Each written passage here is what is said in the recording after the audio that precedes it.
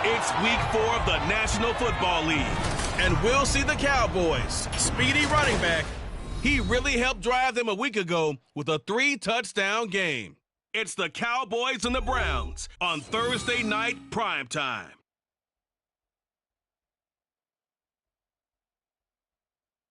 PA Sports coverage of the NFL brings us to the Lone Star State and the very mammoth AT&T Stadium in Arlington, Texas. Tonight it's on to week 4 as we've got a good Thursday night matchup in store, as it'll be the Cleveland Browns taking on the Dallas Cowboys.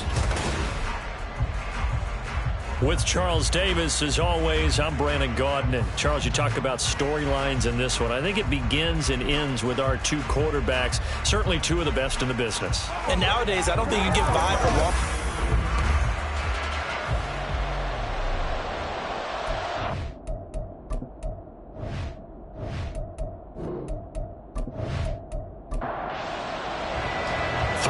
Versus 0-3. Will current form hold? We'll find out as we're off in week 4.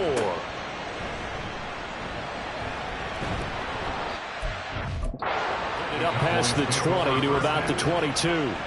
Now we'll see what the right arm of Dak Prescott has in store as the Dallas Cowboys offense sets up shop. You know what I did in pregame? I made sure I touched him as he went by. I want a little bit of what he's got. The golden arm from last week. Oh, how much fun was that to watch that game tape, all right? The number of touchdowns, what was that, 5 last week? Yeah. But 0 interceptions. So you think he's due to throw a pick, but I'm betting that he continues the streak in this game. And a nice job there skipping away from the one tackle and ends up getting 5 yards out of that. Second down.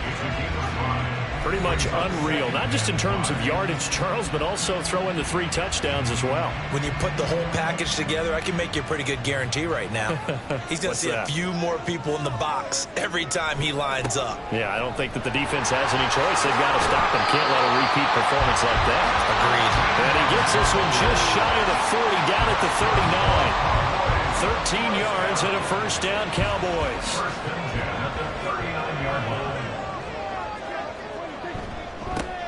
One back in the backfield, he'll get the carry. And he's able to skip away from that first defender on his way to a pickup of 5. Second and 5.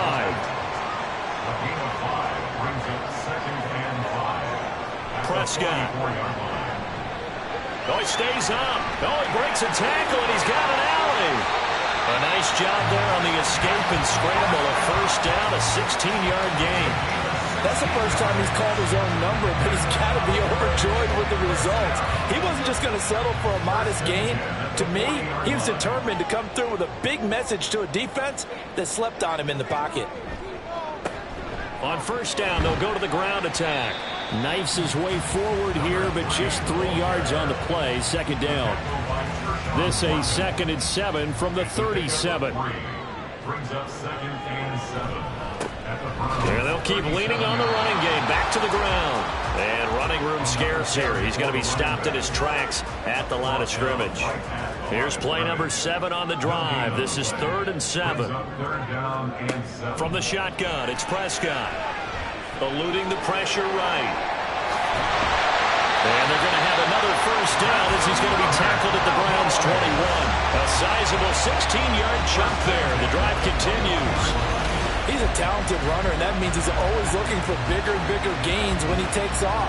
Certainly found some bonus yards there beyond the first down marker, and this early drive will continue with that extra jolt from his legs. All runs on this drive so far. It's 1st and 10. They'll try to throw now. Prescott to the right side and complete to Jefferson. And he doesn't quite make it, taking it within an eyelash. Dropped at the one.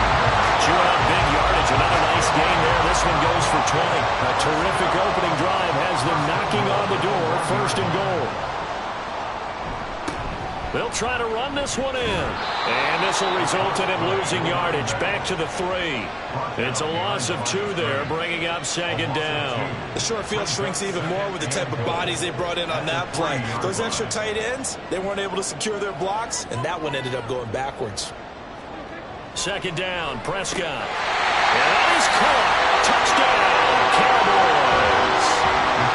Jake Ferguson with career touchdown number 91. He joins a group that includes Tony Dorsett and Isaac Bruce, among others. And the Cowboys put the night's first points on the board as they take the early lead. So after the touchdown, Aubrey now to kick this one away. And he won't return this one. He'll go down to a knee, and they'll start at the 25. So here come the Browns for their first drive on offense. They'll be led out by the number 1 overall pick back in 2020 from LSU. It's Joe Burrow. And it's funny how we always talk about how analytics are starting to creep into the game. One analytic that's been there for a long time, teams that start 0-3 usually don't make the playoffs. So we know one quarterback today that's determined to end that slide right now. It's not impossible, but this is a must-win for him and his team. Call it no gain on the play, and it'll be second down.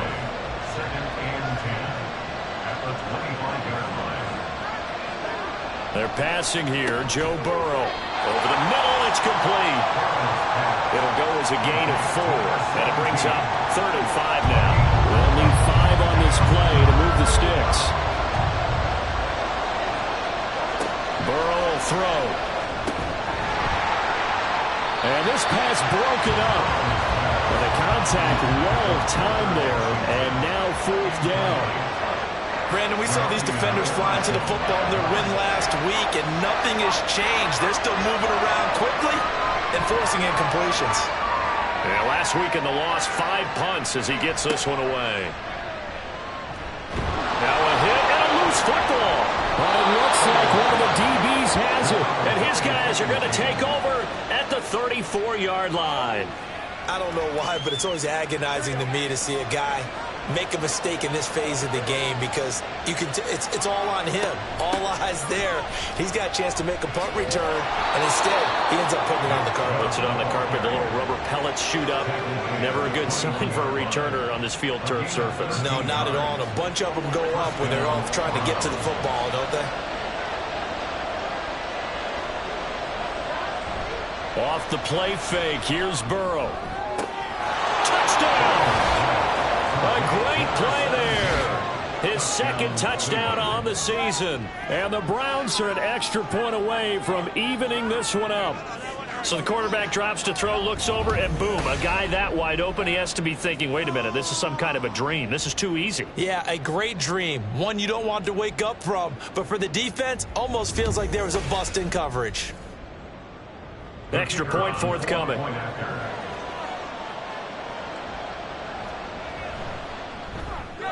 It's up and good. So these teams match touchdowns here in the first quarter, and we're tied 7-7.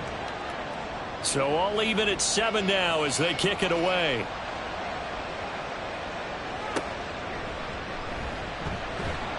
And able to get this out to the 25. Second drive forthcoming here for the Dallas Cowboys. As mentioned, this one of the hottest teams in the NFL, riding that winning streak into this one, but now playing here on Thursday night. Do you think that this helps or hurts their momentum? Well, ordinarily, I'd say it hurts the momentum because now you get that short week. But when a team's playing as well as they are, it actually allows them to down focus and only worry about themselves and less about their opponent. So when you're playing well, you just worry about the things you're doing well and let the opponent deal with that.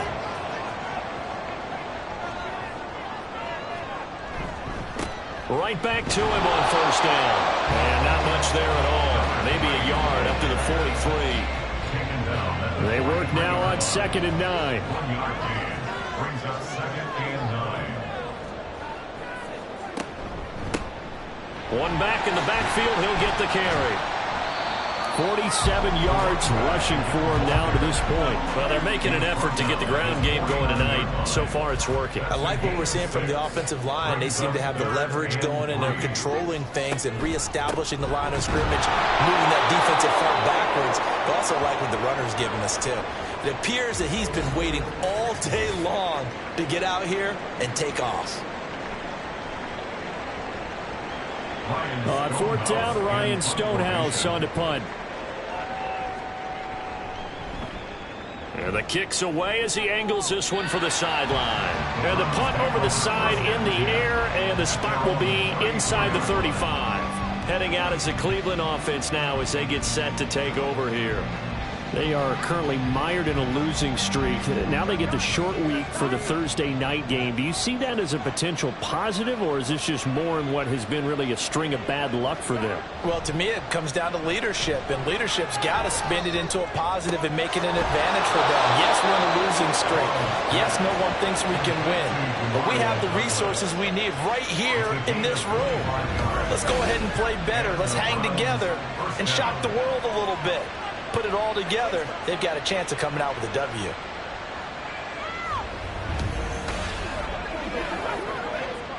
So from Cowboy territory now, here's 1st and 10 at the 41. Here's Burrow setting up to throw it. And that's going to be incomplete. Too tough to hold on to that one. It's 2nd down. 2nd and 10.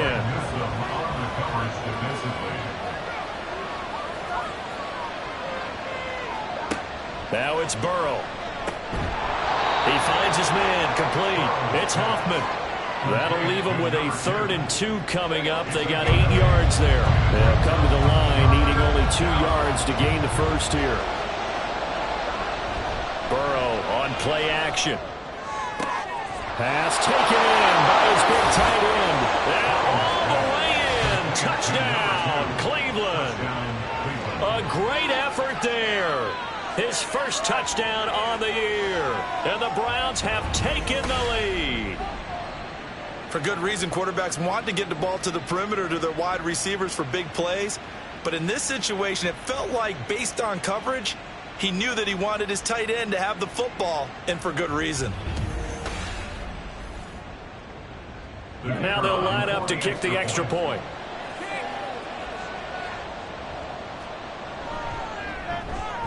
It's up and good, and it's 14-7 now here in the first quarter.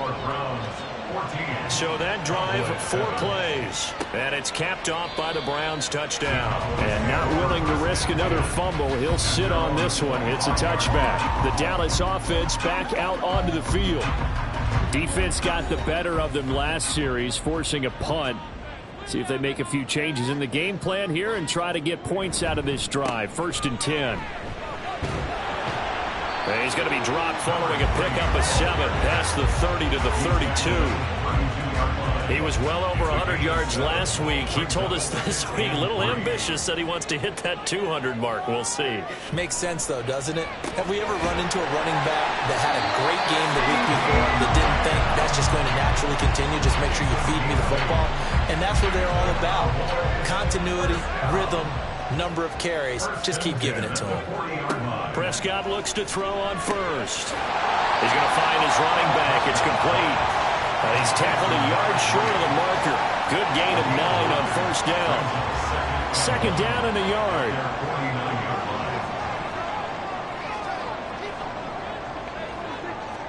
Prescott now. Now he'll dump it underneath to his running back. Complete. And he'll take it down shy of the 45 at the 46. So on the other side of the field now, it's 1st and 10 as they've got things rolling on this drive. And again, it's Prescott. A throw left sideline falls incomplete. The Cowboys in 3-0 here in the month of September. And they coming on a pretty good roll here. Winners of 3 straight. And I thought that they played pretty well last week. Their execution, their discipline, their resilience, all on display in that victory. Open man downfield is Lamb. It's complete. And they're going to have another 1st down as he's going to be tackled at the Browns' 21. A good pickup there, 26 yards. And that's a more than acceptable read right there because it's zone coverage, so timing is everything. This time he waits for his man to come open, puts it right on him, and they pick up a first down.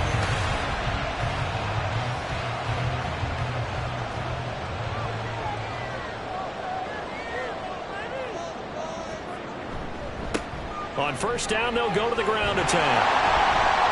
And he's going to get a solid gain of 9 before being brought down. Second and right at a yard. It'll be a 9-yard gain that time, and it'll also be the final play of this first quarter. Through one quarter, 14-7 our score.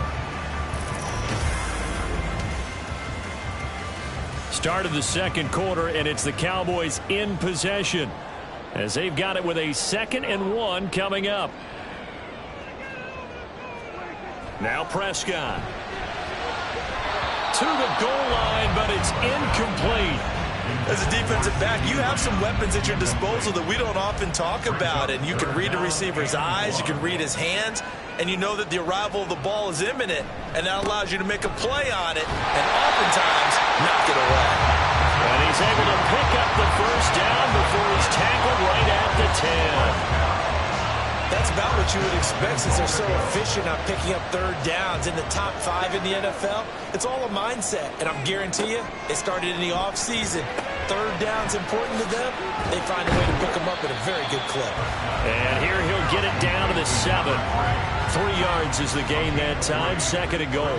Second and goal at the 7-yard line. Throwing. Prescott. Being chased out left. And he'll take it into the end zone for a Cowboy touchdown. Dak Prescott taking it in from 7 yards away.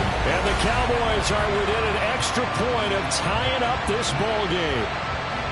Well, I'd have to say that for him, that was an all-encompassing drive because it was his arm that got his team down to that point, but his legs that finished the deal. Give him credit for making it happen. And we are tied at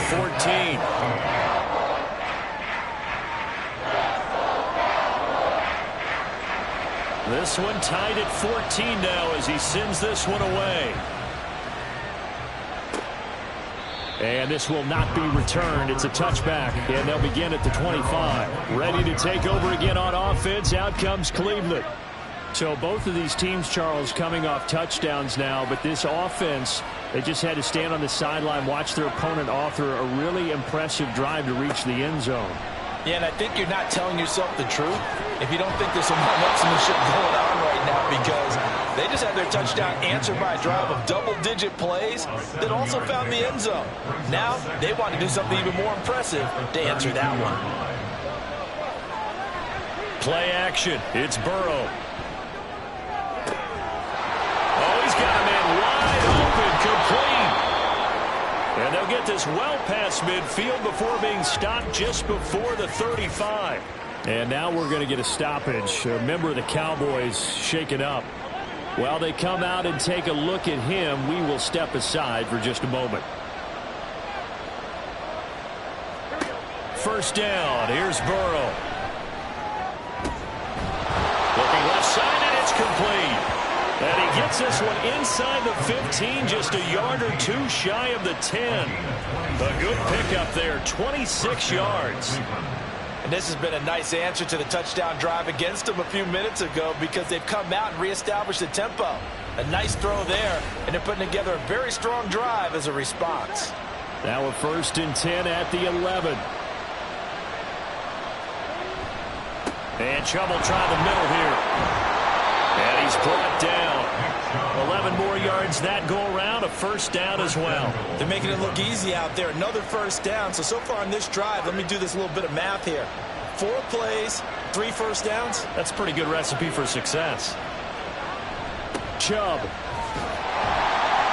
Oh, he's going absolutely nowhere as he is hit behind the line. So a loss of 5, and it'll be 2nd down. That's a really alert defense there because they saw the heavy look come in from the offense, countered it with extra linebackers who brought a little bit of speed and heft, and able to really make a big-time play for their defense. And a minuscule gain of maybe a yard from the 6 to the 5. This is 3rd and goal now. 80,000 on their feet here in Arlington. Now it's Burrow. And he is going to go down. Back at the 11-yard line. A tough time to take the sack. Now it's 4th and goal, and that's a loss of 6. But that's what they have to do more of defensively, not just getting sacks, but to keep getting in his face, not let him get his feet set and deliver. He's been carving them up previously. Yeah, already has a couple of touchdown passes. About time they put a few grass stains on that jersey. So they're able to end that drive with 3 points in this one-possession ball game. And ideally, you want to end every drive with points. Most quarterbacks would tell you, let's end it with a kick, right? A PAT, that's number 1. Field goal you'll take. Punts, you really don't want to do that. In this case, they'll take the field goal and get prepared for the rest of the game. And not willing to risk another fumble, he'll sit on this one. It's a touchback. About set for this next drive by the Cowboys offense. This drive here beginning probably with a pair of motivated groups. Remember, the offense scored a touchdown. Their last time out, looking to repeat that in Charles' defense. They were very frustrated after giving up 6 the last time on the field. And frankly, it's just a battle of wills in a lot of ways because you know they're both motivated. They both game plan for this drive, and they both have specific outcomes in mind. To me, it just comes down to who can execute better and which side can step up and assert its will over the other. And Lamb going to have a Cowboys first down as they'll get this up to the 39. One back in the backfield, he'll get the carry. And he'll manage to pick up about 4. It's 2nd down. And that was a quality play to start a new set of downs. That was simply an offensive line winning the battle up front and winning in a big way and giving their guy in the backfield a nice lane to hit. And they regroup defensively after the broken tackle, getting to him just beyond the 45. The Cowboys on 3rd down. They've been okay, 2 for 3 thus far. Here it's 3rd and 2. The short one there taken in by Ferguson. And he will have a Cowboys first down by about a yard as they're able to convert on 3rd and 2. Gotta say, I was a little surprised to see him, Charles, come out in the shotgun on 3rd and less than a yard. Yeah, but the way the NFL is nowadays, we hardly ever see anyone really run for it on short yardage. So they're going to throw the football more times than not. That was a nice, easy rhythm throw right there, and they pick up the first down. 89 yards for him on the ground so far tonight as he has been terrific in this first half. Interior of that line blocked really well on that run, but also the 2 tight ends, they blocked well too. Not only have they scouted the line of scrimmage, with their agility, they can get upfield and hit moving targets like linebackers, defensive backs. They do a really good job helping out the running game.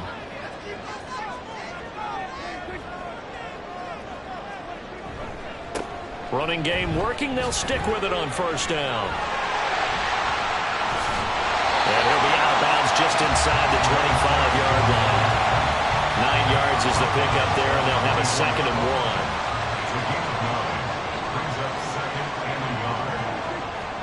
1. Here's Prescott. Going to be taken in here by McCool. And down inside the 15, shy of the 10. 13 yards on his first catch. It's a first down as well. Prescott to throw it. Over the middle, hauled in by Lamb. And a nice job to break free of 1 tackle, but it slowed his momentum somewhat, and he's taken down right after. From the 7, it's 2nd and 5. At the Browns 7-yard line. One back in the backfield, he'll get the carry. And he'll be brought down right on the edge of the goal line at about the 1-yard line. 6 yards on the pickup, and it leaves him with a 1st and goal. This guy's well on his way now to a big game on the ground. It's another good run there. Puts him over the century mark in yardage, and we're still in the 2nd quarter. Right back to him on first down. Call it a full 3 yards in the wrong direction there. Brings up 2nd down. Defense really sold out there to stop the run. Understandable down near the goal line. Now on 2nd down, you have to wonder, might we see play action here and a flip right over the top? And he'll get in. Touchdown, Cowboys. A great play there with his 9th rushing touchdown on the year. And the Cowboys are once again back in front. Well, he'd been the workhorse on this drive, and it would have been unfair to bring someone else in to finish the job. So they go back to him again, and he delivers with the touchdown run. Aubrey now for the PAT.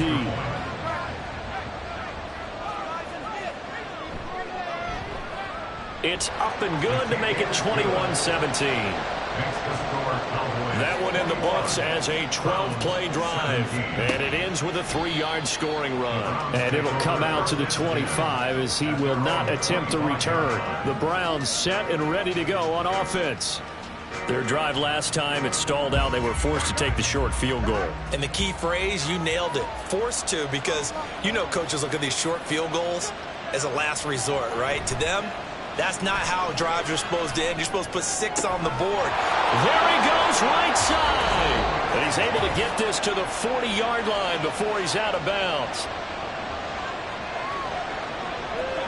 Now Burrow on first down. Throwing the out route incomplete. That's Hoffman. And he'll go out of bounds after taking it a little further down inside the 40. Now 2nd and 5. Here's Burrow. That's out to Chubb, complete. And this time not quite to the 30. It'll be down at the 31-yard line. Here's 3rd and a few inches.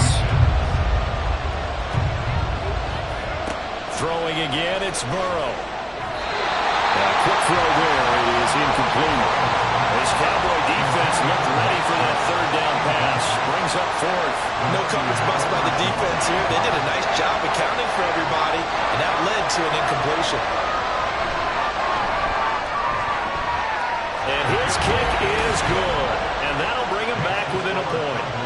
So they're content to take the 3. Somewhat of a conservative call there, opting not to go for it on 4th and inches. And that's from a team that you and I know is not usually playing it close to the vest. It's a little bit of a surprise that they opted for the 3 instead of going for it. And here comes a return from just beyond the goal line. And only able to get this to the 19, so probably should have opted for the touchback. And now timeout is whistled as it appears there's a Brown shaken up on the play. Hopefully, obviously nothing serious here. Medical staff, though, going to take a peek, and we'll take a break. The Dallas offense here set to begin the drive. And not an abundance of time remains on the clock, Charles, but you would think more than enough to try to extend this lead before intermission. And when you're talking about extending the lead, I think you're talking about aiming for the end zone because there is plenty of time for that. The fallback is to get 3. But in your mind, you put 6 on the board right before the half. That's a heck of a dagger and great momentum to carry into the locker room. A first down throw for Prescott. Flushed out right. Shoves him aside. And he slips up past the 45 before being tackled. A nice job there on the escape and scramble. A first down, a 16-yard gain. Looking to throw. Prescott. A short one there taken in by Ferguson. The Cowboys going to use their 2nd timeout now as they'll stop the clock with 26 seconds to go until halftime. Meanwhile, Prescott's throw pulled in by Lamb. And Lamb going to have a Cowboys first down as he's inside the 40 to the 38-yard line. And you see the clock almost empty, so this is likely the last play in the 2nd quarter. Final play of the half, Prescott. To Lamb, he pulls it in. What a catch. And he's going to get this down near the 25. So we've reached halftime in a wild first half. We'll take a minute to catch our breath as we'll get you over to Orlando, where standing by is Jonathan Coachman. He has our EA Sports halftime report. Okay, Brandon, Charles, thanks very much. Welcome in, everybody, to our EA Sports halftime report. Let's take a look at what we've got on tap as we wrap up the first quarter of the NFL season. Good matchups all up and down the schedule there. We'll highlight the one in Cincinnati. A big test coming up for the Bengals as they get set to take on the visiting New York Giants. Out on the West Coast, more good stuff in the late afternoon as we'll be watching the game at SoFi Stadium. Well, it will be the Chargers taking on the Tennessee Titans. And lastly, we'll all be tuned in on Monday night for what should be a great one between the Green Bay Packers and the San Francisco 49ers.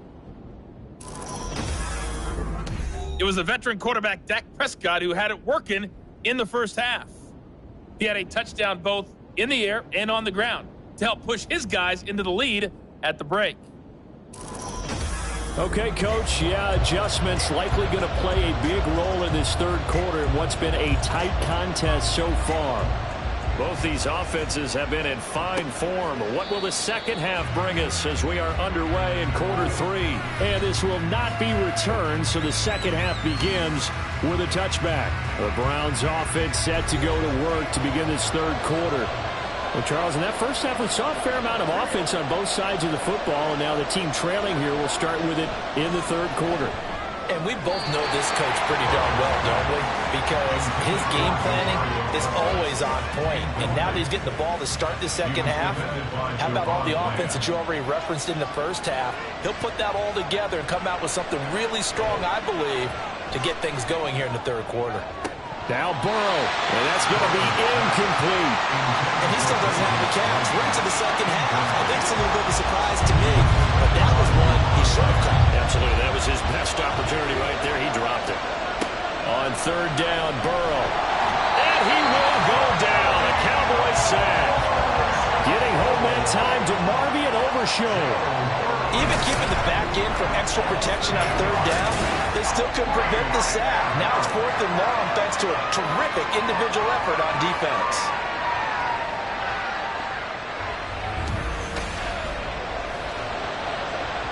The Browns send out their punter now as the drive goes backwards, so he's on to punt it away.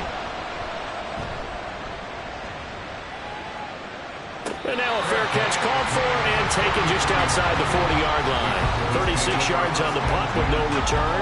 And the Cowboys will take over the football with a 1st and 10. About set for this next drive by the Cowboys offense. We've got a close game. The offense has played well, but right now they've got to keep their foot on the gas. And that carries with it an extra bit of pressure, doesn't it? As much fun as they're having right now, they're locked in, really clicking on all cylinders. They also know that they ever miss a chance to put points on the board, they've actually put their team in jeopardy. And that's not how you want to play the game. It's supposed to be complementary football, offense, defense. But today, it's all offense for them. Yeah, they've been playing with a sense of urgency. It's probably going to need to continue. First and 10 at the 40-yard line. On 1st and 10, Prescott.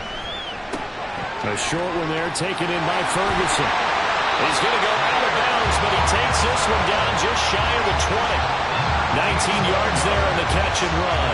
And this was a nice example of an offensive coordinator scheming his guy open. Just a little underneath route, just trying to free up some space, and it worked awfully well. Got him not just space, but plenty of room to run after the catch to pick up really nice yardage. Prescott on 1st down. And he is caught by Lamb. And stopped a few yards shy of the goal line at the 3. That is now 19-yard gains on back-to-back plays.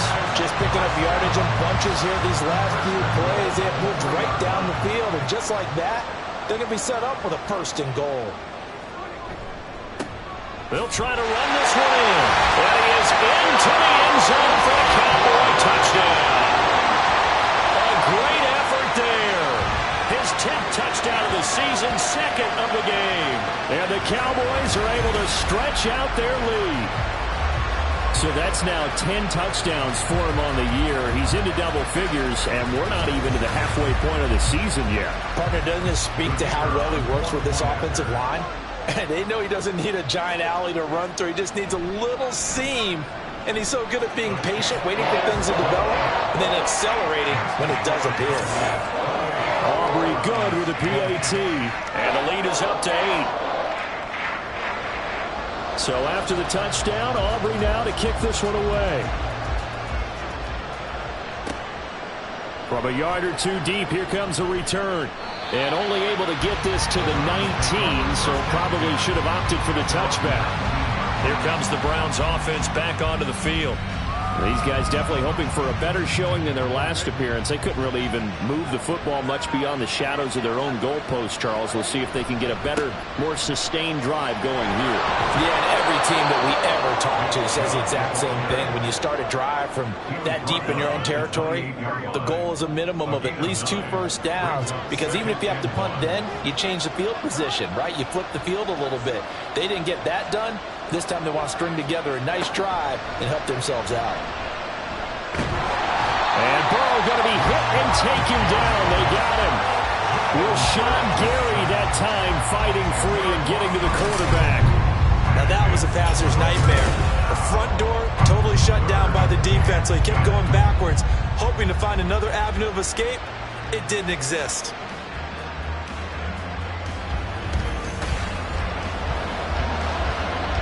Here's 3rd and 10. Burrow looking to pass.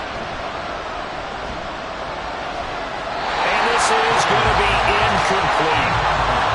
Well, the coverage we just saw break out on 3rd down. Dime defense, blanketed the field with extra defensive backs and speed, unable to find an open hole to complete that pass.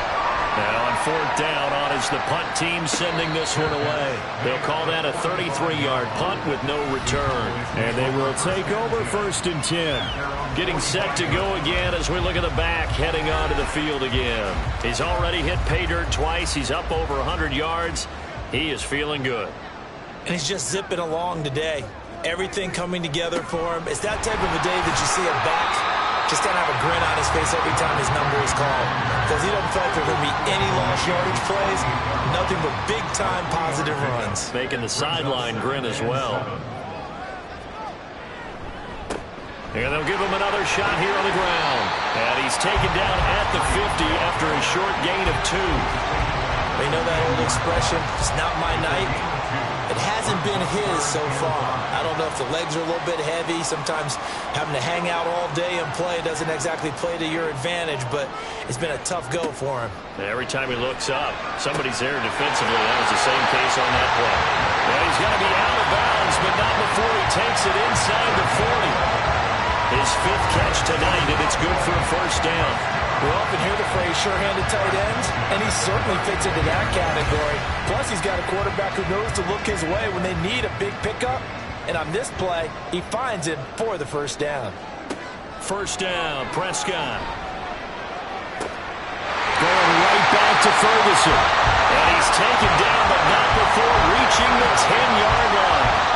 He got 29 yards that time. And defensively, they were in zone coverage there. Do you have to be a little careful? You're losing, playing against a good quarterback like he is, to not play too much zone?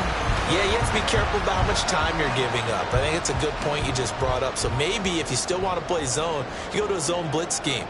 And you can drop anyone out of your defensive front. Defensive end, defensive tackle. It doesn't matter. You just exchange someone to bring more pressure towards the quarterback and still try and cover downfield. Now 2nd and 3.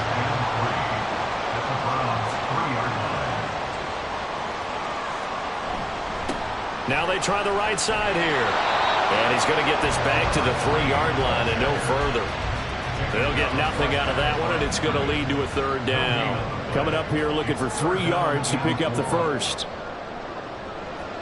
3rd and short yardage, Prescott. Touchdown, Cowboys! From 3 yards out, and the Cowboys go up by 2 touchdowns.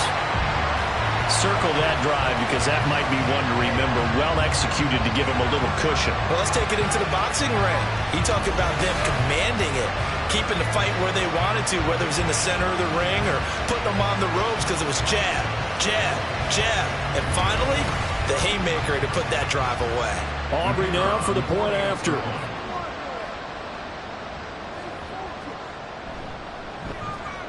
And he's been a busy man, 5 for 5 now as he knocks another one through to extend the lead.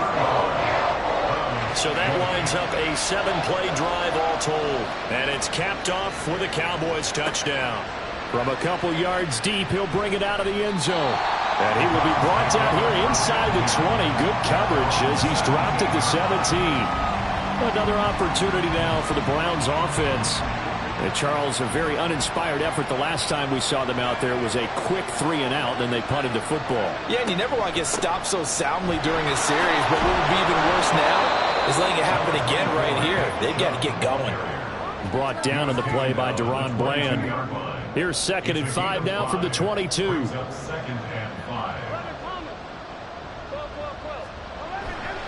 And again, it's Chubb.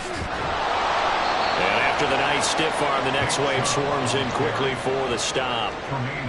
But, partner, if the defense isn't going to adjust and they keep giving them those 5, 6, 7-yard runs over and over, they're likely to run it the whole way to the end zone. They'll be more than happy to take the yardage available and save some of their other plays in the playbook for another time. And he is going to have a Browns first down as they're able to get the 3rd down conversion. Line of scrimmage, the 37 on 1st and 10. They're passing here, Joe Burrow. From the left side, it's complete. And he'll be taken down, but not before he works it past the 50. Back-to-back nice gains. That one for 14 yards and another first. But one of the ways that quarterbacks keep all the receivers alive in a play, never lock in on any one guy. Make sure you keep your eyes moving, scan the field. And here he finds the open guy for a nice pickup. On 1st down, they'll run with Chubb. And he'll take this ahead for about 4. 2nd down coming up. Not a run that you're going to write home about, but still a good 1st down run. That's what an offense calls staying on schedule. 3 to 4 yards on 1st down, you're set up very well for the rest of the drive. Throwing the out route incomplete. That's Douglas. Calling a gain of 3 on the play. And that's going to lead to a 3rd down. Off the play fake, here's Burrow. He sets to fire deep. And he bats it away, and it falls down incomplete. They decided the opportunity was there and launched a deep ball, but he was unable to get away from the defender. Couldn't create space, couldn't uncover the end of the route, and that one winds up incomplete. 4th down, here's Joe Burrow. And it's incomplete. They cannot convert, and they turn it over. The Browns unable to move the chains on 4th down. And the Cowboys defense is going to get them the football back. That's another mistake there on the drop pass on 4th. And we've seen them do things like this all game. It's not hard to figure out why they're down by that deficit. They haven't made plays that are going to keep them in the game or win the game all game long. That's another example right there. There he goes, left side. Touchdown, Cowboys. Dak Prescott, halfway to 100 now, career touchdown number 50. And the Cowboys get another 3rd quarter touchdown to add on to that lead. Well, Charles, he's already proven that he's not afraid to tuck that football down on the option, and he's into the end zone for the 2nd time in the game. And that's exactly what you need from your quarterback, the ability to run the ball fearlessly. And, in fact, many quarterbacks will tell you running the football doesn't scare them. Standing in the pocket and taking blindside hits, that's what terrifies them. The extra point up and good by Aubrey. And the lead opens up now to 22 points. And this will not be returned. It'll come out to the 25. And the football going back over now to the Cleveland Browns. I kind of feel like they've reached a do-or-die point in this game, Charles. If they're going to try to pull off an impressive comeback, it has to start right here, right now. Yeah, now they've got a final chance to get out of this situation, but they also understand they've got to move the ball and move it fast. In addition, they need to save as much time so they can get 2 more possessions. Ball on the 30. They'll come up with a 2nd and 5. Chubb running to the wide side. And Chubb going to push forward and pick up a Browns first down as he'll get this up past the 35-yard line. A gain of 5. First down, Cleveland. Chubb on the counter. This will be stopped about 2 yards shy of the marker. 8-yard gain, 2nd and 2. 8 yards on the pickup. Brings up 2nd and 2. At the 44. They run it again with Chubb. 2 yards, good enough for a first. The tackle made at the 47-yard line. yards on the play. 1 quarter remains here in this Thursday night matchup. This is the National Football League on EA Sports. Back now in Arlington. A lot of happy faces in the crowd at this point as their guys have a big lead here to start quarter number 4. And now they will throw it with Burrow. Oh, he rifles one, and that's going to be intercepted. Picked off by DeMarvion Overshown. And he's just across midfield and down at the 49-yard line. That's now his second interception in as many weeks from his linebacker position. And think about all the different techniques he has to employ in a passing situation. Is he spot dropping because it's zone? Is he picking up man-to-man? Is he having to run with a running back or a tight end? In any event, great eyes, head on a swivel, and excellent hands. Yeah, versatility and showing those hands. So here are the Cowboys to take over. They're on a 3-game winning streak, and right now looking good in this one as well. On first down, they'll go to the ground attack. And he'll go down, but not before getting this inside the 30. 136 yards on the ground for him now as he has gotten better, really, as the night's going on.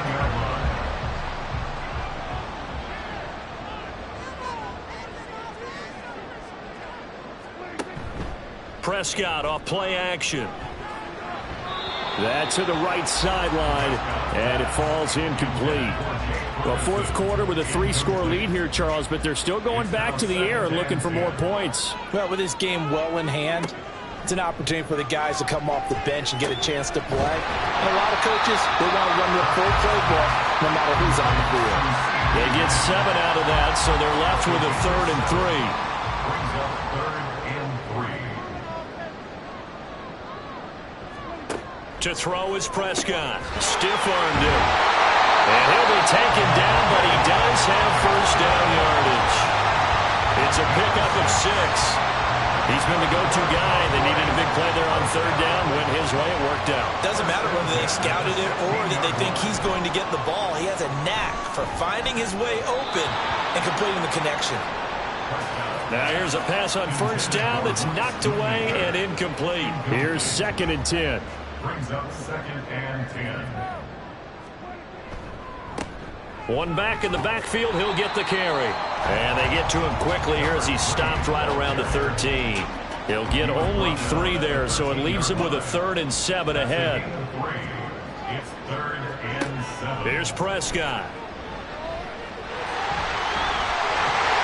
And he'll take it into the end zone for a Cowboy touchdown. Dak Prescott, a 13-yard touchdown run. And the Cowboys are going to be moving to 4-0 as they extend their lead. Nothing like understanding where your escape hatches are as a quarterback. Here he's looking, but he knows he doesn't want to force anything. So when nothing avails itself, he slips past the rushers, takes it right up the middle, and takes it into the end zone. Aubrey good with a PAT. And that'll push the lead up to 29 now. Browns 20. Taking it about the 1. And good coverage there on special teams as they'll get him down shy of the 20. The Browns set to take over. And you see a lot of frustrated faces as they are inching closer to a 4th straight loss. Trying to shake off the interception. He'll look to throw. Completes it to Douglas. And he's got this almost to the 40 before going out. Unnecessary roughness.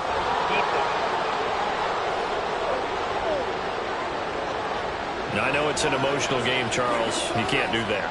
And when you get into your film sessions and you argue your case with your coaches, that's exactly what they say at the end. You just can't do it. It costs your team. After the penalty, a fresh set of downs. It's 1st and 10.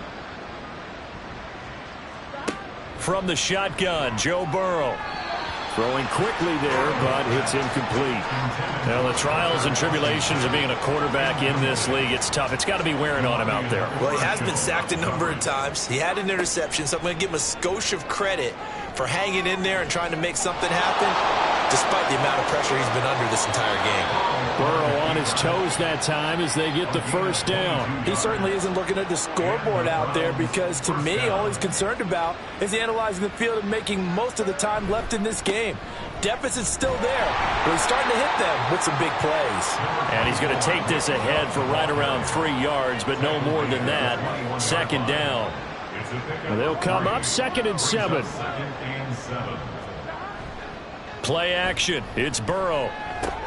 Oh, he tries to force it in, and it's intercepted. Well, he's free going down the left side. It's a foot race. And he takes this one back into the end zone. And the Cowboy defense has a touchdown.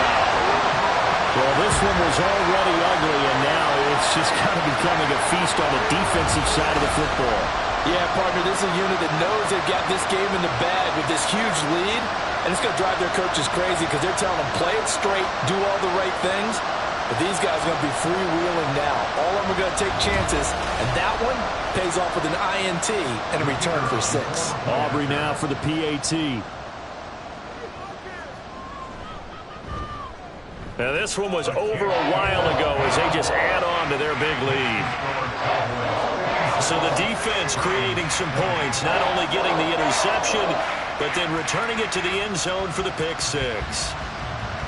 So they'll get another shot on offense following that pick 6, and now the kick is away. And he'll elect not to return this one, so they'll bring it out to the 25 on the touchback. Cleveland offense making their way out, and you can sort of sense their dejection. That last pick 6 put the icing on the cake, so to speak, in what has been a rough go for them. Burrow. Throw left side complete. That's Hoffman. And they're going to have this across midfield and inside the 45. So the big play gets them across midfield now for 1st and 10.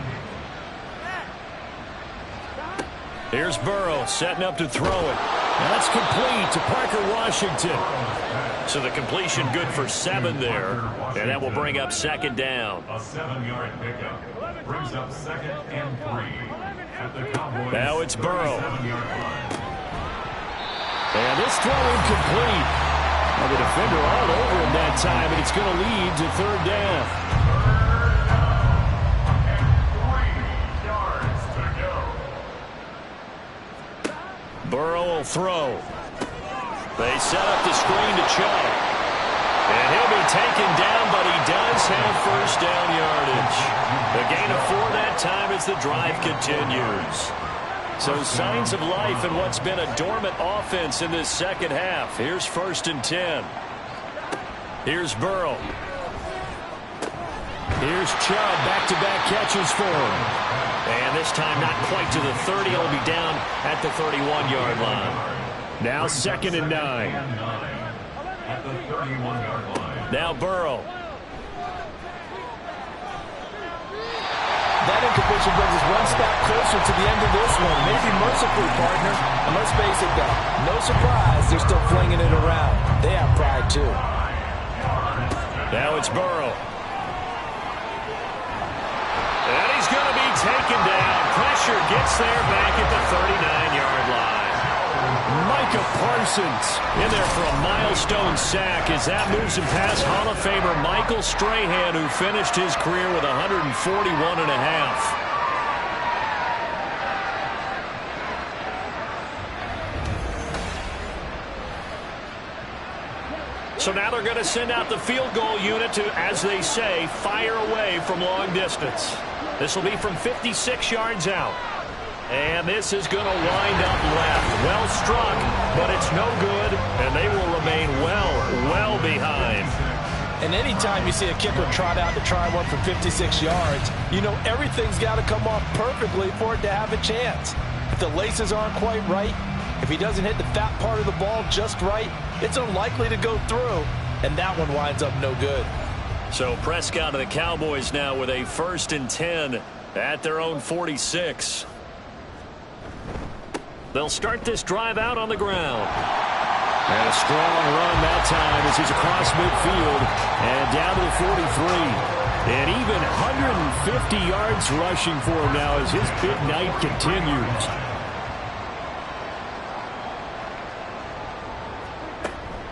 Running game working. They'll stick with it on first down. Oh, that one well designed as he'll take this down to the 30-yard line. 14 yards, good for a Cowboy first down. No doubt those are the types of carries they're looking for here, Charles. The lead in the fourth quarter. This is when coaches that have a reliable running game, they breathe a little easier on the sideline. Yeah, they love the idea that they can take the air out of the football at this point of the game.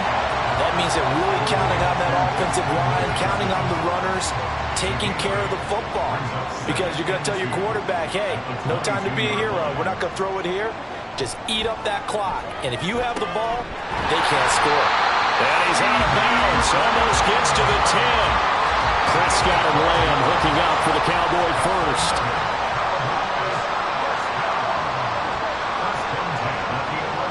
They'll look to throw here. Another one is C.D. Lamb. He's got it. And down inside the 10 here before he's out of bounds right around the 7. 2nd and 7. They'll try and run some clock here as they keep it on the ground.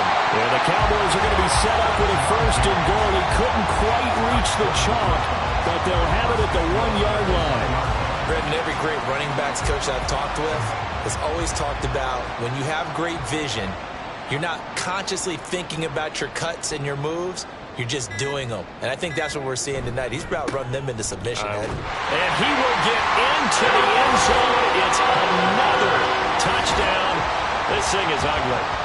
So they brought the extra bulk in down on the 1-yard line, and they're able to push this one across. Yeah, I can just see your face right now because I know we're mind melding on this one. Coach Madden would love this. Power football, hat on a hat, chest to chest, driving forward, touchdown. Aubrey now for the point after. Now this one was over a while ago as they just add on to their big lead. So that drives 7 plays in length. And it ends with a 1-yard touchdown run. And he'll take it a yard or so past the 20, call it the 21. And now the Browns coming out on the field. I'm one, ready? Well, this game, it has had no shortage of offense. They've been able to put up a decent amount of points on this side, Charles. They just have not been able to keep pace with the other offense they're going against here. Yeah, it's a good way of pointing things out because now it's not a total loss because, as you said, they've scored some points, so there's some plays they can build on, moments where the game plan actually worked. But overall, though, they were just out personnel. They were going up against a team that's playing at an elite level. They call his number again. It's his 6th catch and a first down. Just 2 minutes remaining here in the fourth quarter of what has been a one-sided affair. So the Browns in possession of the football here as we get you reset. They've got a 1st and 10 as they search for a late score. First down. Here's Burrow. Now a quick throw there, but it's going to be incomplete. This has obviously been a bad loss, but one of the few things they can still do is try and throw the ball all the way to the end zone and get some points on the board so they're not shut out over the final 2 quarters of this game.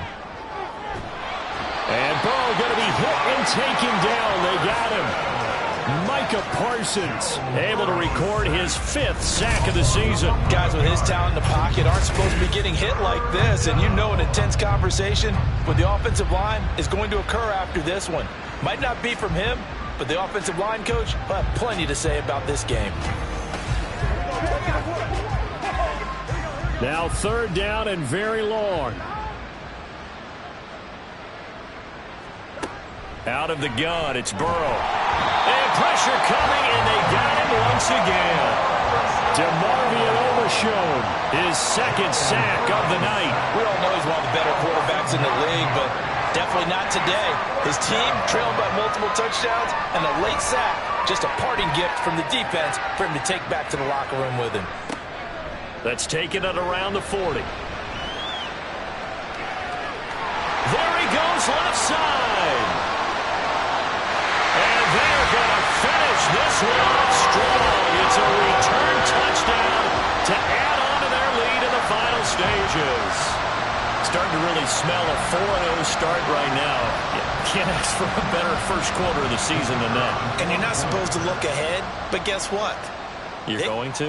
They have to, because when you get to if you get to 4-0, you're not just thinking playoffs now. You're thinking about, okay, this team has the capabilities of winning a Super Bowl. They could very well be the best team in the NFL at this moment. I think they played the best. I mean, there have been a few hiccups offensively and defensively, but probably the best team we've seen, right? And has the ability to get better.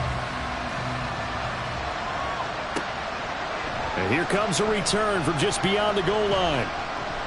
And ultimately cannot get this out to the 25-yard line as he's dropped at the 23. The Browns offense heading back out to take possession. They are just obviously getting shellacked here in this one, Charles. What's the message if you're a coach for this final drive in a lopsided game like this? For a lot of coaches, be honest, don't forget today. Don't forget what has happened out here. Yeah, use that as ammo going forward. Exactly. Take a great look at that scoreboard. Realize how poorly everything went for us today. Coaching, playing, the whole deal. And never forget it, because you're not going to want that feeling. No, you don't want that feeling again. And who knows? You may meet up with this team again. Now they face a 3rd and 10 after back-to-back incompletions. Back to throw here.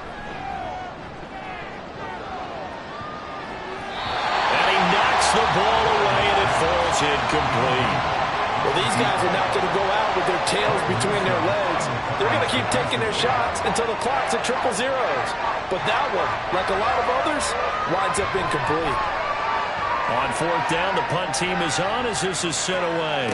And a fair catch taken back near about the 35, 36-yard line. They call it 38 yards on the punt, no return. And control of the football switching hands here with very little time remaining in this contest. They'll start on the ground here on 1st down. Fights loose and able to get this one across the 45 before he's brought down. 11 yards and a Cowboy 1st down.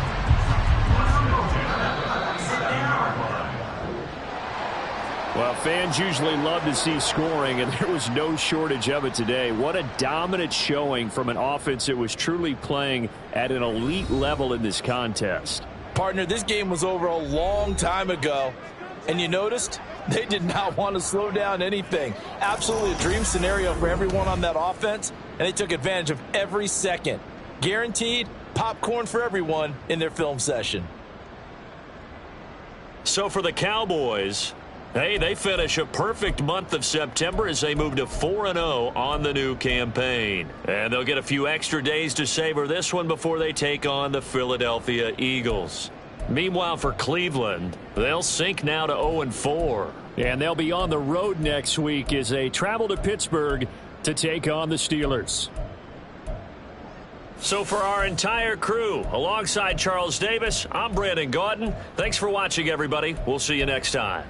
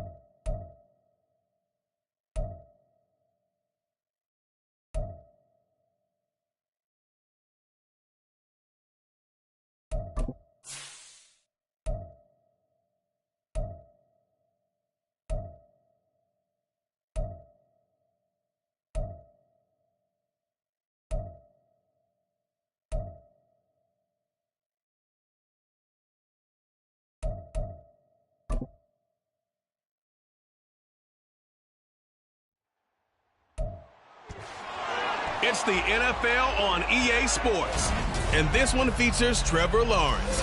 He had the green light to sling it last week, over 450 yards passing. It's the Jags and the Dolphins on Sunday Night Primetime. Tropical moisture in the air tonight. We're in for a wet and rainy one under the lights here at Everbank Stadium in Jacksonville. Tonight we've got a great Sunday night matchup on tap, as it'll be the Miami Dolphins taking on their in-state rivals to the north, the Jacksonville Jaguars. With Charles Davis, as always, I'm Brandon Gaudin. Charles, you talk about storylines in this one. I think it begins and ends with our two quarterbacks, certainly two of the best in the business. And nowadays,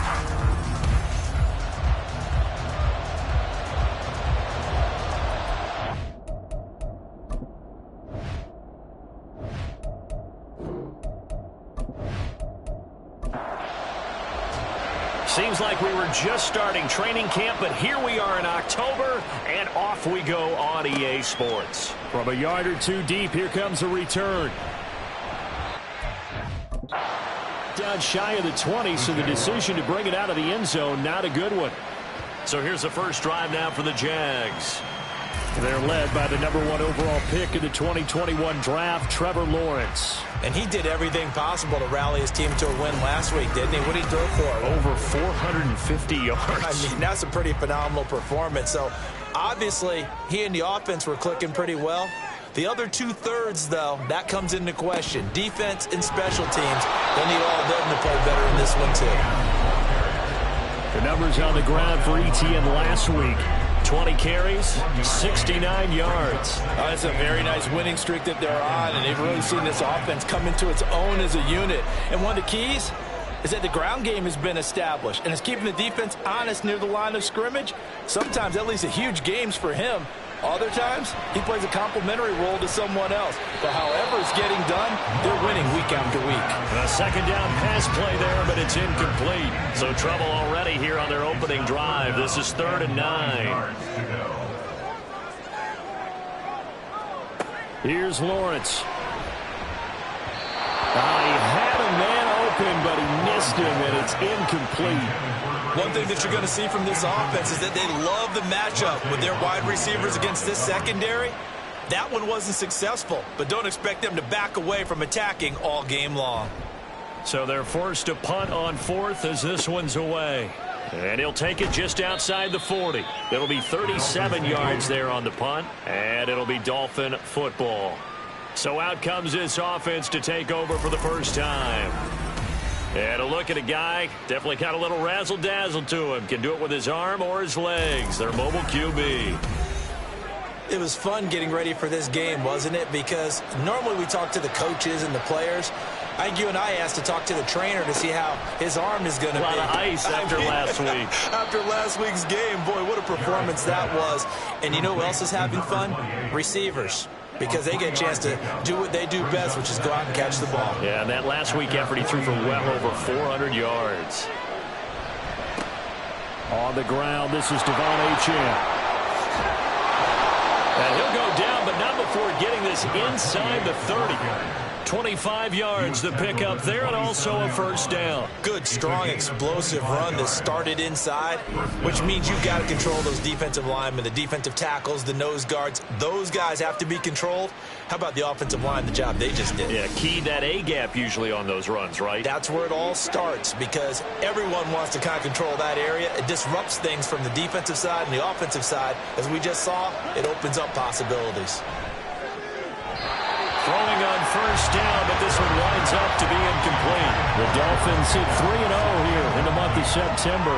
And they've got to be pleased with the start of this season, obviously. Yeah, and you're talking about 3 good quality wins. It's got people in the locker room excited, not overly so, but that quiet confidence is starting to build. They're starting to believe that this could be their year if they stay on track. Give him 12 yards there, and the Dolphins have a first down.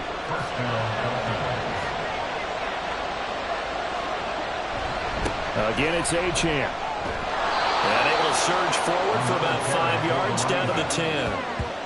A quick burst there, and he nicely bit off a pretty decent gain. Ball sits on the 10, 2nd and 5. Looking to throw. Jarrett. And that falls to the ground, incomplete. A nice job of bodying him up defensively, and now it brings up 3rd down. Back to throw. Jarrett. And probably the wise decision there. No one open. He just throws it away. And that keeps the field goal on the table as it's 4th down. Riley Patterson now on for the field goal. From the right hash, and this one just a chipping. Patterson's kick is good. And the Dolphins will jump out to a 3-0 lead. A lot of energy in this building tonight, but the opening drive produces 3, maybe quiets them just a bit, at least momentarily. Just a little, right? That's all you're asking for, right? Things just getting started. You know they haven't taken the momentum totally here, but at the same time, they like what they've done here in the early going. And taken down just past the 20 at about the 21-yard line. So time to see Jacksonville again on offense for the 2nd time here in this game. And on the first drive, 3 and out. I know that these are professional athletes, but I would imagine sometimes you get the nerves at the beginning of a game still, don't you? Those don't ever go away. And typically what I've heard from guys and what I remember from playing, if you don't have nerves at the start of a game, it's not going to be a great day for you. You're not really ready to play. So finding a way to harness those nerves and not let them affect you in a negative way, that's what all the guys are looking for. And nothing doing. He's immediately taken down at the line of scrimmage. Calling no gain on the run there, and now they'll be looking at a 3rd down. On 3rd down, Lawrence. Work in the middle of the field, and he's got a man complete. And he will have a Jaguars first down as they're able to get the 3rd down conversion. And that's well executed there on 3rd down, and I love the confidence that they had to let their tight end try and find some space in the middle of the field, right in their quarterback's line of vision. And QBs love to make that easy throw, and they hooked up there for a first down. On 1st and 10, it's Lawrence.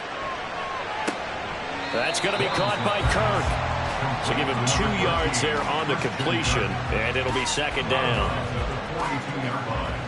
A gain of 2 brings up 2nd and 8.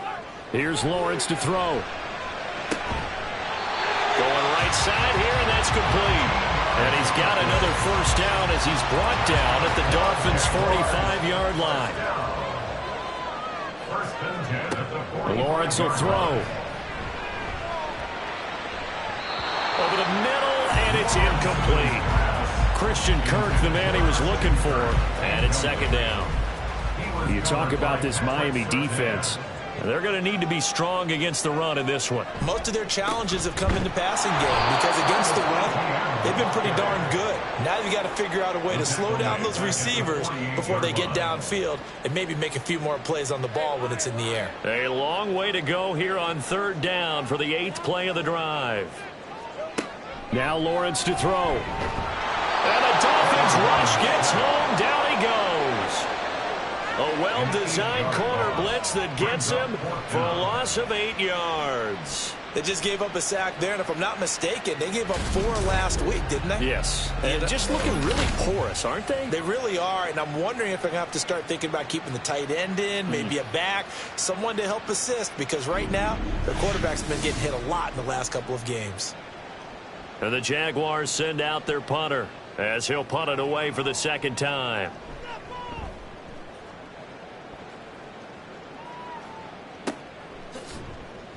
Now a hit and a loose football. And the Jags grab it. And they'll be at the 18-yard line. Great field position here in the red zone. I feel like you and I could be in our backyard with our dads right now. What did they always say when they were throwing us the ball? Look it all the way in. Make sure you secure it. That had the feeling of not happening there in that play, but he didn't have full control of the ball. When that punt's coming in, I'm looking for return punts, but I would imagine it's tough to monitor those guys coming full steam ahead at you. It really is. You try and get that peek to know where they are about whether you should fair catch it or not, but sometimes you... All right, rifles one, and that's going to be intercepted. Picked off by Pat Surtain.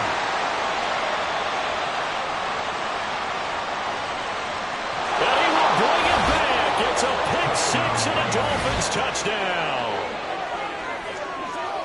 An excellent play there, CD, on the pick-6, and I think were they a nickel? Did they have an extra DB out there? Yeah, Brandon, I think they were in standard nickel, not the Buffalo, as teams like to call it, meaning 3 safeties for big nickel. They just wanted to take away the quarterback's throwing lanes, and that's exactly what they did, and came through with a big-time pick-6. Riley Patterson now for the extra point.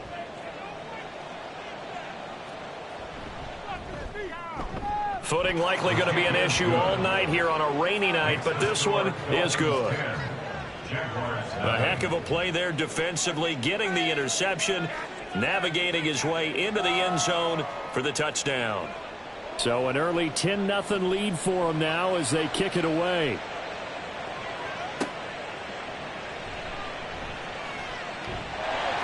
And they'll start this drive just across the 30. Pretty nice work on the return. Here comes the Jaguars offense as they get set here. They'll look to get something started. They need to, down 10-0 early as they've got it 1st and 10. Lawrence will try again after the pick-6. The improv on the scramble there gets him 6, and it'll be 2nd down. You know what I like about that play? He didn't try to do too much on 1st down. He took what the defense gave him, put together a solid gain to bring up 2nd and manageable. Now they have a couple of plays to pick up just a few yards and a new set of downs. And he'll get up near the 45. They'll spot it at the 44. Another 6-yard carry, same as last play. 1st down. Well, you're down early. How do you get back in the game, maybe establish the run? I think they're trying to do that. I'm with you on that one, and what I like about the message is that there's no panic from the head coach. He's already told his offensive coordinator, let's run the football. Let's get things settled down a little bit and find our way back into this game. Ball right on the 50-yard line. Here's 2nd and 3. Etienne once more. And he'll get this into enemy territory, but not by much as he's down to the 48. They need 2. Here's 3rd down. Brings up 3rd down and 2. Lawrence now off the bootleg. Pass incomplete, but the flag in the backfield, and this might be a roughing call. Personal foul, roughing the passer, defense. A bad time for a roughing penalty, and they get the gift of a 1st and 10. They go play action with Lawrence. A quick throw there is incomplete. You talk about this Miami defense. But right now in the National Football League, they're ranked number 18 against the pass. What they lack in pass defense, they do make up for in run defense. They're a top 10 unit against the people trying to move the ball on the ground. But this is a passing league, so there's a conundrum for them. How do they get better defending the pass? Here comes the 7th play now of this drive as this is 3rd and 10. Now Lawrence. And that will be incomplete. How about that? Red man coverage and decided to test them early. But they proved up to the task and forced the incompletion.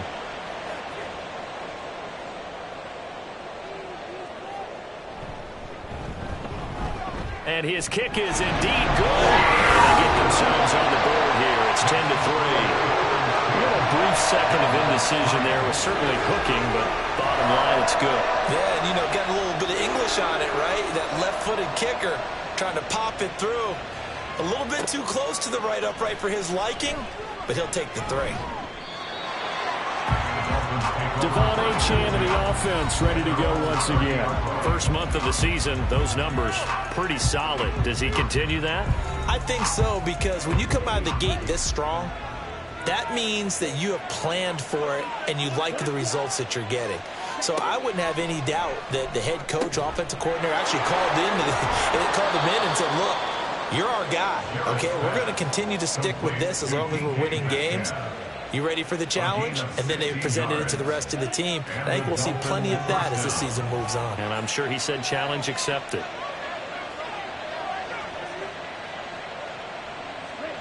On 1st and 10, Jarrett. Quick hitter to Jalen Waddle.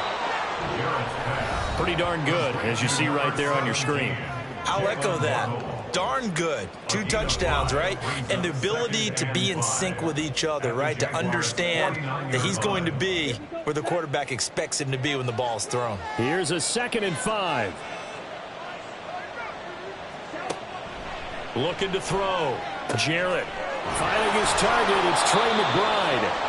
And he's going to have another first down as the tackle's made at the Jaguars' 26. 23 yards to pick up there. So many times in my career I've heard coaches talk about completions are one thing, but as long as we're there at the catch and we get guys on the ground, we can live with that. But if you're going to give up 10, 12, 15 yards after the catch, then your defense is going to be in a lot of trouble.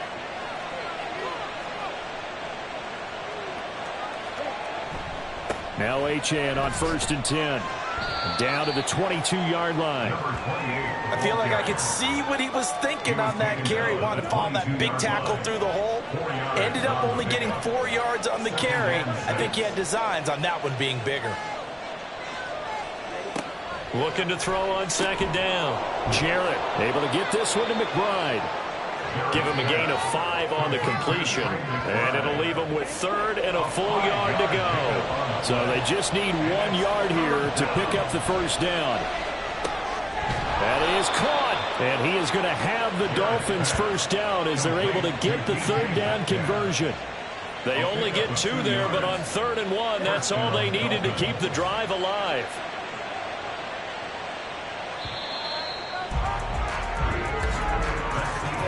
10-3 our score after 1 here on EA Sports. It's Dolphins football here as we begin the 2nd quarter. Line of scrimmage, the 15. It's 1st and 10 as they've got it as we resume action. Over the middle and complete to Waddle. The result, only 4 yards there on the play, and it'll be 2nd down. It's now 2nd and 6 at the 11-yard line. Back to throw again. And that is caught. Touchdown, Miami. George Pickens, his 4th touchdown on the year. And the Dolphins have taken a 2-touchdown lead now. And in the red zone, I guess this is why you have a guy like that on your roster. Without a doubt, and if you have him, you use him because he's a guy who's going to win just about every time. I don't care what the coverage is. Extra point try now for Patterson.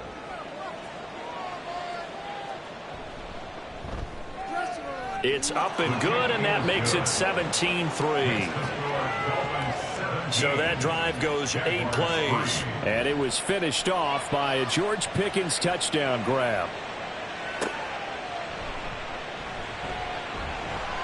And no chance to get away as they'll get him down at about the 17-yard line. Here comes the Jaguars offense as they get set to go again. And this not an easy situation. You're down early, in the elements, you're on the road.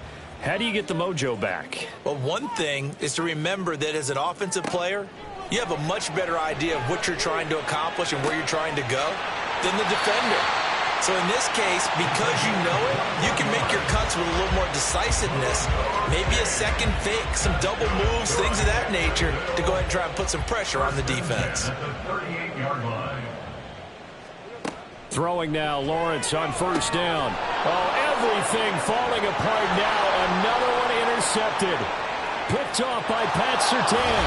And he will bring it back. It's a pick six and a Dolphins touchdown.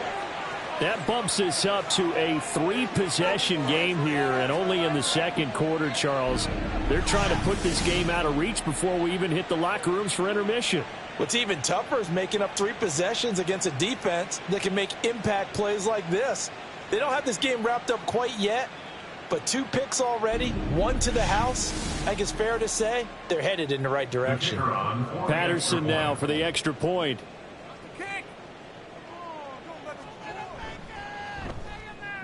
And the lead now to 3 touchdowns at 21 points.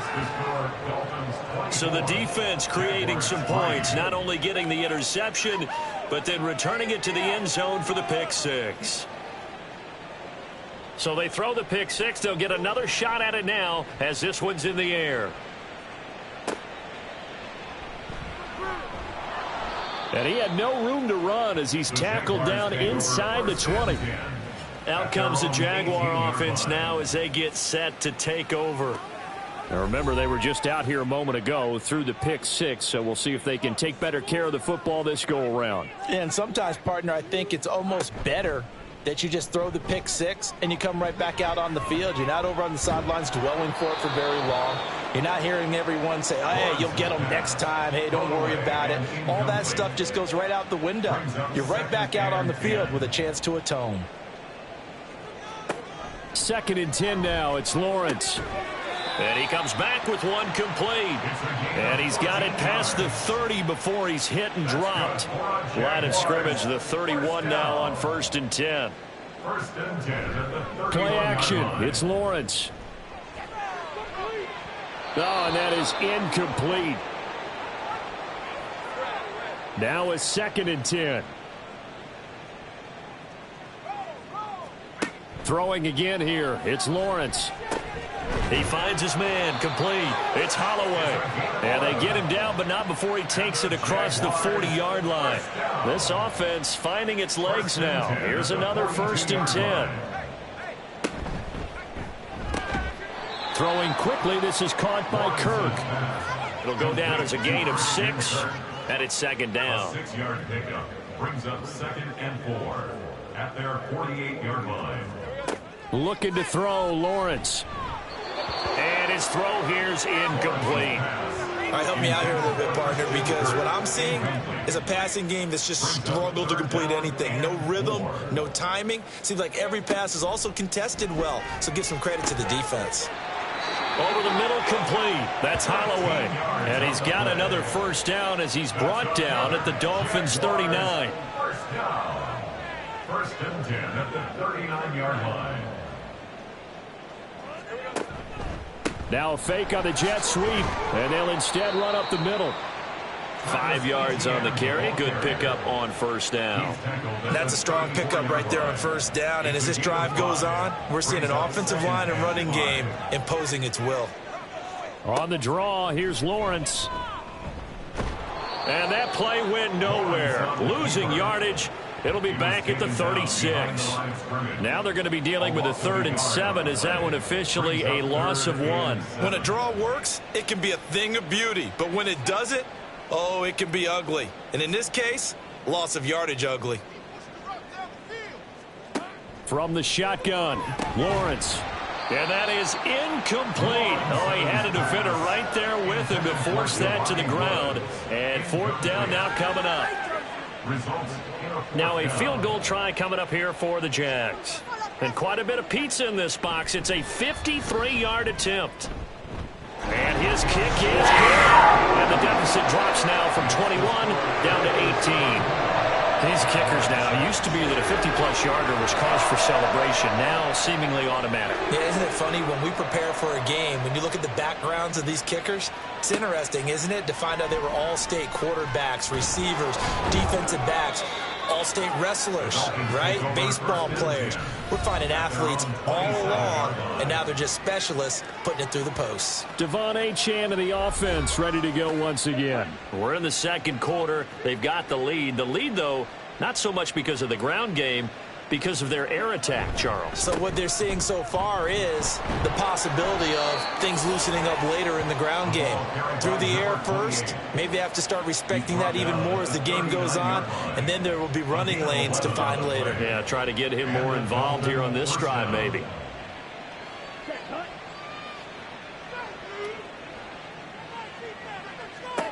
Throwing on first down.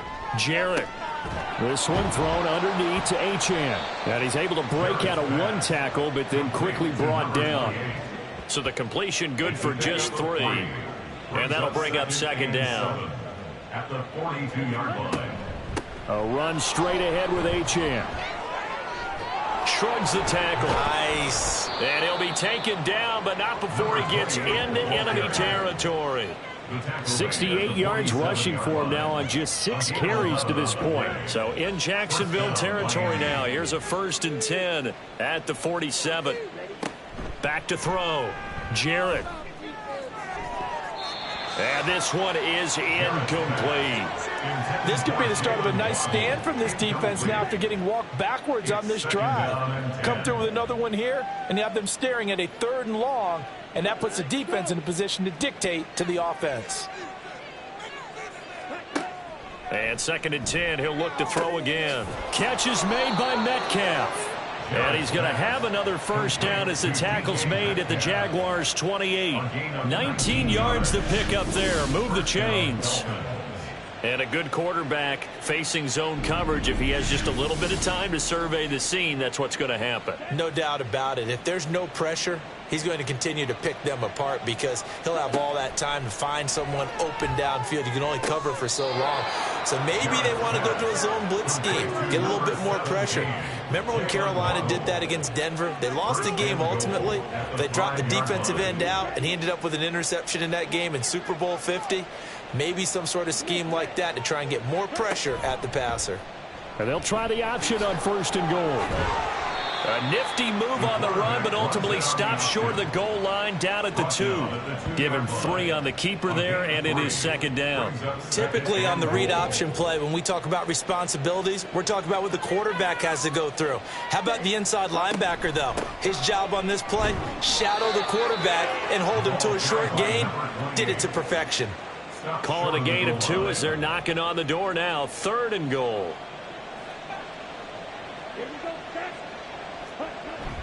Achane once more. And this time he's not going anywhere. In fact, he'll lose yardage back to the 3. But now he appears to be in some pain. Well, now they're going to come out and take a look at this injury, and we'll be back in a moment. Riley Patterson now on for the field goal. From the right hash at a bit of a tight angle. Patterson's kick is good. So a long drive gets him down inside the 5, but ultimately they settle for just the field goal. And I have to think that if maybe they were a yard closer, that would have made their decision tougher, and I think they likely would have gone for it. But in this situation, they just decided to take the 3, and I think it was a smart move. And he won't get this to the 20-yard line as he's down at the 19. And now out come the Jags. They're down 3 touchdowns to this point, needing to put something together as they have it 1st and 10. Now ETN to start the drive. And not a whole lot to speak of there as they'll bring him down shy of the 20. Brought down on the play by Trenton Simpson. 2nd and 9. Lawrence. Looking for the out route here, and it's completed to Kirk. That'll leave them with a 3rd and 2 coming up. They got 8 yards there. That's a gain of 8. Brings up 3rd and 2. Now Lawrence. And the throw there going to be incomplete. So another incompletion there. He's hitting on fewer than half his pass attempts in this one, and that is not a winning formula. Yeah, so let's make sure we give a little bit of credit to the defense here. They've given him a lot to think about, a lot of different looks, and he seems a little bit confused trying to complete passes. 31 yards on the punt there. And out will come the offense as they take over. Devon Achane in the offense, ready to go once again. And it may just be the second quarter, but he's in his zone, well on his way to eclipsing that 100-yard mark. And when a back has a game, as we're witnessing right now, his name's going to be in the books, but it's really a collective deal, isn't it? Because that means he's getting plenty of blocking, a lot of help from his teammates, but he's making the most of it. Yeah, he's made the most of it to this point. Officially, it's a 1-yard loss. That's going to bring up 2nd and 11. 2 minutes remaining in this first half of football. 2nd and 11 now. Operating from the gun, Jarrett. And that'll be incomplete. Took a pretty good shot as he tried to pull that one in. Couldn't hang on, 3rd down. We're backed up here. Tough spot, needing 11 yards to pick up the first. To throw on 3rd down, Jarrett. He's got his target. That's complete. Breaks the tackle. He's got room to run. And he's going to get this one down to the edge of the red zone. Now a stoppage here as it looks like we've got a Dolphin shaking up on the play. Well, the medical staff is going to come out here and take a look, and we will take a short break. On 1st down, Jarrett. A short one here, caught by McBride. And he's only going to get a yard from the 20 to the 19. As a defense, you're more balanced when you're in zone coverage because you're able to keep your eyes on the quarterback and see the play develop in front of you. They're able to keep the quick pass in front of them and stop it right at the line of scrimmage. He's got it. Touchdown, Dolphins. DK Metcalf with a milestone career touchdown number 100. Joining Curtis Martin and Franco Harris at the century mark as he continues to climb the all-time list. And the Dolphins are able to add on to their first half lead. And we remember, of course, all scoring plays need to be verified upstairs. And I think they're going to at least take a look at this. They're taking a peek at whether or not those feet were in bounds, and obviously a big call here in the end zone. And not just the feet. How about the hands? How is the ball possessed while the feet are hopefully getting down in bounds? That's what they're trying to look at to see if it all comes together. So they called it a touchdown originally, and this will stay a touchdown after the video review, so they had it right. The point after through the raindrops, up and good. And the route is on here in this first half. The kickoff team on the field now as they will send this one away.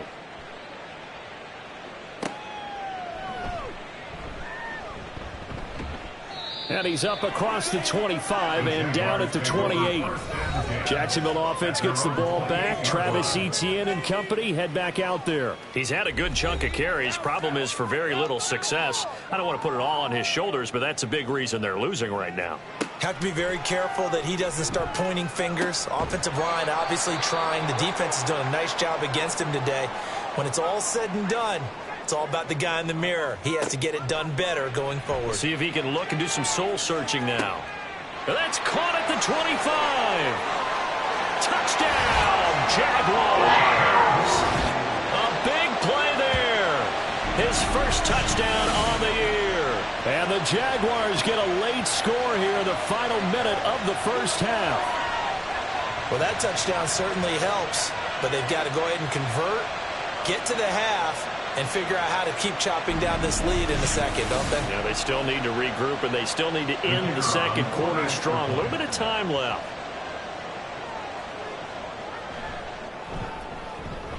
Extra point right down the middle. And that'll cut the lead back down to 21. Here's the Jaguar kick team now as they run up and send this one away. This taken in right around the goal line. Oh, a dangerous return man showing it here. Now that should give him a spark. He's across the 40 to the 43. Devon Achane in the offense, ready to go once again. He's been good. His guys are winning. So far, the recipe working here in the second quarter. He doesn't like to just tote the rock. He wants to carry his team on his back, and that's what he's done throughout this game. Yeah, he's done that. He'll be hoping to continue that trend. A beautiful spin and room to run. The Dolphins going to take their second timeout as they'll stop it with a little over 30 seconds to go in the first half of play. So they'll come up first and 10 now from the 33. Looking to throw. Jarrett into heavy traffic, and it's intercepted. And the Jags will take over here just shy of the 30. So really the first speed bump that this offense has encountered. They'd had the rule of the roost here in this first half, but now slowed up just a bit by the interception. And there's a chance that that's a wake-up call for them because you don't want to go on autopilot too early. That team on defense is capable of making some plays similar to the one they made right there. As the offense returns, let's take a look at running back Travis Etienne. And a lot of times you talk about establishing the ground game.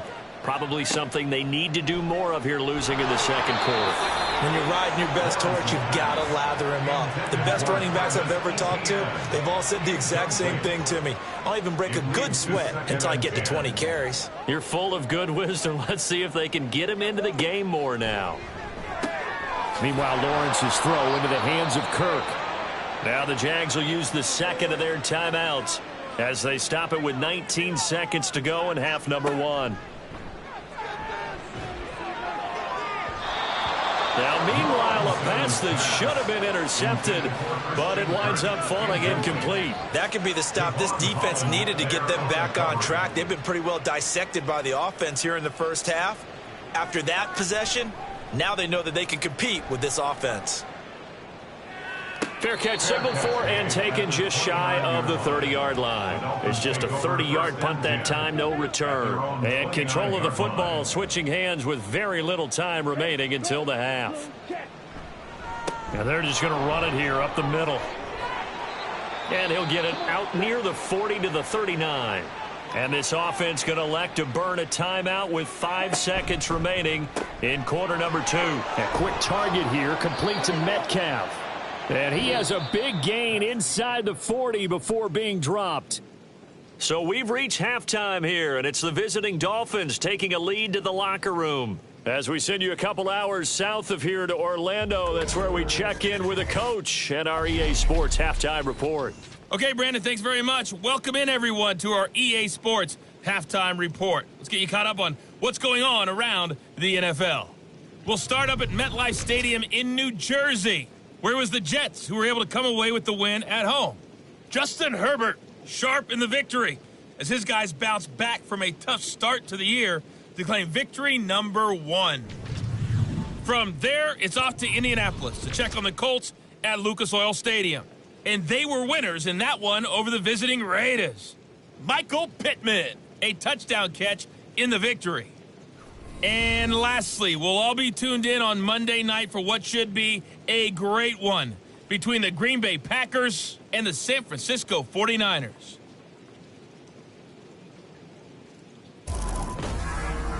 This was an extremely one-sided first half. One team showed up ready to go. The other's been in a daze thus far, but there's still plenty of time left for this one to tighten up significantly.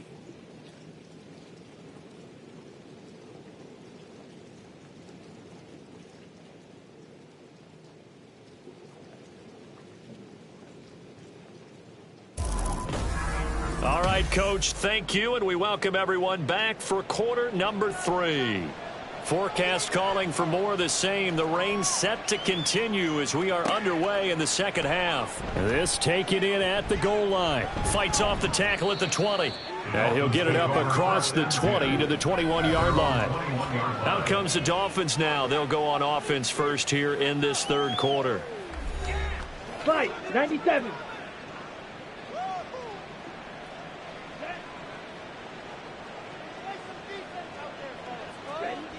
Throwing to start the drive. Jarrett, left side here, taken in by Metcalf. So give him 5 yards there on the pitch and catch, and it'll be second down. Second and 5 at the 27-yard line. Now a give, right side. Burks. And not a whole lot there, maybe a yard to the 27. Just not a whole lot of room to operate there on that carry. No, not at all. They did a really nice job staying in their proper places and not allowing any lanes to open up. And he's taken down right at the 45-yard line.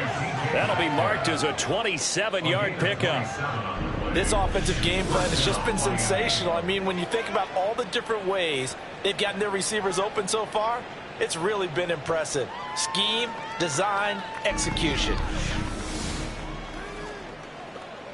So 1st and 10, and if they score on this drive, might have to start digging in our second half blowout material. Now a handoff up the middle. Burks. And this will leave him a yard short. Nice pickup of 9 yards on 1st down. Ball on the 36 now. Here's 2nd down and 1. Second and a yard at the 36-yard line.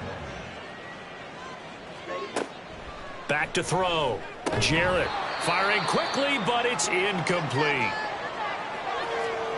They tried the throw on 2nd down, unsuccessful. Now it's 3rd and 1. Up the middle they go. Burks. And that one opened up for him well as he'll take this down to the 26-yard line. A Miami 1st down, that one going for a gain of 11. 1st down, Dolphins. Out of the gun, they'll look to throw. Throw right side, going to be caught here by Waddle. And they'll get this down to the 10. He continues to deliver a 1st down here. He had 4 catches in the 1st half, and this one number 5. Whatever the discussions were at halftime to try to slow down this offense, it has not worked to this point. Yeah, I have a vision right now of everything that was discussed at the half just being torn in shreds or being erased off of the Microsoft Surface tablets because none of it is working. They are really locked in on offense. On 1st and 10, Jarrett. Another catch there for Waddle. And he gets halfway home from the 10 to the 5 on a pickup of 5. And the ball smack dab on the 5-yard line. Here's 2nd and goal. 2nd and goal at the 5-yard line. One back in the backfield, he'll get the carry. And he takes it into the end zone for the Dolphin touchdown. A great play there. His 1st rushing touchdown on the year. And the Dolphins take the opening kickoff of the 3rd quarter and drive right down the field to extend their lead.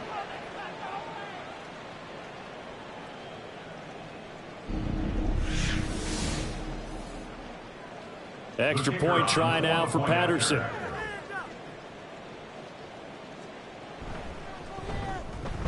And he's been a busy man, 5 for 5 now as he knocks another one through to extend the lead. That time a 9-play drive. And it's finished off with a 5-yard touchdown run. The kicking team out for Miami as they will send this one away. Taking it about the 1. And he returns this to the 22. Here comes the Jags offense now. Time for their first possession of half number 2.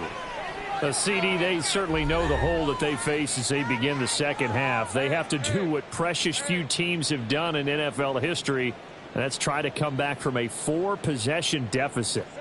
And, partner, you know, as that team gathers, they're saying to each other, you never say never, right? Because if you're on an NFL roster, that's how you have to think. You can always come back and win a ball game. And let's face it, we saw a certain Super Bowl, a 25-point lead late that wasn't enough to put someone away.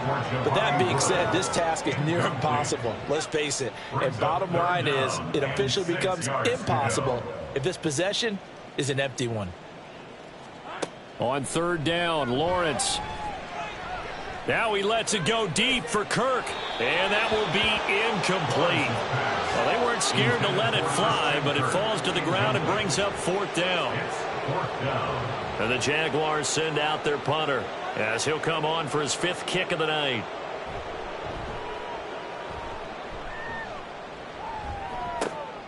Taking it about the 36. And he'll be out of bounds up near the 45 at the 44. 35 yards that time on the punt. And it will be 1st and 10 as they take over. The Dolphins at the line ready for their next drive. A long drive last time out for this offense, Charles. If you remember, they started basically in the shadows of their own end zone, marched it down the field, and a lot of that was through the passing game. And partner, as a former defensive back, I'm having almost a physical reaction watching what's happening right now. But let's give credit where it's due, because they've done an excellent job moving the ball through the air. Secondary getting picked apart pass by pass. Obviously, they need to make some adjustments there on the back end. Yeah, because offensively, we know that they're not going to be shy about throwing that football. And 8 yards to go. On third down, Jarrett. And incomplete on the deep ball. I think it's safe to say that he's made some questionable decisions out there so far. Forced some throws into tight coverage. He's already been picked off in this game. 4th down now, but he was fortunate on that one not to have another turnover on his ledger. This is taken around the 12. They call that a punt of 38 yards officially. And the Jaguars go on offense, 1st down and 10.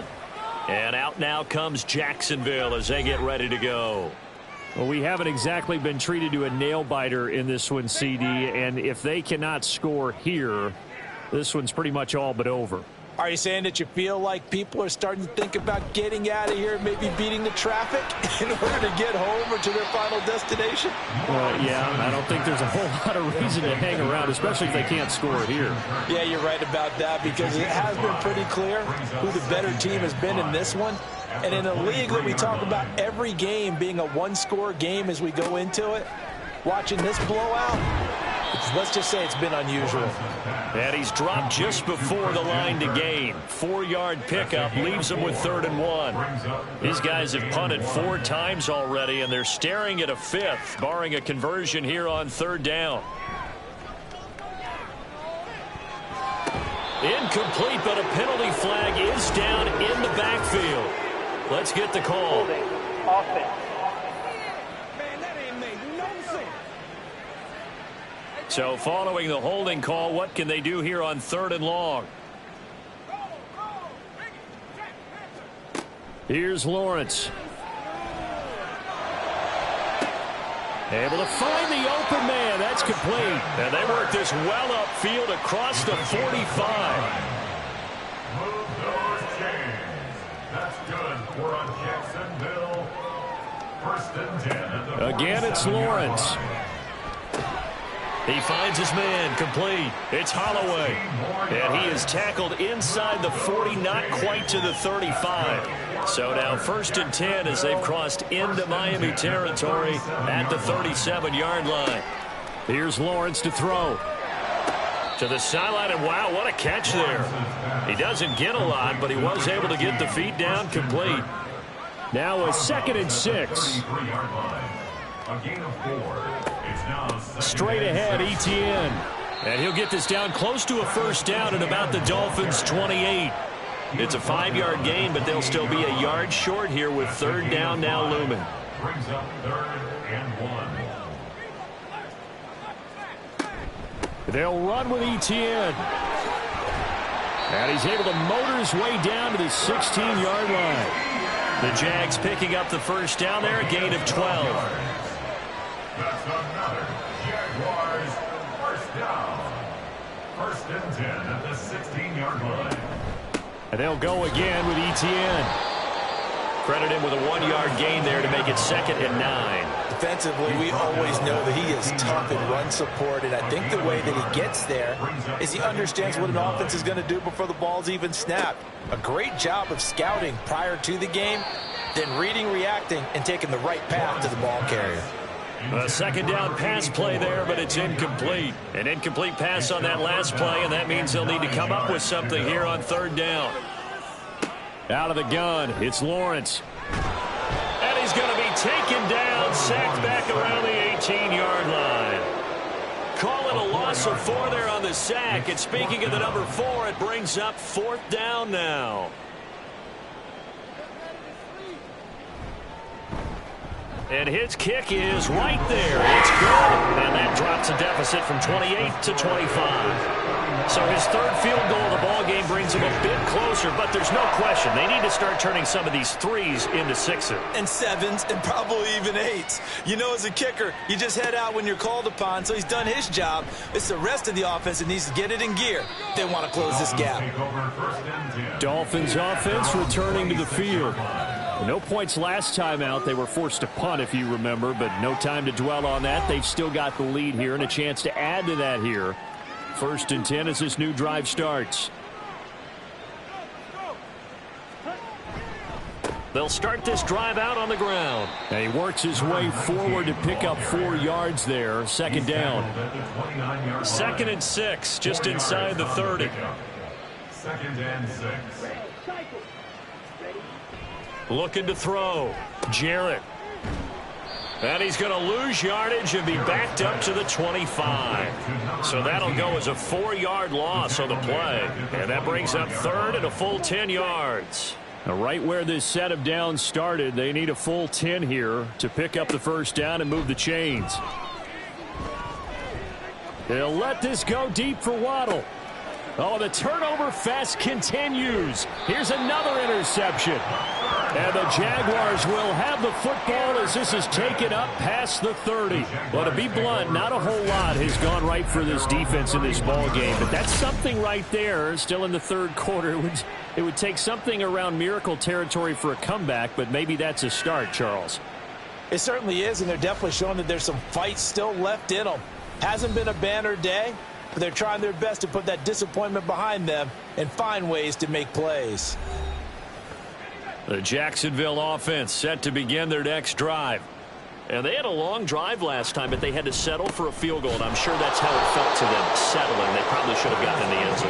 Yeah, not all now joy, right? Because that's what you get when you put the ball in the end zone. But there are benefits to that type of a long drive. Your defense gets a chance to take a break, adjust a little bit, maybe get themselves ready to get back out on the field and play a little bit better. So they'll take the benefit even though they wanted the 6 points. Yeah, maybe wore down the other defense. We'll see. And that's good for a gain of 6, and it brings up 3rd and 5 now. Complete to number 87. It's a gain of 6. Brings up 3rd and 5. 1 quarter remains here on a Sunday night. We'll return with more after this break. You're watching the NFL on EA Sports. Back now in Jacksonville. They'll come up facing 3rd and 5. A lot of folks starting to make their way to the parking lot. Their guys trail big here to begin quarter number 4. Work in the middle of the field, and he's got a man complete. And he is going to have the Jags 1st down as they're able to get the 3rd down conversion. That's good for the Jaguars. 1st down. 1st and 10 at the 47. On 1st and 10, it's Lawrence. He'll get this out to the flat for ETN. So 5 yards here, 5 on the play. And it's 2nd down. Brings up 2nd and 5 at the Dolphins' 48-yard line. Now Lawrence. This pass caught. It's Woods. And he's got another 1st down as he's brought down at the Dolphins' 20-yard line. Now following the completion, we're going to get a stoppage here for an injury. The medical staff will attend to him, and we will step aside.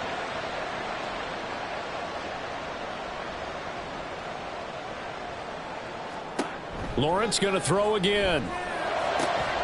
And that is incomplete. Oh, the coverage a little too good there. And it's 2nd down. Brings up 2nd and 10 at the 20-yard line. They'll send Kirk in motion right. They'll fake it on the jet sweep, and instead a handoff up the middle. And he's only going to get a yard from the 20 to the 19. Now play number 8 on this drive, and they need 9 yards to pick up the 1st on 3rd. Another tote for ETN. And the second wave of tacklers is going to get him as they stop him behind the line. A loss of a yard, and it brings up 4th. There's no question that coming into this game, this defense is pretty vocal about its desire to take this running back out of his game. And all that pregame wolfing has turned into results.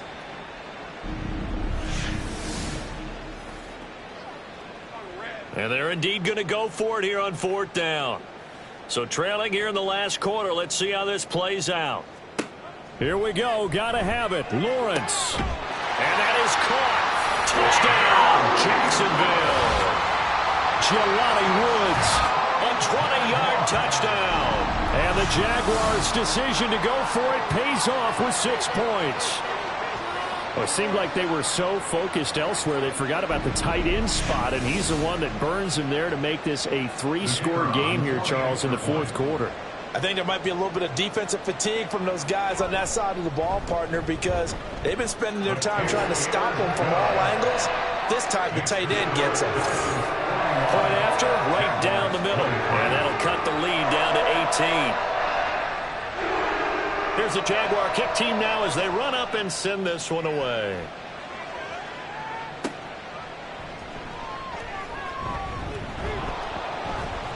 And out a little across the 25 to the 27. Get a look at DK Metcalf as this offense returns to the field. He's been a load for them to handle defensively, I know that much. But look at him. He's got 7 catches on the game, and he's starting to shred them a little bit because not only is he catching them, he's picking up good yardage, keeping the chains moving, ball control, you name it. This big guy, what did you say? He's been a load for them to handle? That's right. Agreed. This has 7 catches, as you said, over 100 yards.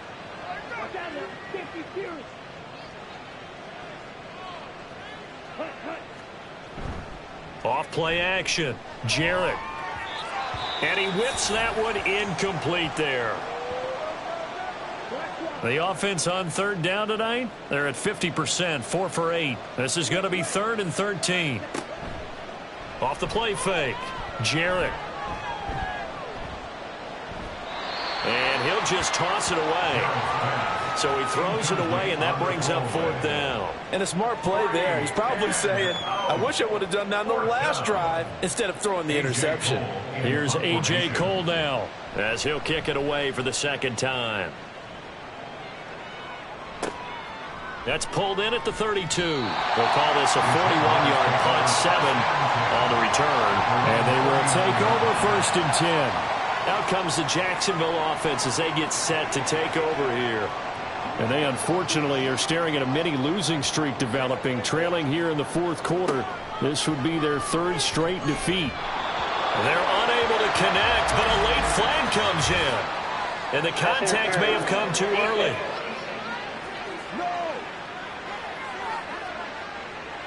I'll tell you, far from ideal conditions to play in, but neither offense has had much trouble. Plenty of points to go around. 1st and 10.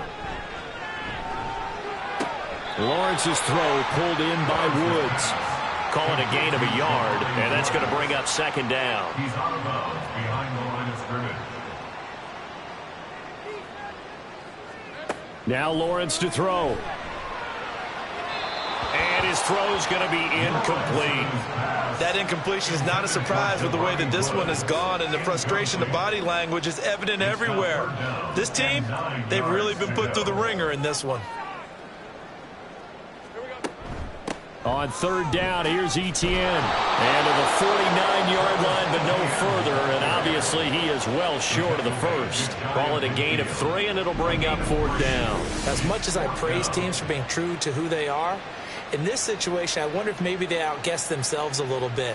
3rd down seemed like an obvious passing situation. They chose to run it and didn't get anywhere close to 1st down.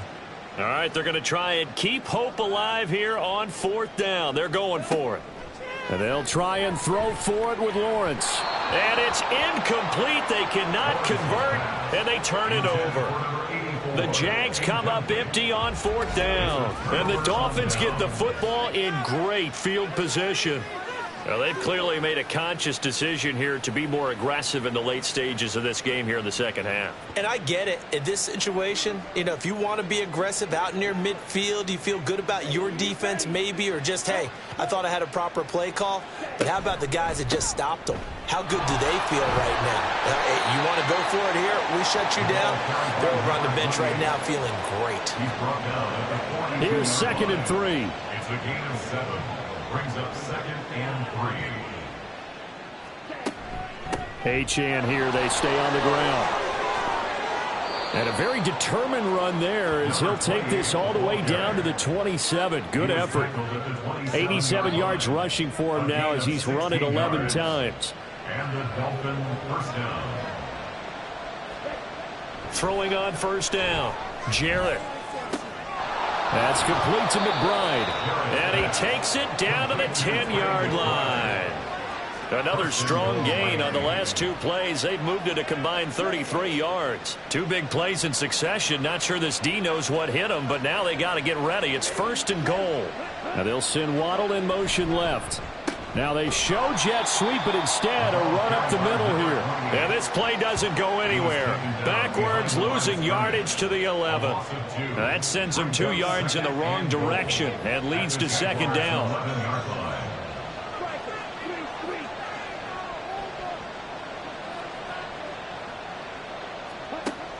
Back to throw. Jarrett got his tight end. That's complete. That's McBride. They'll wind up getting 7 on the completion, but they'll still be faced now with a 3rd and goal situation.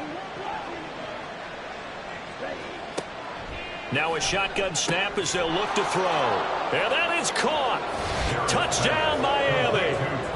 Trey McBride. A 5-yard touchdown.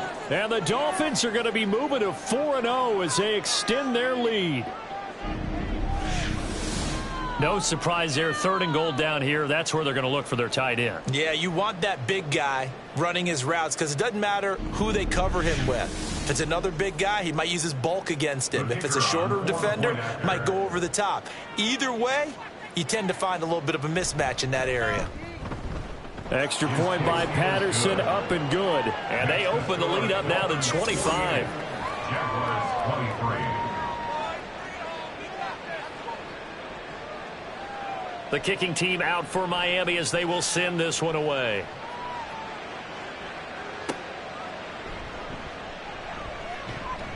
And beyond the 20, but not by much. In fact, just a yard pass there to the 21. Jacksonville back on offense and ready to take over. Well, we said it at halftime that they would need a nearly perfect second half to erase that deficit that they were facing, CD. But unfortunately, the second half has pretty much been a carbon copy of the first. Well, that's the 3rd interception for Lawrence.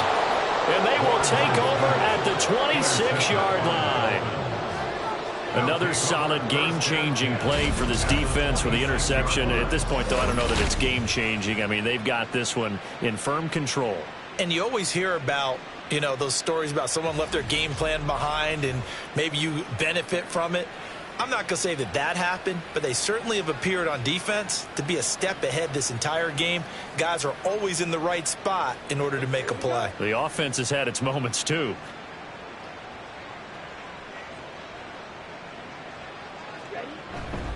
Up the middle, Achane. And he'll manage to pick up about 4. It's 2nd down. Brandon, I've got to think this offensive line has got some smiles on its faces. And I know it sounds crazy, but they practiced for this back in training camp. They knew they'd be in situations where it'd be extra defenders in the box coming after them, trying to keep them from locking down a game. Right now, they want to show the world they're up to the challenge. 7 catches for him now, and this last one, a 1st down. A gain of 7. 1st down, Miami. Looking to throw. Jarrett. That's going to be caught by Waddle. And he'll be out of bounds, taking it just shy of the 10 at the 11 or the 12. Here's 2nd and 7. A 3-yard pickup brings up 2nd and 7. Out of the gun, here's a give to Achane. And this carry brought to an end at the 8. Good stick skills, just not much room there to operate. Now the Jags with 5 in the secondary now on 3rd down. Blitz forthcoming as he'll look to throw. He's got it. Touchdown, Dolphins. DK Metcalf with his 2nd touchdown of the game and 5th on the year. And the Dolphins start to open this lead even wider here in the 4th. So definitely a good day's work throwing the football. Very good day's work. A 4th touchdown passes. They're really pouring it on. Yeah, and so much for going into clock mode after getting that touchdown, right? Because you would think with the lead, 4th quarter, they might actually do that. No chance. They've kept attacking and got another touchdown pass as a result. Extra point by Patterson, up and good. And this one was over a while ago as they just add on to that big lead.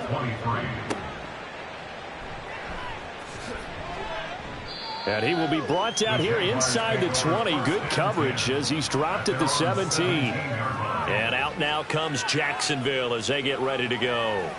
Where we stand right now in the 4th quarter, this one pretty much out of reach. And, Charles, I know they're going to be disappointed about several things with this ball game, but the self-inflicted wounds, they've had several turnovers.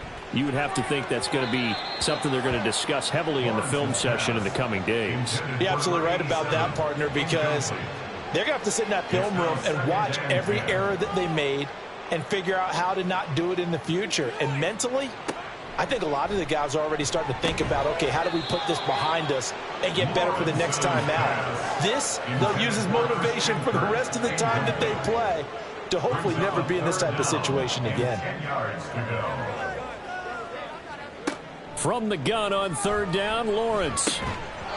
And that's going to be incomplete. The contact there enough to jar that ball free, and it brings up 4th down. And the Jaguars send out their punter, standing just outside his own goal line. Oh, it's a wobbler here. Now a fair catch taken, maybe a yard or two shy of midfield. Officially, that'll be marked down as just a 28-yard punt. And the Dolphins will begin this drive in great field position, 1st and 10.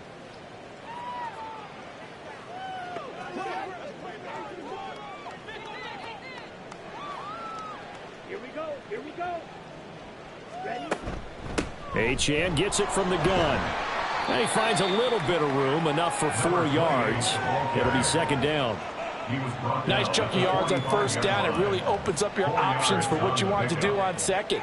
You go right back to him and hope he explodes, or sucker the defense in before throwing over the top. Right back to Achane on 2nd down. And they will stop him after a fairly minimal pickup. Just a gain of a yard there, and now it'll be 3rd down. Just 2 minutes remaining here in the 4th quarter of what has been a one-sided affair. So the Dolphins have it as we welcome you back in. They've got a 3rd down now as they look for one more 1st down to help salt this one away. Achane on the counter. And he'll lose yardage here, back at the 47. Not at all what they envisioned on 3rd down, 3 yards in the wrong direction. Sometimes you just sit back and marvel at what he can do defensively. Speed, strength, quickness, he's the whole package. And that package just wrapped up the runner for a loss. Here's A.J. Cole now as he's on to punt for Miami. And now where will the side judge stop his walk? That's the question. He says it crossed out of bounds at about the 17-yard line. Jacksonville set to go again offensively. Well, CD, it's all window dressing at this point. I mean, the best they can do is in the game with a nice drive to maybe build some momentum to move forward into their next contest. Yeah, and with how lopsided this game has been, even one score might not do a lot of cosmetic good on the scoreboard, partner, because it's just about looking forward at this point. Get a touchdown here, give yourself some positive momentum and reps to focus on when you get back to practice in the next couple of days. Now here's a pass on 1st down that's knocked away and incomplete. Well, he certainly thought he had a window to push that ball downfield, but as soon as he released the throw, the corner was there to slam that window shut. They go play action with Lawrence. This is caught. It's Kirk. And he's got another 1st down as he's brought down at the Dolphins' 41-yard line. Move those chains. That's good for on Jacksonville. 1st and 10. Lawrence will throw. That'll be incomplete with 9 seconds now showing on the clock. At this point, down big, you'd have to imagine this defense are just going to sit back, blanket the field as best they can. Yeah, this is actually the easy part of the game for them because, just as you noted, they can sit back, keep everything in front of them. But they've blanketed the field the entire game using a variety of coverages. And he's got another first down as he's brought down at the Dolphins' 20-yard line. And as this defense walks off the field, they can do so with their heads held high. What a performance. Well, by the offense, too. I mean, really, Charles, just complete domination on both sides of the football here in this one. Certainly was, and I think both sides compete against each other all the time. You go at each other in practice, obviously your training camps, your off-season. But on game day, you both want to show your best. And I think that's what we saw from both the offense and the defense, a complete team victory. So for the Dolphins, that early momentum continues here as they move to 4-0. And they will head back home next week. Meanwhile, for Jacksonville, they'll drop down to 1-3. And they'll try to rebound next week on the road in Nashville. I'm Brandon Gaudin. Certainly have to thank Charles Davis, my broadcast partner, and our entire crew. We'll catch you next time right here. It's the NFL on EA Sports.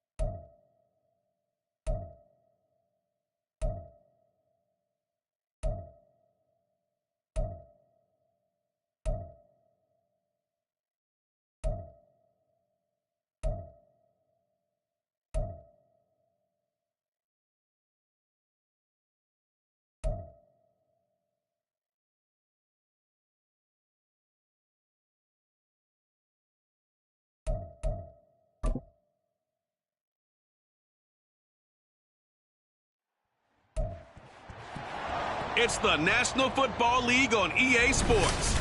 And the spotlight falls on Martin Emerson.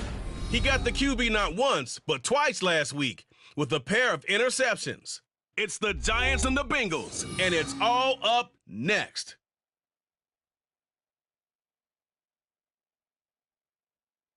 From the banks of the Ohio River, there's a look at what's now known as Paycor Stadium here in Cincinnati.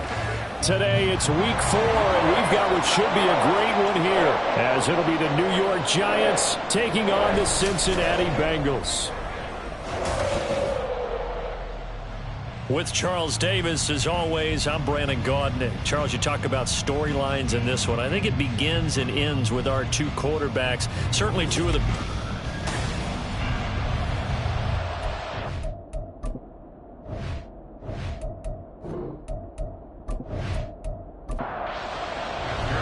Seems like we were just starting training camp, but here we are in October, and off we go on EA Sports. From a couple yards deep, he'll bring it out of the end zone.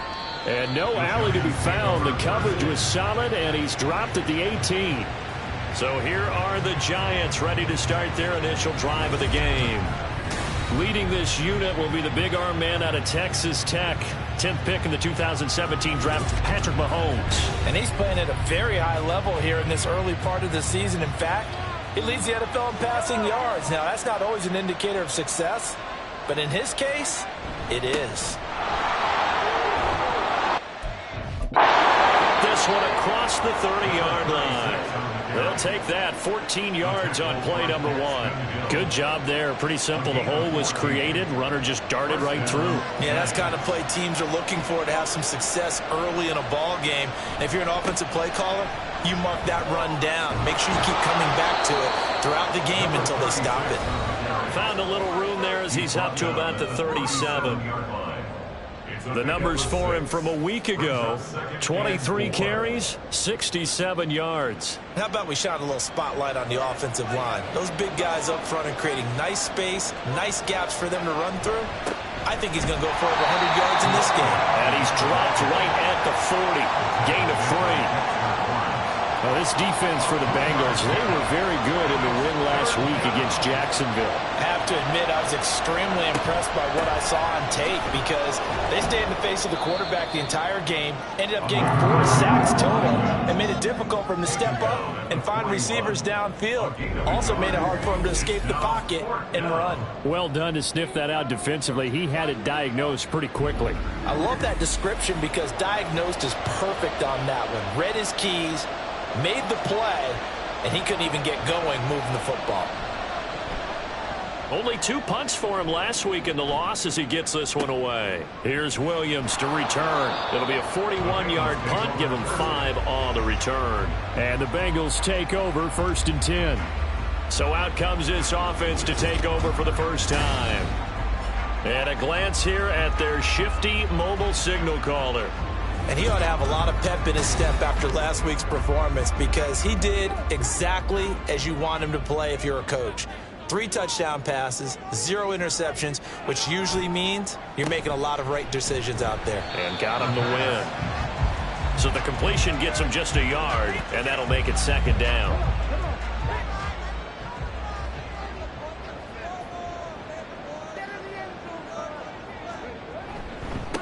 They run with a dangerous Saquon Barkley. And not much doing there. Maybe a yard up to the 23.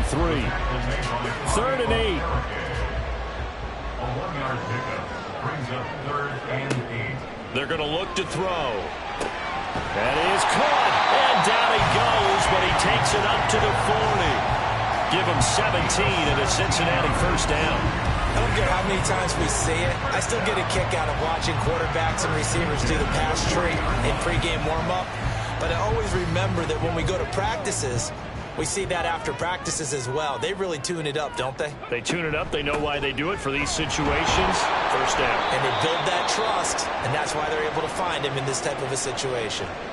And we got a pause following the play because it appears a member of the Bengals in some discomfort. So as the medical staff takes a look, we'll step aside. Now we're at the 41, 2nd and 9. They'll drop to throw. Catch is made by Marquise Brown. And he'll be brought down just shy of midfield at the 49-yard line.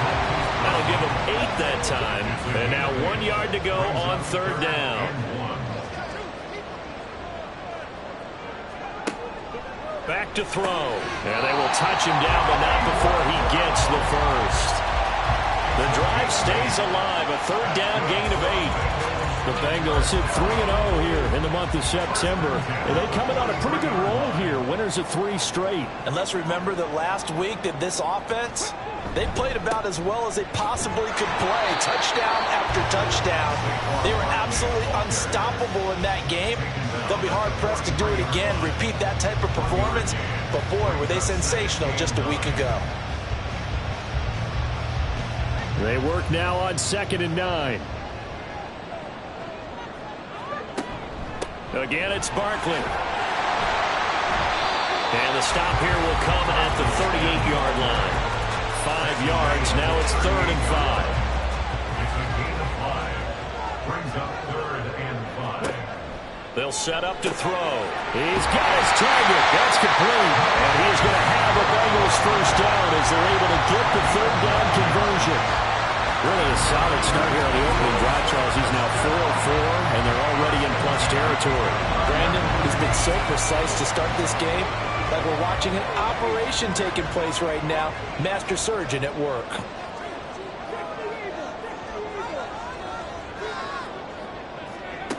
Back to throw now on 1st down. And this one almost intercepted. Not a good throw there. Nearly an opening drive INT. 2nd and 10. Higgins goes in motion right. Now a fake on the jet sweep, and off the play action, he'll look to throw it. He will find his man Chase complete. And he doesn't quite make it, taking it within an eyelash. Dropped at the 1. A really good pickup of 28 yards. And he's top 5 in the league in terms of receiving yardage because of plays like that. What have you seen from him on film that you like so much? Well, I'll strip away everything else and get to what we call the moment of truth. When the ball's arriving and there's a defender there, he just comes down with the ball. He competes and takes it away. Great hands, great ability to finish the catch. Barkley diving for the end zone. Look at there. Touchdown. So both sides of the football contributing here early. Their defense forces the punt, and then the offense takes it down the field and punches it in on the short touchdown run. And, Brandon, that's good complementary football, and that's what they're going to need if they want to get out of here victorious. Extra point by McPherson, up and good. And that makes the score 7-0. After the touchdown, McPherson on to kick this one away. And he won't return this one. He'll go down to a knee, and they'll start at the 25. So the Giants getting the football back here for their 2nd drive. The last series for them, a little disappointing, forced to punt. And now they'll try to do better here and come away with some points as they begin this drive. 1st and 10. And they're able to get this one across the 35. The drive starting with a 1st down, 11 yards on that pickup. From the gun, it's Mahomes. That's complete. It's Devin Duvernay. And he has a big gain inside the 40 before being dropped. A very solid gain of 27. Well, that certainly has to feel good. It's not all the time that the play caller should get all the credit. Sometimes I think in the huddle, the quarterback just says, hey, who's going to make a play for me? I just need something right here. And the end result there, nice 1st down. Drive keeps moving. On 1st down, Huggins. And he is met in his tracks behind the line of scrimmage. 2 yards the loss, 2nd and 12. Part of their struggles last week was getting these negative plays on 1st and 2nd down. That's something they have to be wary of as this game continues. So the 1st down run lost a couple. Now they come up 2nd and 12. They'll keep it on the ground. Huggins. And he'll be brought down just outside of the 30. on a 2nd and long, it's really nice to see an offense that has enough confidence to run the football in that situation. I think that goes back to their practice and game planning. They've seen things that they've seen on tape and in previous games that led them to believe that even in a long-distance situation, they can still run the football and gain enough yardage to put themselves in a good spot on 3rd down.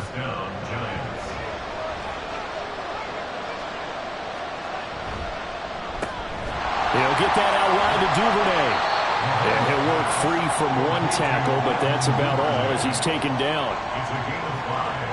Here's 2nd and 5 now from the 22. Looking to throw is Mahomes. Got a man, and he hits him in stride.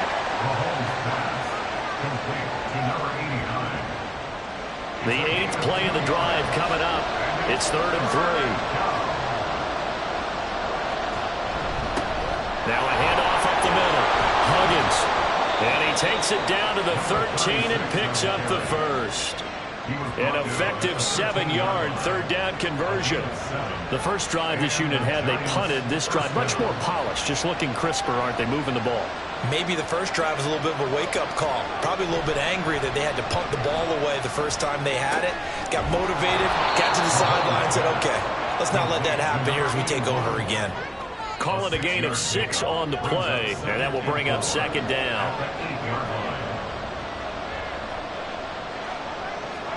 Here's Mahomes to throw. And that is incomplete. A lot of force bearing down on him there. He could not hang on. It's 3rd down. In search of 4 yards here to pick up the first down. Now here's Mahomes. And this pass broken up. Excellent coverage there on 3rd down, as that was not an easy one to hold on to. Anytime they think they've got him open beyond the markers, you know they're going to throw it his way. And that's not going to change even after that incompletion was forced. The kickball pass is good. And they are on the board, but still trailing. It's 7-3. Well, in a close game like this, obviously you want the touchdown, but certainly they will take the 3. And they'll be okay with that, but let's throw a little credit to the defense as well. And I'm just glad this doesn't come down to a debate, right? Which side won, partner? Because the defense, hey, we didn't give up a touchdown. The offense, hey, we put 3 on the board. Either way you look at it, I think both sides gained something out of that drive. Here comes Mr. Hollywood, Marquise Brown, leading out this offense. There's a lot of talk in training camp about him getting off to a hot start this year, saying that they needed that. Well, he's done it through the first month. Kind of reminds me of one of those great musical groups where one person has their name out front, then they have the backups.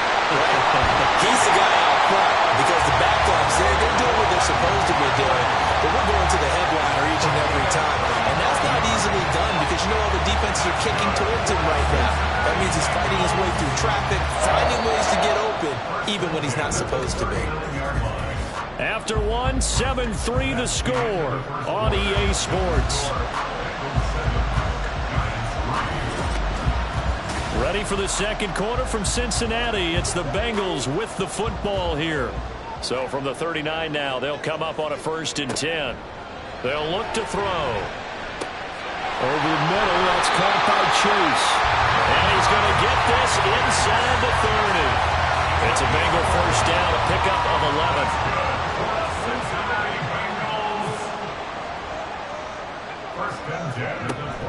Up the middle with Barkley, shedding the tackle. And he'll go down right on the edge of the red zone following a pickup of about 7 or 8. Offensive linemen love creating space for their guys carrying the ball, but when that guy also breaks tackles and creates extra yardage, they almost feel like he's one of them, and they really embrace him. That's complete. Right around the 8. And the Bengals are going to be looking at 1st and goal as they move this down to the 4-yard line.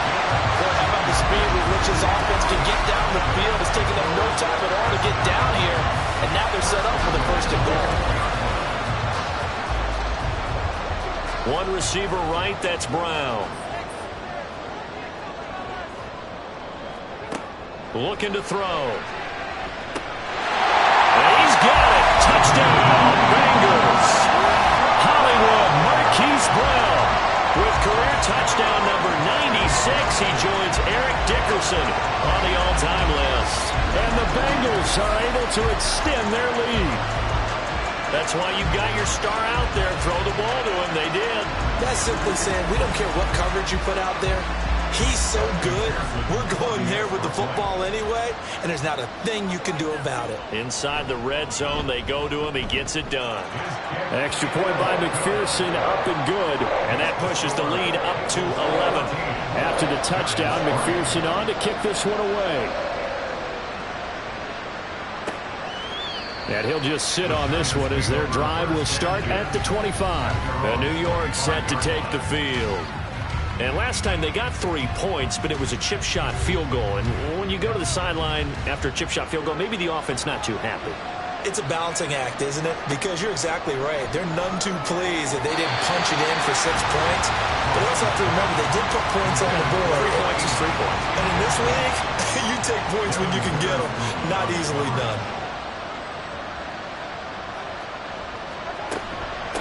On second down, Huggins looking for a seam but finding none. He'll get back to the line of scrimmage, and that's it. Officially nothing on that one, no gain, so they're left with still 10 to go on third down. Shotgun snap to Mahomes. Pass taken in by his big tight end. And he'll be taken down, but not before they work it across midfield. Well, that's one way to convert on third down, picking up 26 yards. Yeah, these are the types of plays they're going to need to hit on if they're going to get back into this game. It hasn't been the greatest of first halves, but this is a nice throw here on third down, and they keep the drive going. This offense finding its legs now. Here's another 1st and 10. Play action. Now it's Mahomes. Wide open receiver complete. And he's going to get this one down to the edge of the red zone. Hang on a second here, because on that last play, it appears one of the Giants shaken up. While they come out and take a look at him, we will step aside for just a moment.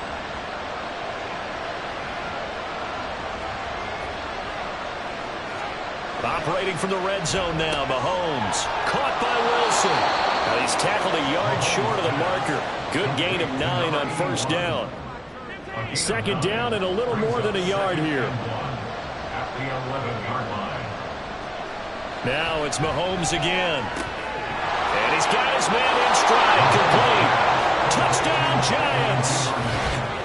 Devin Duvernay. His first touchdown on the year. And the Giants are back within a score.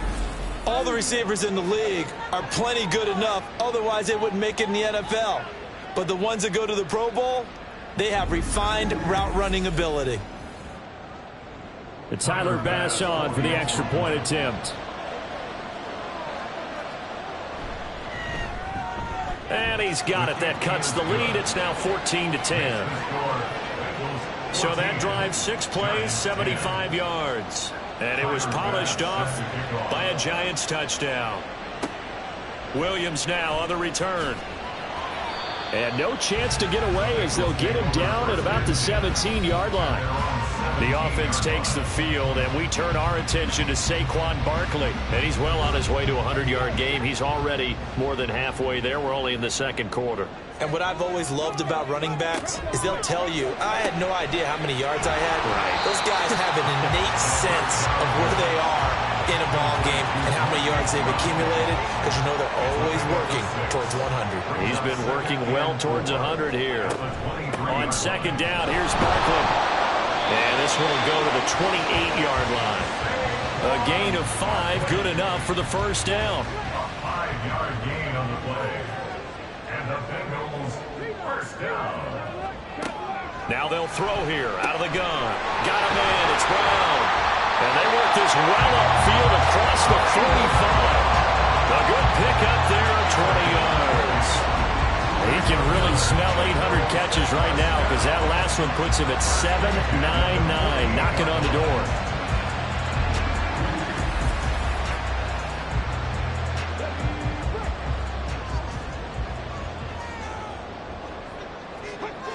Now on first down, he'll drop to throw it.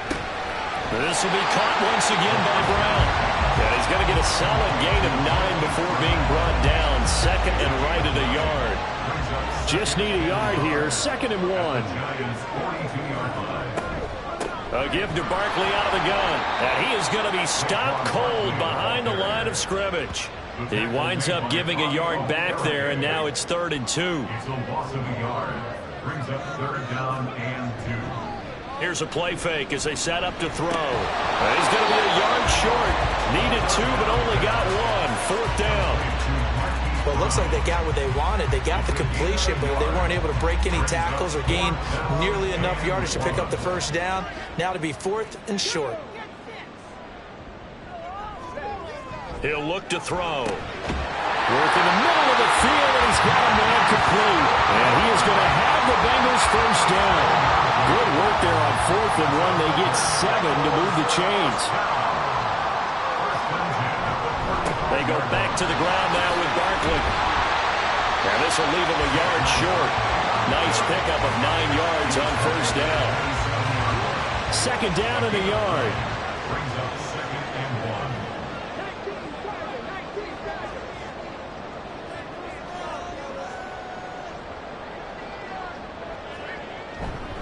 1. They'll run it again with Barkley. And he's able to get it down to the 25-yard line. 2 yards on the pickup, and that's all they needed to move the sticks. That's good for Bengals. 1st down. 1st and In motion 10. right goes Higgins. Here's a fake on the jet sweep as they'll go instead with Barkley. He'll get this down to the 21, just on the edge of the red zone. From the 21, here's 2nd and 6. Now 2nd and 6.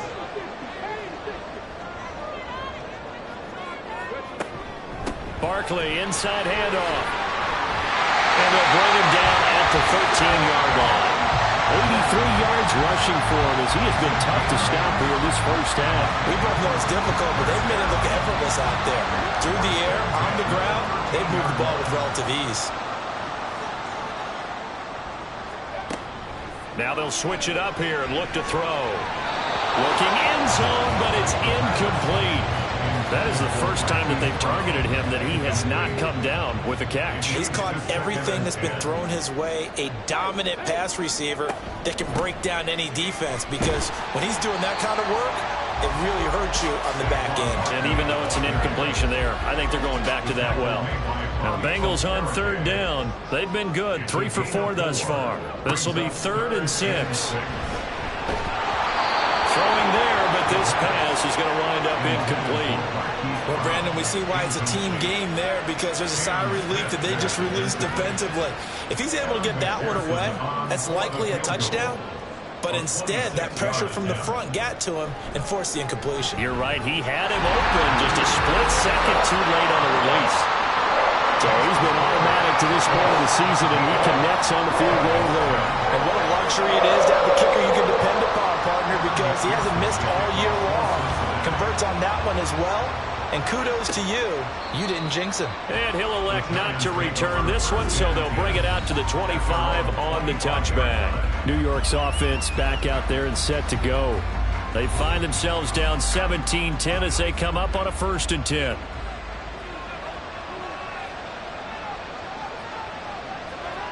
Working from the gun, Mahomes. Quick hitter here, it's complete. And he's going to be dropped following a pickup of 7 past the 30 to the 32. And we've hit the 2-minute mark in this 1st half of action. We remind you that coming up in 2 minutes' time, we'll hand you off to Orlando, where Jonathan Coachman will have highlights and analysis of this 1st half of action. Pitch and catch to Wilson. Following the play now, they're going to stop the clock here as a man is shaken up. Hopefully, obviously nothing serious here. Medical staff, though, going to take a peek, and we'll take a break.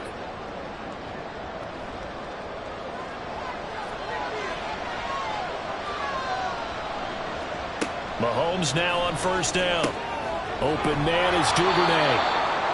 It'll be a gain of 5. And it'll be 2nd down. Mahomes used to moving quickly in college, trying to get his guys to the line. Mahomes. And he's got his man out of the backfield. That's complete. And he'll go down right around the 47 this time. Mahomes looks to throw on 3rd down. And that is incomplete. Not much going on this drive. Looks like they're going to have to punt it away, CD. And right now, I know a lot of their fans are screaming for the OC to change things up, get away from what he's been calling. Sometimes you just need better execution of the plays that have been called. They'll get off a fairly short kick here as this is toward the sideline. And no return here. Where will they spot it? They say just outside the 20-yard line. The Bengals offense now, they head back onto the field. And still plenty of time remaining here in the half, more than a minute. And we'll see if they just want to protect that lead or try to add on to it. Well, with as much time as is left on the clock, I would imagine it would be the latter. I think they're going to try and add on to it. So what they're going to tell the team is very simply, if you can get out of bounds after making a play downfield, terrific. If you can't, everyone hustle to the line of scrimmage, either run another play or clock it and start over again. Now here's a pass on first down that's knocked away and incomplete. Here's 2nd and 10.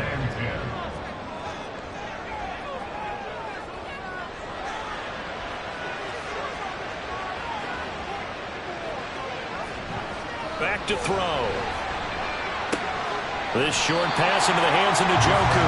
And he's able to get this one out closer to midfield across the 45. Here now, 3rd and a yard.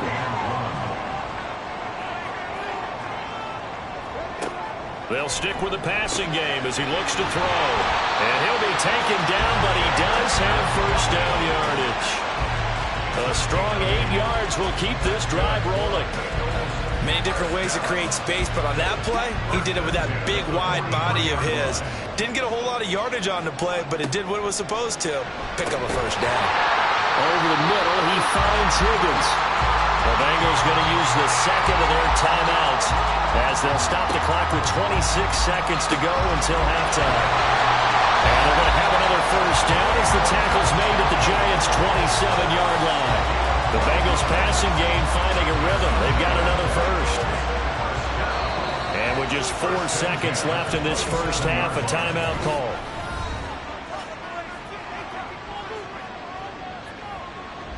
So with 4 seconds to go in the half, here's the field goal unit onto the field.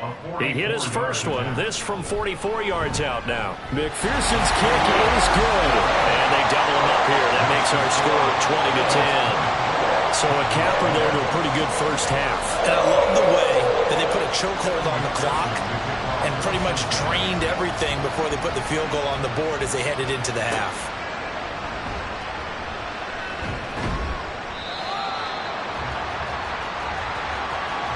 So we reach halftime here in a 10-point game as we send you down to Orlando where Jonathan Coachman has our EA Sports Halftime Report. Coach.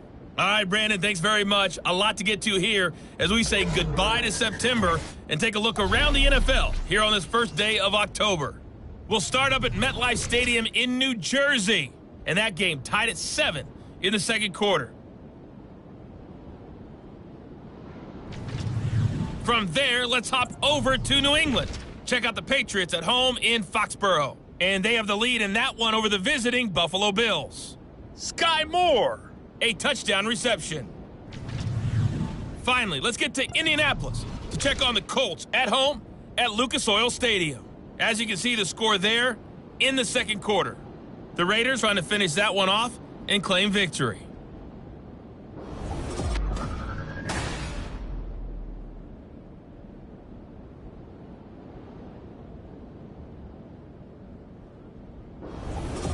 Okay, this has Coach, certainly been a fun one to watch so far. We knew this was going to be a battle. We have not been disappointed. This is the kind of game that could wind up hinging on which side could play mistake-free football the rest of the way. Zone, here comes Williams. And some good special teams coverage as they bring him down just outside of the 15. The Bengal offense now with a football first here to begin quarter number 3. And they've got the lead, CD. What do you expect from them in this second half? Well, I liked what they were able to do on the ground in the first half because they had a lot of success running the ball, and I certainly think we'll see more of that. But I keep an eye on that defense, and I think their coaches up in the box will do the exact same thing. If they start to see 1 or 2 guys start to creep towards the line of scrimmage, that'll be license to take some shots downfield. There's a ball thrown right side and complete. And he's going to get this one across the 30-yard line. 2 catches catches in the first half. Now he's got a third here, and it's good for a first. And now we get into the psychology of the whole thing, because a lot of teams with a 2-score lead in the third quarter, they almost become defensive with their offense, just playing not to lose. I think with this team, you got to figure at this point, this is a great spot for them to go into attack mode, really try and put the hammer down and finish this one off. And he gets this up across the 35 before he's out of bounds. Here's 2nd and 5 now from the 37. It's a gain of 5. Brings up second. Back to throw here. Oh, he'll want that one back. Incomplete. He doesn't drop too many in that department. Third down. Brings up 3rd and 5. Again, he'll drop to throw. He's going to get that to his running back out of the backfield. And he's going to have the Bengals first down as they're able to get the third down conversion. That's another beautiful throw right there. Gets it to his man right in stride. And I think that throw kind of exemplifies what we've seen from this offense throughout this game. They've been in rhythm. They've been sharp. They've been on it. And they pick up another first down there. Now a throw here going to be taken in by the tight end, Njoku. And he is tackled inside the 40, not quite to the 35. 15 more there, and they're on a roll. It's another first down. And that was good protection there. No, that was great protection there, because it allowed him to lock in on his receiver, although I think he was looking for his tight end on the corner route all the way. Nice connection there for a really nice gain. Back to throw again. He's going to have the hook up here to Chase. And inside the 20 before he's brought down. 2 catches in the first half. Now he's got a third here, and it's good for a first. They'll look to throw again. Here's Higgins out on the right side. And the result here, a pickup of 8. Leaves him with 2 to go on second down. 2 yards to go, second down.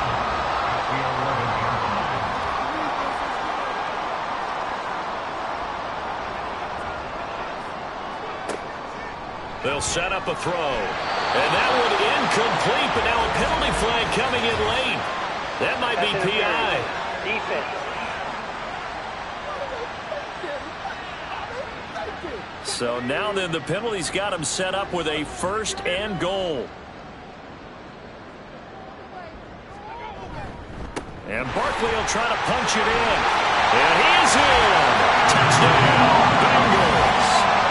Saquon Barkley with his 9th rushing touchdown on the year. And the Bengals take the opening kickoff of the third quarter and drive right down the field to extend their lead.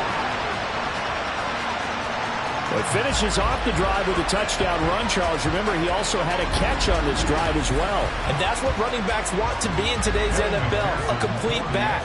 3 downs, stay on the field, run it, and catch it. And he gets it done. Extra point by McPherson, up and good. And that'll make this a 3-score game now. The lead moves to 17. And they'll put up the stop sign there as his guys will get it at the 25. Now we take a glance at the offense as they work their way back out for their first possession of the second half.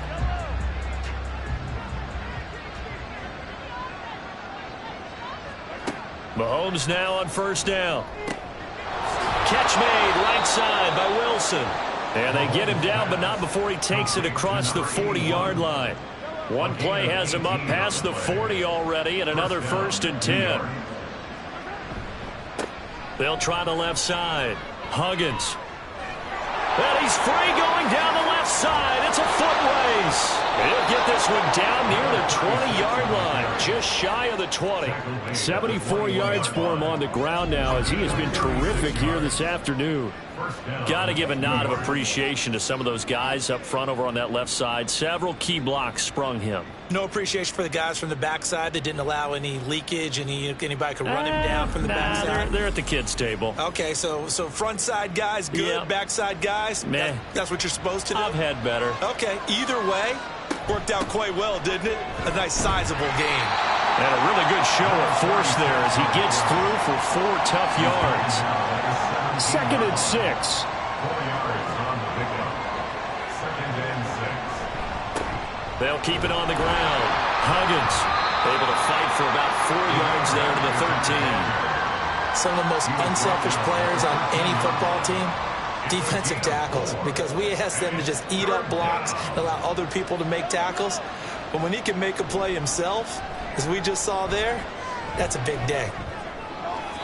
Meanwhile, on third down, they take a shot at the end zone, but it's incomplete. They don't get the hook up there, but you really have to marvel at how precise he's been throwing the football these last couple weeks. Oh, that's the perfect word for it, precise, because if you're at 70% or better 2 weeks in a row, you have a job as long as you want one in this league, won't you? I mean, let's face it, it's not just West Coast offense either. He's putting the ball downfield as well. So the response to that touchdown on the other side to begin the third quarter. Look, just 3 points, but still a response nonetheless. You're exactly right about that, because I think you needed to answer back with something, even though it's not 6. Just enough to send a message that says, hey, we're not going away. And he'll be brought down right on the chalk of the 20. The offense takes the field, and we turn our attention to Saquon Barkley. He is hoping to find the end zone for a third time, and we sit now in the third quarter. And nothing would excite him more, but I think even more so, his offensive line. Anytime you've got a guy scoring that many times, that means you've done a really nice job in front of him. You're always giving props to the big fellas up front. It's always a good idea. Those are some massive men. 2nd and 5. Pass to Brown. He's got it on the crossing route. And he'll get it up near the 35, right at the 34 here. From the 34 now, here's 1st and 10. First down. 1st and 10 at the 34-yard line. They'll try the right side here. Barkley. Oh, what a move. It's a 6-yard pickup, but it gets him to 2nd and 4. Yeah, another good run there. He's been such a big part of their success here this afternoon. And that last carry, it puts him over 100 yards now for the day. 2nd and 4. And he fires one incomplete. A good job in coverage there. They took away his top read on the play, so he went through his progressions and ended up settling on his running back who scored on their last possession, but the coverage held. It goes incomplete. Out of the gun now on 3rd down. That's taken in by Higgins. And he is going to have the Bengals first down, although it doesn't appear to be by much. He needed 4, and he got 4 on 3rd down. Would it be safe to say that as precise as routes are supposed to be run in the NFL, maybe they're not quite as precise in college ball? That's accurate, yeah. And I think we saw a college route in the NFL there. Just find the soft spot, find the dead zone, and find the first down. And that's what he just did. Hang on now. We're going to pause here. We've got an injured player. Well, now they're going to come out and take a look at this injury, and we'll be back in a moment. Here now, 2nd and 4. Looking to throw. This short pass into the hands of Njoku. It'll be a pickup of 4. Good enough to earn him yet another first down. That's another Bengals first down. 1st and 10 at the 45. They'll set up to throw. Over the middle, that's caught by Chase. That'll go for a gain of 7, and it'll be 2nd down. It's a gain of 7. Brings up 2nd and 3 at the 38-yard line.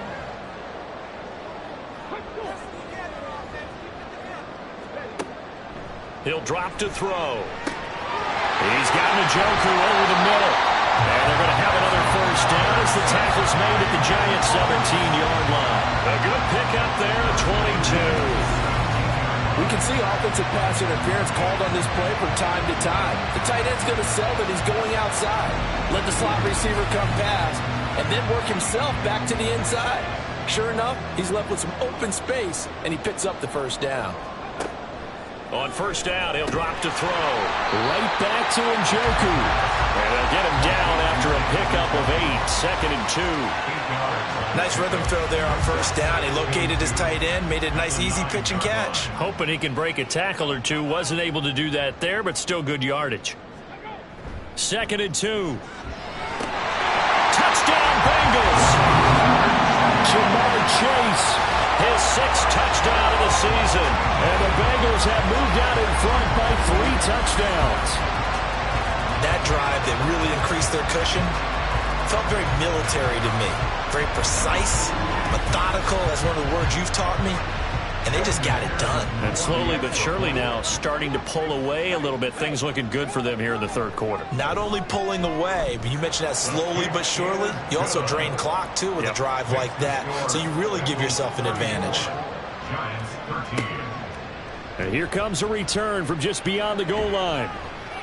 And he'll be brought down shy of the 20, so the decision to bring it out of the end zone, not a good one. And the Giants ready to come out now. Their drive last time, it stalled out. They were forced to take the short field goal. And the key phrase, you nailed it. Forced to, because you know coaches look at these short field goals as a last resort, right? To them, that's not how drives are supposed to end. You're supposed to put 6 on the board. That's a consolation prize. Like going to the county fair, you don't get the big stuffed animal on that one, do you? No, you don't go top shelf. That's bottom shelf material. And he is met in his tracks behind the line of scrimmage. Call that a loss of a yard, and things get a little more difficult here. 3rd and 5.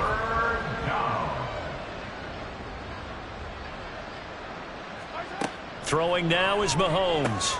He's got his target. That's complete. And he will have a Giants first down. They needed 5 there on 3rd down. He winds up getting 7.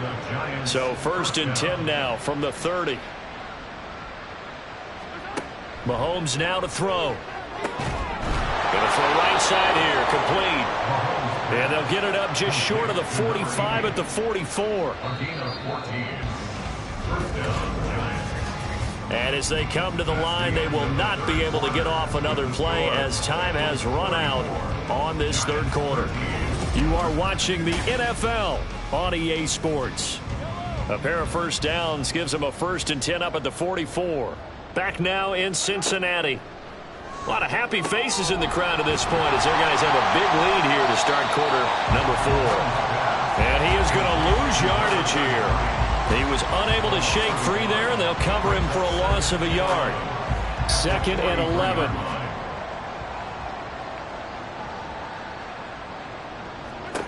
Again, they'll throw with Mahomes. He'll find Parker again, complete.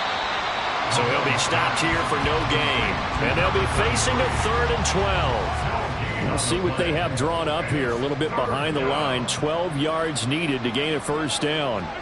Throwing is Mahomes on 3rd. Try to lay one up deep. And unable to connect. Incomplete. I give them credit. They took their shot, but it's going to bring up 4th down. That's coverage you'd expect to see in a tie game late. Not in a lopsided game like this. They are not letting up. Now Mahomes got to have this one.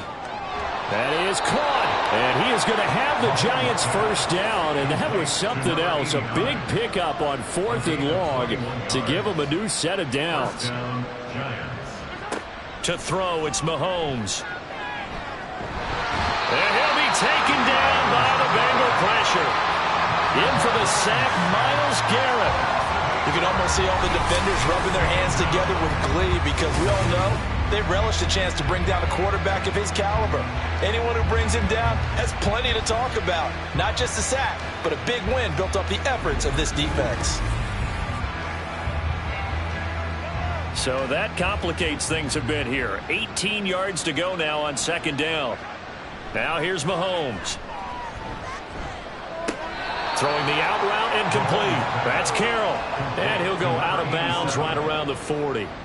The Giants on 3rd down. Not quite 50%. 4 for 9. This is going to be 3rd and 13. And this play comes to a halt at the 33. And obviously that's well short of the first down. 7 yards on the carry there, but now they're staring at 4th down. Mahomes and the offense staying out there. They'll go for it on 4th. Mahomes throwing on 4th. Work in the middle of the field, and he's got a man complete. And taking it to the 15-yard line before he's brought down. And we got a pause following the play because it appears a member of the Bengals in some discomfort. So this drive going to continue following the conversion on 4th. Here's 1st and 10. Touchdown! Devin Duvernay. With 2 touchdowns on the season, both in this game. And the Giants have got it back to a 2-score game here in the fourth. So a little bit of a letdown there defensively. I mean, look, you're still 2 scores to the good, CD, but things may be a little more uncomfortable than they had hoped. Yeah, if you'd kept them out of the end zone there, this game's over. You've locked the door on them. Instead, it's still open a little bit, and they've got a puncher's chance. Tyler Bass now for the point after. And the lead will be cut down to 14. So that drive spans 13 plays, and it was finished off by a touchdown by the New York Giants. From the end zone, here comes Williams. And that decision to bring it out ends up not being a good one. Costs him about 5 yards as he's tackled at the 20. The offense takes the field, and we turn our attention to Saquon Barkley. He's been a good workhorse. I know we use the word workhorse a lot, but he's been a good workhorse for him in this one. No doubt about it, and there's nothing wrong with that. That's what you're looking for if you're a back, because that means everything's coming together for you. The big guys up front have created space. You've run through it. You've probably got some help even from the wide receivers who want to catch passes as opposed to block, but they're helping out too. Yeah, everyone's pitching in. He's had a good game. Running again with Barkley on second down. And he's able to take this one up to the 35-yard line. 118 yards rushing for him now as he has been tremendous all day long. At carries like that, that's how they're going to continue to salt this thing away here, Charles, in the fourth quarter. Yeah, how about that? A new set of downs. Clock continues to move. No better way to close out a game than to tap those mastodons you have up front and say, guys, keep pounding them. Let's keep the ball, keep their offense on the sidelines, and let's close this one out. And that's good for a pickup of 10 yards. And that'll leave him with a second and just a few inches left. They'll drop the throw. He's going to have the hook. And now the ball's out. Fumble near midfield. And the defense not able to get it. From a defensive perspective, what's that moment like when you realize the ball is loose? It is a moment where all concentration goes right to the football. This is something you've talked about in all your preparation for the game. And you probably talked about this training camp. Knock the ball free, take it away from the other team, and now you have that chance. There's a little bit of deflation when they end up recovering it. They knocked it free, but couldn't take it away. They'll stick with the passing game as he looks to throw. This short pass into the hands of Njoku. Give him a gain of 5 on the completion, and it's second down. Brings up second and 5 at the 34-yard line. Again, he'll drop to throw. Able to find Higgins. And he's dropped just before the line to gain. 4-yard pickup leaves him with 3rd and 1. This will be play number 8 here on the drive. It's 3rd and a yard.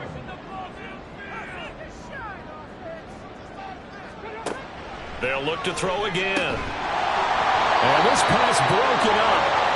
And the contact well timed there. And now 4th down.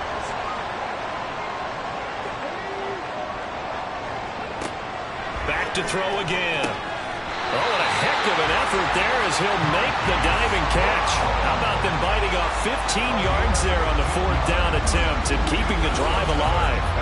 They're looking to put this game on ice in the 4th quarter, but still not afraid to throw it as they show there. You want to play the game with confidence, and they have a guy who's in control right now. Their trigger guy, throwing it, they feel just as confident with him doing that as they would if they tried to run the ball and run the clock out. And now they're inside the 10 as he's brought down at the 9. This is a 2nd and 4, ball at the 9. Second and 4.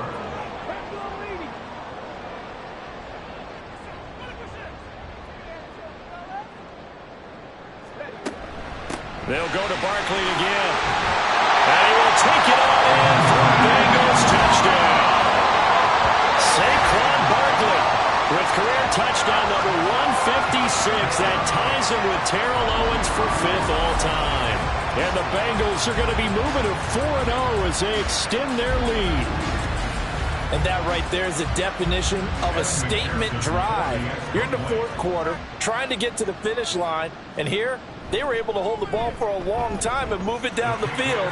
And how about them finishing it off with the touchdown run?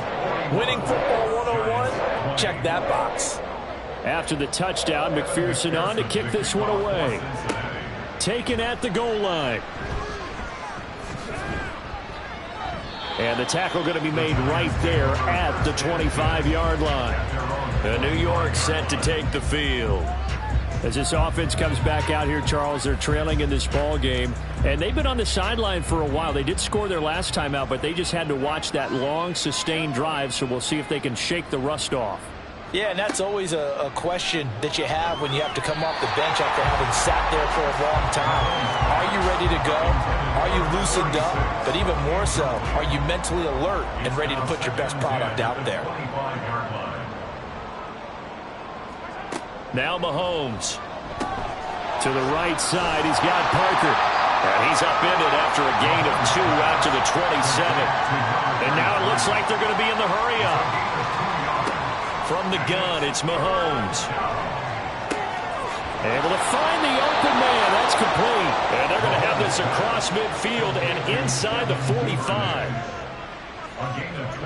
Throwing on first down is Mahomes. Right back to Duvernay. That's complete. And that's good for a pickup of 10 yards. And they'll be left with a second and about a foot. Mahomes to throw once more. And he drops it incomplete. And their struggles continue here. Even with such a big lead late, the effort hasn't lapsed one bit.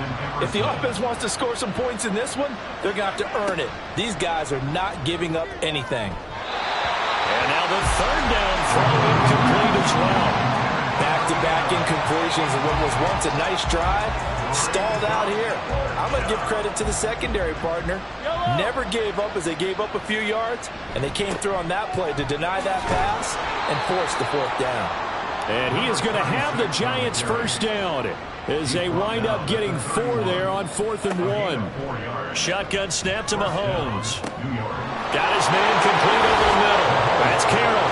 And all the way in. Touchdown, New York. A great effort there. 31 yards. And the Giants get a bit closer. The fourth quarter touchdown there, back to a 2-score game, but time is not their ally.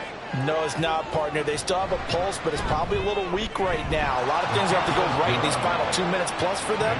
I think they have to be thinking onside kick here, and we know how difficult those are to recover.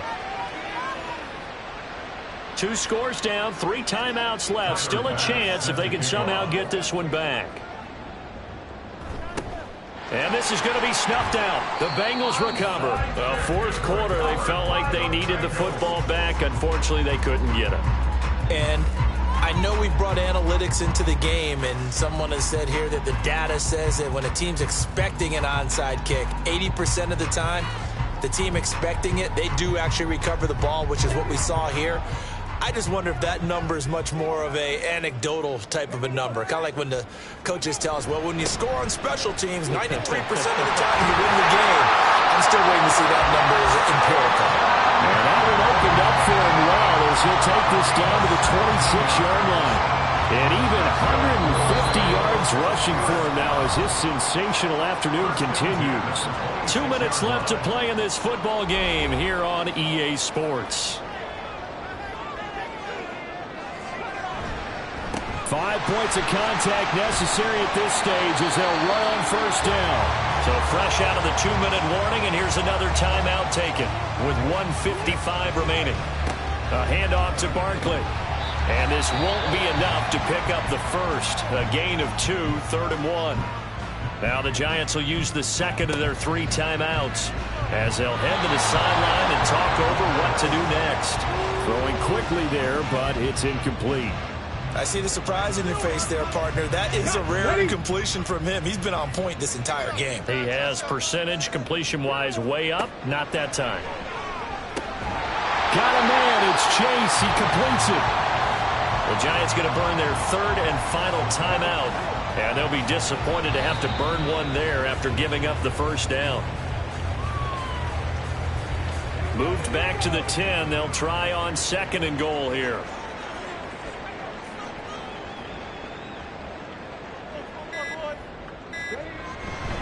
Here's a give to Barkley. And a short pickup there down to about the 9. The second down play, not much better than the first, just a gain of 1 there. It's now 3rd and goal.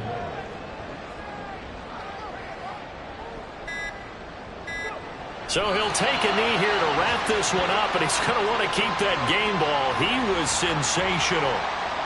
And the clock will roll down to zeros. 4 weeks in, 4-0. I don't think anybody needs to alert the 72 Dolphins just yet, but great start to the season. Great start. How about him taking a knee at the end, and there's no better feeling for a team than to do that, to close out a victory. But you're right, at 4-0, they're sending a message to the rest of the league. They're going to be tough to deal with.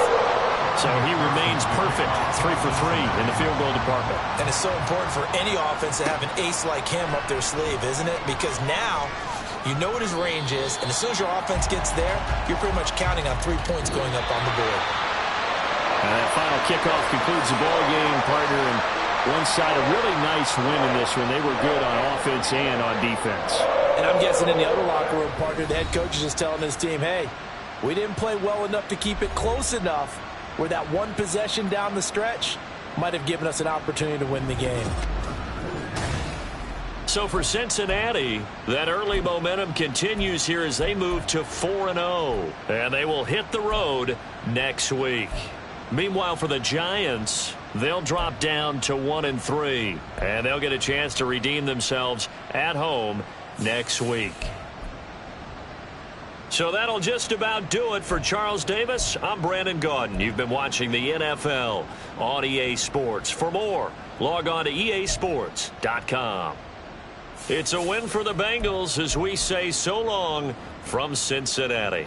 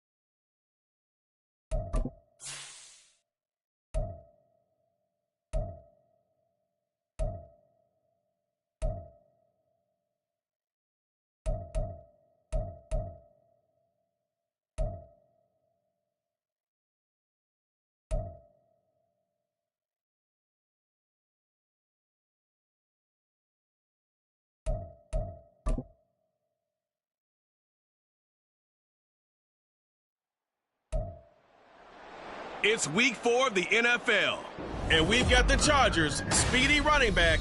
He really helped drive them a week ago with a 3-touchdown game. It's the Chargers and the Titans. All that and more coming up next. From the second largest city in the U.S., Los Angeles, California, we've got football as EA Sports coverage of the NFL is on the air. Today, it's week 4, and we've got what should be a great one here, as it'll be the Tennessee Titans taking on the L.A. Chargers. Hi, everybody. Brandon Gaudin alongside Charles Davis. And, Charles, we take a look at this Charger club entering play here. They've got to be pleased with the start to this season. Obviously, a perfect 3-0. 3 good quality wins, too. It's got people in the locker room excited.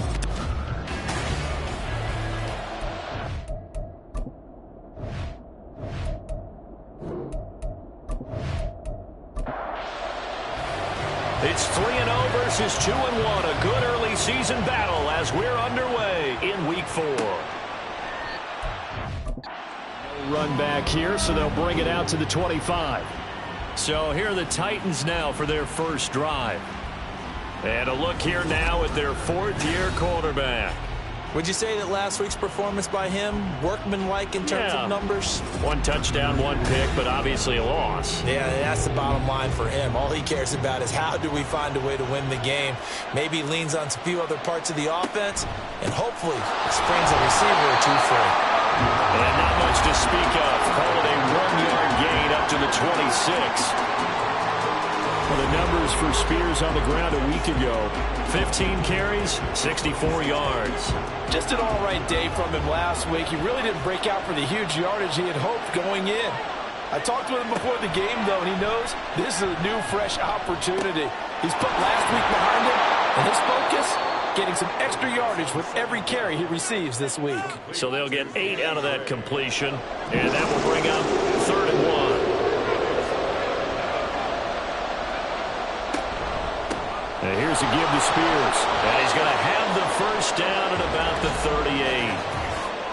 Offside, defense.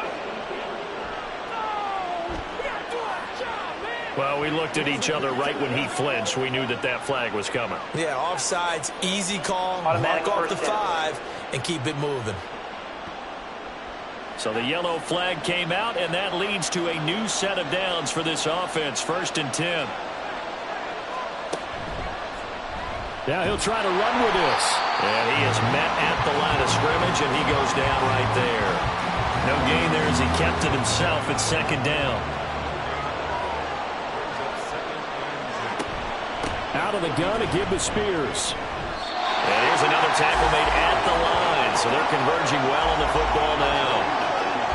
2 runs for a net gain of nothing. Now here's 3rd and 10. They'll look to throw. Eluding the pressure right. And now the ball's out. Fumble near midfield. And getting this just shy of midfield. They'll spot it at the 49. Much like a running back going through the line, quarterbacks have to be aware of protecting the football as well. He left it exposed that time. Wound up having it knocked free, but fortunately, had an alert teammate who was able to get it. Now here's a throw. It's complete. This will be stopped about 2 yards shy of the marker. 8-yard gain, 2nd and 2. Now a 2nd and 2.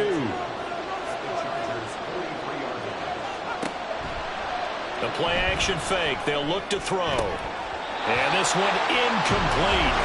Too much contact to hold on to that one, and it's 3rd down.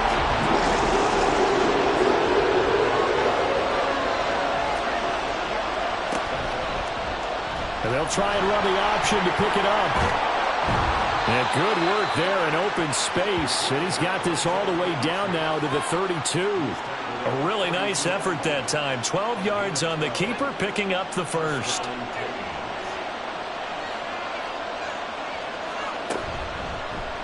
And he's going to keep this again. And a good-looking run there as he'll take this inside the 20 and down to the 18-yard line. Another nice gain, 13 yards that time, and another first down.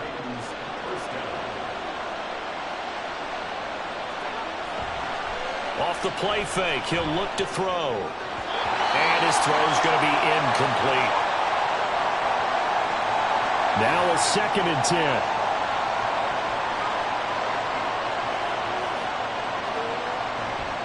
Here's a play fake as they set up to throw. And that nearly an interception here on this opening drive, but he gets a reprieve. It's 3rd down.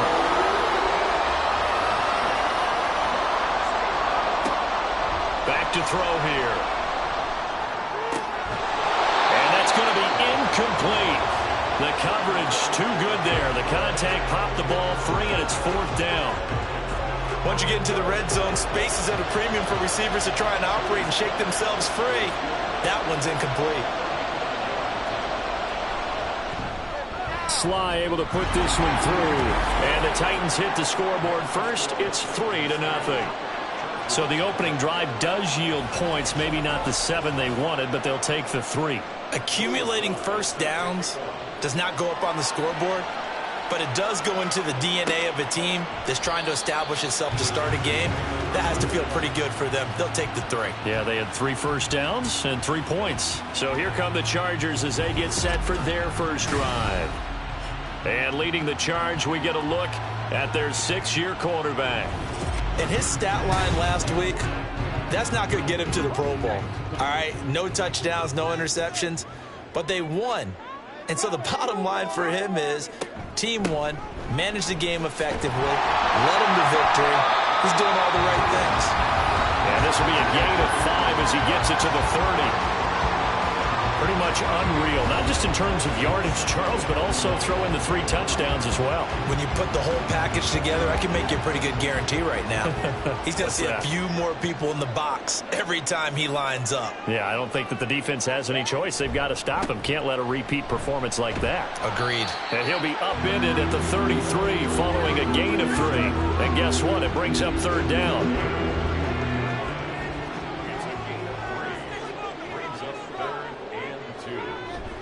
Trying to run for it with Pollard. And he won't be close to a first down as he runs into a wall right around the line of scrimmage. No gain on the play there, and it'll bring up 4th down. Strong start by this defense. 3rd and short, they go with a run. Stonewalled for no gain. I played for a guy who always talked about setting tones and meeting force with force. That felt like it on that play, didn't it? And they met it in a big way and won. What a great job by the defense. And a fair catch called for and made just outside the 15-yard line. So a change of possession here on the punt. And it'll be Titan football. The Titans coming back onto the field for their 2nd drive. They've got a 3-0 lead and the football as they start 1st and 10. They'll try and start this drive in the air. And that one drops down, incomplete. Good coverage there, forced the ball free, and it's 2nd down.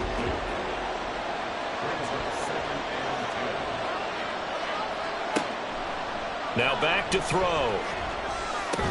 And his throw is incomplete. Anytime he reads man coverage, I don't think it's going to be the only time he'll try and hit that route to the outside in this game. He'll test the perimeter. But that time, they were up to the challenge. On 3rd down, he'll drop to throw. A shot downfield for Burks. And it's knocked away and incomplete. Zone coverage there, and they were playing deep. That makes it obviously a little bit harder to run by guys. And that time, there's not much of a window to get the ball in there, and it winds up incomplete. And just a single punt for him in the loss last week as he sends this one away. So possession goes over here on the punt. And it'll be Charger football here as they take over. The Chargers get set to go here for their 2nd drive. And they'll certainly be trying to do better than that first drive where they went 3 and out. And sometimes the first drive is just simply to settle nerves. You know what it's like at the start of a game with the emotion, guys a little bit jumpy. You do. Oh, you understand the same way. It's just like us calling one, right? Making sure we ease into the game, let it come to us. Well, you went 3 and out. And now they have that opportunity. No, you didn't go 3 and out. I went 3 and out on that first drive. I'll try to do better here. And that play went nowhere. Losing yardage. It'll be back at the 36. The threat of a 2nd straight punt to start the game is looming as they come up 3rd and 10. He'll look to throw. He's got his target. That's complete. And he is going to have the Chargers first down as they're able to get the third down conversion. That's a play that will likely be forgotten when you talk about big moments in this game. But plays like this are critical to keep drives going. And if points result, we'll call this play significant.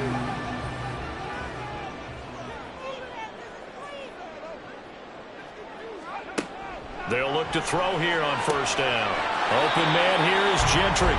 And they go backwards here, losing yardage back at the 48-yard line. 2nd and 11 now.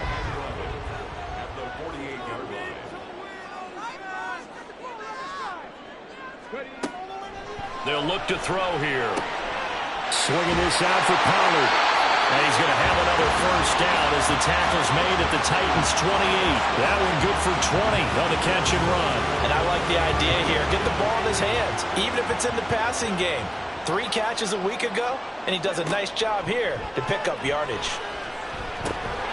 Drops this underneath for Pollard. So give him 5 yards there on the pitch and catch, and that'll bring up 2nd down.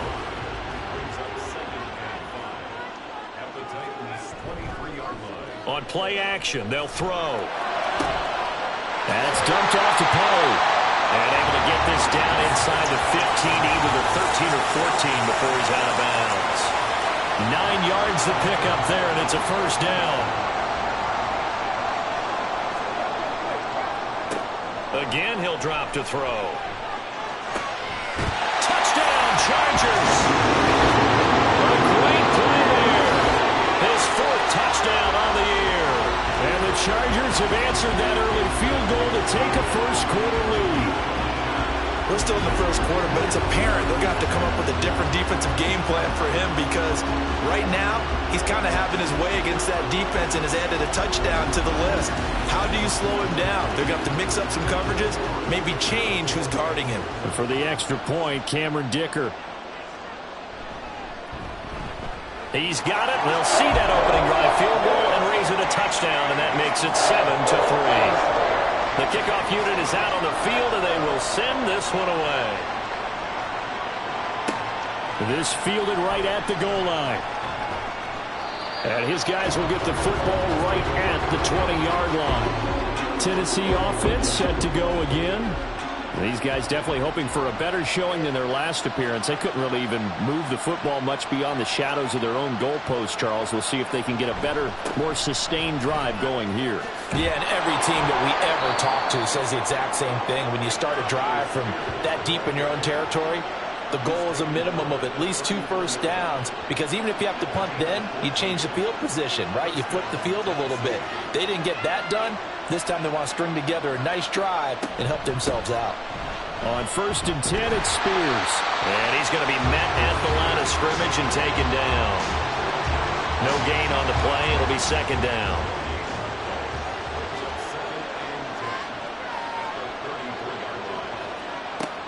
They'll set up to throw. That one's taken in by Spears. And he will lose yardage here to the 31-yard line. 2 yards the loss, and now 3rd and 12.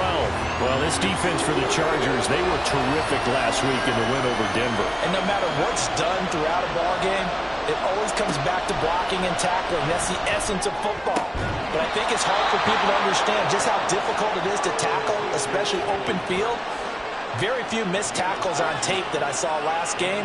This team does a nice job of getting their opponents on the ground.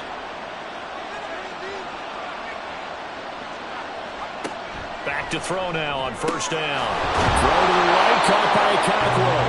And he's going to be brought down on what will be the final play of this first quarter. After 1, 7-3 the score on EA Sports. 2nd quarter now, Titans in possession of the football.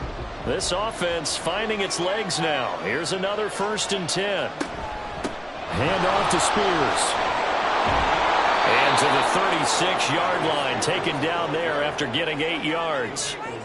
You know what really fires up offensive linemen? When the guy that is carrying the ball behind them can create his own space and break a tackle along the way. 2nd and 2. He's going to find his running back. It's complete. And this time not quite to the 30. It'll be down at the 31-yard line. Line of scrimmage, the 31 now on 1st and 10. Now a shotgun snap as they'll look to throw. Got his man, Okonkwo. And they'll work it inside the 15-yard line before it's all said and done. The Titans efficient passing on this drive. There's another first down. This is where you can try and get a tight end in space. They like this matchup, so they're going to let their 2 receivers to his outside run simple little short routes, hoping to suck up the secondary. And that'll free up space for their tight end on a corner route to make a big play. He'll complete this one to Okonkwo. 2 yards on the pickup there, and it'll be 2nd down. 2 yards on the pickup. It's 2nd and 8 at the 13-yard line. Here's the option. And he'll be taken down here at about the 11. Only a yard there on the keeper, and that's going to leave him with a 3rd down. So 7 yards from the first down here as they come up to the line of scrimmage. He'll look to throw. And it's caught in the end zone. Touchdown, Tennessee. Danny Gray. An 11-yard touchdown. And the Titans are able to move back in front. Such an art to dot the I, just get the feet in right there against the line before going out of bounds. And now, of course, all scoring plays are reviewed, and I think they're going to take an extra long look at this one. They're taking a peek at whether or not those feet were in bounds, and obviously a big call here in the end zone. And not just the feet. How about the hands? How's the ball possessed while the feet are hopefully getting down in bounds? That's what they're trying to look at to see if it all comes together. So they called it a touchdown originally, and this will stay a touchdown after the video review, so they had it right. The extra point by Sly is up and good. And the lead is now 10-7. Joey Sly now to kick off after the touchdown.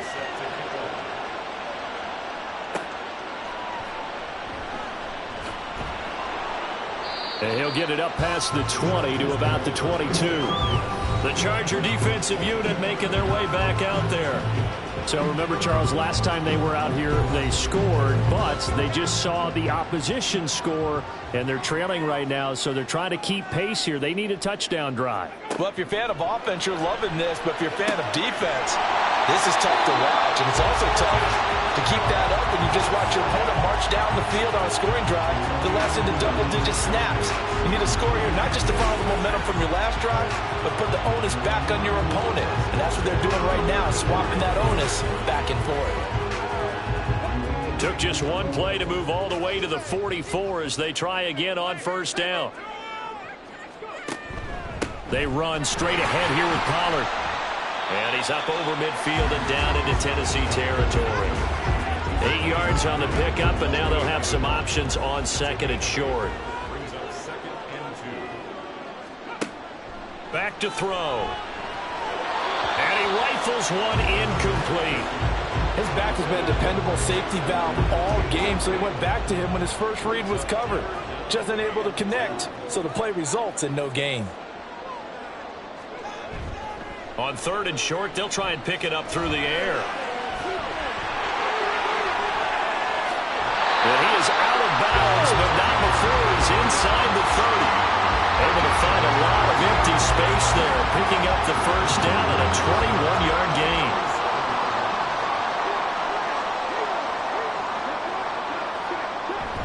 Pollard will take it up the gut.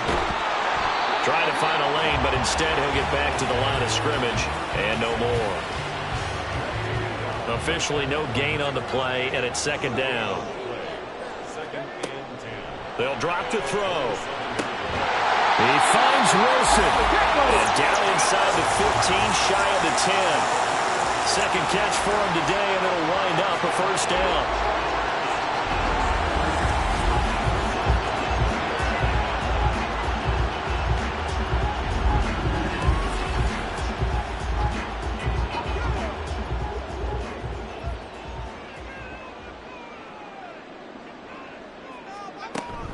Option play. Here's Pollard. And he'll find his way down inside the 10 to the 9-yard line. And it appears we have a Charger shaken up on that last play. More from L.A. in a moment. Ball at the 9 on 2nd and 8.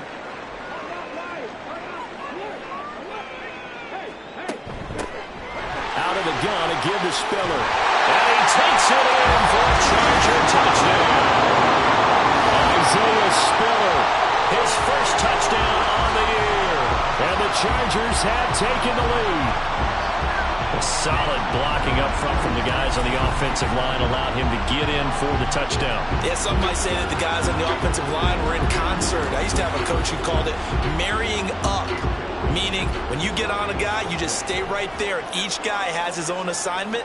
That allowed the runner to make the big move towards the end zone. Extra point up and good by Dicker. And the lead is now 14-10.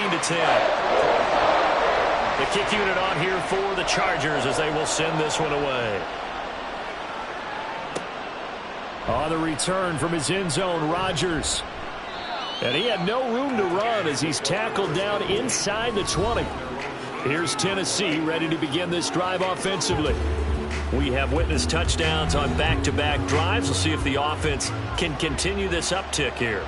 And I know you're looking at me funny. You're wondering when I'm going to get upset watching these guys go up and down field, aren't you? I wasn't looking at you. I got something in my eye. That's the excuse that you always use for something like that. Listen, I appreciate good offensive football as much as the next person. When it's played well and is skillful, I'm with it. And right now, this is exciting. Oh, the defender likes it. On the option, here's Spears. And he'll get this one up to about the 39 here. 44 yards rushing for him now in the ball game. Now 2nd and 3.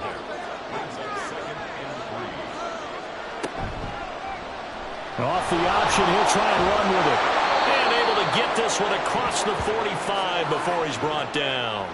Nice pickup, 10 yards and a first down on the keeper. So I tell you, there is no antidote for speed, even at the quarterback position, as he keeps it himself and turns it into good yardage. And it still takes time for a defender to react. Even as quarterbacks carry the ball more and more in today's NFL, they're still a little bit in disbelief and realize, oh my goodness, he's running with the ball. He may be 8, 10, 12 yards downfield at that point.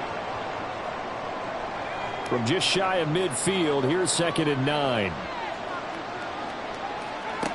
Now they'll switch it up here and look to throw. And they will not get the connection there. It's incomplete. Well, he left no doubt about that one because even though he hasn't left the pocket, he's got a receiver in the area. So it's not grounding, even though there was no way that ball was going to be caught.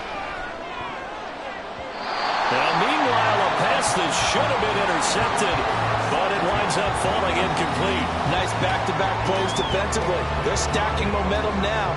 1 incompletion, 2 incompletion. They're going for more. And he gets it away. A directional kick going toward the sideline. That one sails out of bounds. The side judge will walk it off. And he says it went out of bounds at the 9-yard line. Nice punt. There again is the running back as he trots onto the field. The passing game, they've had more success there than the running game. Maybe something they game plan for. How come they didn't tell us about it? Because they wanted to keep it a secret. We did ask, didn't we? But I think what happened in this one is they've realized that they've established the run pretty well, and teams are going to key on that. They thought they could open it up and have success through the air, and that's exactly what's going on. Yeah, they've had success, at least so far here in the second quarter. He finds his man, complete. That's Gonzalez. And he's got it past the 30 before he's hit and dropped. The time is called. Looks like a member of the Titans in some discomfort out there. More from L.A. in a moment. Back-to-back good plays have him on the move on first down.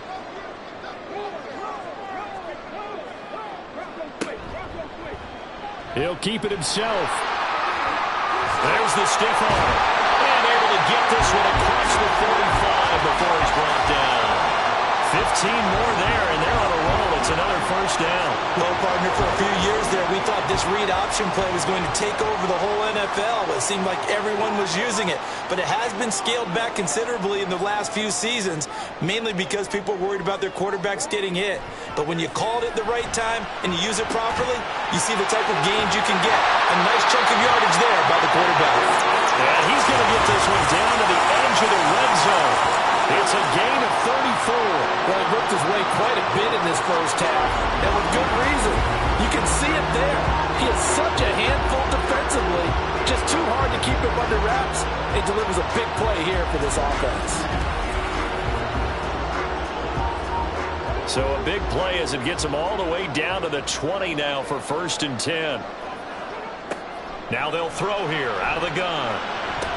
To the end zone, but it's incomplete. Right up to that point, I was about to say he's had a pretty good half catching the football, but let's just be honest about it. He should have caught that one. And he knows that. That was one right in his breadbasket and one he normally catches. Another throw on 2nd down, and this one incomplete as well. That play call wasn't there for them against that coverage. So they're going to spin the dial now in their playbook and come up with one more shot at the marker to try and keep this series going. Back to throw again. And he's in for a Charger touchdown. Taking it in from the 20. And the Chargers go coast to coast and finish the drive off with 6 points. This is a great decision right here. Out of the pocket to his left, and he knows if he waits too long, the defense is going to be all over it. So he makes a decision to go and wins the race to the pylon. Dicker now to tack on the extra point.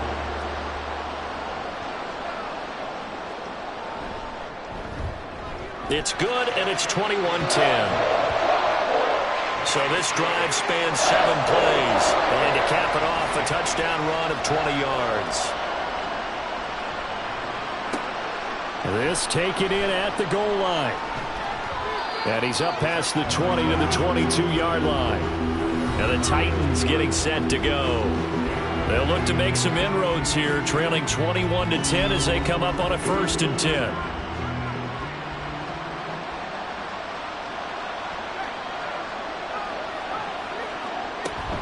Now Spears to begin the drive. And they'll get to him quickly here as he'll get a yard, just a yard to the 22. Now 2nd and 9.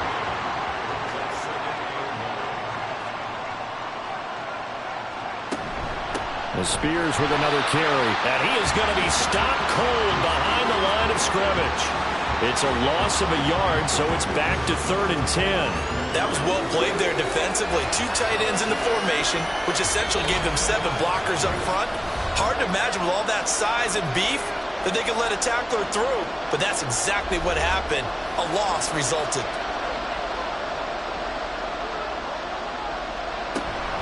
On 3rd down, here's Spears. And a good tackle there right around the 30. Stops him short of the 1st down. Now a timeout called for by the defense. It's just their first, so they'll have 2 remaining here before we get to halftime. Well, on that punt, we've got a man shaken up. More from L.A. in a moment.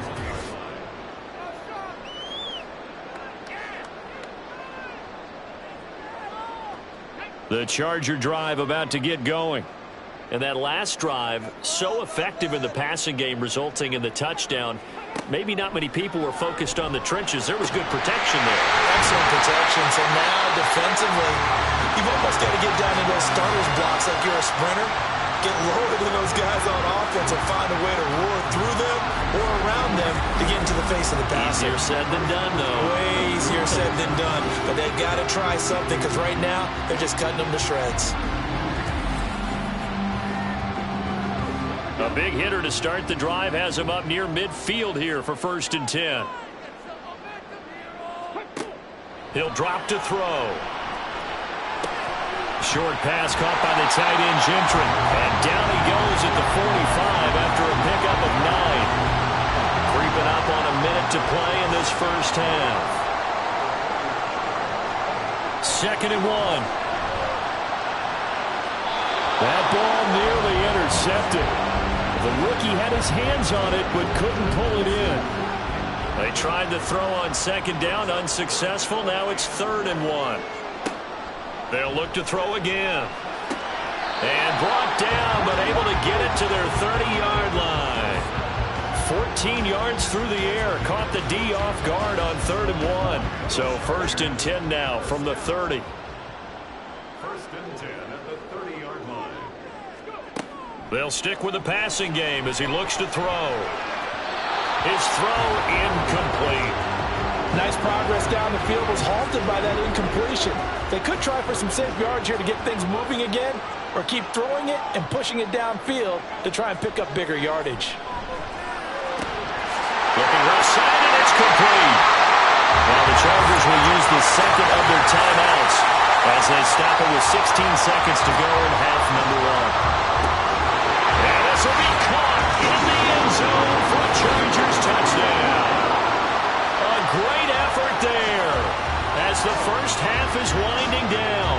And the Chargers will extend their lead here just before halftime. And, Charles, they continue to have trouble stopping him as he's into the end zone yet again. Yes, multiple series now that have ended with him in the end zone. A perfect plan on how to utilize him best when they get in close.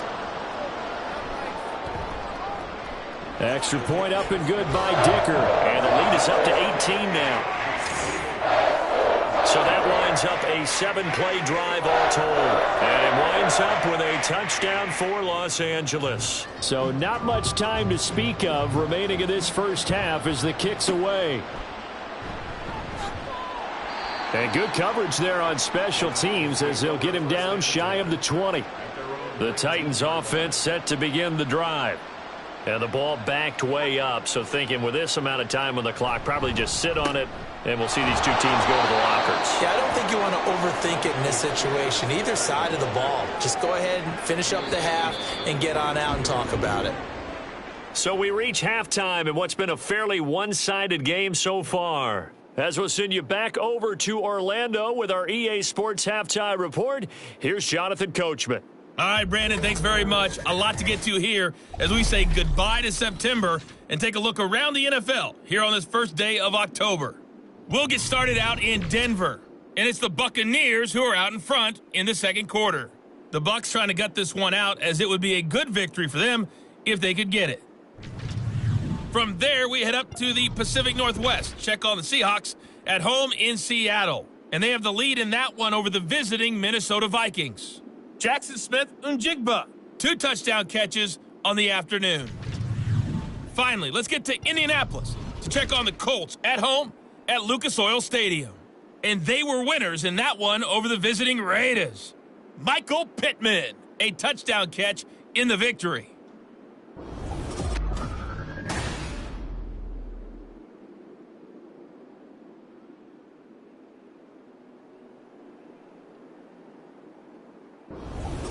All right, Coach, thanks very much. Fine work as always as we welcome you back for quarter number 3. So the Chargers will start the second half with the lead and the football as we're underway in the third quarter. From a yard or two deep, here comes a return. And a nice return sets him up pretty good here right at the 30-yard line. So here are the Chargers to take over. They're on a 3-game winning streak and right now looking good in this one as well. So 1st and 10 now from the 30. Third quarter starts with a run from Spiller. And he gets this to the 35. Good for a gain of 5. That's a really good gain right there. They pick up 5 yards halfway to a first down. The only problem now in the huddle, everyone's going to want to touch the football. Be a lot of chattering now because they've seen that they can move the line of scrimmage. Flushed out right. He stiff arms him. And he's going to be out of bounds right at midfield. The escapability in evidence there is that one good for 15 and a first. This is where the NFL is headed year by year, partner. A league where just about everyone has someone under center who can get you with their legs as well as their arm. And we've certainly had a nice display of that from both QBs in this game. And that continued with that first down run. And just 1 yard here from the 49 to the 50.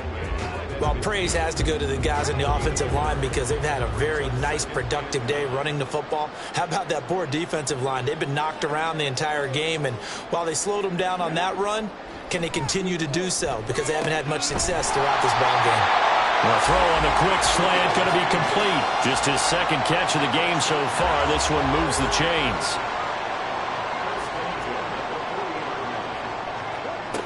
They'll look to throw here on first down.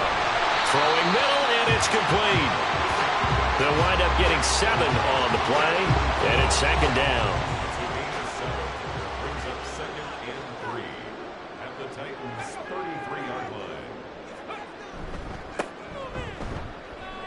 stiff-armed him. Oh, he sheds himself free. And brought down, but not before they're inside the 25. A 10-yard pickup, and it's enough for a Charger first down. We don't talk about it very often, but sometimes there's a dip in intensity when you start the second half, which can manifest itself in some sloppy tackling. And how about right there? He ran right through that weak tackle attempt. Oh, he's got a man wide open, complete. Touchdown. 23 yards for the touchdown. And the Chargers take the opening kickoff of the third quarter and drive right down the field to extend their lead. So another touchdown there, and even though we're still just here in the third quarter, kind of hard now to see them giving up this lead. And this is just an offense that's imposing its will right now. You name it, they're able to do it. If you're the play caller, whatever you want to select is there. You want to run it, you want to throw it, pick a play, any play. They're rocking and rolling right now. Extra point up and good by Dicker. And they open the lead up now to 25. Rodgers going to return it from his end zone. And only able to get this to the 19, so probably should have opted for the touchback. The Titans offense gears up for their first possession of the second half.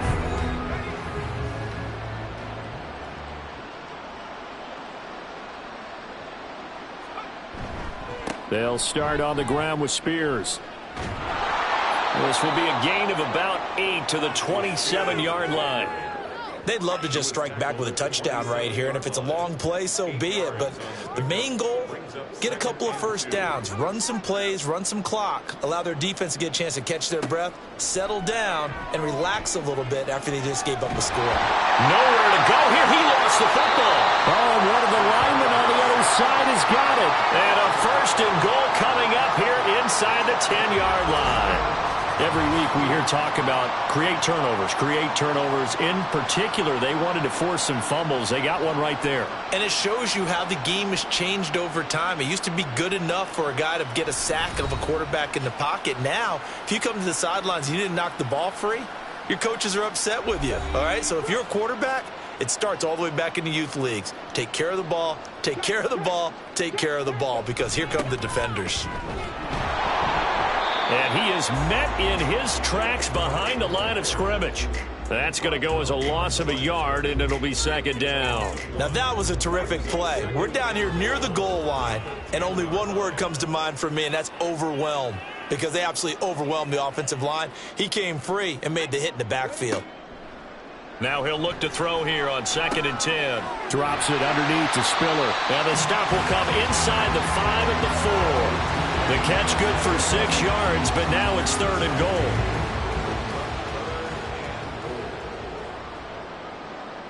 Let's go now. Ready. Looking to throw. That's going to be caught by Gonzalez. Touchdown, Chargers. 4 yards on the touchdown grab. And the Chargers take the forced fumble and convert it into 6 points. Well, he has been fun to watch throwing the football in this one. And it's certainly not fun for that defense, though, Charles. Now up to 4 touchdown passes in this ball game. Yeah, we're supposed to be neutral, but I'm feeling their pain right now because he has absolutely carved up this secondary. A clinic on how to attack a defense and take them out of the game. Extra point up and good by Dicker. And the lead grows even larger here in the third quarter.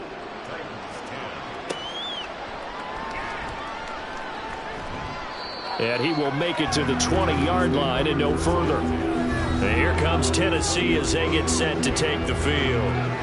Last time out, they had the fumble. That led to the touchdown. Not a great look on either side of the ball as the defense gave up the points too, Charles. But they've got to take care of the football and do better here on this possession. It's certainly been a tough stretch, partner, for both of those units, and they kind of put their defensive mates in a really tough spot there by dropping the ball on the ground. But an easy way to make it up to them, get out there now and get some points on this drive. Back to throw now on 2nd and 10. Across the formation, Burks has it. And they're able to get this one across the 35. So here's a 1st and 10 at the 38. And now a run with Spears. And nothing much materializing there on the first down run. He'll get a couple, and that's it. They suspected that it was a power play up the middle coming at them, and boy, were they right. That defense got downhill in a hurry and limited them to just a couple on first down. Shedding through the defense. Now, during that run, an injury here. We got one of those big blockers in some discomfort. More from L.A. in a moment. Here is 3rd down and 4.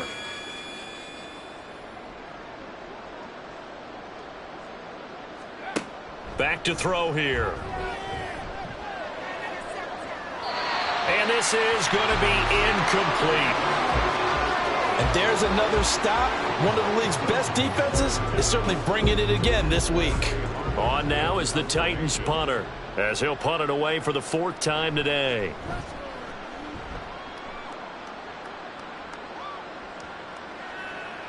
And that'll hit at the 5 and go into the end zone for a touchback. The offense for Los Angeles returns to the field. Well, this offense, this team, they are rolling right now, Charles. They've scored on 3 straight possessions. You look at the scoreboard, and they pretty much right now got this thing on cruise control. Yeah, and this is that time of game where you and I have to be prepared, right? Isn't this kind of like that empty the bucket time where you have to go into your blowout material and make sure we have some different things? That's what we're staring at right now, the way this one is going. First play of the drive goes the wrong way. Here's 2nd and 12. Right back to Spiller on 2nd down. And he goes across the 20 to the 22. 4 yards on the pickup there, and now they're left with a 3rd and 8. They'll be in search of 8 yards here as they hope to convert the first down. On 3rd down, he'll drop to throw. Oh, he had him. He was open, but he couldn't get it to him. It's incomplete. Nice call by the defense there on 3rd down. Just flood the field with extra defensive backs in their dime package. Nowhere to go with the football. Forces the incompletion. On is the punter Scott here as he gets this one away. Fair catch signaled for and taken just shy of the 30-yard line. Here's Tennessee ready to begin this drive offensively. See if they can put this drive in the end zone, Charles, because it's been a little bit of a rough go at times. They've had to punt the football a ton in this ball game because of stalled-out drives. So are you saying that you're kind of tired of seeing the punter run out there and do his thing during this game? Is that what you're trying to say? Well, I mean, I'm okay with it. I have a feeling that this offense, they don't want to see the punter again. And frankly, the punter doesn't want to run out there anymore himself. He would love to see his offense put together a drive and give his leg a rest. They go play action here on 1st down. And oh, that nearly their first pick of the game, but it falls down to the ground incomplete. 3rd quarter now from SoFi Stadium. Here's a 2nd and 10. They'll look to throw here. Over the middle, and he's got Gray. And he's brought to the ground with another 1st down at the Chargers' 43.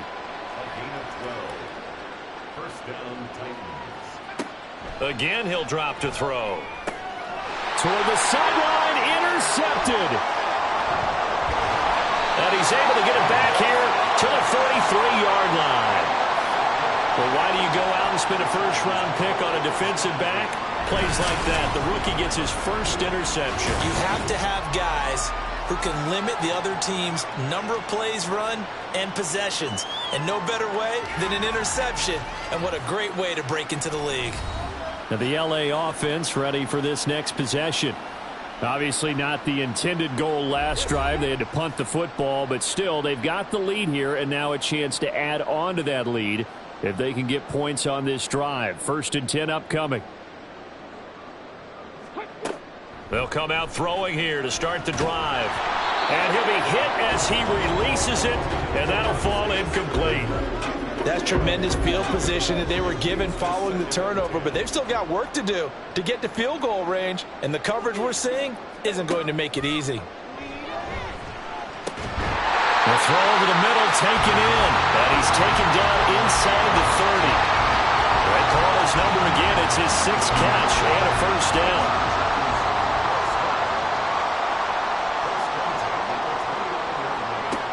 Now back to throw. Letting one go deep for the end zone. And this is caught. He's got it. Touchdown, LA. A great play there. with 2 touchdowns on the season, both in this game. And the Chargers get another third-quarter touchdown to add on to that lead. A familiar refrain, a turnover leads to a touchdown, and that lead grows even wider now here in this third quarter. Yeah, partner, I'd say though. And now before we get to the extra point, remember all touchdowns do have to be confirmed by the replay official. They're taking a peek at whether or not those feet were in bounds, and obviously a big call here in the end zone. And not just the feet. How about the hands? How is the ball possessed while the feet are hopefully getting down in bounds? That's what they're trying to look at to see if it all comes together. Extra point try now from Dicker.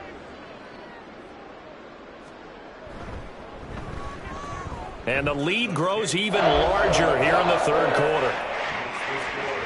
The drive there only spanning 3 plays. And it ends with the Chargers getting into the end zone. The drive will start at the 25-yard line here as Rodgers will not return it. The Titans now just about ready to take over. Well, we're still in the third quarter, so there's some time to kind of clean this up and make it look more respectable now. A win, that's probably gone out the window, Charles, but I don't know. Do you look at this as a time to just improve and maybe start to look towards the future? I think you have to find something to play. And got his man complete. And they'll get this well past midfield before being stopped just before the 35. So how about that for a chain mover? They're all the way down inside the 40 now for 1st and 10. Here's a run by Spears. 79 yards rushing for him now to this point. Brandon, all things considered, they have to feel pretty good about getting that type of a gain considering the blitz that they just had against them. 2nd and 3. Now a quick throw there, but it's going to be incomplete. But they certainly aren't letting up today, partner, because they've forced big turnovers already, and it's been incredibly tough for them to get yards against, let alone put points up on the board. He's got his target. That's complete. And he'll be out of bounds just inside the 25-yard line. Under a minute to go in this third quarter as they come up 1st and 10. The play action fake. They'll look to throw. This is caught. And it's a Titans touchdown. 23 yards for the touchdown. And the Titans are able to at least get one score back. Well executed there offensively. Defense looked a little confused, but he found his receiver, and that one good for 6 points. And the payoff we just saw there tells us how many times they ran this play in practice over the past few weeks, because they executed that flawlessly right here on game day when the situation arose. Extra point by Sly is up and good. So they do get one score back, but still a long way to go here in the third quarter. From a couple yards deep, he'll bring it out of the end zone. And he returns this to the 22. Now the Chargers offensive unit ready to see what they can do here. Still well in control of this ball game despite giving up that touchdown a moment ago.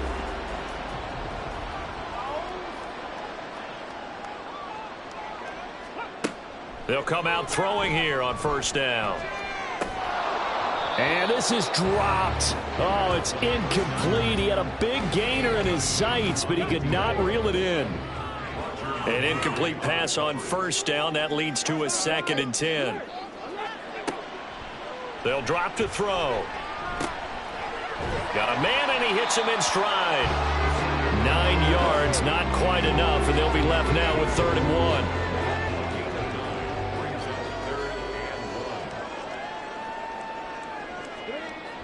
He'll look to throw. Short pass caught by the tight end Gentry. And he is going to have the Chargers 1st down by a couple of yards as they're able to convert there on 3rd and 1. 3 quarters have come and gone. You're watching the NFL on EA Sports.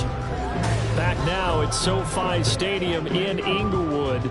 From the 34 now, here's 1st and 10. And this is a blowout so far as we get set for the fourth quarter. A very one-sided affair. On second down, here's a keeper by the QB. That's going to wind up a loss of a full 3 yards on first down. Well, he's had success running the football in this one. Yeah, that's undeniable. But that time, the defense was on to it. And, partner, I think the more you see a play like this, the more they're able to diagnose it quicker and easier for them to defend it. I think you have to dress it up a little bit and show maybe some different formations and looks. They'll wind up getting 10 back as that sets them up for third down.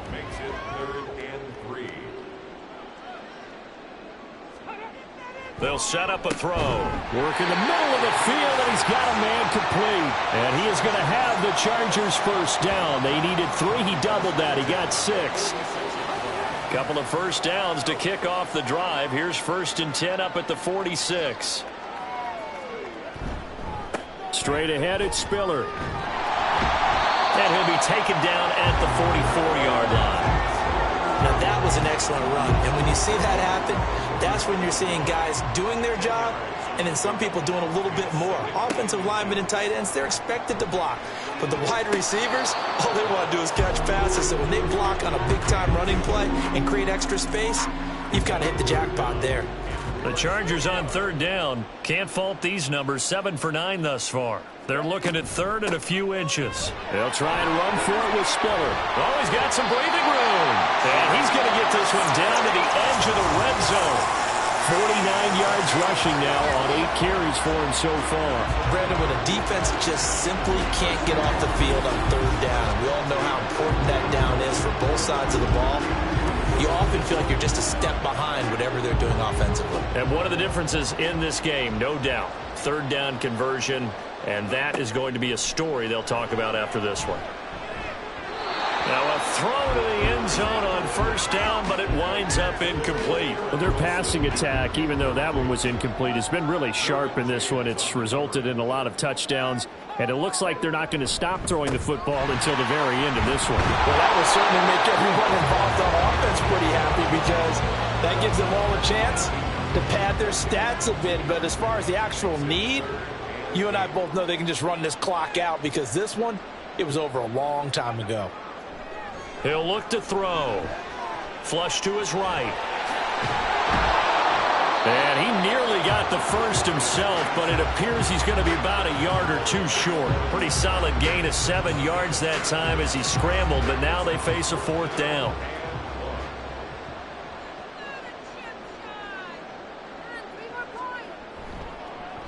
And his kick here is good. And that will extend their lead even further. Well, ultimately not really sure that they're going to need those 3 points, but they'll take the 3 and they pad that lead. Yeah, this one's already wrapped up, but you and I both know if you're an offensive coordinator, you never let up on the gas unless the head coach tells you to do so. And maybe you've actually clicked him off in your headset so you can keep calling plays and trying to add to this lead. And not much happening on the return as he'll get this to about the 23.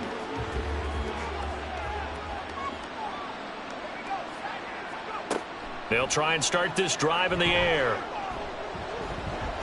And his throw here is incomplete. Defensively, you look at the numbers. Another incomplete pass that we just saw, and they're under 200 yards passing for the game, so they've done their job on that side of the ball. Yeah, recently I was actually working a game where a quarterback had a streak of 5 straight games without a 200-yard game, and that was a big talk both in his town and amongst his team. How do we get the passing game going? So big credit to them holding them under 200 today. So from the 39 now, they'll come up on a 1st and 10. They're going to look to throw. That's to the right sideline, and it falls incomplete. A lot of times it's that first read that you have. Maybe you get it in pre-snap, and he locked in on his target, but he was covered quite well, and that one's incomplete. Back to throw again. And this time he's got the hook up. It's complete. And they bring him to the ground just shy of midfield. 2 first downs have him up near midfield now on 1st and 10. They'll look to throw again. A quick throw there is incomplete. Offense was moving it a little bit, had them back on their heels, but they earn a brief pause by forcing the incompletion. That gives them a quick chance to regroup and try and mount a stand before they're backed up even further. Now this one to his tight end out on the right side. And he's brought to the ground with another first down at the Chargers 40. It's a gain of 10. And the Titans first down.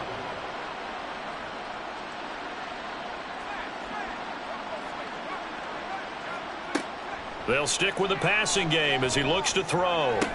And the throw left sideline here is caught, but they'll rule it incomplete. Couldn't keep his feet in. Second down.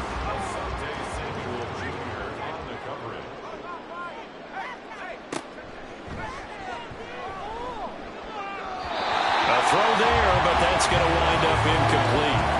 A misconnection there. He's hit on just 50% of his passes thus far.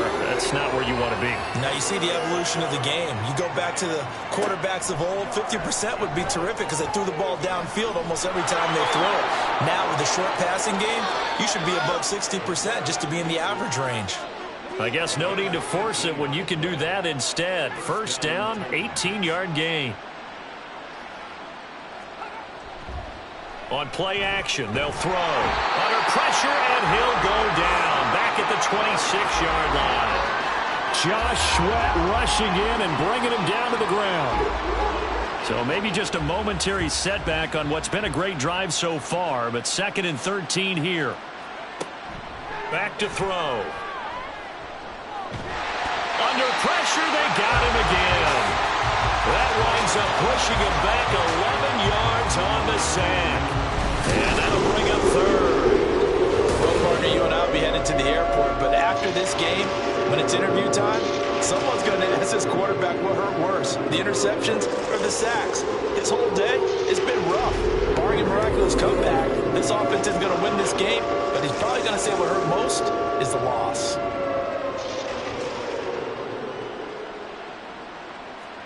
Now on 3rd and long, they'll look to throw. The throw right side here going to be incomplete. What a difference a week makes. Last week he hit on over 80% of his passes. This week he's down under 50%. What do you see as the difference? Well, I think we're used to seeing a drop. If someone's over 80%, they're not going to hold that number, not in this league. But a drop under 50%, that just tells me that the defense, they spent a lot of extra time on game films and came up with a really good plan to try and chip away at his timing. Now listen, now no kick from 50-plus is a gimme, but here you're indoors in a dome. You'd think ideal conditions. Yeah, and it's one that he would expect himself to make, not just us expecting him to make it. Over the years, my theory is very simple. The athletic ability of kickers continues to get better and better. Check their backgrounds. They were all county, all state, at other positions, not just soccer players. These guys expect themselves to be great as well. And that's going to be good for a Chargers first down as he's got this up to the 45-yard line. Another example of this offense really having their way, Charles, and another big chunk play there on the ground. And when you look at the defense, they've got to do a much better job of wrapping up when they tackle. A lot of great opportunities continue to slip through their fingers, as do the runners. Well, they're going to get about 3 here out of this first down run, and that'll bring up 2nd and 7. From the 42-yard line, here's 2nd down and 7. Option play, here's Spiller. And he'll take it inside the 40 to the 39-yard line. And now we've got a stoppage for an injured player, and that appears to be Garrett Wilson, who is shaken up on the play. More from L.A. in a moment. The Chargers on 3rd down. They've had plenty of success. 8 conversions, looking for a 9th. This is 3rd and 4. They'll look to throw. Able to find the open man. That's complete. And he's going to have another first down as the tackle's made at the Titans' 27-yard line. And it appears we have a Charger shaken up on that last play. More from L.A. in a moment.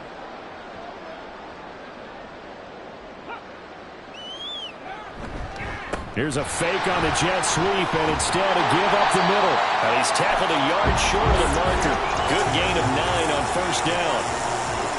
Coming up on the final 2.5 minutes. And boy, has it been fun to watch this offense operate. Quite the display, and now they look to polish it off. Off the play fake, he'll look to throw. This is caught. And the Chargers are going to be set up with a 1st and goal on a pass play that moves them all the way down to the 1. There's absolutely been no stopping this offense today. They already have the big lead, obviously.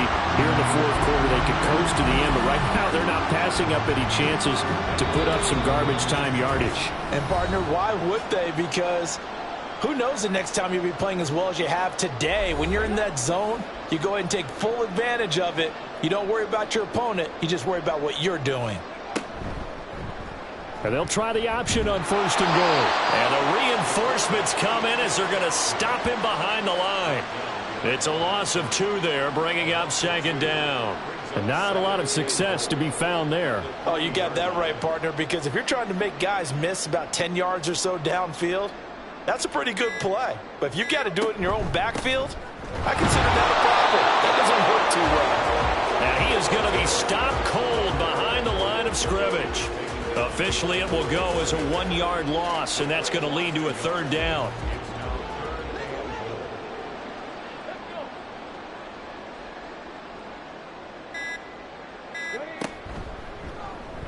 And they'll try and run the option to pick it up. And he is going to lose yardage here.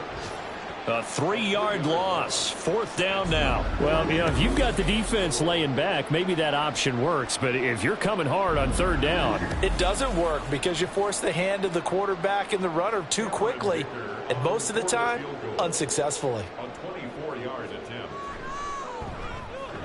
And this one is right through. And that will extend their lead even further. So a nice kick there as they are able to add on to their lead. And that's exactly what you're looking to do. Maneuver yourself into range. That way, if your drive stalls out, you're able to get something out of it. And they do so right there.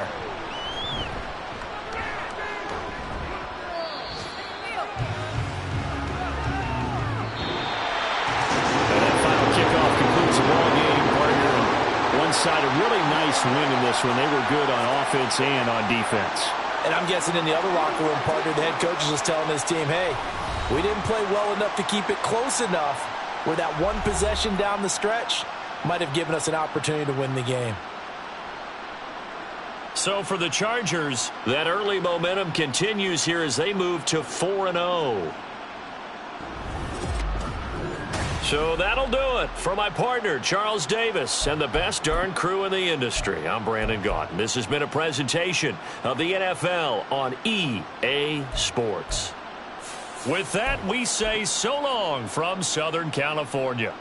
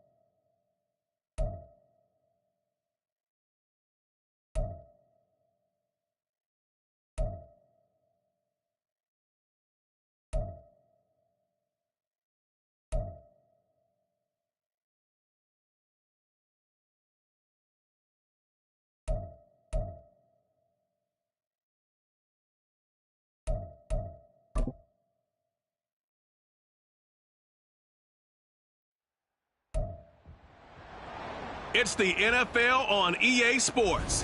And coming up, we'll see Kenneth Walker. He's coming off an incredible effort with over 200 yards rushing a week ago. It's the 49ers and the Packers on Monday night.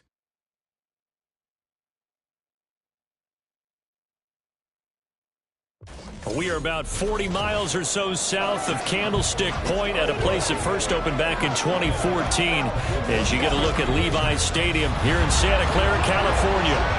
Today, boy, what a matchup. Two NFL franchises with so much history, so much tradition, getting set to do battle here as it'll be the Green Bay Packers taking on the San Francisco 49ers. With Charles Davis, as always,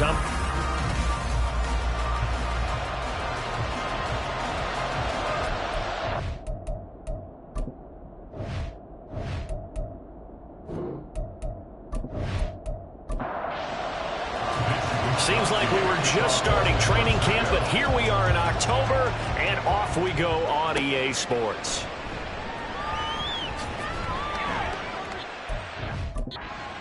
past the 20 to about the 22. So here comes the Packers offense now onto the field. They'll be led out by the former number 3 overall pick back in 2021. It's Trey Lance. And just think about what his ceiling in the NFL could be, because when you go back to his one collegiate season as a starter, the full season, he went undefeated, didn't throw an interception, and ran for over 1,000 yards as well. When you see him hit the field, you see a possible superstar in the making. And they're going to get this beyond the 40 before he's taken down. Just like that, a pickup of 20 on their first play from scrimmage. One play has him up past the 40 already, and another 1st and 10. And Lance now to throw. Throwing quickly there, but it's incomplete. Christian Watson, the man he was looking for. But it's going to be 2nd down. You look at this Niner defense. They really played well a week ago in that win over the Jets. This defense has a lot to be proud of coming off of the game they played last week. When you only give up 14 points in a game, not only do you give your team a chance to win, you fully expect to win because you figure your offense is going to score more than that. Throwing is Lance on 3rd down.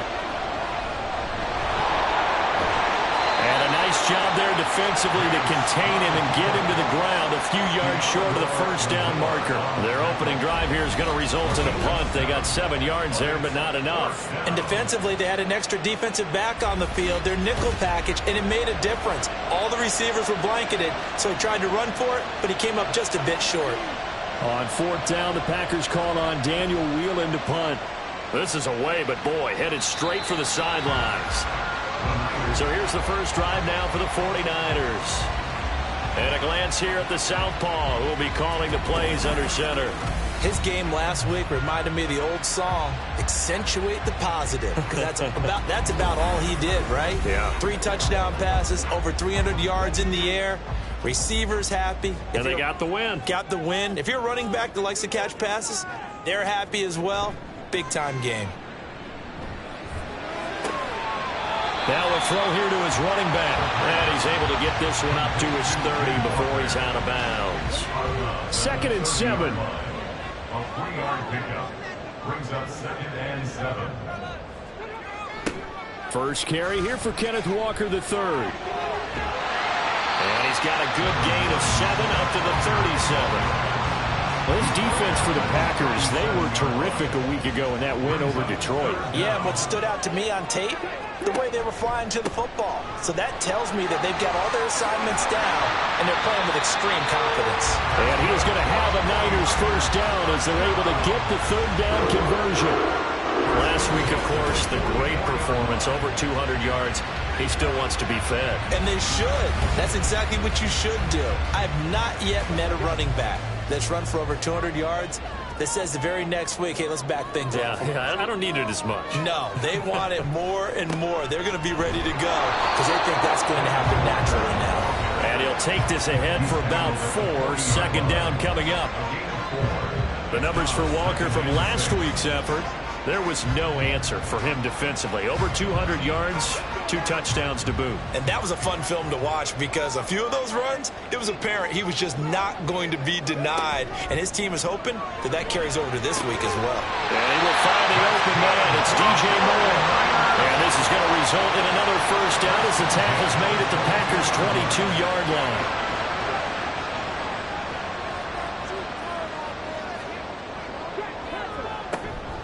Straight ahead, Walker. And he's going to take it in. Touchdown, San Francisco. Ken Walker, his 7th rushing touchdown of the year. And the 49ers will claim the early lead as they're on the board first here tonight. An ideal start for them, really. You force the punt, and then you go down and score. And you've got to see a fist pump on the sideline from the head coach, don't you? Because he's turned into his bench, and he's telling his team, this is how we prepare. Force the punt, go downfield and score. I told you guys, it's just like a boxer in the gym, preparing for the fight. Now we get to turn it all loose. Here is Wisnowski to boot it away following the touchdown. And here comes a return from just beyond the goal line. And in hindsight, probably should have taken a knee as he only gets this out to the 16-yard line. The Packers offense here coming back out for their second drive. Defense got the better of them last series, forcing a punt. See if they make a few changes in the game plan here and try to get points out of this drive. 1st and 10. And not a whole lot of room to operate there on the first down run. He gets maybe 3. These are his numbers from last week's contest. 22 carries, 59 yards, and a touchdown. There were some signs of life from their ground game last week, but overall, just a so-so performance. Everyone knows they can make a slight improvement how they contribute to this aspect of the offense. Linemen can set their blocks and hold them a little bit longer, and he can be quicker to the hole and hit a lane. If they do that, they should get some better numbers produced this week. On first down, Singleton. And he's going to take this ahead for right around 3 yards, but no more than that. 2nd down. Snap will come from the 31 on 2nd and 7. From the gun, it's Lance. Now he'll dump it underneath to his running back, complete. And they get him down, but not before he takes it across the 40-yard line. 2 first downs have him up to the 41 now for 1st and 10. Here's Lance. That's into the hands of Donovan Peoples-Jones. And able to break one tackle, but then quickly brought down. But a nice little gain. So the completion good for 7 there. And that'll make it 2nd down.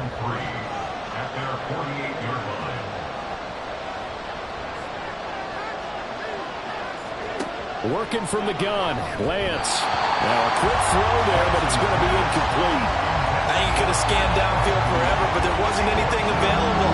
Ends up throwing it incompletion, and I think he'll take that. Lance going to try and throw on 3rd down here. He's going to flip that out to the flat. It's complete. And he'll lose yardage here. Back at the 47. They'll wind up losing a yard on the play. And that's going to bring up the 4th down.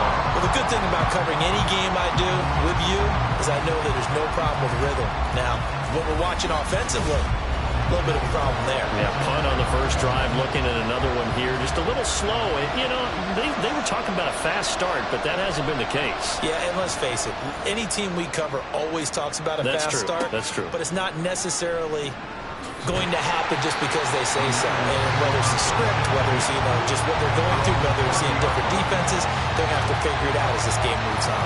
A very good kick there, but 15 yards on the return. And the Niners will go on offense, 1st and 10. The San Francisco offense ready to start their next drive. This could end up being a pretty big drive. I mean, look, yes, it's early in this game, but they scored the touchdown. They got the stop. And now if they could get in the end zone here again, CD, they could grab an early stranglehold on this one. Yeah, they certainly can, and that's what you're looking for. Where's the advantage? Can you gain it? Can you press it? Now for them, finishing it off, because right now it's out there for them. They just got to go seize it. Now here's a pass on first down that's knocked away and incomplete. 2nd and 10.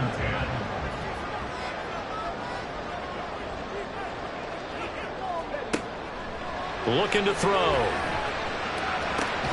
Over the middle, complete. It's Moore. And he'll go down, but not before getting this inside the 30. It'll go as an impressive 31-yard gain. Pretty good timing. He waited just enough for that post play to develop and laid it right in there. And you know what a lot of teams do when they decide to throw a post route? Because it's a little bit longer developing play, they max protect. Bring everyone in, keep the tight end in, an extra back to make sure the quarterback has time to deliver the football. Again, he'll drop to throw. Connects with Kittle underneath. And taking it to the 15-yard line before he's brought down. A brief pause in the action here as they tend to an injury. That's George Kittle shaken up on that last play. While they come out and take a look at him, we will step aside for just a moment. They'll look to throw now on first down. Walker with a grab, left side. And the 49ers are going to be looking at 1st and goal as they move this down to the 4-yard line.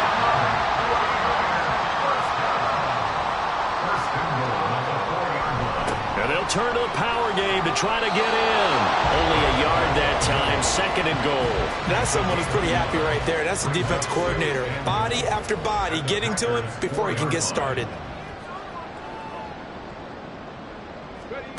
2nd and 4. And this is going to be intercepted. And the Packers are going to get the football here as the ball will come out to the 20. Definitely not the ideal time to see that mistake, partner, because this is still a one-possession game, and that's at least a field goal that just vanished with that turnover. Now, pressure's on defensively to prevent that pick from turning into points for the other side. The Green Bay offense ready to take over. They've had it twice. They've punted twice. Not the start they were hoping for. Not at all, and let's face it, every facility we visit, everyone talks about converting on 3rd down, how big that is.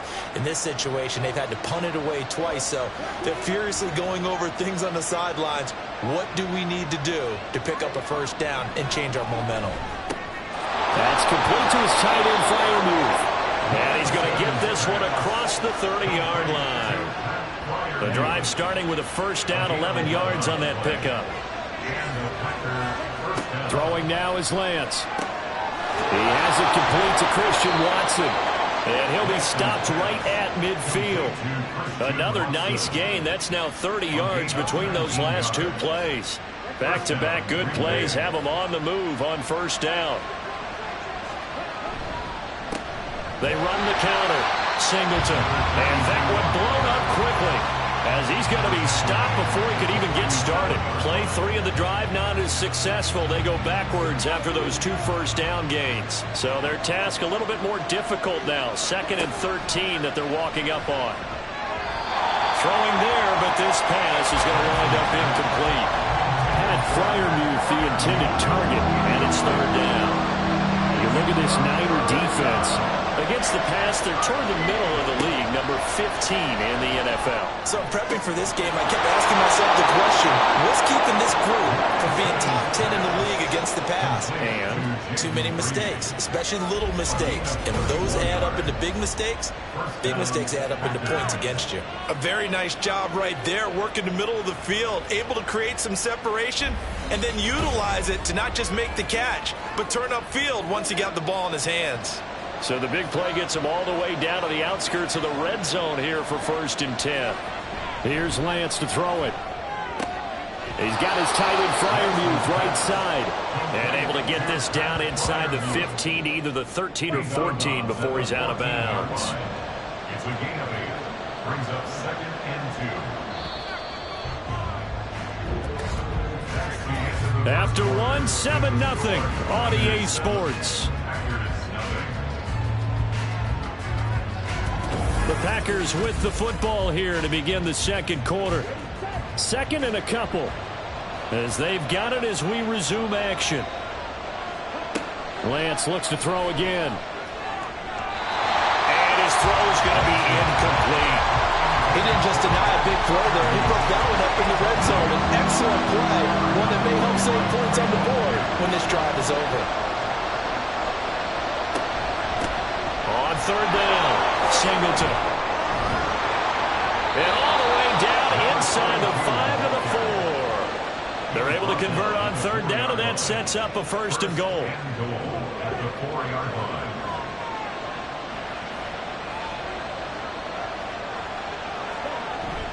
And they fake the handoff. Now Lance. Nowhere to go here. He lost the football. Unfortunately, he's able to recover his own fumble, or that could have been trouble.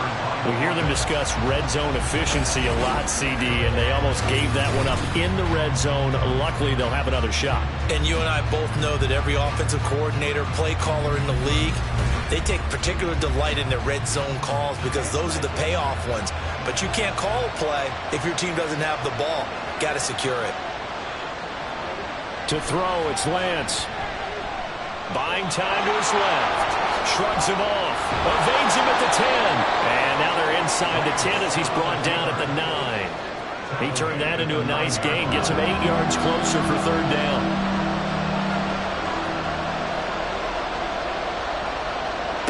And Lance going to throw.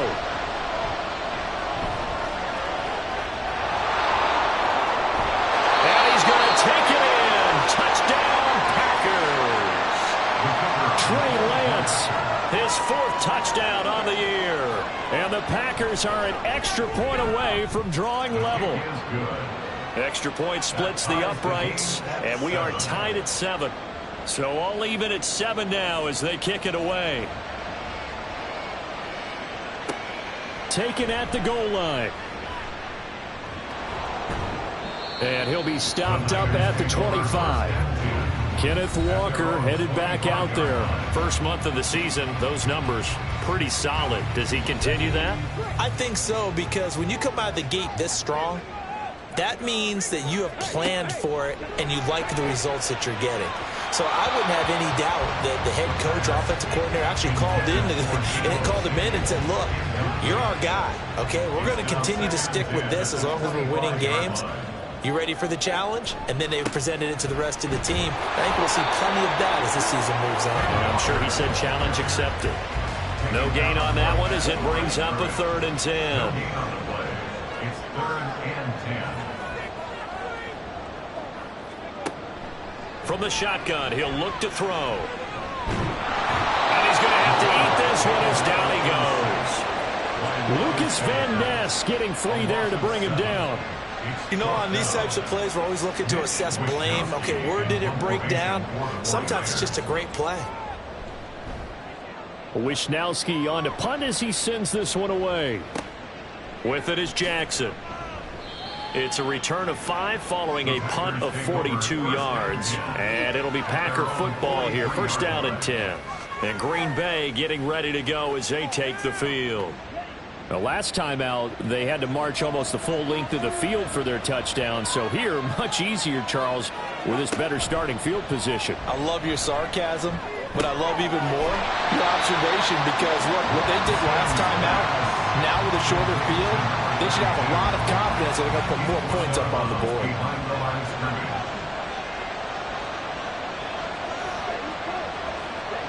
On 2nd down, here's Lance. And this throw incomplete. And the defender all over him that time, and it's going to lead to 3rd down.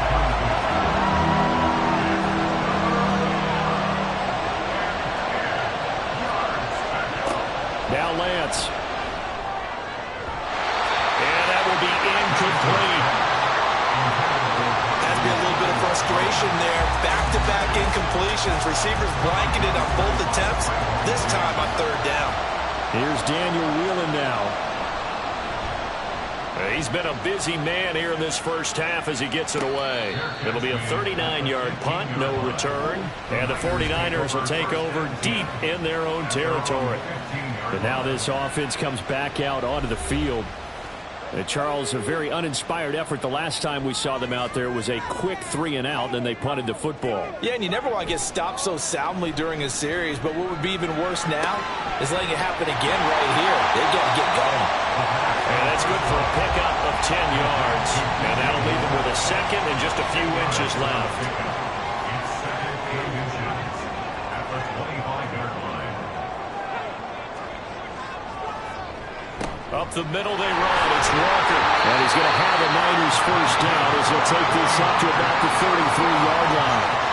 The Niners hit 3-0 here in the month of September. Well, they're coming on a pretty good roll here. Winners of 3 straight. And the offense last week, they certainly have things humming because if you can run up 40-plus points a game, you certainly take a lot of pressure off of your defense, and you're not going to lose very often.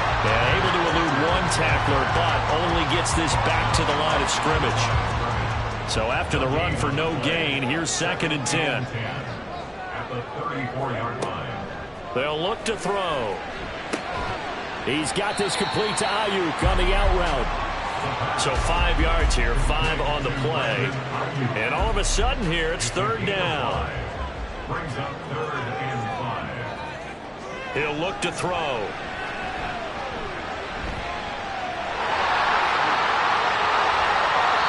A nifty bit of scrambling there. 12 yards, 1st down.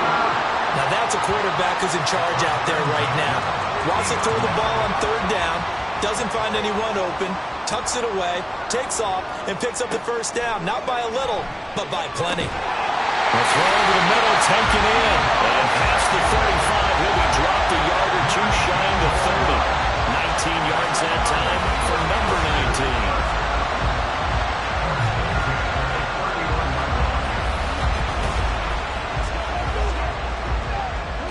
Line of scrimmage, the 31 now on 1st and 10.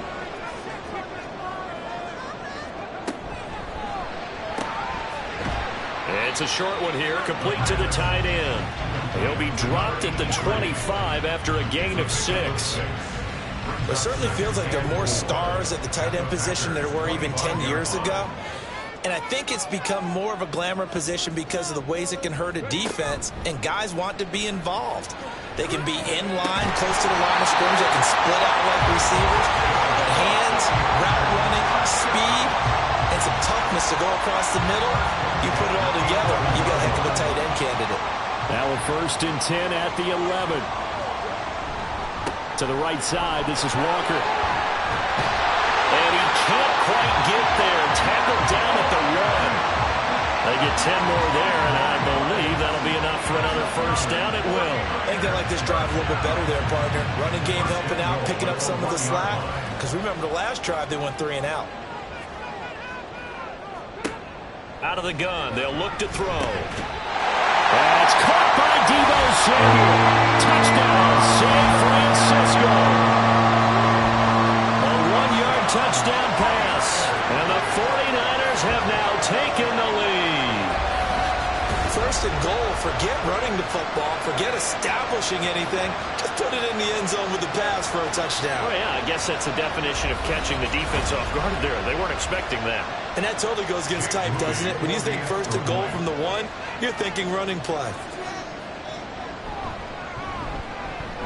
Moody good with the extra point. And that makes the score 14-7. A 10-play drive that time. And it's Deebo Samuel who caps things with a touchdown reception. And they will wrangle him down a couple yards shy of the 30. The Green Bay offense now about ready to take possession here. After that last score we just saw, now 14-7, so a chance to march down the field here, try to tie this football game. On 1st down, Lance. He's got his tight end Freiermuth over the middle. He'll be hit down at the 33, 5 yards on the play. From the 33, here's a 2nd and 5. Up the middle they go. Singleton. And the big boys up front, they're going to stop him right at the line. And we're going to stop play here, at least momentarily. It looks like there's a 49er who's in some discomfort. So as the medical staff takes a look, we'll step aside.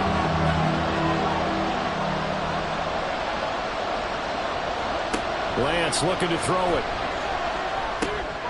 Work in the middle of the field, and he's got a man complete. And he's going to have a Packers 1st down. They needed 5 there on 3rd down. He winds up getting 7.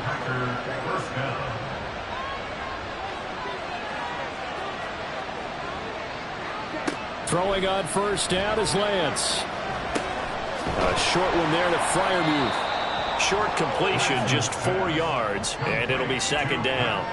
Oh, it's time to give a little credit there to the defense. They played that very well because it was a drag route, and he ran a little shallower than normal as he worked straight across the field. He was hoping he'd get lost behind the defensive line, but once he made the catch, nowhere to turn upfield and gain any yardage. And a solid run here as he'll pick his way down to the 42-yard line. Lance now on 1st down. Out to the left here to Reed. And he's going to get this one down to the edge of the red zone. A well-executed 22-yard gain. Boy, everything clicking on this drive. He's 4 for 4 now, and that throw, maybe the best of the bunch. This offense is really humming, and they pick up another 1st down.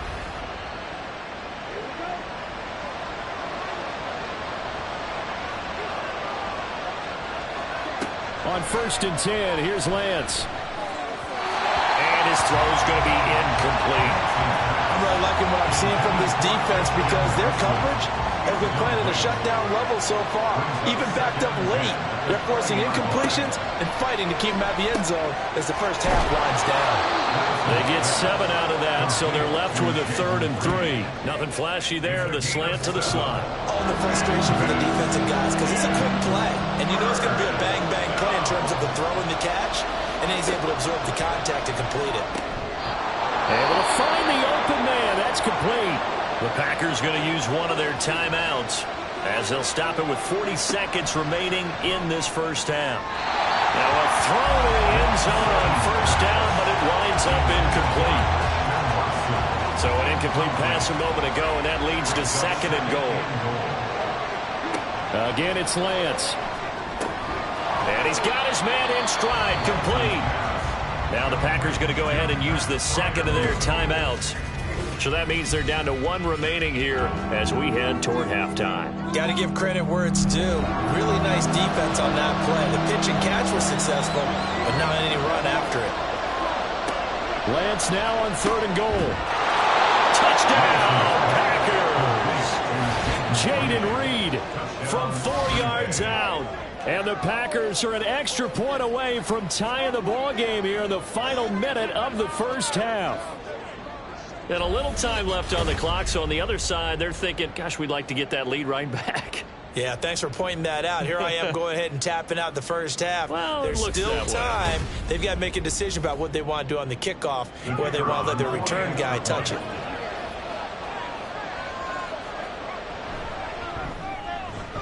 Extra point right down the middle. And that is going to tie our game as we approach halftime. This one tied at 14 now as he sends this one away. He'll going to sit on this one, and it'll come out to the 25. Well, the Niners going back on offense now late in this first half as they will take over here with a little more than 30 seconds remaining. Just over 30 seconds to go in the half. They've got it first and 10. They'll come out throwing here to start the drive. That's complete out left to Ayuk. The 49ers now going to use the first of their timeouts as they'll stop it with 27 seconds remaining here in the second quarter. That's going to be caught by Samuel. Now San Francisco going to call their second timeout. So that means they're down to one remaining here as we head toward halftime. On third and short, they'll try and pick it up through the air. He had a man open, but he missed him, and it's incomplete. You've always been very good about checking my math. Am I correct? That's the first time that it's been incomplete when they've thrown it to him? Yes, he had caught every other ball coming his way. So they feel like they've got something really good going there, and they're going to continue to go there until the defense makes an adjustment and takes it away. Well, they finally made an adjustment there. We'll see if they can build on that stop. The Packer offense ready to get their next drive underway. And with time quickly fading here in the second quarter, not sure how aggressively, offensively they want to play this. I think we'll find out just how much they trust their guys in this situation if they decide to take a shot. So we are at halftime here on a Monday night. As we'll send you eastward to Orlando. Standing by with that EA Sports halftime report now is Jonathan Coachman. Take it away, Coach. Okay, Brandon, thanks very much. Welcome in, everyone, to our EA Sports halftime report. Let's get you caught up on what's going on around the NFL. We'll start up at MetLife Stadium in New Jersey, where it was the Jets who were able to come away with the win at home. Justin Herbert, sharp in the victory, as his guys bounce back from a tough start to the year to claim victory number 1. From there, let's get over to the Rockies to check out the Broncos at home in Denver. And they were losers in that one to the visiting Tampa Bay Bucks. P.J. Walker, sharp in the victory, as his guys bounce back from a tough start to the year to claim victory number 1. Lastly, let's check on one final game for you. And you can see they are scoreless as they play the second quarter.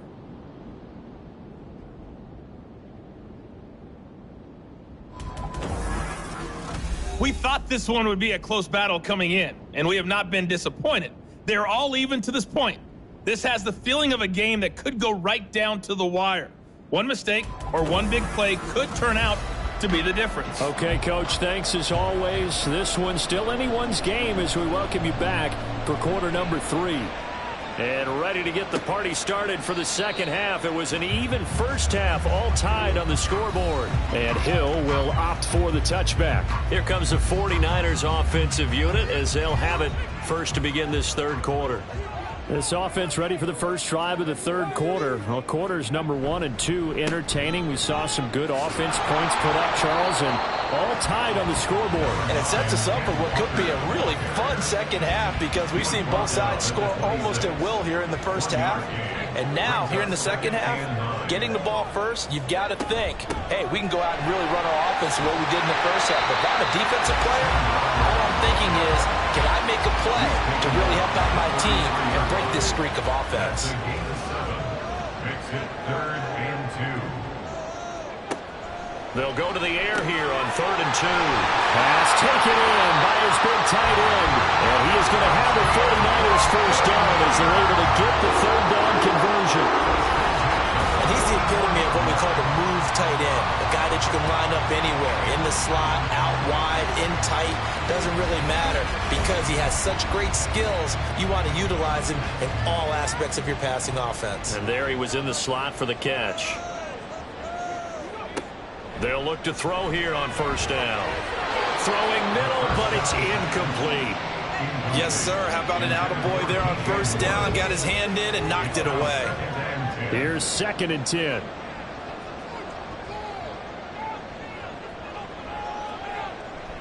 They'll drop to throw. Got a man. That's Ayuk. And this is going to result in another first down as the tackle's made at the Packers' 45-yard line.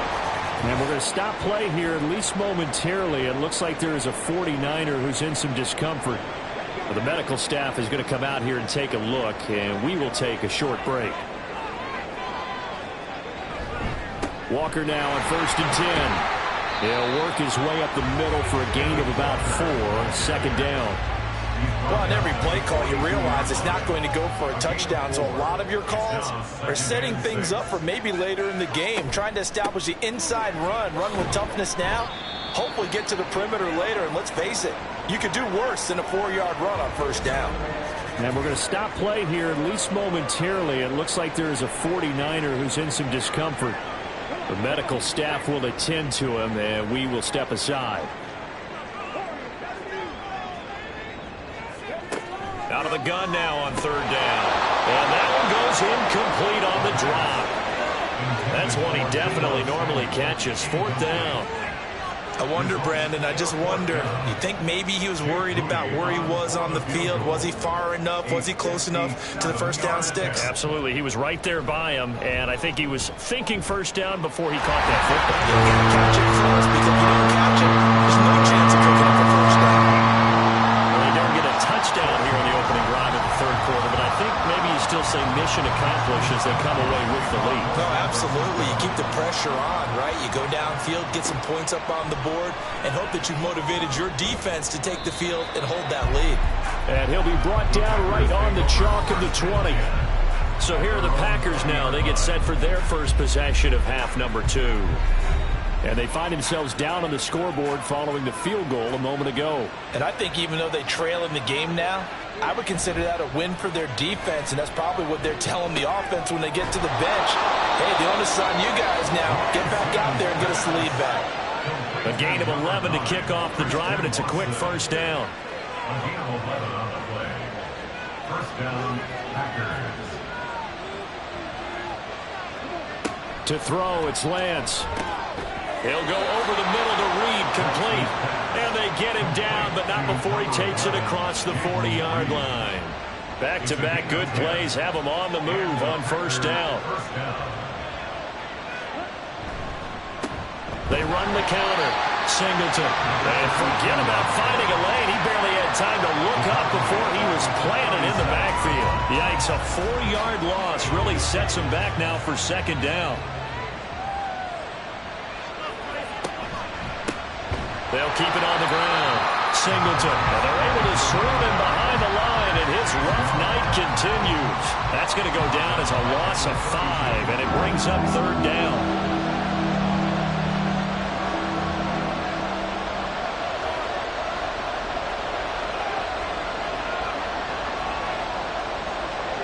And Lance now to throw. He's got his target. That's complete. It's a big play there for Green Bay. And even 40 yards. Oftentimes now offenses aren't nearly as precise as days gone by. They just tell receivers, find an open patch of grass and let the quarterback find you. And that's exactly what they did on that play. First with the pass through the air, nice chunk of yardage there, and then additional pickup with his legs after the catch. So now then, the big play has him all the way inside the 30 now, 1st and 10. Play action, now it's Lance. That is caught inside the 5. And it's a Packers touchdown. Donovan Peoples-Jones, his first touchdown on the year. And the Packers have taken the lead here in this 3rd quarter. So a very strong first drive in this second half, Charles, as they've turned that halftime deficit into a 3rd quarter lead. And they were pretty purposeful there, weren't they? Measured in their approach. But boy, they executed awfully well, moving the ball down the field.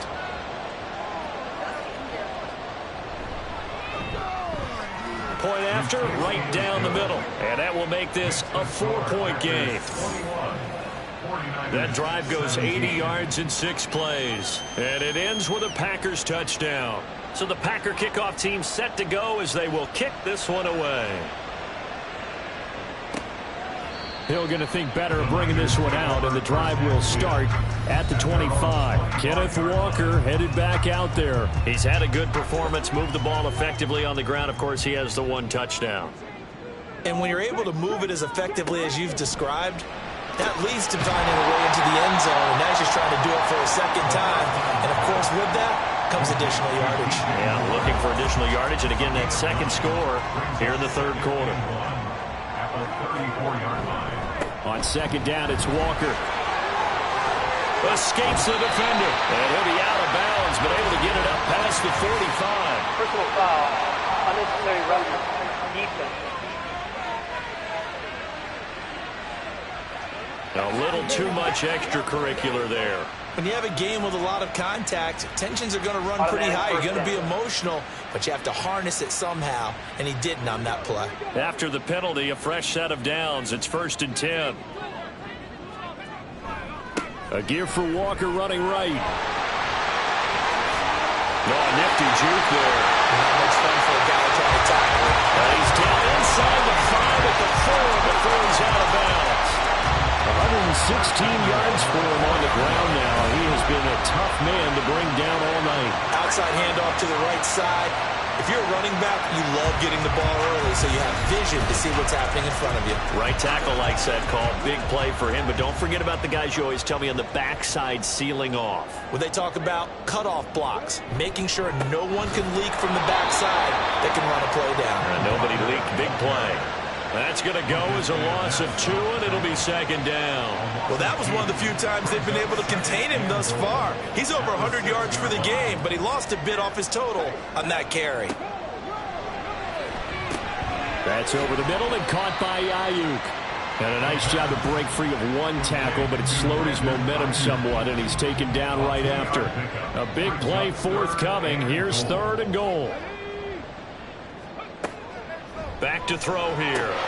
Toward the end zone, but that's going to wind up incomplete.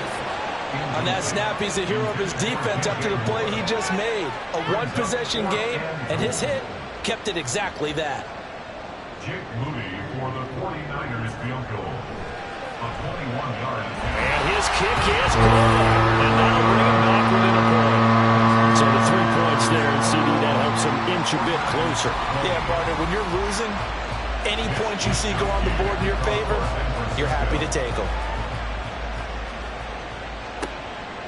From a yard or 2 deep, here comes a return. And he will be brought down here inside the 20. Good coverage as he's dropped at the 17. Green Bay's offense ready to go again. Well, certainly they'd rather have the scenario they had last time out, Charles. Remember, they had the short field. They took it in the end zone. Now this is going to have to be a longer, more sustained drive if they want to get points. Yeah, a little bit more of a quick strike opportunity last time by where they were on the field, and you're exactly right about that. But now, backed up a little bit. What's that old expression we love to use? Time to matriculate the ball down the field and try and do it again. 11 yards for number 11. Again, 11 on the play.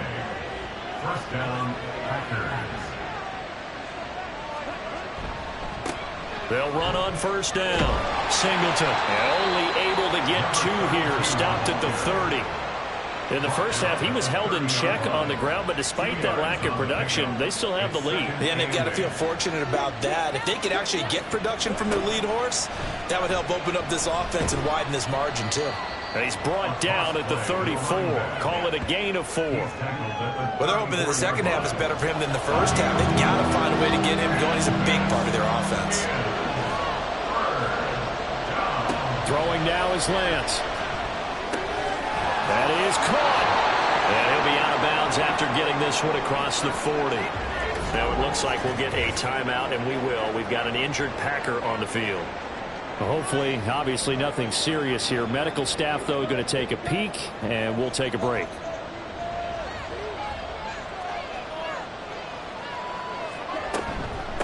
On first down, Singleton. And he is met in his tracks behind the line of scrimmage. He'll lose a yard there, and it's 2nd and 11. When you're lateral to the line of scrimmage, linebackers keep those shoulders square so they can go up and down. But when it's time to go, turn your shoulders just like a running back. Get through the line and hit the runner in the backfield. And this has been a recurring theme tonight for sure. Nowhere to run. Back to the line of scrimmage. That's all. 7th play of this drive coming up, but a long way to go on 3rd down. From the gun, it's Lance. And that is incomplete. And that's a really good job there defensively. They went into this possession knowing that they needed to get a stop. They're in a tight ball game, and they got it done. Great work to force the 3 and out. Got the football right back for their offense. They've got to go to the sidelines feeling pretty good about themselves and encouraging their offensive mates to get some points. Kenneth Walker headed back out there. He's up over 100 yards, and he'll be looking to get in the end zone again. Has a tremendous nose for it, doesn't he? The ability to pile up yardage and find the end zone, that's the combination you want in your runner. That's a combination any coach wants, and we'll see if he can find that end zone once more. A gain of 3, 2nd down. Back to throw. And that is incomplete. A lot of force bearing down on him there. He could not hang on. It's 3rd down. 3rd down and 7.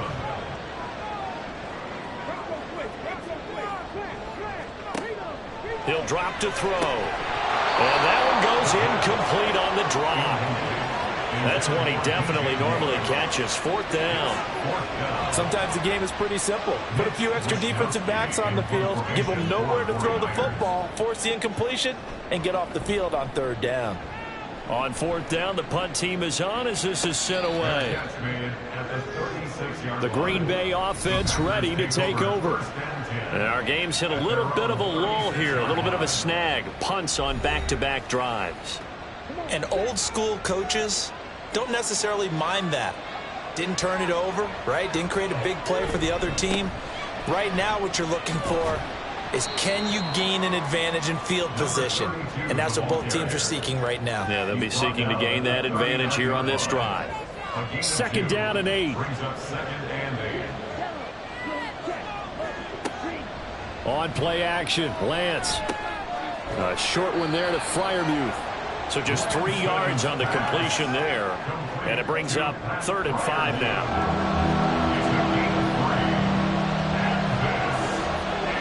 Now Lance. And that one goes incomplete on the drop.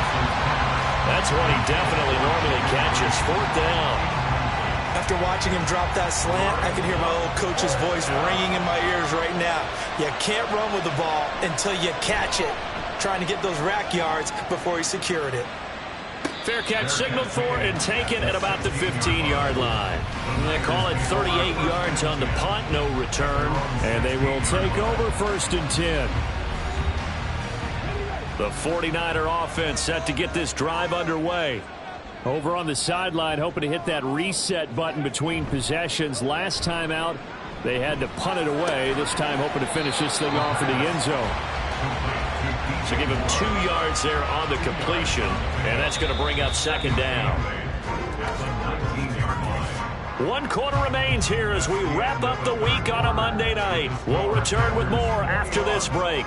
You're watching the NFL on EA Sports. Back now here in Santa Clara. 2nd and 8 coming from the 19. This one's still anybody's ball game. It's a 1-point difference here as we begin the 4th quarter of play.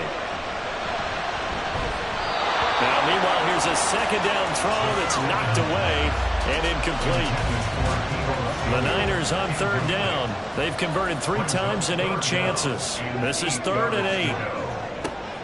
They'll look to throw here.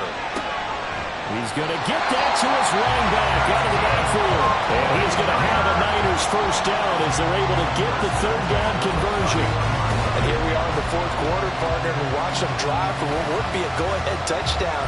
And you and I both know this is where you need a quarterback who can keep his cool back there. Not just for himself, but to keep the rest of the team relaxed too. They'll look to throw again.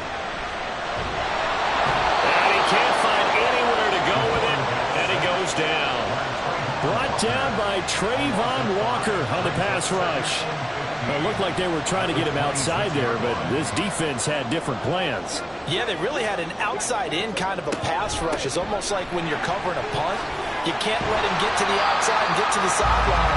You force him to stay in the middle of the field, and they did exactly that, made the play. A tough spot here, 3rd and 15.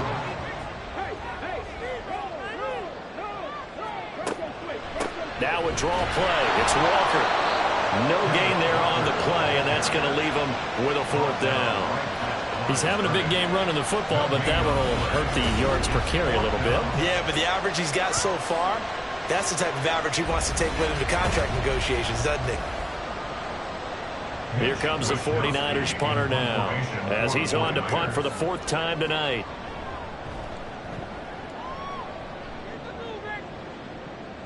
And no return on this one as the fair catch is signaled for and taken. A 41-yard punt there with no return. And it will be 1st and 10 as they take over.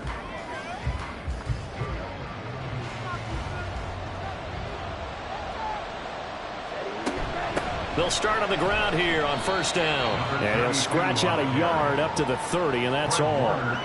That's it. That's what you want. Straight ahead positive gain. Just keep that clock ticking. On 2nd down now, Singleton. And they'll stop him after a gain of a couple to the 33. All right, that's a decent game there, but it hasn't been his best game overall. So I wonder what the mindset is of his team. Do they want him to handle the football and try and close this game out? Or are they going to make an alternative plan and maybe go in a different direction? I think they need him, and this is his time to shine. Critical play in this football game, because if they pick up the 1st there, that clock keeps rolling. Has to be a little frustrating for them because they know that if they pick up a 1st down there and continue to eat away at the clock, really increases their chances of closing this one out. Now they're likely going to have to give the football up and sweat it out on the sideline. So possession goes over here on the punt, and out will come the offense as they take over. They'll try and start this drive in the air. They'll find Ayuk open right side. A good gain of 9 before he's brought down at the 28. Ball on the 28-yard line. Here's 2nd and a yard. Now back to throw. Got a man, and he hits him in stride. And he slips up past the 45 before being tackled. 18 yards, 1st down Niners. But when you hit him on the move like that, he's able to get into open field with a full head of steam.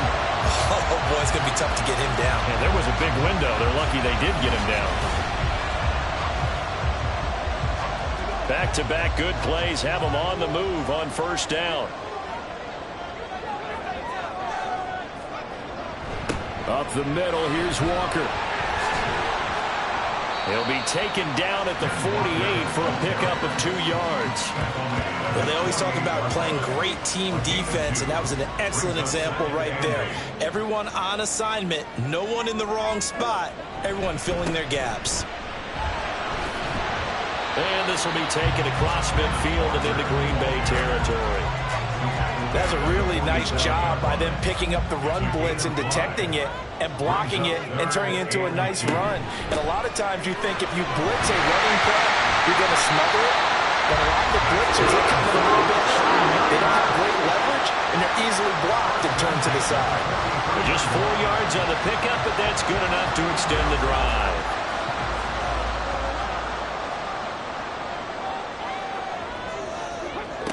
Now they'll switch it up here and look to throw. And his throw is incomplete. Well, they've been back on their heels a little bit here on this drive, but a chance to exhale just a little bit there with incompletion on first down. Now they have to gear up, try and get 2 more stops, and escape this drive. That's caught by Ayuk on the slant. 5 yards, now it's 3rd and 5.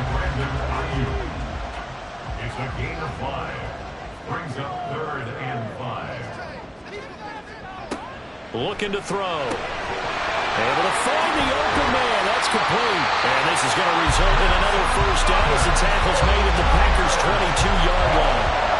15 yards there on the catch and run.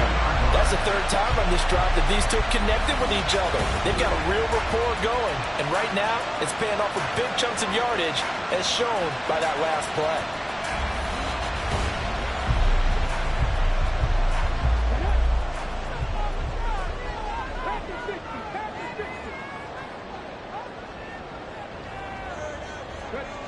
They'll stick with the passing game as he looks to throw. And he's going to lose yardage and be backed up to the 25.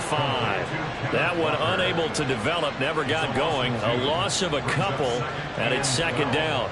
At the 25-yard line.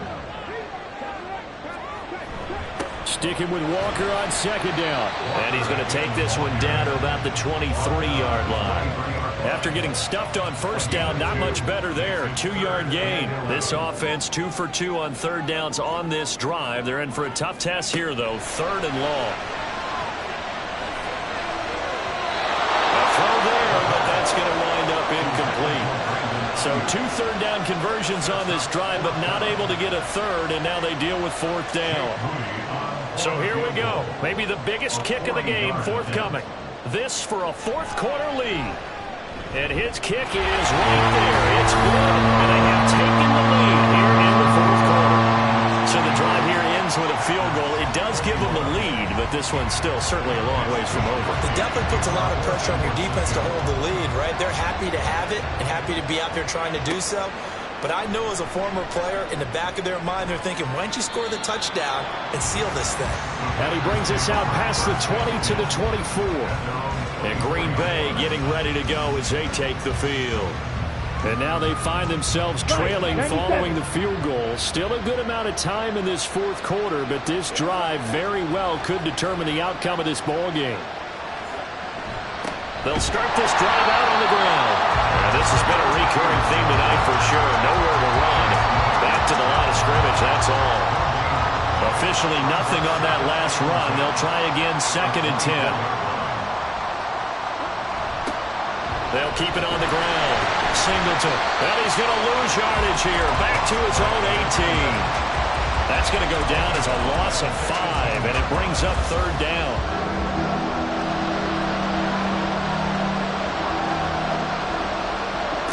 Lance looking to throw it. And the Niners get there and bring him down. The pressure from multiple guys there as they bury him for a big 9-yard loss. But this is what happens when you get behind the chains, as people like to say. When you have obvious passing situations, hard to vary it up and fool the defense. And you hate those situations if you're an O-lineman, right? Oh, without a doubt, because you just know they're coming, and you never know exactly how. They can be exotic in their blitzes, or their athletic ability just takes over. So from their own end zone here, this kicks away. Now Hill to return it. That'll be a 43-yard punt, but a net of just 33 following a 10-yard return. And the Niners set up well. They take over 1st and 10 on the short side of the field. 70 Timberwolves.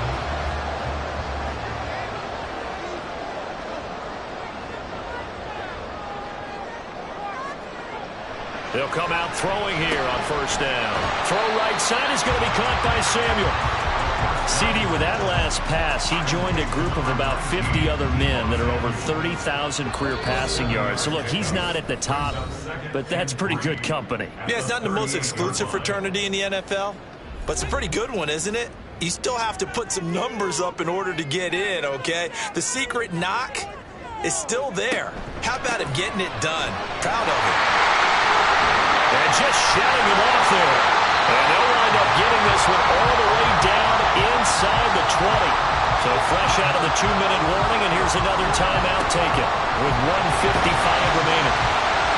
And they'll bring him down at the 13-yard line. Now the Packers going to go ahead and use the second of their timeouts as they'll head to the sideline and talk over what to do next.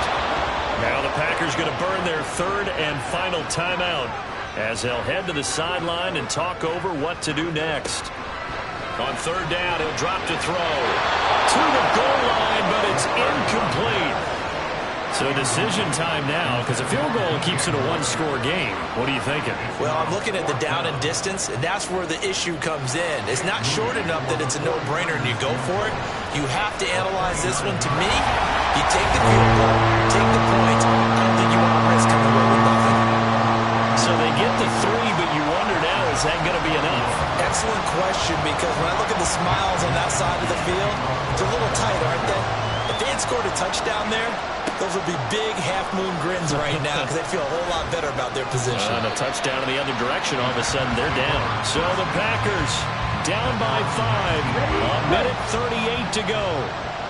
Needing to go pretty much the length of the football field as they have it 1st and 10. Lance back to throw. Watson making the catch. And they work this well upfield across the 45. Now Lance. His throw incomplete. I like the calmness of how he played the ball here. No panic in his eyes as that throw arrived. Tracked it from the moment it left the quarterback's hand, and that's just where he needed to be to knock it away. Meanwhile, Lance's throw complete to Freiermuth. And he'll go down inside the 45 before going out of bounds. For the faithful in full roar here in Santa Clara. This is third down. Here's Lance. He's got his target. That's complete. And this will move the chains again as the tackle's going to be made at the 49ers 23. Lance looking to throw. He finds his man complete. That's Reed. And he's going to be marked down just outside the 10. Well, hang on now. We're going to pause here. We've got an injured player. Well, now they're going to come out and take a look at this injury, and we'll be back in a moment. Now, this offense cannot stop the clock now. No timeouts remaining as they come up here 1st down. And he can't get a throw away. He's taken down. Here comes 2nd down. He's back to throw.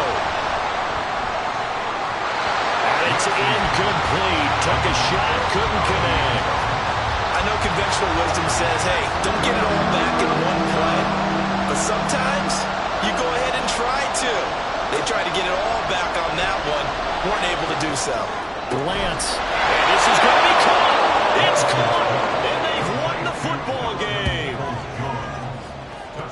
Charles, that drive was perfect, methodical, executed so well, and they grabbed that lead with almost no time left for a last gasp from the other side. No way you could have drawn up a better final drive, because not only did they keep their eyes on the end zone, but they made sure they bled the clock out as well and denied their opponent a chance to respond.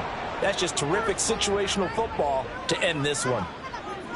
What a finish in this one, Charles. You know, this group, they come in, they have to fight a hostile atmosphere every snap. They get the late score, they get the victory, and that flight home, it's going to be a little sweeter after this one.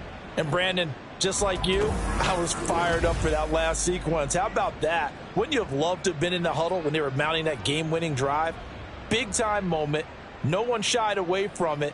They tuned out the crowd, kept their heads, and executed the way they needed to earn that win. So for Green Bay, It'll be a .500 start as the win gets them back to 2-2. And they'll head back home next week to take on the Chicago Bears.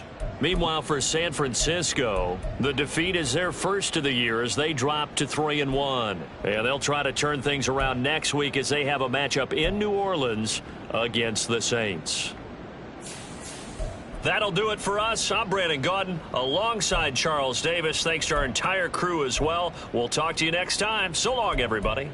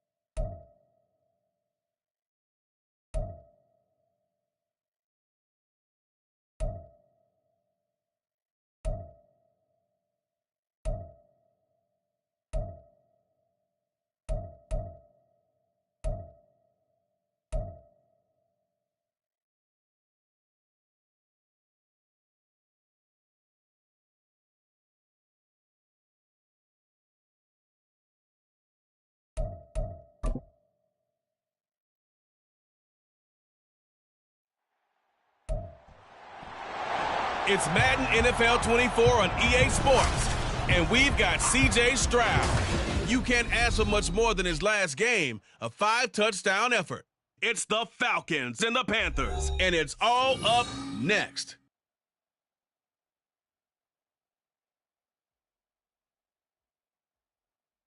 Just a spectacular afternoon for football here in the Tar Heel state of North Carolina as EA Sports welcomes you inside Bank of America Stadium in uptown Charlotte.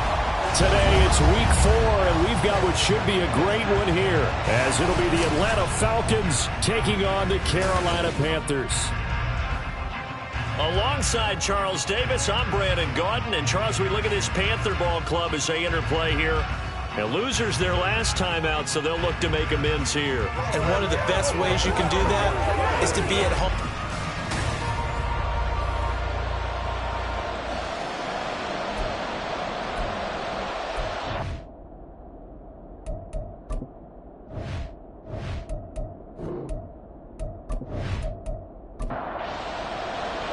Seems like we were just starting training camp, but here we are in October, and off we go on EA Sports.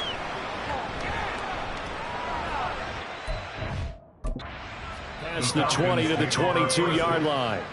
So here come the Falcons now to get the football for the first time. And leading them out there, we get a look at their 6'3" quarterback. Not sure what you thought, but I thought it was appropriate when he walked into our meeting with his arm totally encased in ice, because he threw 5 touchdown passes last week and won the NFC Offensive Player of the Week award. Yeah, but reading the paper this morning, and he said, gosh, I actually thought I should have got 6 or 7. But still, it was an amazing performance a week ago. Boy, I'll tell you what, if he thought he should have had 6 or 7, that's a guy's an absolute perfectionist, not just greedy. Now a 2nd and 10. Stroud. Man open is Robinson. And he'll go down here right around the 23-yard line. It's a big play there for Atlanta. 55 yards. And the offense is saying to itself right now, only they were all this easy because he was wide open. And once he made the catch, plenty of room to work his way downfield. That was a breakdown on the defensive side of the ball, one that they want to fix immediately. So barely time to catch our breath. Here's 1st and 10 just outside the red zone. Now here's a look for the end zone, but that one's going to wind up incomplete. The Falcons at 2-1 now to start the campaign, and they move back above 500 with a victory last week. And you look at their start, a win, a loss, then a win. This might be something we see from them a lot this year, because when they're at their best, they can play with anybody. But bringing their best every week, that's been a challenge thus far. This offense was on the move. Now 2 straight incompletions have them looking at 3rd and 10. Stroud looking to throw. That is caught. And he is going to have a Falcons first down as they're able to get the 3rd down conversion. I think when they look at their offense, they think to themselves, weapons, weapons everywhere, and they want to move the ball around. They want to spread it to different people. But you absolutely know they want to get this man involved as well, and that's what they just did on that play. The throwing again is Stroud. Touchdown, Falcons! Drake London, his first touchdown on the year. And the Falcons are on the board first here this afternoon. Well, these guys scored touchdown after touchdown in that win a week ago. So how do they come out this week? Same way. They've got that momentum going, a touchdown on the opening drive. I think it's safe to say that they're in a groove, isn't it? I mean, a lot of times we've seen where teams have scored a ton of points the week before. The very next week struggle to score almost as if they used it all up. Not in this case. This group appears locked in. We're going to have to make some adjustments if you're on the other side of that football. Extra point by Koo, up and good. And it's now a 7-0 game. Following the touchdown, here's Koo to kick off.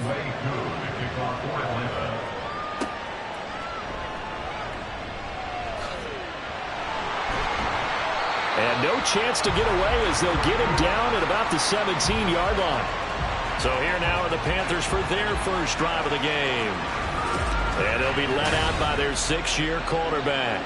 And last week's loss came despite a clean game on his end, throwing the ball with 2 touchdowns and 0 interceptions. His job this week is simple. Do it again. Continue to avoid turnovers and hope that what sunk them last week resolves itself this time around. They'll start on the ground here on first down. And he goes across the 20 to the 22. Tackle made by Devin Lloyd, the linebacker. Here's 2nd and 5 now from the 22.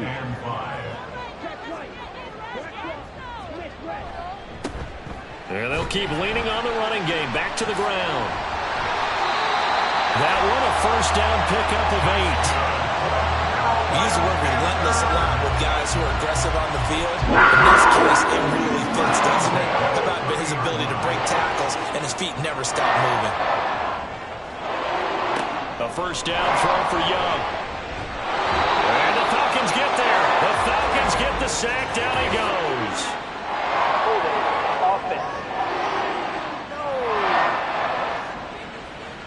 So they will take the sack instead of the penalty. And it takes another down off the series. But the biggest one of all, do you want to tell the guy who just got the sack that it no longer counts? No. No, not at all. The throw over the middle, taken in. So the completion results in 9 yards. And that'll lead here to a 3rd down. They'll come to the line here needing 9 yards to pick up the first. Young on 3rd down. Pass taken in by his big tight end. And he's going to have the Panthers first down as they're able to get the 3rd down conversion. Long tight ends just use their size and their strength, try to occupy some space and kind of body people away and catch the football. And that's this guy. He's a refined route runner. Makes me wonder if he took some dance classes in his background with his footwork. Young now from the 50. And it's a short one here, complete to his tight end. And they'll get him down after a pickup of 8, 2nd and 2. More muscle up front for this 2nd and 2. They've got 3 tight ends out there. Off the play fake, Young. Now he'll dump it underneath to his running back, complete. And he'll get it down to the play to the 37. Line of scrimmage, the 37 on 1st and 10. 1st and 10 at the 37-yard line. One back in the backfield, he'll get the carry. And he's got room. And they'll wind up getting this one all the way down inside the 20. That burst good for 20 on 1st down. Quite the opening drive march they're on right now. It looks a lot like what we saw in practice prior to the game, doesn't it? You know, because on that last big practice beforehand, you go through your offensive script. You go through your play calling. You go through all the stuff and establish things. And it looks like it's going like clockwork right now for them. And he'll be out of bounds, taking it just shy of the 10 at the 11 or the 12. 2nd and 5. Brings up 2nd and 5. Young. Oh, he tries to force it in, and it's intercepted. Picked up by Jesse Bates.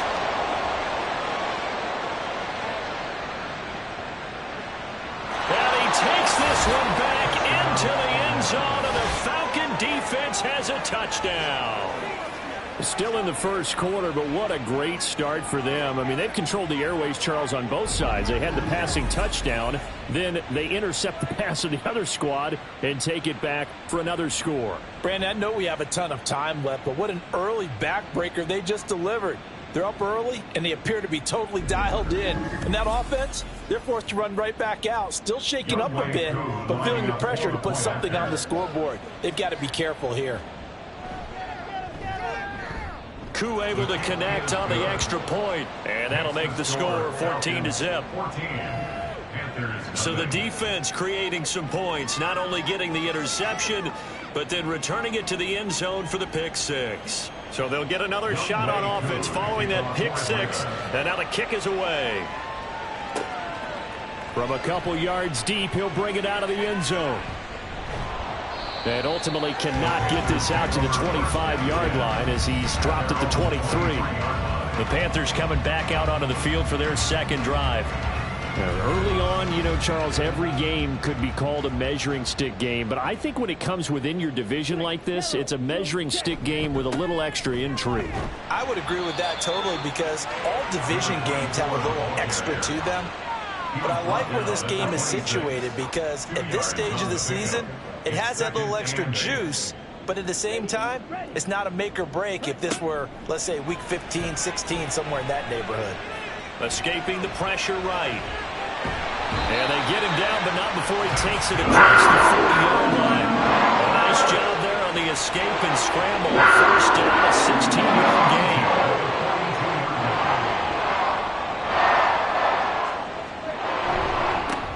One back in the backfield, he'll get the carry.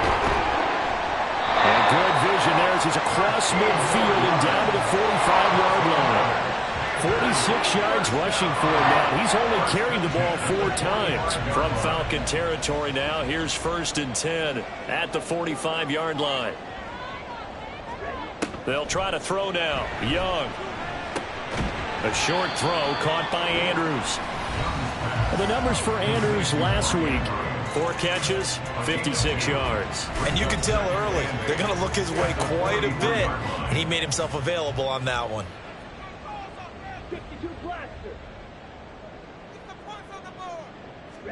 Here is Young. And that one to the right side and incomplete. Gates the intended receiver there, and it's 3rd down. You talk about this Falcon defense. They were terrific last week in the win over the Rams. I just consider myself fortunate that I'm not in charge of the offensive line. They gave up 7 sacks last week. And if things don't improve in this game, the head coach isn't going to be looking at the offensive line. He's going to be looking at the offensive line coach. And that's when things get dicey. We'll get a pause here. There appears to be a Panther who was shaken up on that last play. So how about this for field position after the big play? Inside the 15 now as they come up on 1st and 10. He'll be hit and taken down at the 21. Lee McNeil, what an effort to get in there and drop him. Not the start to this one that any quarterback would want or envision. Remember, he had the pick 6, and here he ends up on his backside. Yeah, and you have to wonder to yourself, okay, after throwing the pick 6, did he get too careful with the football and not deliver downfield and take that sack? They've got to make sure that he's really into this game. Throwing on 2nd and long. Young. And that is incomplete here. And that's a lesson learned from the previous drive. Last time he forced one, and it turned into a pick 6. Here, he knows better, and he just throws that one away. Now on 3rd and long, they'll look to throw. He's got it for a Panther touchdown. A great effort there.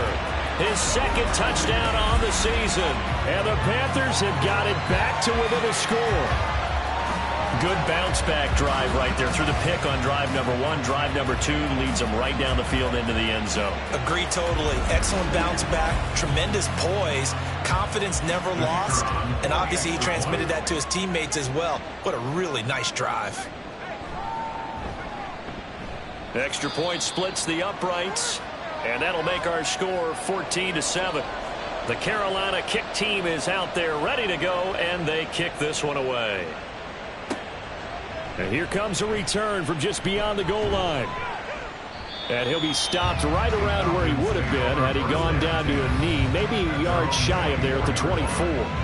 So for the 2nd time in this one, we get set to see the Falcons offense. A lot of time for this unit to game plan on the sideline after that drive that they watched the other side just score. But remember, last time they were out, they scored as well. We'll see if they can seize that momentum right back. And they have had a lot of time to cool off from reaching the end zone the last time. So have they been able to keep themselves mentally sharp and into this game, even though they haven't been on the field? And you and I both know, one big play, though, gets them right back up to that level. And let's face it, that what we just saw there, not a surprise, is it? I mean, this is what he does well. And if you don't tackle him as soon as he catches the ball, this is the end result. Big yardage after it. Got the speed, the agility, so good with run after catch. And we're only in the 1st quarter, so they better get a wrangle and a hold on that quickly. Yeah, you're exactly right. And what's really difficult to try and defend him is if you want to press him so that you get him on the ground quickly after the catch, a lot of times he'll just run past you at the initial point of contact, and he'll go deep. The numbers in last week's bowl game for Robinson. 20 carries, 102 yards. I think he's exactly where he wants to be coming into a game, partner, because he has to still be riding the momentum from last week when he broke the century mark in rushing and had one of his best individual efforts of the season. I would expect that there's more from him on the way after that type of a game. And I know his teammates and coaches, they feel exactly the same way. On the bootleg, Stroud. And the throw there going to be incomplete. Strong coverage by Carolina. And on we go to 4th down. I feel like my man, Old Mo, momentum might be changing jerseys right now. How about what they just got done? They scored a touchdown their last drive. Now here's a 3 and out. Maybe momentum's getting ready to creep to the other sideline. Here's the Carolina offense as they get ready to take over here. For this offense, Charles, remember the last time they were out here, marched it nearly the full length of the football field, and a lot of the attack went through the air, so now they're seeing if they can duplicate that performance. Okay, if I show my age a little bit, partner, because I can hear my high school coach, John Ford. I can hear his voice in my head. Laddie, when you put the ball in the air, 3 things can happen, and 2 of them are bad. But the way the game's being played now, this is just part of what they do, so I don't think they should change anything at all. They've been dominant. Keep throwing it around. And it'll be a minimum pickup here as it will take us to the end of the first quarter. Through 1 quarter, 14-7 our score. Second quarter now from Charlotte, and it's the Panthers with the football. The Panthers on 3rd down. A perfect 3 for 3 as they look to keep that streak going. This time they face a 3rd and 2.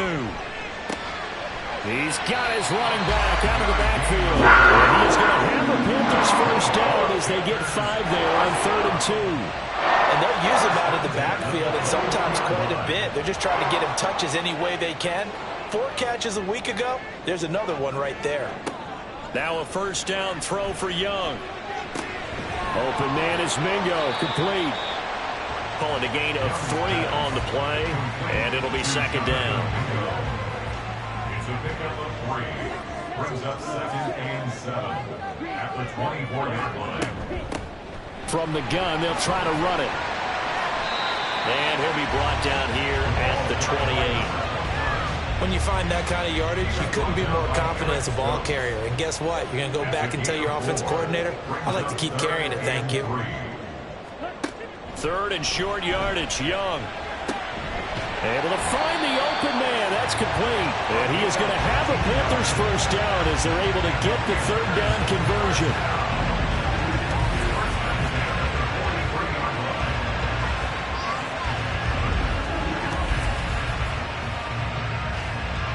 A couple of first downs has the football positioned at the 43 as they come up 1st and 10. One back in the backfield, he'll get the carry. And not a whole lot of room to operate there on the first down run. He gets maybe 3. From the 46, here's a 2nd and 7. And they'll give him another shot here on the ground. And he'll be brought down at the 45-yard line. 9 yards to pick up there, and it's a first down. Yeah, once more, strong running, excellent blocking at the point of attack. They've got a nice little drive brewing right here. Young looks to throw on first down. A short throw caught by Andrews. And he's corralled, but not before getting it inside the 35. A good-looking drive so far for the Panthers, and a first down here. Throwing, Young. Got his man complete over the middle. That's Russell. Just a gain of a couple there. And it's 2nd down. A gain of 2. Brings up 2nd and 8.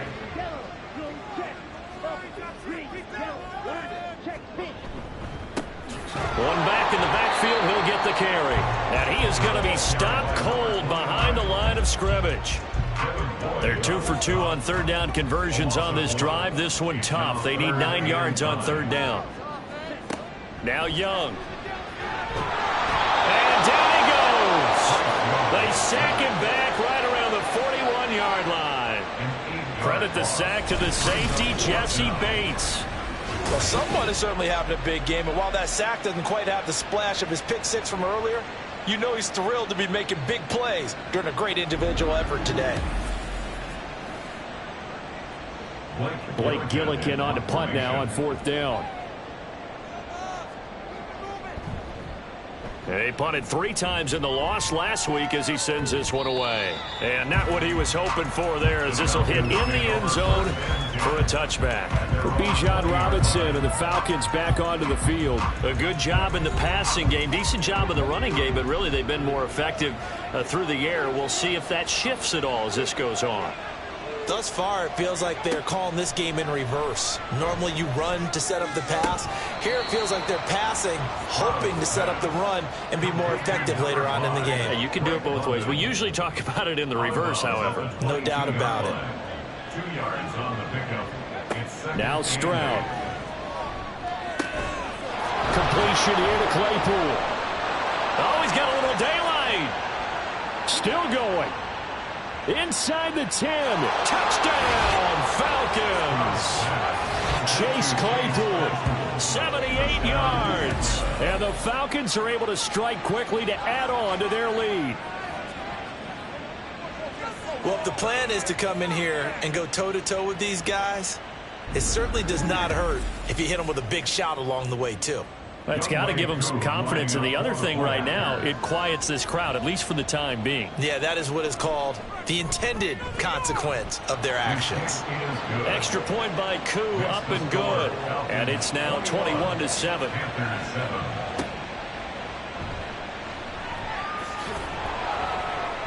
And he'll be tackled just shy of the 25. A look at the running back, the man out of the backfield as he gears up to go again. And the ground game's been good, but they're losing here in the second quarter. Can they use that ground game maybe to work the air attack a little bit more? I think so, because now you can throw play action off of being able to run the ball effectively. And oftentimes you might want to just swing your back out of the backfield, get the ball in his hands in open space. And just don't get totally away from running it, because some of these runs now, they may pop bigger as the game goes along. Yeah, they've been good with a run so far. Young's throw into the hands of Andrews. And he's taken down, but able to slip across the 35. Line of scrimmage, the 37 on 1st and 10. 1st and 10 at the 37-yard line. From the gun, he'll hand this off. And that'll be good for 8 yards to the 45. And that looked like some pretty easy yardage there right up the gut. And he's a guy that has some height to him, so when you don't have to drop a shoulder or create or get through contact or trash, makes it a lot easier to stay upright, see the field, and make a run as we just saw there. And he'll get it out a couple yards shy of midfield at the 48. 2 first downs have him up near midfield now on 1st and 10. A handoff as they run the counter play. And he's fortunate to get anything from that. Give him a yard up to the 49. From just shy of midfield, here's 2nd and 9.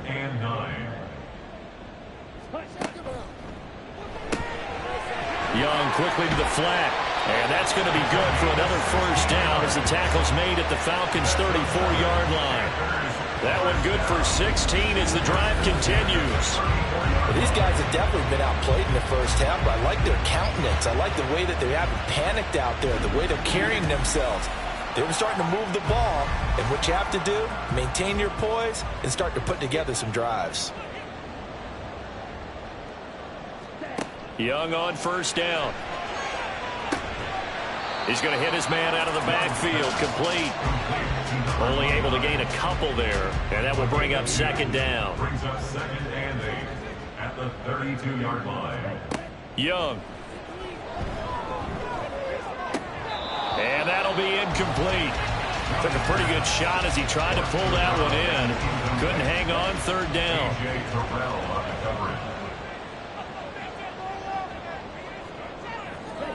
Looking to throw, Young. Throw out right, taken in by Patterson. And inside the 20 before he's brought down. A good-looking drive so far for the Panthers and a first down here. And this pass rush has really been bringing the heat and has already gotten home a few times here in the first half. So how about the play call there? Sometimes if you can't protect, you've got to fool them. Screen passes like that can take a little steam out of what's been a relentless rush so far. That throw by Young incomplete. Some of the fans here don't seem too happy about what we've seen in this first half. No, not at all, and I understand why. They've looked lethargic, out of sync, and it shows on the scoreboard. Touchdown, Panthers. Jonathan Mingo, a 16-yard touchdown. And the Panthers have cut it back within a score. Had the option to hand that one off or run it himself, but instead, a really easy, quick pass. I like the way they made a decisive decision and get it right to the receiver. One move later, he's in the end zone. Now they'll line up to kick the extra point.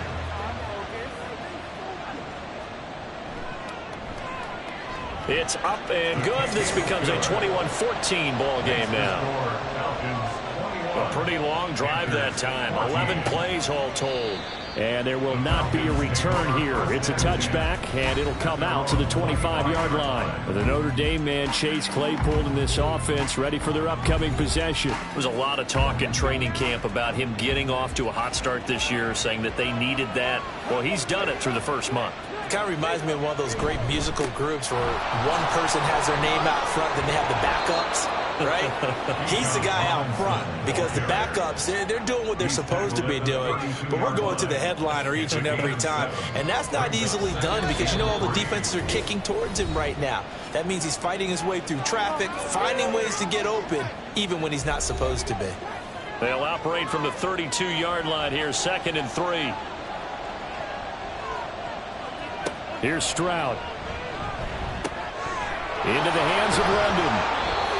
9 yards the pickup there, and it's a first down. It's a game of matchups, and that's why you take your receivers and move them around a bunch, especially your best guys. And when they work out of the slot, you often hear the coaches talk about how great it is because it gives you a two-way go. You can break out or you can break in. That makes it hard to defend. 14 yards there on a Falcon first down. I got a kick out of that one, partner. You and I talk often about trying to hide receivers in certain situations, but a guy of his size can't really hide him. But the tight end drag route, definitely an effective way to sneak him across the formation for an easy completion and a first down.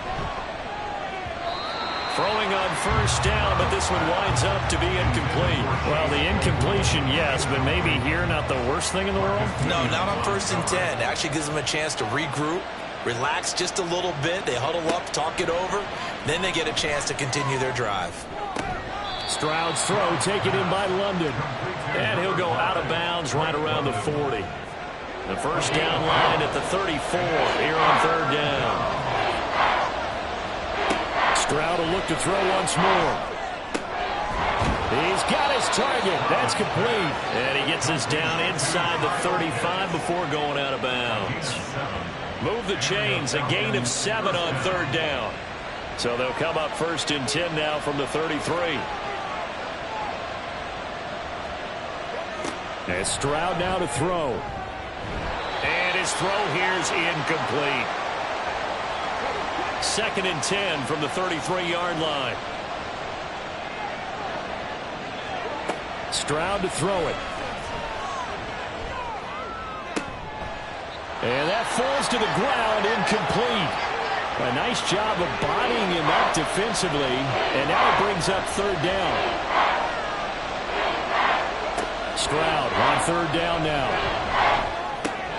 Over the middle, that's caught by Claypool. Now the Falcons going to use one of their timeouts as they'll stop it with just over 40 seconds to go in the first half. Now a throw to the end zone on 1st down, but it winds up incomplete. And their back's up against the wall a little bit, and they come through by forcing an incompletion. Now they've got to continue to ratchet up the intensity a couple more times and get off the field before giving up any more yardage. 9 yards, and that leaves them just short, so it'll be 3rd and less than a yard. The Falcons going to use the 2nd of their timeouts as they'll stop it with a little over 30 seconds to go in the first half of play. Here's 3rd and a few inches. Back to throw. Here's Stroud. Work in the middle of the field, and he's got a man complete. And the Falcons are going to be set up with a 1st and goal as they get the conversion there on 3rd and inches.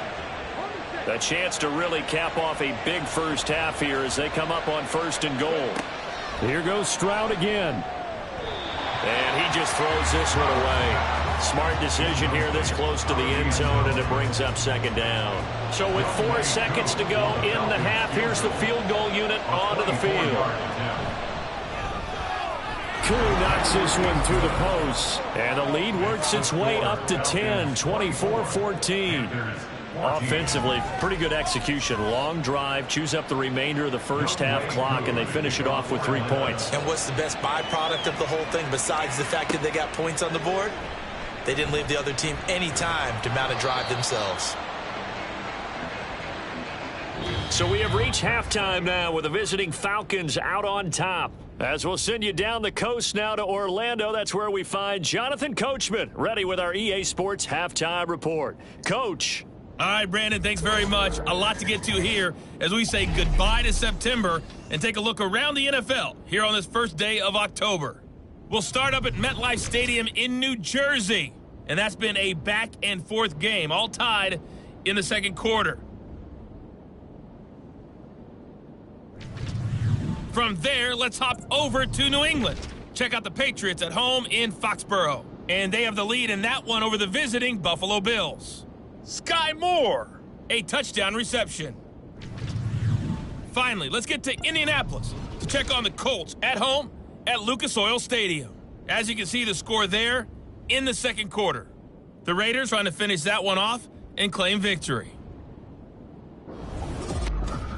We saw a couple of high-octane offenses getting it done in the first half. Both teams had no problems moving the football. And you'd have to think, the team whose defense shows up in the second half is going to be the one who walks out of here with a victory.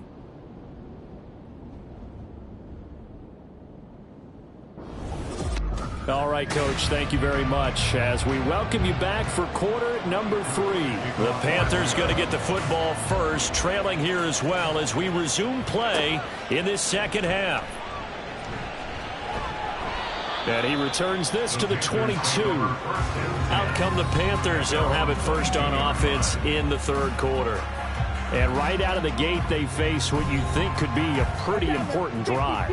I would say so. You know, they're down 2 scores. That's not the end of the world. It wasn't the strongest of first halves, but for them to start clawing back, they've got to start putting a little pressure on that defense, start cutting into this deficit. You can't have 3 and outs and expect to get that done. We'll get a pause here. There appears to be a Panther who was shaken up on that last play. While they come out and take a look at him, we will step aside for just a moment. So from the 36 now, 1st and 10.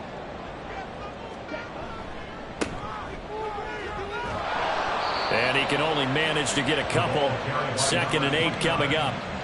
Well, sometimes as a running back, you've got to be able to improvise when the hole's not where you expect it to be. But in this case, there wasn't any improvisation that he could do that was going to work. Kind of like if you're trying to be a comedian on open mic night at the Improv and you run into a time. 23 yards the pickup there. And there's a completion to the tight end. And look at the size of these players nowadays. At that spot, 6'4", 6'5", and up. A lot of guys used to be basketball players, somehow came back to football. That's really good for the game of football. You're getting better athleticism, great hand-eye coordination, guys who know how to control their bodies when they run their routes. Will go down as a gain of 6, and that'll bring up second down. A 6-yard pickup brings up 2nd and 4 at the 33-yard line. Out of the gun, a run with Patterson. And a strong run there as he'll maneuver his way down inside the 15. That good for 19 and a first down. This has been a good drive so far. It's been a running game for the most part. He's powered them down there. Another nice burst there, picking up a first down. Now it's 1st and 10, as you said, in the red zone. And he's got his man in stride, complete. And the Panthers are going to have a 1st and goal coming up as the tackle made at the 3-yard line. 1st and goal, and they got to be thinking a chance to get right back into this football game. Young now. Well, he's got it. Touchdown, Panthers. From 3 yards out. And the Panthers are back within a score. An out route there for the score. A quick out route there for the score. Yeah, you're not really surveying the defense on this one. You're just counting on timing, making this play happen. 1-2, ball's out of his hands. Knows where he's going, just puts it to the outside. Touchdown.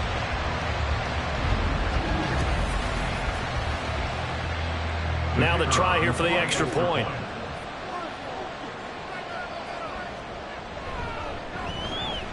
It's up and good, and this now becomes a 24-21 ball game. So that drives 7 plays in length, and Carolina scores to cap it off. And this will be a touchback, so they'll bring it out to the 25. Here comes the Falcons offense. It's their first possession of the second half now. But Charles, they still have the lead despite their defense giving up a touchdown on the previous possession. And even though they have that lead, it feels like a back-and-forth ball game where to try to get momentum back, maybe they need at least 3 here on this drive. I think you're right about that, Brandon, because your game plan doesn't change. But I do believe your urgency does because of the last score that went against your team. So what you want to do now is have your own drive and try and make sure that that momentum stays in your camp. That strong running there as he's across midfield and down to the 49. It's a gain of 16, first down Falcons. A good run there off right tackle in an old school NFL football. The right side of the offensive line, often known as the nasty side. The left side, usually the technical side. Kind of reminds me of the old Atlanta Falcons 2009-2010. That's how they constructed their offensive line. Give him a gain of 5 on the completion, and it'll be second down. At the Panthers' 44-yard line. Stroud looking to throw. Going for Kyle Pitts again. He's got him again. 2 yards on the pickup there. And now it's 3rd and 3.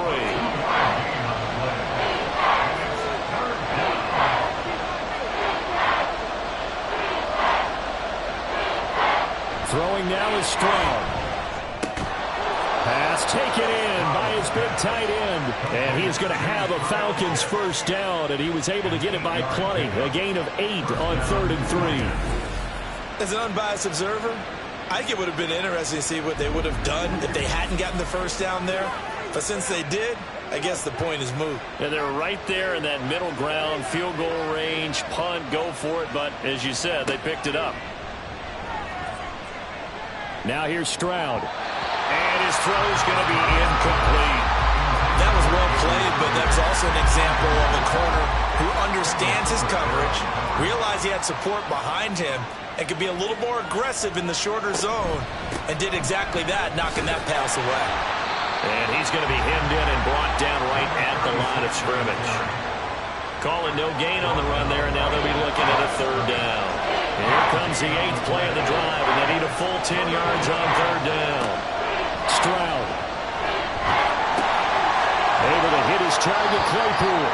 Almost, but not quite. Needed 10. He got 9. 4th down.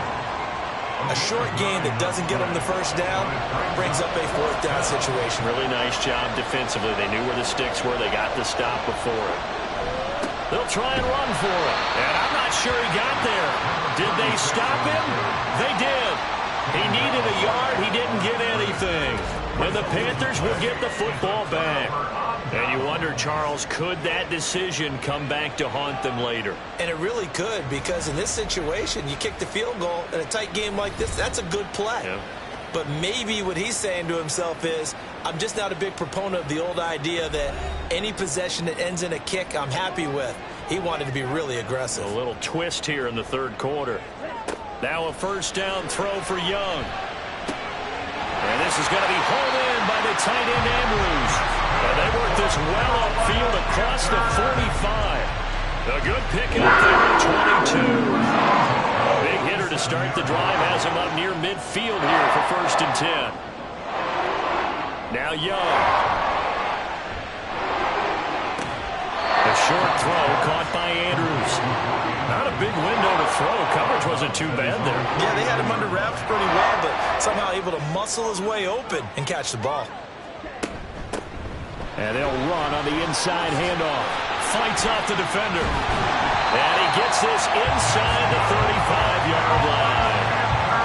109 yards on the ground for him now as he's done that on 15 carries. From Falcon territory now, here's 1st and 10 at the 34.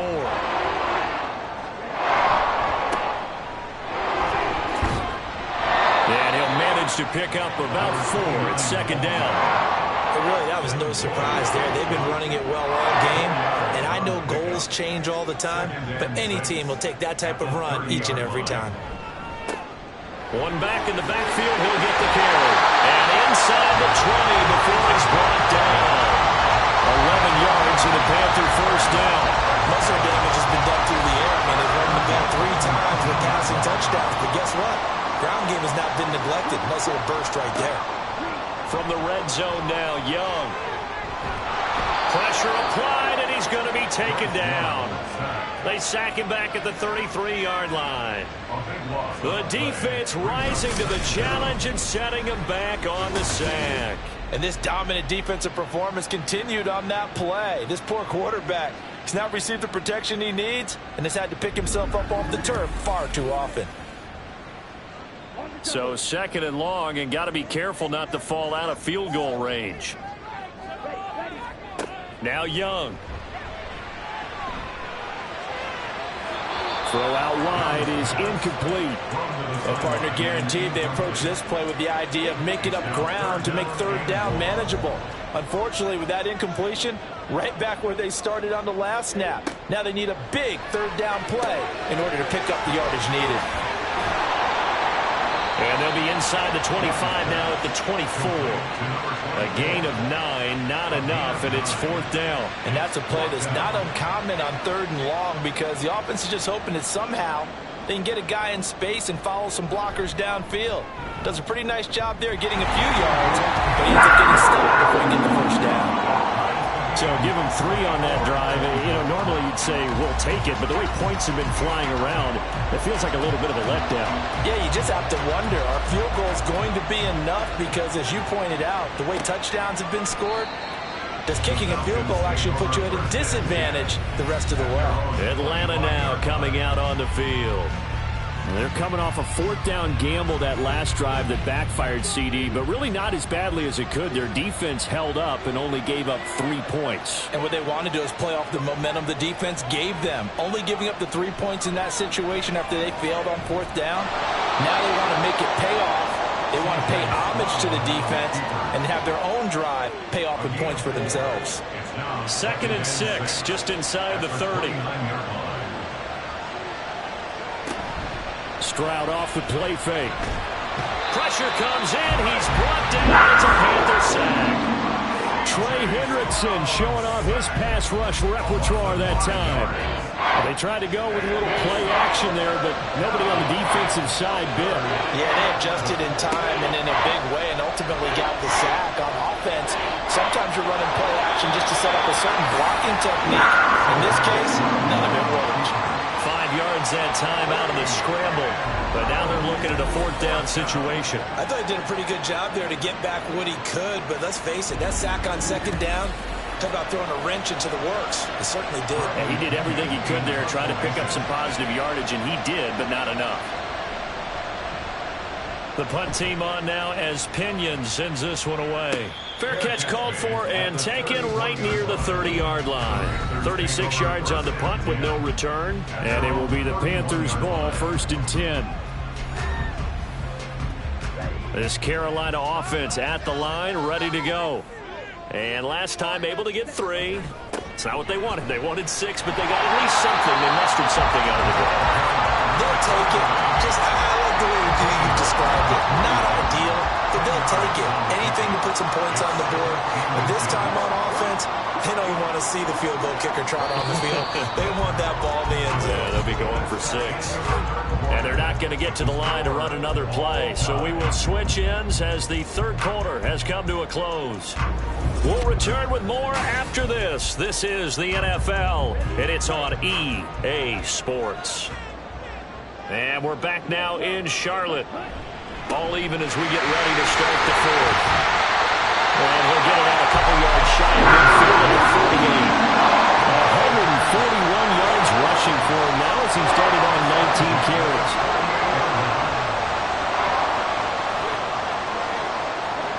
Young on first down. And this is going to be intercepted. Isaiah Simmons picking it off. And the Falcons will have solid field position here as they take over at their 45-yard line. Well, we say it often, Charles, but not all interceptions are created equally, and that is a big one here in a tie ball game in the fourth quarter. And, Brandon, when games are this close, it usually comes down to the team making the fewest mistakes, and that was one of our mantras back at Tennessee. Coach Mays used to say all the time, the team making the fewest mistakes will win. You've got to cut those down to give yourself an opportunity. They'll throw it with Stroud here, 1st and 10. That's caught left side to tight end Pitts. And they'll get him down as he's inside the 40. Successful start to the drive, 17 yards, and moves the sticks. And, partner, in a tie game in the fourth quarter, you and I both know in the NFL, that's when you lean on your stars, and he came through with a nice catch right there. 1st and 10, it's Stroud. And it's incomplete. Boy, he doesn't drop many like that one. 2nd down. They work again from the 38 on 2nd and 10. Now Stroud throws the out route and finds Claypool. And he takes this just a few yards shy of the red zone before going out. 5th catch of the afternoon, and that gives him a 1st down. And with that last play, he's now up over that 300-yard mark. And in today's NFL, it almost feels routine. And I hate that when you talk about a 300-yard passing game. To me, 300 yards still signifies excellence, and he's achieved that in this performance. Call it a gain of 4 on 1st, and that'll make it 2nd down. 2nd and 6. A shotgun snap to Stroud. Throw over the middle, caught by Jordan. And he's going to be taken down right at the 10-yard line. So signs of life in what's been a dormant offense in this second half. Here's 1st and 10. Here's Stroud. And his throw's going to be incomplete. Quarterbacking 101. Never force the ball into double coverage, especially not this close to the goal line. The windows are so tight, you just don't want to force it in there because it could be tipped up and picked off. Stroud to the end zone, but it's incomplete. And now offensively it's 3rd and 10, and I'm just thinking to myself, actors always say, what's my motivation before a big scene? Right now the play caller's thinking, what have I done before that's worked well that I can go to right now? Yeah, because they were pretty successful. And he'll take it into the end zone. Touchdown, Atlanta. C.J. Stroud with his 3rd touchdown of the ball game, number 12 on the season. And the Falcons have broken this deadlock and have taken the lead here in the 4th. If you're going to play quarterback in the NFL, you've got to have great vision, and you've got to remain calm when things break down in the pocket. Both of those traits were on display there. He surveys the situation, sees the middle of the field open, so he's just going to step up and take it himself. Very well done there. Koo able to connect on the extra point, and they will take a 7-point lead. Following the touchdown, here's Koo to kick off.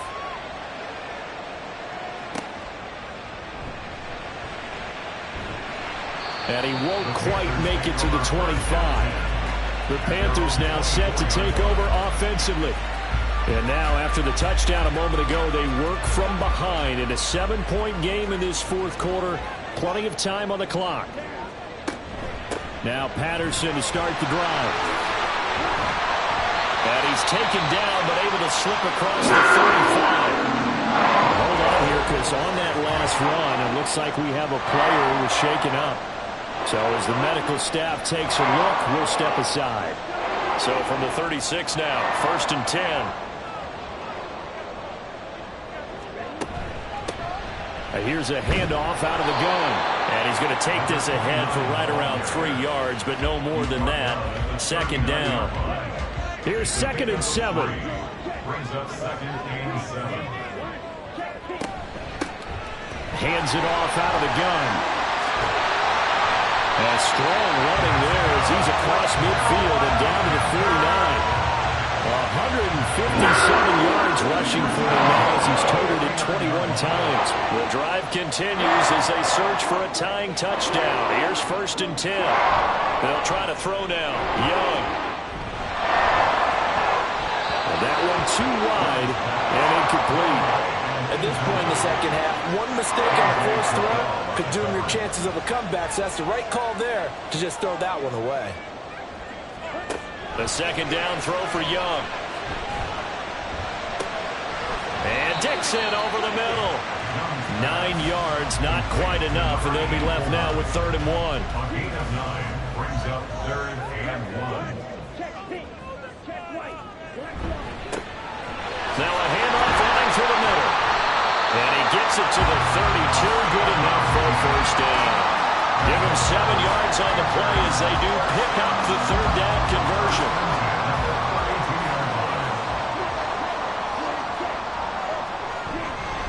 Running game working. They'll stick with it on first down. And he's going to take this ahead for right around 3 yards, but no more than that. Second down. Ball on the 30 now. Here's 2nd down and 7. From the gun, they'll try to run it. And he's able to get it to the edge of the red zone at the 20-yard line. 9 yards to pick up there, and it's a first down. Another carry for their leader, and a good one. It's crunch time. They'll need him to continue to be productive in both the run and passing game in order for them to try and snatch a victory. Now left side, a completion to his tight end. And he is out of bounds. Looks like right at the 15. Here's a 2nd and 5.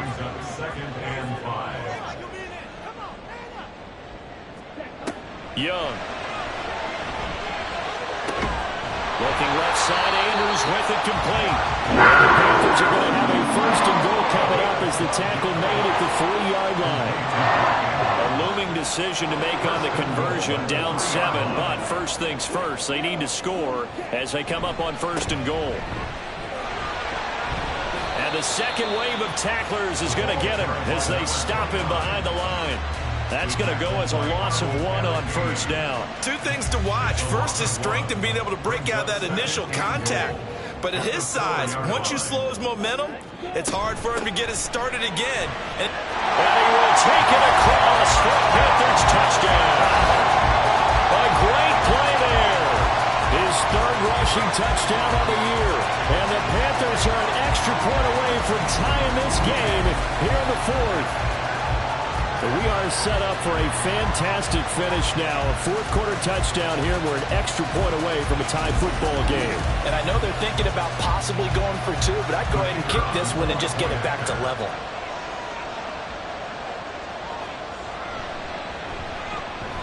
Don't forget the extra point. It's up and good. And, partner, we've got a tie game here in the 4th.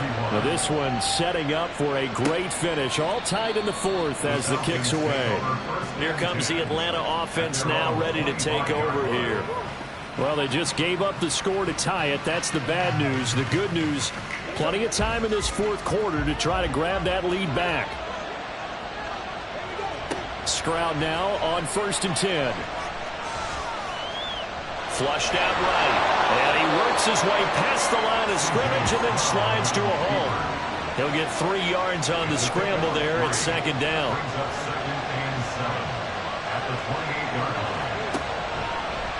Stroud will run the option left. And they take him down, losing yardage back at the 27. Now they're staring at a 3rd and 8. That last play backwards a yard.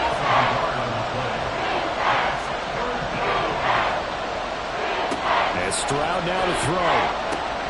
Able to find the open man. That's complete. And he is going to have a Falcons 1st down as they're able to get the 3rd down conversion. I like what I'm seeing from them here. A tie game in the 4th quarter. They understand the situation. They don't need to be in any rush. Go ahead and huddle up and run your offense. That last completion put them in a nice position to take the lead in this game.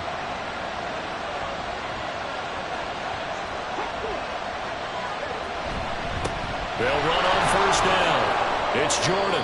He'll get this up to about the 44. Give credit to the defense for stringing that play out, and they gave up no cutback angle. You know you're trying to dart through. No place for him to go. A nice job there, only giving up a 3-yard gain. And this will be a Falcons first down as he's got this up to the 45-yard line. Well, partner, I know this type of running back.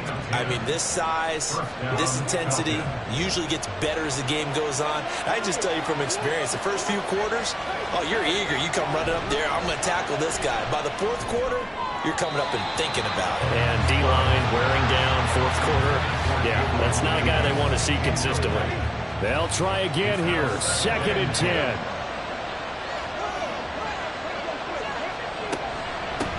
Now a handoff up the middle. Bright. There he goes, right side. Down the right sideline. Touchdown, Falcons. A big play there. 45 yards. And the Falcons answer back with a touchdown of their own to break our tie and take the lead here in the 4th.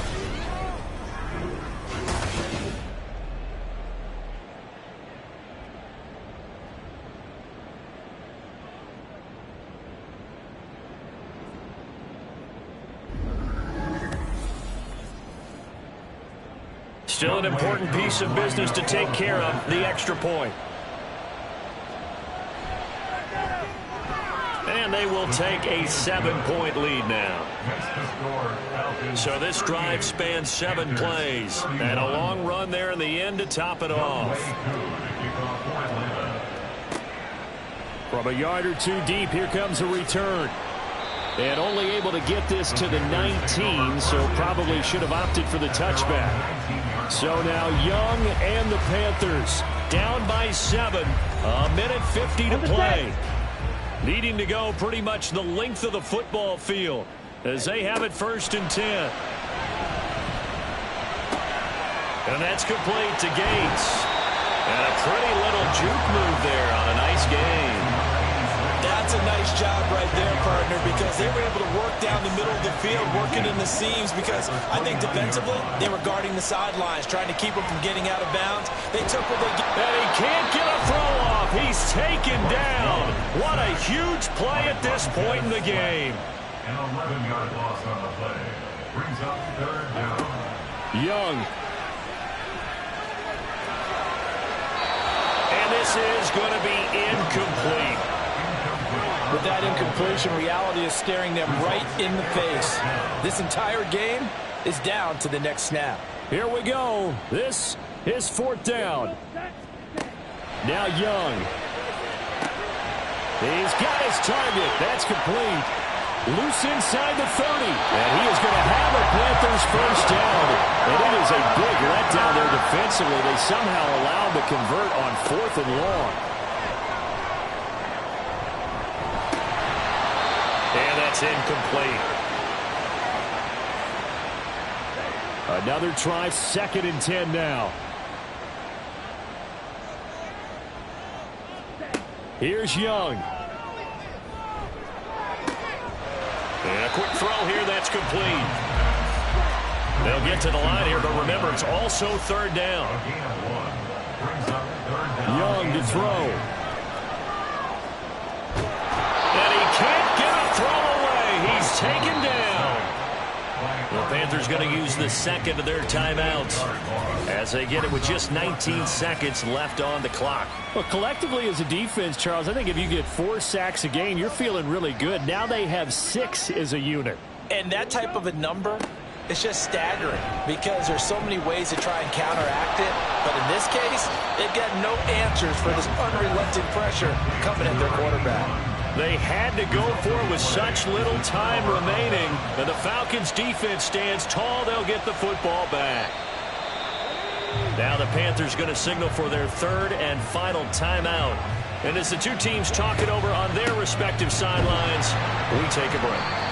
And he's going to have to protect the football and take his lumps here at this stage of the game as they stop him behind the line. So time runs out. It's a victory for the Atlanta Falcons. And we talk so much about the turnover battle, determining who wins, who loses. This game, no exception. Error-free football, no turnovers at all, and they win it. So this is one you don't have to convince your team that what you're saying is accurate. And you know what I'm talking about. Head coach always stands up in front of the team and says, guys, if we do this, this, and this, we'll win. And usually they say if we win the turnover battle, we'll win. Well, here's the proof right there. Win the turnover battle, go on to victory. Now the guys believe. You move on to the next lesson where you have to convince them. This one is now planted. So for the Falcons, they're on a nice early roll as they move to 3-1 with a win here. And they will head back home next week. Meanwhile, for Carolina, they'll fall back to 500 at 2-2. And they'll try to get back on the beam next week as they'll head to Tampa to take on the Bucs. I'm Brandon Gaudin. Certainly have to thank Charles Davis, my broadcast partner, and our entire crew. We'll catch you next time right here. It's the NFL on EA Sports.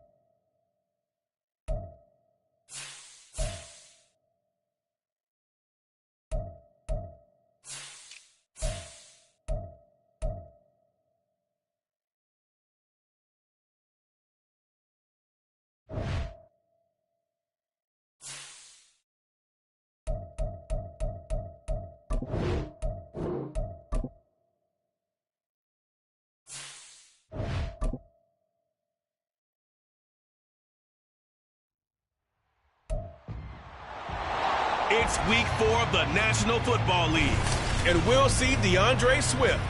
He had a great week last week, well over 100 on the ground with a score. It's the Eagles and the Commanders, and it comes your way next.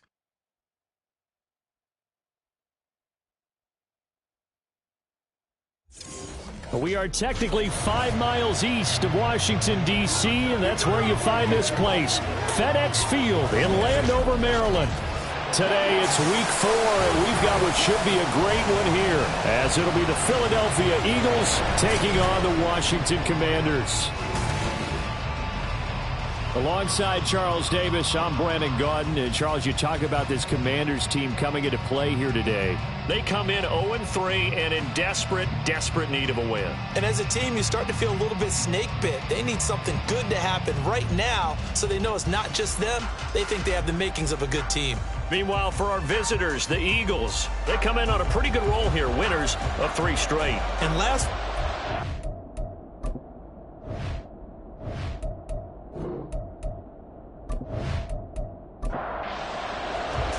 Seems like we were just starting training camp, but here we are in October, and off we go on EA Sports. Taking it about the 1.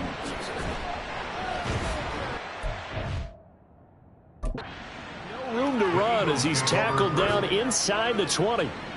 Philly's offense getting ready, and Jalen Hurts ready to lead them. The second-round pick who started his career at Alabama, then finished with an electric senior season at Oklahoma. And I thought it was a really nice performance last week by him. 3 touchdown passes.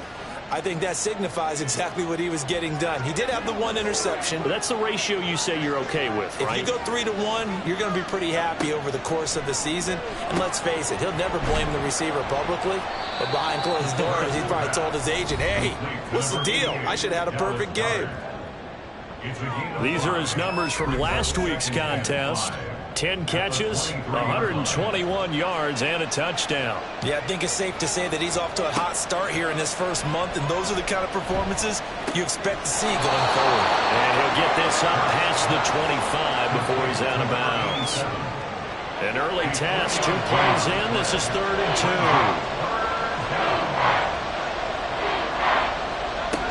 They'll try and run here with Swift. And he's able to get it to the 33. Good enough for a first down. They give him 7 yards on the play, and they do pick up the conversion on 3rd down. So they'll come up 1st and 10 now from the 33. Here's Hurts to throw. Firing quickly here, and that's complete. They'll give him 4 yards there, and that'll make it 2nd down. It's now 2nd and 6 at the 37-yard line. Swift going to try up the middle. And good running there as he'll take this all the way up to midfield. It's a gain of 13 and a first down for Philadelphia. Well, there's plenty of real estate for him to maneuver on that run, and let's face it, it shouldn't be a surprise. He's one of the better backs in the league. Had to come into this game with the idea, slow him down, otherwise it's going to be a long afternoon. And they'll get him down as he's inside the 40. 11 more on that one and another first down.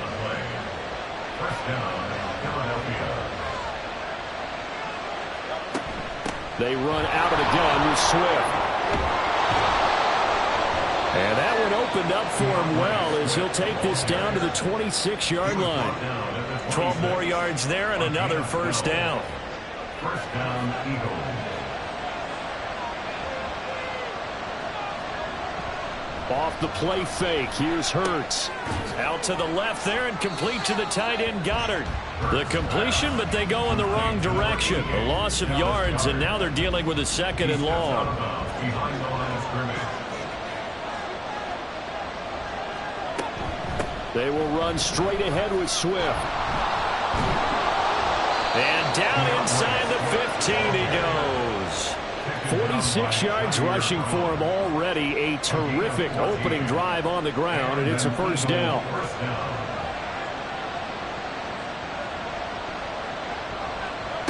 Hurts. Fighting his his way through contact. And the Eagles are looking at 1st and goal as he's tackled all the way down at the 2-yard line. I can't be sure how much of that was planned pre-snap, but it certainly opens up some avenues for their offense. And if he can stay a threat to break off those kind of runs, it'll pull defenders away from coverage and open up some choice. And he's in for an Eagles touchdown. DeAndre Swift with his 6th rushing touchdown on the year. And the Eagles get the upper hand as they're on the board first here this afternoon. Well, first quarter, maybe too early to talk about statement drives, Charles, but that sure seemed like a statement drive right there. Well, if we're going to talk about statement drives, I think what they're saying is we're going to establish the run. They gave it to him early and often on this drive, and he wound up taking it into the end zone. Elliott good with a PAT, and that makes the score 7-0. From a couple yards deep, he'll bring it out of the end zone. And no alley to be found. The coverage was solid, and he's dropped at the 18. So out comes the Washington offense onto the field. And here's a look at their leader, standing 6'4". And it's funny how we always talk about how analytics are starting to creep into the game. One analytic that's been there for a long time, teams that start 0-3 usually don't make the playoffs. So we know one quarterback today that's determined to end that slide right now. It's not impossible, but this is a must-win for him and his team. And not a whole lot of room to operate there on the first down run. He gets maybe 3. From the 21, here's 2nd down at 7. They'll run again here with Robinson. And nothing doing. He's immediately taken down at the line of scrimmage. Here's 3rd and 7. No gain on the play. Brings up 3rd down and 7. Looking to throw. Rutherford. That's out wide here for Robinson. And he's going to have the Commanders' first down as they're able to get the 3rd down conversion. I know at the end of games, coaches always tell us that no one play won or lost a game.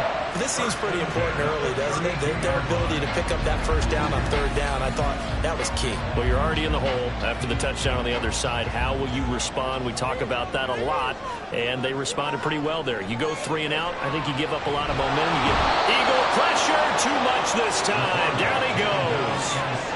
Aiden Hutchinson in there to get him, and on the season now, that is 9 sacks for him. Got to assume this defense will be charging again here. It's 2nd and 15. Straight ahead, it's Robinson. And to the 36-yard line, taken down there after getting 8 yards. Well, this defense for the Eagles, they were very good a week ago in that win over Minnesota. And what keyed their victory? The pass rush. Got to the quarterback 6 times for sacks, and plenty of other turbulence in the pocket for him as well.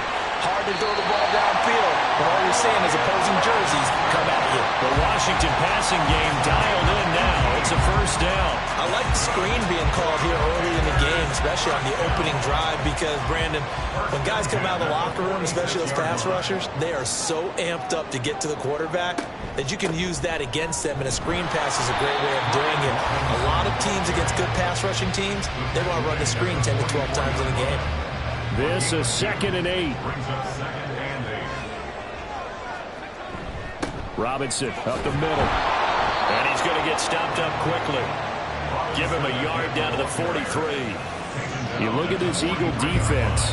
They were very good a week ago in the win over Minnesota. And it was the pass rush that really keyed their victory. Got to the quarterback 6 times for sacks, and plenty of other turbulence in the pocket for him as well. Now a 3rd down throw, but it misses the target, incomplete. That is certainly one way to frustrate a quarterback. One of those extra defenders on the field. Dime package, lots of speed, no space to fit in the football. So they're forced to punt on 4th as this one's away. So back onto the field, here come the Eagles for their 2nd drive. And they'll be looking to make this a 2-score advantage. Had the touchdown on their first drive, Charles. Hey, they can get up 2 scores here on the road. That's a heck of a start. And not only have they thought about it, I wonder if they visualized it. I remember playing, and they used to turn the lights out in our meeting room and run through a situation like this and say, just think about what it would be like to be up on the road and take the crowd out of it. Maybe they did some of that. And he'll be tackled right on the chalk of the 45. That's a good way to start the drive. 17 yards and a first down. Well, as a coach, you absolutely love seeing your offense find their rhythm early, and that's exactly what we've seen so far. They had a touchdown on their opening drive, and now they connect here for another nice gain for a first down. This offense is moving the ball well, exactly as he drew it up in practice. He'll get this one complete. That's A.J. Brown. So the completion good for 6 yards, and it's second down. It's a pickup of 6. Brings up 2nd and 4 at the 49-yard line. Throwing is Hurts. This will be caught once again by Brown. So give him 2 yards there on the completion, and it makes it third down and 2 yards to go.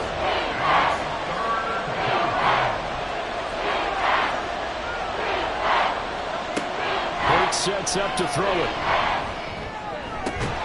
Pass taken in by his big tight end. And they're going to have another first down here as the tackle's made at Washington's 21. Excellent play there on third down. Give them 25 yards. Normally on third down and short yardage, you're thinking to throw to your tight end. It's just going to be a simple chain mover. But this time they let him roam down the field, and a nice dart picks up the first down and then some.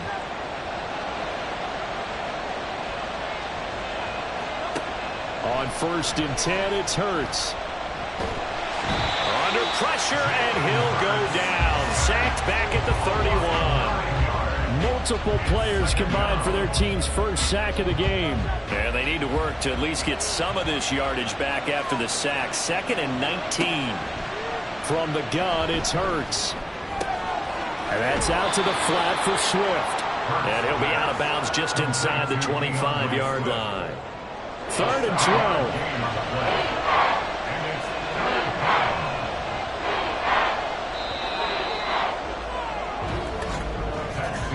After 1, 7-0 on EA Sports.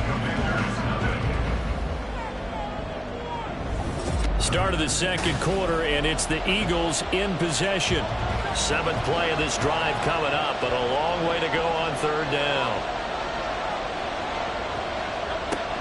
They'll drop to throw. And that is incomplete. Strong coverage by Washington. And now 4th down. How about this defense? They came up with a couple big plays in this sequence, and none better than the one right there, forcing the incompletion and bringing up 4th down. The kick by Elliott is good, and that will extend their lead even further. So another scoring drive there, Charles, and an early 2-score lead. You'd like the 6 there, partner, but you'll take the 3, and I think they have to be happy about the way they moved the ball in these first 2 drives. They have to feel good about their opportunities the rest of the game. And he won't return this one. He'll go down to a knee, and they'll start at the 25. Now Washington going to retake the field for drive number 2. Nothing for them yet from an offensive standpoint, down 10-zip as they come up 1st and 10.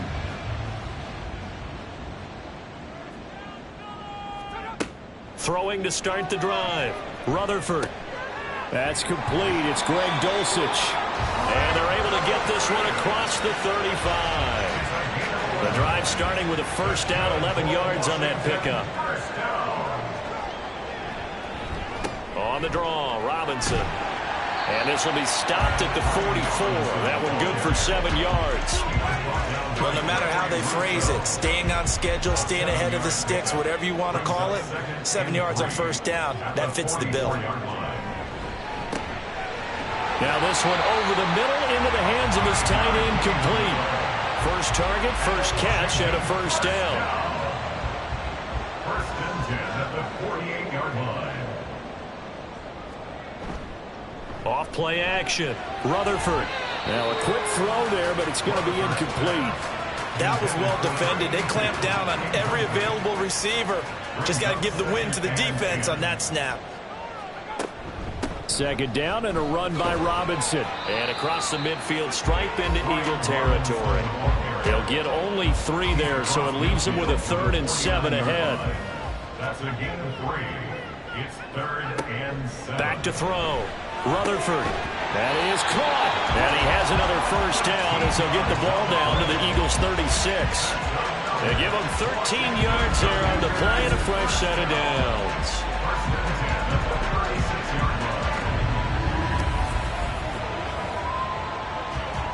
So from the 36 now, 1st and 10.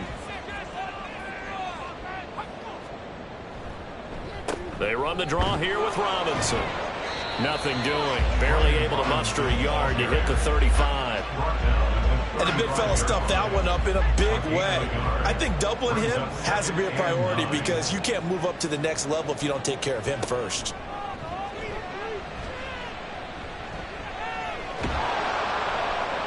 Pressure comes, and down he goes. The Eagles get there for the sack. They'll wind up losing 10 on the sack, and it'll lead to a 3rd and long. Well, competition comes up in so many different ways, and right now, this unit, their competition is who's going to get to the quarterback the most times. Had about 5 sacks last week, and we just saw their first one of this game. This offense so far on 3rd down, they've been good. 3 for 4 thus far. This will be 3rd and 19. Out of the gun, they give to Robinson. And he'll be brought down at about the 42. During that run, an injury here. We got one of those big blockers in some discomfort. The medical staff is going to come out here and take a look, and we will take a short break. Washington going to send out their punter as he'll kick it away for the 2nd time. And this will be out of bounds, and they spot it at the 15-yard line. Not too bad. Well, let's shine the spotlight on the former Georgia Bulldog, DeAndre Swift, who's set to begin this next drive. He's over 40 yards here in the 2nd quarter. Been nice and effective for them, hasn't he? He has definitely been dependable, and really shouldn't underestimate what he's getting done here, because anytime you're on a pace that's going to approach 100 yards, you've really done some damage in an NFL game. And now he's looking just to add to his totals. The drive starting play, a good one. Give him 19. Certainly no settling into the drive there. They came right out on the first play and attacked the middle of the field for a big gainer and a 1st down. On 1st and 10, it's Swift. He'll get it across the 35. It'll be 2nd down. It may be only a gain of 3 yards, but that back, he deserves a lot more credit on the play. That could have easily been stopped at the line, but his vision and his determination found some space to turn it into that modest gain. The result, only 4 yards there on the play. And now we've got a 3rd and 3.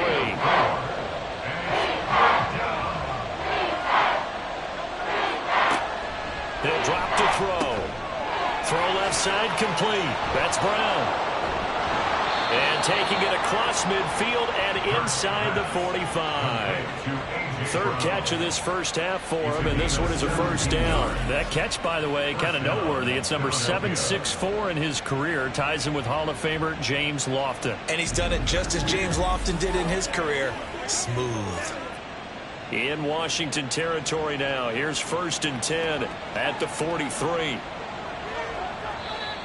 Now flags come in here. Looked like one of the Eagles might have moved. So they accept the penalty, of course, and push the offense backwards a bit. The false start backs them up 5. 1st and 15.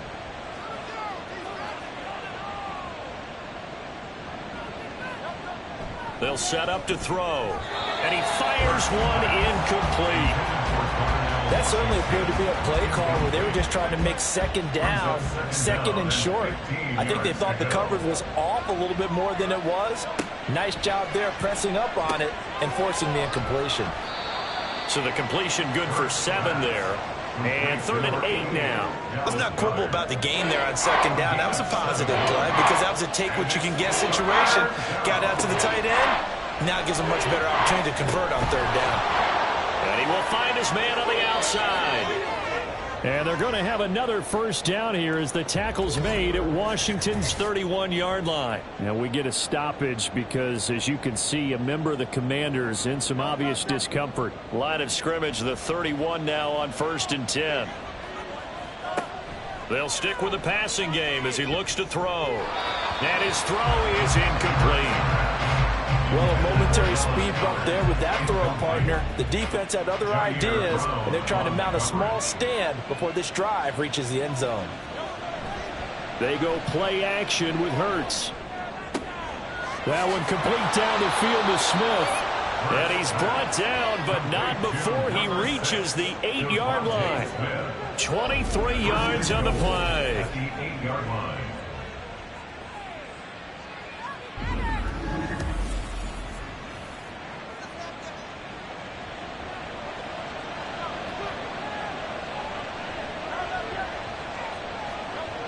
Again, he'll drop to throw. Touchdown, Eagles! A.J. Brown, his 5th touchdown now on the year. And the Eagles go coast to coast and finish the drive off with 6 points. Well, on that connection, it looked like they maybe had some pre-play communication. Maybe one of them noticed an area that was open in the defense to get the pass to. When you put the time in, sometimes you have that great silent communication that you just noticed right there, because the best quarterback-receiver combos in the NFL, they know how to make those adjustments at the line of scrimmage when they see something pre-play, and they got it done there.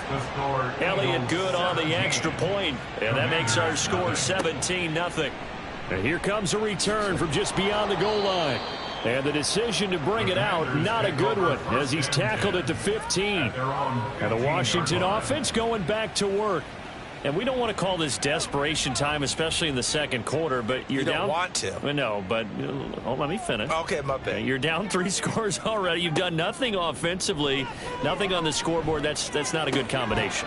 I think you just called it desperation time. I think you did. But let's face it, you mentioned this to me in a break earlier in the game. The energy level hasn't been there right from the start. We've noticed that. They've got to find a way to get on their toes and start punching instead of retreating, to use a boxing analogy.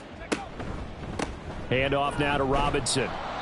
And a short gain across the 15 to the 17-yard line. They do get a couple, but they'll be left staring at a 3rd and 8 coming up.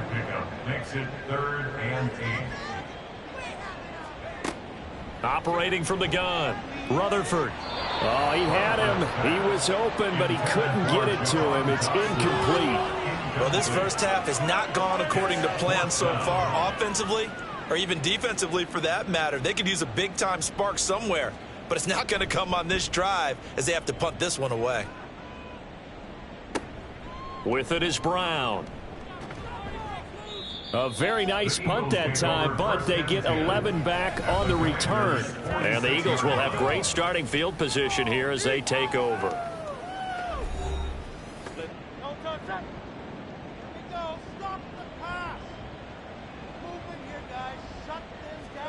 On first down, Hurts.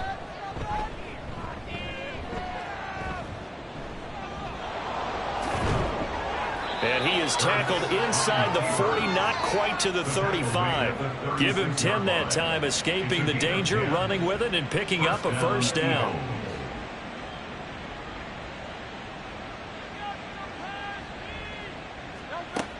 They'll look to throw.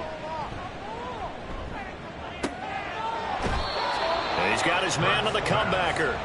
And they'll have it in the red zone before he crosses over out of bounds. Give him 19 there as the drive marches forward.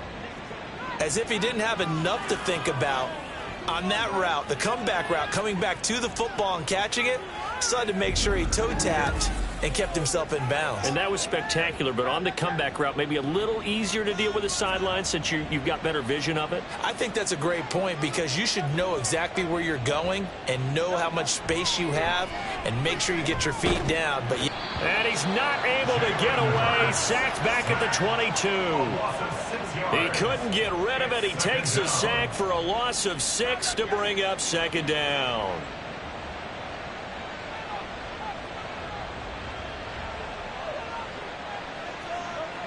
Another try after the first down sack. Hurts. And this is caught at the 8. They get 14 back, but it leads now to a third down. They don't need to run another play here before the 2-minute warning. Let's see if they do it anyway. Throwing from the gun, it's Hurts. And this pass broken up. Excellent coverage there on third down, as that was not an easy one to hold on to. He did a fine job there of not hitting him before the ball arrived, and I've got to tell you, you can often mistime that play because of the angles of approach. When you're going to get him, sometimes you panic as well and think, I've got to be there right now. Instead, in this case, timed it perfectly and knocked it free. So this lead, Charles, just continuing to swell here in the first half. Well, it's interesting. When we talked to them prior to the game, they told us that their game plan was take no prisoners, and they've lived up to it so far because everything has worked. No guarantee that'll continue. But all in all, this coaching staff's got to be very pleased by what they've seen. The Washington offense at the line and ready to roll. They're in a bit of a bind, a pretty big bind, down 20-0 as they start here on 1st and 10. And he's going to be brought down right there after the catch at the 34. On 1st down, Rutherford. His throw incomplete. Fair to say, hasn't been his best game throwing the football, but also not getting a lot of help out there either. Yeah, you nailed it pretty well, you know. He's got to throw it better. Got to get more help. Obviously one that should have been caught.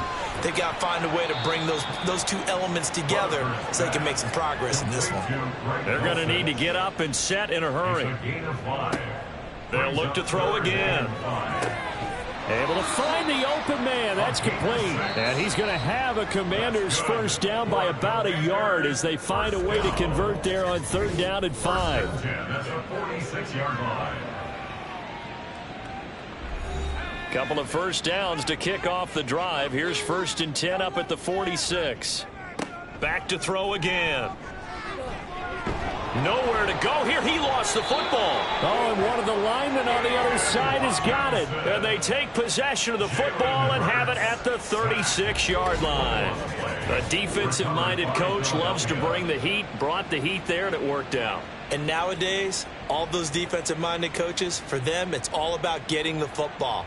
I went into one facility, and as soon as you walked into the defensive room, there was a football, like on a spring, and each guy that walks in that plays has to act like he's knocking the ball free. They want those instincts created. They want them to think about that all the time, and that's what they try to preach. And now a throw on 1st down there, but it's incomplete. Had an open man that time. We ended up putting a little too much heat on it, don't you think, partner? Absolutely. Just needed a touch more air under it. Instead, he fired an absolute bullet. Here's Hurts to throw. This short throw caught by Goddard. The Eagles going to take the first of their timeouts as they get the stoppage with a little over 50 seconds to go in the first half. And that'll hurt the average a bit as this time they're able to get him behind the line. And now time will be called here as Washington has an injured player down on the field. The medical staff will attend to him, and we will step aside. A 54-yard attempt. And he missed it. It's no good. And they will not be able to add on to their 20-point lead. And now 2 problems as I see it. First, you missed the kick, which granted was a long one. But second, you set the other guys up with great field position and enough time to maybe get downfield and get a field goal attempt of their own. The Commanders back out late in this first half. And with great starting field position and one timeout in their pocket, they could still come away with points here in the late going. Eagle pressure, too much this time. Down he goes. And now Washington going to go ahead and use their final timeout as they stop it here with just under 40 ticks to go in this first half. Sacks, a growing theme in this first half. This is 2nd and long. Looking to throw. Rutherford finds his receiver, Watson. And he gets this up across the 35 before he's out of bounds. They need 18 yards here on 3rd down. On the give, here's Robinson. And he'll get this up to about the 38-yard line. Now the Eagles will use the second of their timeouts as the clock will stop with just under 30 seconds to go in the first half. Now Brown. DeAndre Swift and the Eagles back out there. He's been good. His guys are winning. So far, the recipe working here in the second quarter. And he doesn't like to just tote the rock. He wants to carry his team on his back, and that's what he's done throughout this game. Yeah, he's done that. He'll be hoping to continue that trend. Throwing for Smith on the out route, and it's caught. And he gets this up just shy of the 30 to the 29 before he's out of bounds. 2nd and a couple. 8 yards on the pickup. Brings up second. And this time they'll just keep this on the ground. And not much happening there as he'll get it back to the line of scrimmage and no more. He got maybe a half yard at most, but officially they'll be left with a 3rd and 2. So we reach halftime in what's been a fairly one-sided game so far. As we'll get you down the coast to Orlando for Jonathan Coachman at our EA Sports Halftime Report. Coach. All right, Brandon, thanks very much. A lot to get to here as we say goodbye to September and take a look around the NFL here on this first day of October. We'll start up at MetLife Stadium in New Jersey, and they are seconds away from halftime, all tied in that one. From there, let's hop over to New England. Check out the Patriots at home in Foxborough, and they have the lead in that one over the visiting Buffalo Bills. Sky Moore, a touchdown reception. Finally, let's get to Indianapolis to check on the Colts at home at Lucas Oil Stadium. As you can see, the score there in the second quarter. The Raiders trying to hold on and claim victory. We watched a solid performance out of running back DeAndre Swift. He wound up finding the end zone on a touchdown run to help give his guys the advantage here at the break. All right, Coach, thank you, and we welcome everyone back for quarter number 3. From a yard or two deep, here comes a return. And he'll be brought down shy of the 20, so the decision to bring it out of the end zone, not a good one. The Washington offense ready to go to begin the third quarter. And that first half, one to forget really on both sides of the ball. They got to find some way to string something together here, don't they? Yeah, they're down big right now. So as you mentioned, trying to find something to string together, get some consistency, something sustained, maybe calm their whole team down and find a way to get back in this one. Yeah, because right now you're down big, you're being shut out. Let's see if this is the drive that kind of kickstarts them. Pressure gets to him, and down he goes. Back at the 4-yard line. Taken down for the 5th time this game. Multiple defenders there to get him. So one quick, easy analysis about why they've struggled so far. They keep putting themselves in 3rd and long situations. They just took another sack right there. And the offensive film session tomorrow may be a little longer than it normally is. Not a lot of positive grades will be handed out thus far. These guys have punted 4 times already, and they're staring at a 5th, barring a conversion here on 3rd down. From deep in their own territory, they look to throw, and they're going to sack him yet again. The pass rush has been relentless. This time, it yields a safety. Well, 2 snaps ago, I don't think anyone thought a safety was on the table, yet it happened. They caught him on back-to-back plays breaking through the line. No amount of evading was going to save him from a sack on either play, and on the last one, he ran too deep into the end zone to set up the safety. Taken in at the 22. So here are the Eagles to take over. They're on a 3-game winning streak, and right now looking good in this one as well. Hurts and the Eagles come up here 1st and 10 at their 36-yard line. They'll try and start this drive in the air. Firing quickly, but it's incomplete. Well, that's a defensive coordinator's got to be happy with that result. They took away all options downfield and forced the incompletion. 2nd down, here's Jalen Hurts. Over the middle here to Brown. And he'll have it past midfield almost to the 40 before being taken down. 22 yards there, a 1st down. I'll tell you what, a lot of those mid-range throws have been available because sometimes teams get too concerned about the deep ball and they leave too much space in front of them, and these guys have been taking advantage so far. So 1st and 10, and if they score on this drive, might have to start digging in our second half blowout material. Throwing is Hurts. Throwing the out route incomplete. It's Smith. And he gets us down inside the 35 before going out of bounds. From the 34-yard line, here's 2nd and 2. From the gun, here's Swift.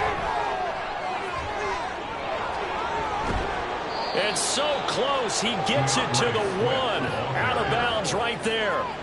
82 yards on the ground for him now on 9 carries. He was doing everything he could to get the 6 points, a little bit short, but still an excellent run. And look at it from the defense's point of view. They could have given up on that play. They did not, and still were able to corral him. Now, they've got some work to do in this down coming up, but at least they're being competitive and trying to stay with it. Another shot from the 1 on 2nd and goal. Swift. Showing off the elusiveness as he's in. Touchdown. So the toss play effective, even down here near the goal line. Yeah, and you're hoping the defense commits too many men to stop the run in the middle of the field and that your blockers can gain a little bit of an advantage. And when they do, foot race to the pylon, and this time he had the speed to win that race.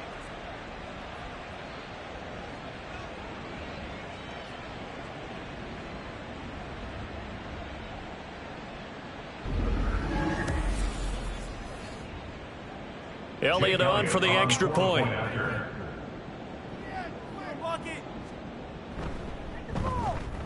And that'll push the lead up to 29 now. That time a 6-play drive. And it ends with a 1-yard touchdown run. Jake Elliott to kick off for Philadelphia. And he won't return this one. He'll go down to a knee, and they'll start at the 25. The Commanders' offense set to take over. Well, we haven't exactly been treated to a nail-biter in this one, CD, and if they cannot score here, this one's pretty much all but over. Are you saying that you feel like people are starting to think about getting out of here, maybe beating the traffic in order to get home or to their final destination? Yeah, I don't think there's a whole lot of reason to hang around, especially if they can't score here. Yeah, you're right about that, because it has been pretty clear who the better team has been in this one. And in a league that we talk about every game being a one-score game as we go into it, watching this blowout, let's just say it's been unusual. Got to imagine the pass rush will be equally intense here on 2nd down following the sack. It's 2nd and 18. Hand off to Robinson out of the shotgun. They'll get him to the ground at the 20 following a pickup of 4. It's been a struggle this entire game trying to move the ball on the ground. But every now and then you find a little chink in the armor, and that type of run right there lets them know that they can't stop every single run for almost no gain. Now the pressure comes, and he goes down. Just inside the 10, back at the 9. Brian Burns flying in there and dropping it for the sack. It's been a tough one all game long for this offensive line. They're already down big, and now you know they're just going to come after the quarterback in a big way, don't you? Yeah, they just can't get out of their own way right now. It's created an avalanche, and an avalanche is coming right on top of them. Washington going to send out their punter. As the drive goes backwards, so he's on to punt it away. Now a fair catch taken just across midfield, maybe by a yard or two. 37 yards on the punt with no return. And this offense will take over right at the midfield stripe with a 1st and 10. Hurts and the Eagles come up here 1st and 10. Right at the 50-yard line. From the midfield stripe, they'll look to throw. Out to the left there and complete to the tight end Goddard. A big play there for Philly. 47 yards. There's no doubt in my mind that not many guys in this league have had the impact that he's had here in the first half of the season. He's been a big play guy from the word go and continues to be one with another one right there. After the big play, a chance to finish now on 1st and goal. Hurts sets up to throw it. And that's going to be caught for an Eagles touchdown. A.J. Brown with his 2nd touchdown of the afternoon. And the Eagles are able to strike quickly to add on to their lead. Well, that's just how they drew it up, CD. His first read was there, got it to him quickly and into the end zone. Absolutely excellent execution by all involved. And the coordinator, got to give him credit, found the perfect play call. Quarterback let it fly as soon as the target came free, and his guy made a nice catch. Just how you draw it up in practice and then execute it in the game. Elliott good with a PAT, and the lead grows even larger here in the 3rd quarter. Commanders nothing. Jake Now after the touchdown, here's Elliott on to kick it away. And this will not be returned. It'll come out to the 25. A look at Washington as they come onto the field. Well, the disparity in this game, it just seems to grow with each possession here, Charles. They are really struggling. They have not put up a single point, and on the other side, the points keep piling up and up and up. So you know the frustration level has to be rising, right? So they've got to find a way to quell that, because otherwise they certainly won't get anything done in this one. Keep diving deeper into the offensive playbook, but bottom line is don't quit competing. First and 10 at the 35-yard line. They go play action here on first down. And complete once again to Watson. Call it a gain of 6 on the play, and it'll be second down. A 6-yard pickup brings up 2nd and 4 at the 41-yard line. Out of the gun, they'll look to throw. And that almost their first INT of the ball game. Had his sights on it, but he couldn't seal the deal.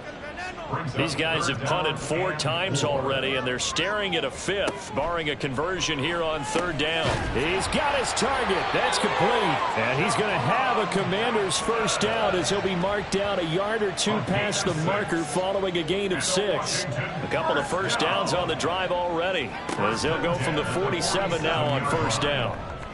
He's going to wind up and air it out. This is caught inside the 15. Big yardage that time for Washington. 43 yards. The chain gang hustling to catch up. Here's first and goal from just inside the 10. They'll run with Robinson. And he is met at the line of scrimmage, and he goes down right there. No gain on the play that time, and it sets up second and goal. Second and goal at the Eagles' 9-yard line. Back to throw. Rutherford.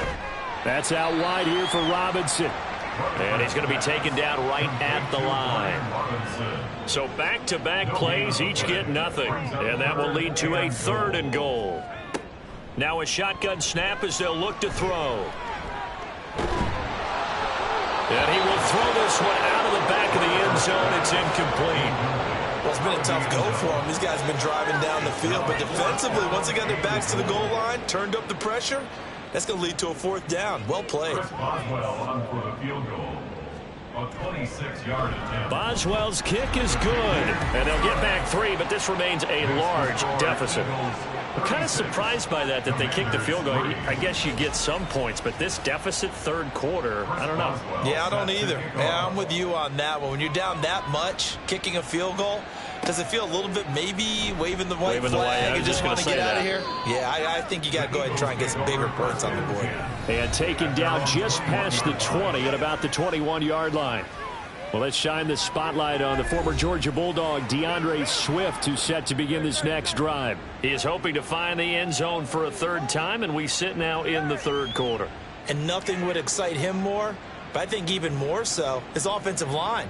Anytime you've got a guy scoring that many times, that means you've done a really nice job in front of him. You're always giving props to the big fellas up front. It's always a good idea. Those are some massive men. So from the 26-yard line, here's a 2nd and 5. Hurts. He's got a man. That's caught. Left sideline. And they work this well upfield across the 45. They call his number again. It's his 6th catch and a first down.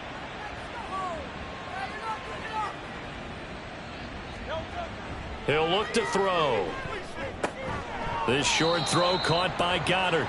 It'll go as a gain of 4. And that's going to bring up second down. 4 yards on the pickup. 2nd and 6 at the 49-yard line.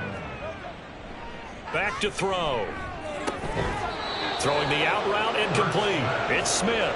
And Devontae going to pick up the Eagles' first down as he'll get this down to the 41. And an Eagle first down. This is Swift on the counter. Able to slither by. And he is out of bounds, but not before he's inside the 30.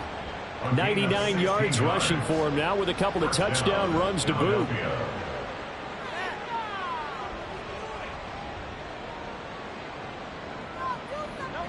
They'll throw on first down with Hurts. And incomplete, a drop there in the middle third of the field. That'll bring up second down. Brings up 2nd and 10. Now they'll throw here out of the gun. To the sideline. Wow, what a catch. Doesn't get a lot out of it, but he is able to keep the feet in bounds. 8th play of the drive forthcoming, and they need 8 yards on third down. Now back to throw. Pressure applied, and he's going to be taken down. They sack him back at the 33-yard line. Looks like a 9-yard loss, and it also brings up 4th. Well, when you time those screen passes perfectly, they can work perfectly, but that time it took a little too long to develop. And you zeroed in on exactly what makes that play go. Timing. Because if the timing's off at all, those unblocked defenders coming at the quarterback, they'll put him on the deck. The kick by Elliott is good, and that will extend their lead even further. I got to think at this point, third quarter, if you're able to hold on to the ball, get 3 at the end, that's all you're looking for. I would agree with that because right now, this is a job well done by them. In fact, it's almost time for handshakes, a little dap on the sidelines, maybe even start to discuss post-game plans. And for the guys who haven't played yet, go ahead and get loose. Your time is now. Now we get another look at Washington on offense. Well, we're still in the third quarter, so there's some time to kind of clean this up and make it look more respectable. Now, a win, that's probably gone out the window, Charles, but I don't know. Do you look at this as a time to just improve and maybe start to look towards the future? I think you have to find something to play for, something to grasp onto until the clock runs out. But, Brandon, we've been around this game a long time. This is an outlier. You don't get many blowouts like this no matter how the game looks on paper going in. This one has turned out to be everyone's worst nightmare realized. And as they come to the line, they will not be able to get off another play as time has run out on this third quarter. This is the National Football League on EA Sports. Still a few inches short of a first down as they come up now on second down. Back now at FedEx Field. And this is a blowout so far as we get set for the fourth quarter. A very one-sided affair. 68 yards receiving now for him in the game. And a first down on that last catch as well. Looking to throw. Rutherford. Checks this one down to Robinson. And the result here, a pickup of 8. Leaves him with 2 to go on second down. From just across the midfield stripe, here's second and a couple. They'll stick with the passing game as he looks to throw. And he has another first down as they'll get the ball down to the Eagles' 39. A nice pickup there, 10 yards, and it'll move the sticks. Again, he'll drop to throw. He's got room at the 30 and all the way down to the 25-yard line. Back-to-back nice gains. That one for 14 yards and another first.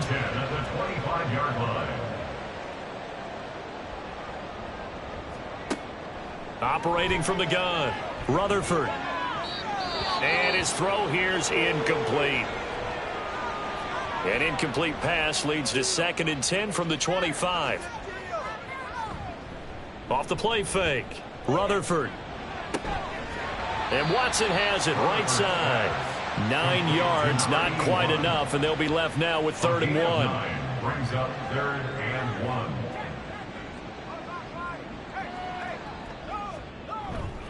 Robinson will try to pick it up. And he picks up the first down yardage as he takes this one down to the 15. It's a gain of a yard. That's good for Washington. First down. 1st and 10. Back to Robinson now on first down. Sheds off the tackle. And he's brought down. 51 yards rushing for him now as he's carried it 16 times. That's another Washington Commanders first down. Back to throw. Rutherford. And this is going to be intercepted. And the Eagles are going to take possession here. It's a touchback, and they'll take over at the 20-yard line. But with this advantage, this defense knew that passes were coming, and they stayed in position, Charles. and picked one off here in the fourth quarter. Yeah, what a way to cap things off, huh? Because I think this is part of the game within the game. They see the scoreboard, they see what they can accomplish, and they went for it.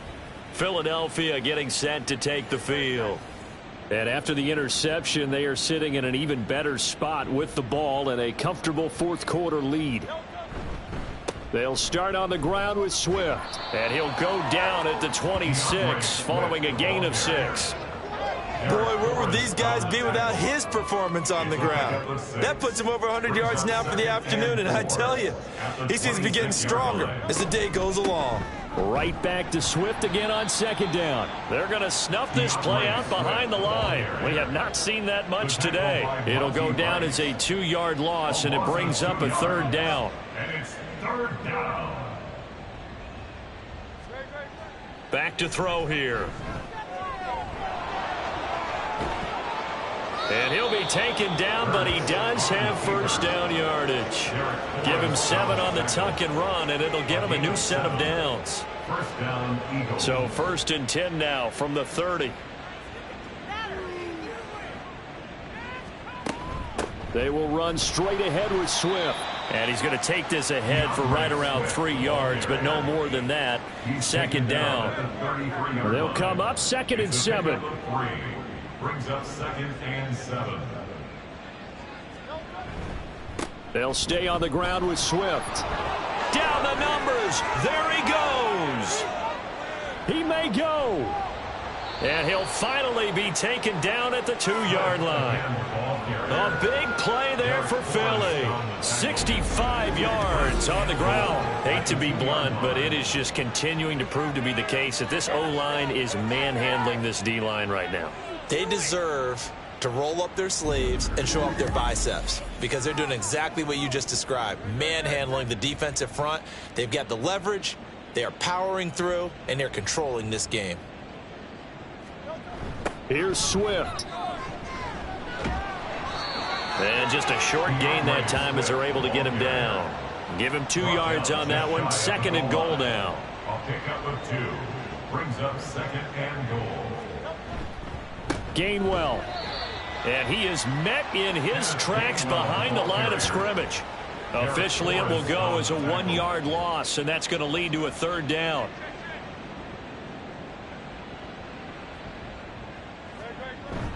They'll let the fullback try and take him home. And he's in.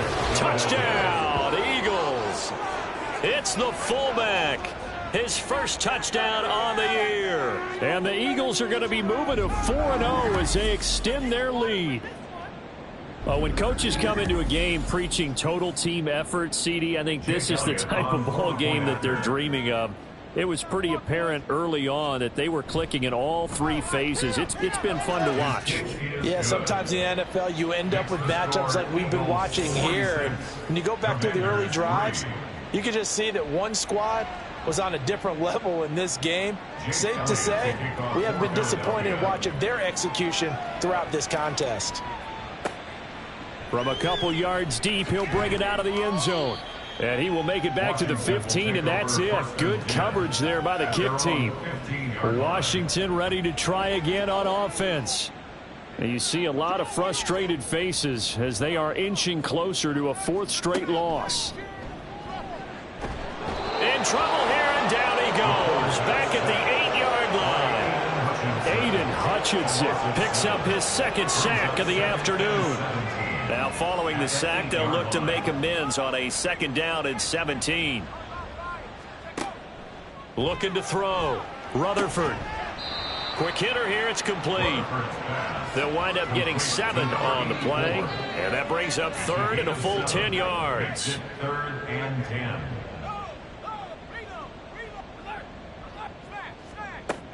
Back to throw. Rutherford. Throwing into traffic there, and that's complete. And he will not make it to that imaginary yellow line as they get him to the ground at about the 23. Washington going to send out their punter as they're forced to kick for the 6th time today. And a fair catch called for and made just inside the 35-yard line. It'll be a 39-yard punt, no return. And the Eagles will have it, taking over 1st and 10. DeAndre Swift and the Eagles back out there. He has a chance to hit that often elusive 200-yard mark on this drive. And most of the time during a game, people aren't keeping track of individual statistics. Are you sure? Well, a lot of the runners kind of know. But I'll guarantee you, someone has sent word into the offensive line that he's got a chance to get over 200 on this drive. That should give them a little extra motivation because they love it when backs break that barrier. Absolutely. We'll see if he can do it. They'll try and run some clock here as they keep it on the ground. And he'll be brought down just shy of midfield at the 49-yard line. Once again, it's Swift. And maybe a measure of revenge there. He's had his way in this one, but this time they get him behind the line. Officially, it's a 1-yard loss. That's going to bring up 2nd and 11. Second and 11 at their 48-yard line.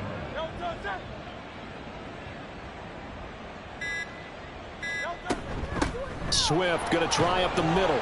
And he carries this one past the midfield stripe and into Commander territory. But you've got to give kudos to your offensive line and the guy carrying the ball because they were in a 2nd and long situation. It seemed pretty dire, but they brought it back to 3rd and manageable with that run.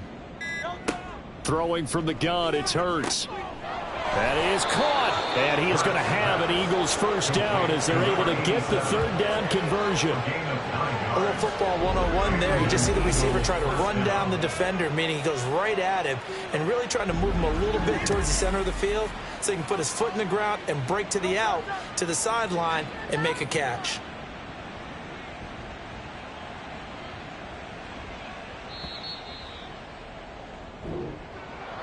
Well, fans usually love to see scoring, and there was no shortage of it today. What a dominant showing from an offense that was truly playing at an elite level in this contest.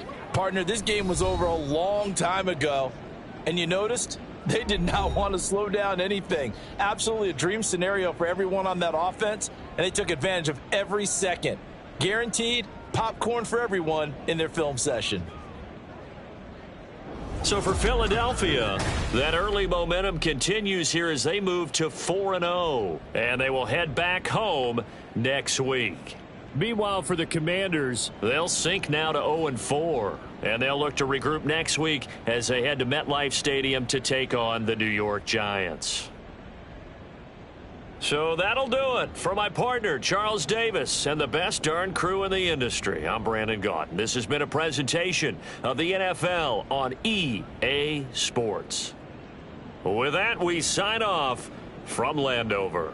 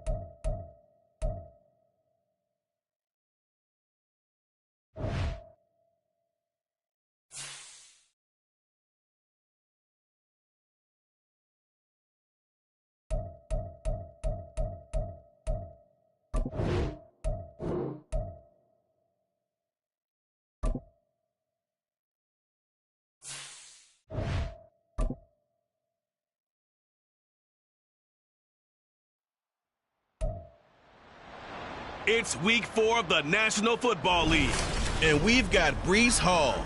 He's coming off a great week, reaching triple digits in yards with a collection of touchdowns. It's the Ravens and the Steelers, all that and more, coming up next. EA Sports coverage of the NFL brings us to the world's steel capital in the city of bridges, Pittsburgh, Pennsylvania, and Acrisure Stadium. Today, it's week 4, and we've got what should be a great one here, as it'll be the Baltimore Ravens taking on the Pittsburgh Steelers. With Charles Davis, I'm Brandon Gaudin. Charles, we look at this Steeler ball club entering play. They come in feeling good after back-to-back victories. Meanwhile, for the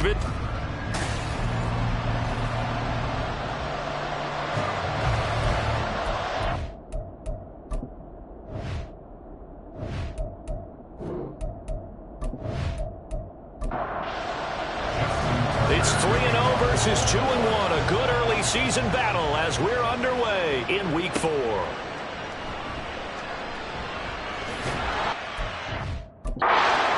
There on special teams as they'll get him down shy of the 20. So out come the Steelers now for their first drive. And a look here at the veteran under center, their 7th-year quarterback. And when you watch Kenny Pickett play, you see a young man who got better every season in college and really blossomed in his final campaign, took his game to a new level, and made him a first-round pick in the NFL. He's the type of kid who can beat you with his mind, beat you with his arm, and occasionally with his legs. A tough, skilled performer. Kenny Pickett, he's got some moxie to him. Now a 2nd and 10. A first carry for Najee Harris. A good gain of 9 before he's brought down at the 28. Well, this defense for the Ravens, they were very strong last week in that win over Cleveland. And the way they did it was by getting after the quarterback. Sacked him 7 times in that game. Came from all angles, created a lot of illusions, and especially just beat them man for man. That's the kind of defense that really frustrates an opponent. 5 yards on the play there as the drive will continue. Well, they kept it simple there, CD, only needing the short gain to move the chain, so they didn't want to go with a deep throw. They just go with that safer, shorter throw and able to convert. Nothing wrong with that at all, partner. Check the box, right? Make sure you pick up the first down. Offense is getting established. You're moving the ball. You're not turning it over. Check, check, check. They like what they're doing early in the game. A look at the numbers for Harris in last week's game. 17 carries, 63 yards, and a touchdown. It's a very nice winning streak that they're on, and they've really seen this offense come into its own as a unit. And one of the keys, is that the ground game has been established, and it's keeping the defense honest near the line of scrimmage. Sometimes that leads to huge games for him. Other times, he plays a complementary role to someone else. But however it's getting done, they're winning week after week. Throwing on third down. Here's Pickett. And getting this just shy of midfield. They spotted at the 49. 12 yards there as they keep this drive rolling. It's another first down. I don't care who you put on him. He's going to be a handful in one-on-one throws. Yeah, right now you're right. They're in man-to-man. Maybe needs some safety help. I would say that'd be a good idea. Double team him somehow. I'm going to have to make someone else beat me rather than let him shred my defense. Now a first down carry for Harris. And across midfield he goes into Raven territory. Now it appears we have a Steeler here slow to get up. Well, now they're going to come out and take a look at this injury, and we'll be back in a moment. From the 47, it's 2nd and 5. Off the play fake, here's Pickett. Under a heavy rush, and down he goes. Patrick Queen got in there to stick him. He gets the sack. A few issues here on the offensive line. Apparently, he got sacked 5 times last week. They got to him here in the first quarter. And I would think that running the ball would be paramount here because it's a different team they're facing, but they watch the film as well. So they'll take many of those same principles and try to apply them in this game to see if they fixed what was wrong with them in the last game. Able to convert on 3rd and 14. A terrific play call. But we're used to seeing the guy that you consider the #1 receiver double covered. But how about this guy? He's double covered and finds a way to make the play for a first down. That's how you increase your Madden rating, right? No doubt about that at all. And you know something? I think we'll hear about that from him soon. A run with Harris out of the shotgun. And he's brought down, but not before he reaches the 8-yard line. 42 yards rushing for him here. What a start to the ball game. It's 1st and goal.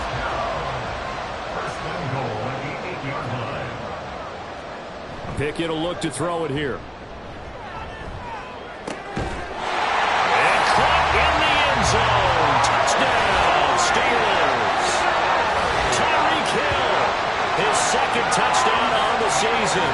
And the Steelers will jump on top with the game's first score here this afternoon. Looking sharp on that first drive. These guys, of course, coming off back-to-back victories, and you see that kind of advancing into this game, don't you? You certainly do, and when you have a team that doesn't get too full of itself, even though they've won 2 games in a row, you get the end result that we saw there, that nice opening drive because they're sharp, they're focused, and they're locked into everything that they're doing. Point after, right down the middle, and it's now a 7-0 game.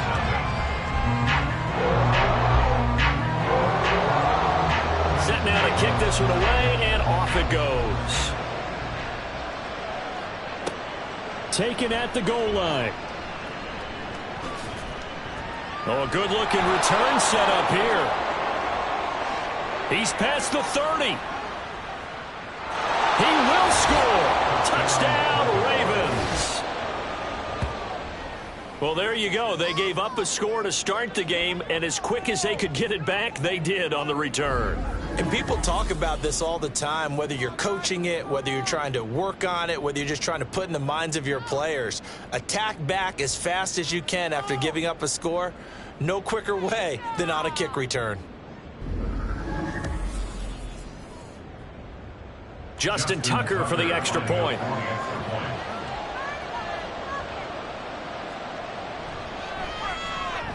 It's good, and we're all tied at 7 apiece. And what a job there by all 11 on the kick return. The blocking excellent, the return excellent. The result, 6 points. So all even at 7 now as they kick it away. Fielded just outside the goal line. And makes it across the 20 as his guys will set up shop at the 23-yard line. So Pittsburgh retakes the field for their 2nd offensive possession. That last drive, it was a good mix. Run, pass, defense on their toes. And what really helps out in a big way is when you're doing the run-pass mix and everything's working, that means that they're guessing wrong every time on defense. They think you're going to pass when you run and vice versa. I would continue that, and when they finally draw a beat on you, maybe you mix it up a little bit with play action and throw the ball. And will they maintain that balance? Time to find out. A great job pulling that one in from a guy, as we know, who can really blaze. He's got a lot of speed. And that speed can work for him so many different ways. Sometimes he just takes off and goes and just runs past people. Sometimes you get people to back off so far that you can catch everything underneath. But still, at some point in the game, you probably have to make some contested catches, right? Sometimes you have to go up and beat a defender for the football. He has that in his arsenal as well. Showed it right there. At the Ravens' 44-yard line. Pickett. Pass incomplete. You look at this Baltimore defense, and they've shown the ability to play tough against the pass, currently ranked number 9 in the NFL. You have to like the way that they've played in the first month. They have to be very proud being a top 10 unit against the pass. Their goal, though. Oh, now it's free. Hill fumbled it. And it looks like one of the DBs has it. And they have possession, and they have it at the 38-yard line. We have seen this before, and we know coaches preach about this and work on it all the time. Catch the ball. You know there's going to be some traffic somewhere. They've got to put it away and secure it as they try and get downfield.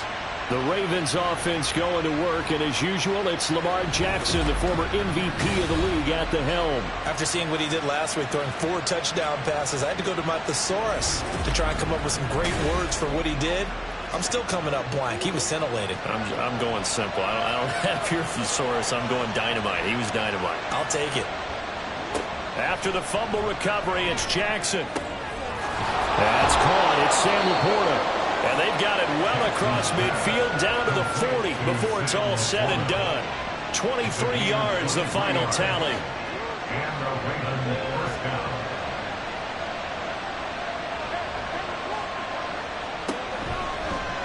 On the option right is Jackson. And maybe a little over pursuit there as he's able to take this down to the 25-yard line. 15 more yards there and quickly another first down. Well, he is certainly dangerous when he spots a lane, and he keeps it himself there. Worked out well. And how about the moving parts on a play like this? You know you have to practice it over and over because it's almost like a ballet that has to be choreographed. But how about once he made the decision to go, he committed to it and went. Let's face it, most teams are going to defend the running back much more than the quarterback on that type of a play. From the 20, here's 2nd and 5. On 2nd down, a run with Hall. And he'll take this inside the 20 and down to the 18. Just a couple on the pickup there, and now it's 3rd down.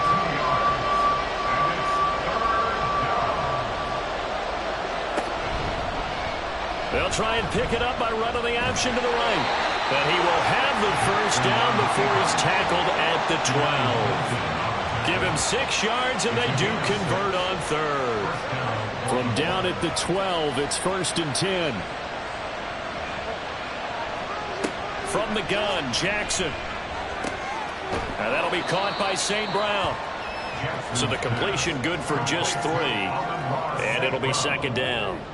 A 3-yard pickup brings up 2nd and 7 at the Steelers. Play action. Now Jackson. And he can't get rid of it. He's taken down. Multiple players combined for their team's first sack of the game. All about the offense so far this drive, putting something sustained together. But the defense, they responded on that play. 2nd and manageable became 3rd and long.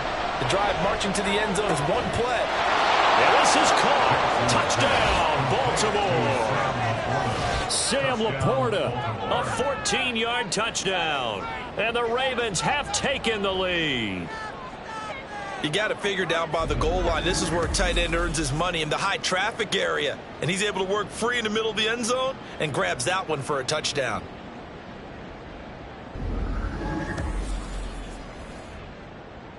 Now Tucker to add the PAT.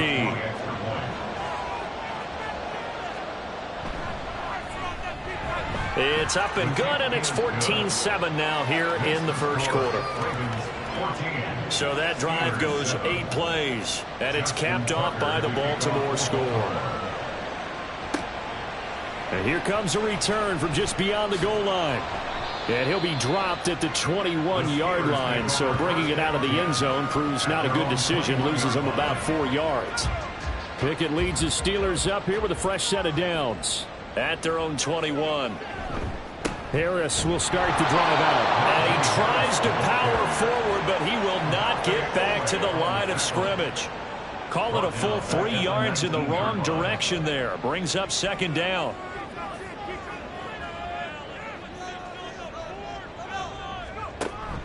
Pickett sets up play action. Throwing left sideline there, but it's incomplete. Well, you got a receiver here who's got 1 touchdown already in this first quarter. They were trying to double his pleasure there, wanting to continue to go to the guys already gotten into the end zone. But good coverage to make sure that this time it fell incomplete. And going deep for Hill. It got his man complete. Down the sideline he goes. And in for the Steelers touchdown. Tyreek Hill with his second touchdown in this opening quarter. And the Steelers are an extra point away from evening this one up. Still first quarter, 2 receiving touchdowns for him. How are they going to slow him down? I think they're thinking about altering their game plan. Whatever they came in with, now maybe you switch a better cover guy to it. Or you make sure you have more people in his general area wherever he lines up to at least try and discourage them from throwing the ball to him. Extra point splits the uprights, and we are tied at 14. This one tied at 14 now as he sends this one away. From a yard or 2 deep, here comes a return. And the decision to come out of the end zone is going to cost him 5 yards as he's taken down right at the 20. Baltimore set to take over here for their second possession of the game. We have seen a lot of points here in this quarter. For us up here in the booth, it's been fun to watch. The defensive coordinators probably scratching their heads. Yeah, they're going a little bit crazy right now. But let's face it, all of our friends who play fantasy, they're enjoying the heck out of this show because most of them are creating and getting a bunch of points. Yeah, points certainly not at a premium here. After the incompletion, here's 2nd and 10 from the 20. Here's Jackson.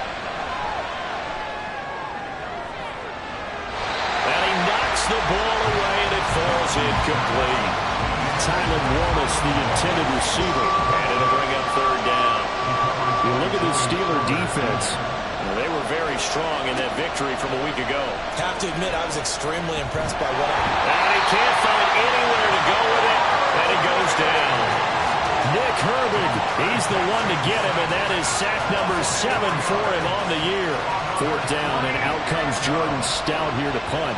Back deep is Tyreek Hill. He was only asked to punt once in the victory last week as he sends this one away. And taken right at the 35. Call that a 46-yard punt with a net of 40 on the 6-yard return. And the Steelers will go on offense here, 1st and 10. Pittsburgh set to take over again on offense. This drive here beginning probably with a pair of motivated groups. Remember, the offense scored a touchdown on their last time out, looking to repeat that in Charles's defense. They were very frustrated after giving up 6 the last time on the field. And frankly, it's just a battle of wills in a lot of ways because you know they're both motivated. They both game plan for this drive, and they both have specific outcomes in mind. To me, it just comes down to who can execute better and which side can step up and assert its will over the other. But certainly as a fan, you get a little bit nervous when you see him make those kind of throws.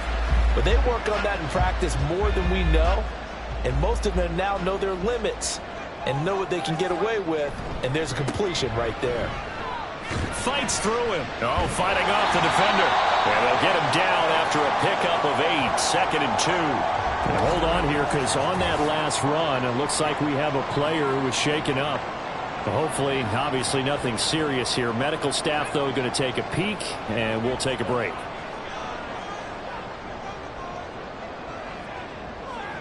Here's Pickett on 2nd down. Looking left side, and he's got him in. That's Hall. And he'll go out of bounds in the red zone just inside the 20. So from inside the 20, here's 1st and 10 at the 18. Here's Pickett. A quick throw there is incomplete. There is no denying they want to get him involved. That's already the 5th time that they've looked his way in this first quarter. So that tells me defensively that they want to insist on going in that direction. Make sure you've got your best people in the area to try and take that away. And he gets it down close to the 10-yard line. 54 yards rushing for him as he's got the afternoon off to a great start. Here's 3rd and 3. Pickett, he'll look to throw it. Work in the middle of the field, and he's got a man complete. And the Steelers are going to have 1st and goal as they try to finish off this drive with 6 points.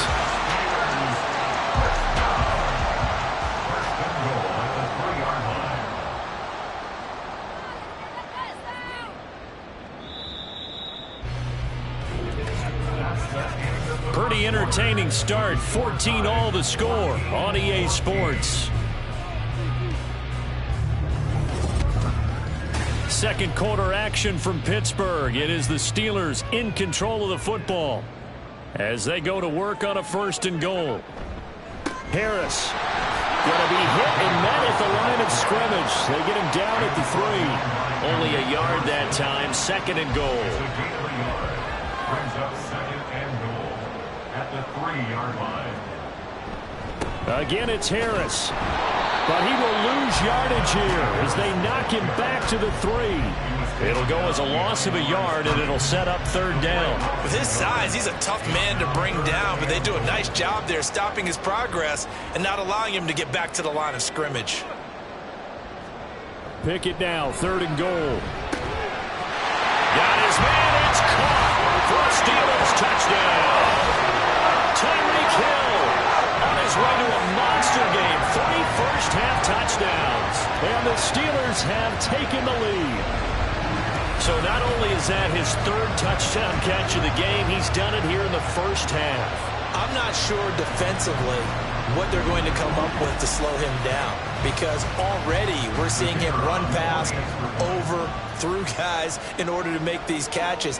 And being able to try and shut him down at this stage of the game, it's going to take a lot of effort. So maybe it'll open things up for some other people. Well, they better figure something out, and soon. Here's the Steelers kick team as they'll boot this one away. This taken in at the goal line. And he returns this to the 22. And now Baltimore gets set to take the field. They'll look for a drive to tie this up, down 21-14 as they have it 1st and 10.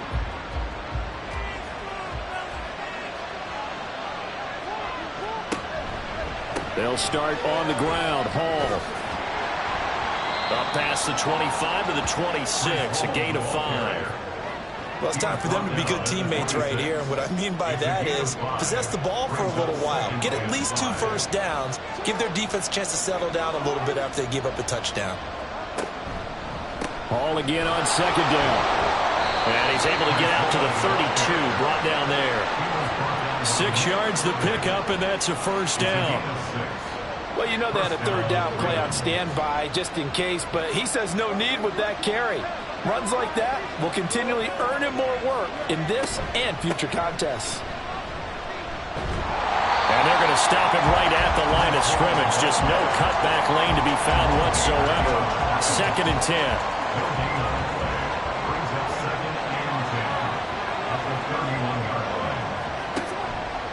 10. Here's Hall again. Shoves him aside. And he's going to have a Ravens 1st down as the tackle made at about the 43-yard line. For a lot of guys playing this game, there's no better feeling than running right through a tackle. He's able to lower his center of gravity and churn his legs for a really nice pickup. A couple of 1st downs, has the football positioned at the 43 as they come up 1st and 10. On 1st and 10, it's Hall. And this time the yards won't come so easy as they'll in fact tackle him behind the line. So a loss of 5, and it'll be 2nd down.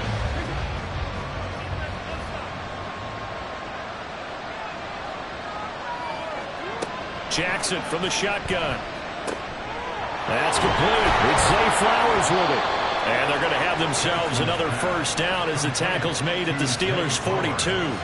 19 yards the pickup there. Move the chains.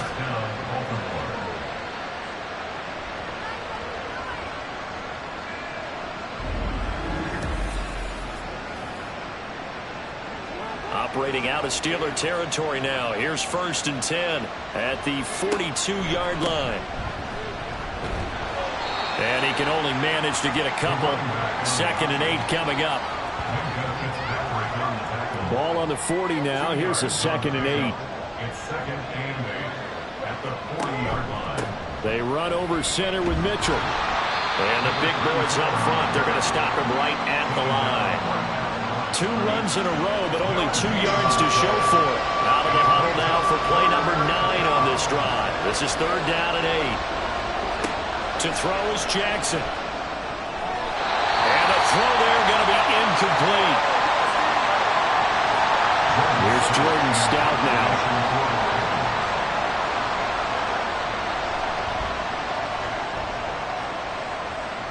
And they won't risk defending a return here. That one's out of bounds, and it'll be spotted at the 14-yard line. Tyreek Hill making his way back out towards the huddle, making his presence felt early in this one. First half, already over the century mark. How about the yards per completion, too? That's a pretty darn good number there. Number of catches, but his shredding defense is getting big yardage with each and every one of them. And a nice gain there as he'll be taken down just shy of the 20. Now 2nd and 5. Pickett back to throw. Oh, he'll want that one back. Incomplete. He doesn't drop too many in that department. 3rd down.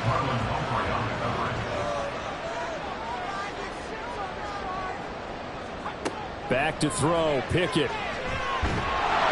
And the Raven pressure too much. Down he goes. Credit that sack to Travis Jones. Well, last game he had 2 sacks. Got another one here, picked up right where he left off. Brandon, he spent the entire offseason working on new moves, new techniques, trying to add to his arsenal of pass rush moves. Certainly paying dividends in what we've seen so far. The Steelers send out their punter now as he's on to punt for the first time this afternoon. Fair catch taken just inside the 40-yard line. So possession goes over here on the punt. And the Ravens, they'll take over. The Baltimore offense at the line, set to get going. Defense got the better of them last series, forcing a punt. See if they make a few changes in the game plan here and try to get points out of this drive. 1st and 10. Give him 10 yards on the keeper, and it'll lead to a 2nd down. It's 2nd and inches at the 50-yard line. Jackson going to hold on to it again. And he probably should have given that one off as he's going to get hit and taken down behind the line. This offense on 3rd down today, they've hit 2 for 4 thus far.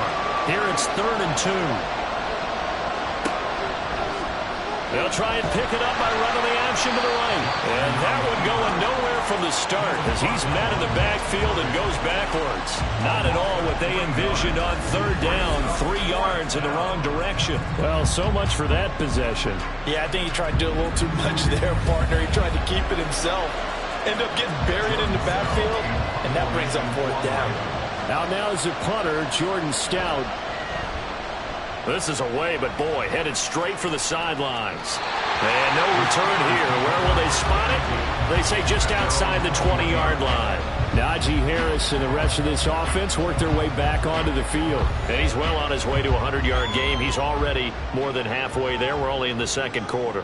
And what I've always loved about running backs is they'll tell you, I had no idea how many yards I had. Right. Those guys have an innate sense of where they are in a ball game and how many yards they've accumulated because you know they're always working towards 100. He's been working well towards 100 here. Brings up 2nd and 7. 2nd down. Here's Pickett. Player has it complete. 2nd catch for him today, and it'll wind up the 1st down.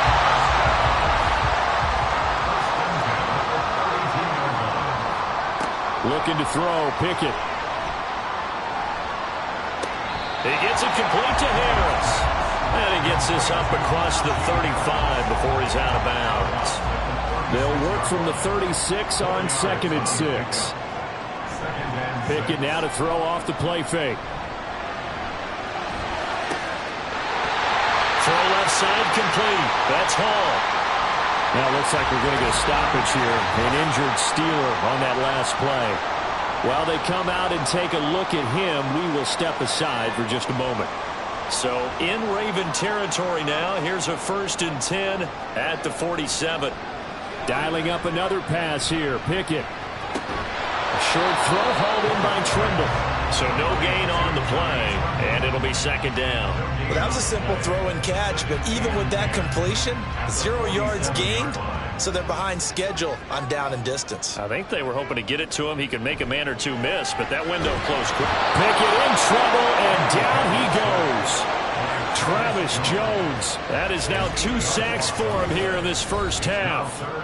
2 minutes remaining in this first half of football. Coming up at halftime, I'll go from one personality, that's you, Charles Davis, to another one in Orlando, the coach. He'll have stats and scores from around the NFL. You and Jonathan Coachman both larger than life. No doubt about it. But you're stuck with me in this booth, yes, and he's miles away and smiling. And happy. So they're forced to punt on 4th as this one's away. This is taken around the 12. A nice punt, but a good run back as well, 13 yards. And it will be 1st and 10 as they take over. Breece Hall helped leading out this offense for another series. First month of the season, those numbers pretty solid. Does he continue that? I think so, because when you come out of the gate this strong, that means that you have planned for it and you like the results that you're getting. So I wouldn't have any doubt that the head coach, offensive coordinator, actually called him in and said, look, you're our guy, okay? We're going to continue to stick with this as long as we're winning games. You ready for the challenge? And then they presented it to the rest of the team. I think we'll see plenty of that as this season moves on. I'm sure he said challenge accepted. They try to throw on 2nd down, but this one is incomplete. So the incomplete pass on the last play, and that leads us to a 3rd and 3. And he'll be taken down, but he does have 1st down yardage. The Ravens moving quickly here as the clock runs. Jackson on 1st down. He'll go right back to St. Brown. He's tackled a yard short of the marker. Good gain of 9 on 1st down. Now Jackson on 2nd down. He rifles one, and that's going to be intercepted. And now off to the races down the right side. And a terrific return as he takes this thing all the way down near the 20-yard line. So the ball changing hands on the interception, but meanwhile here we do have an injury on the play.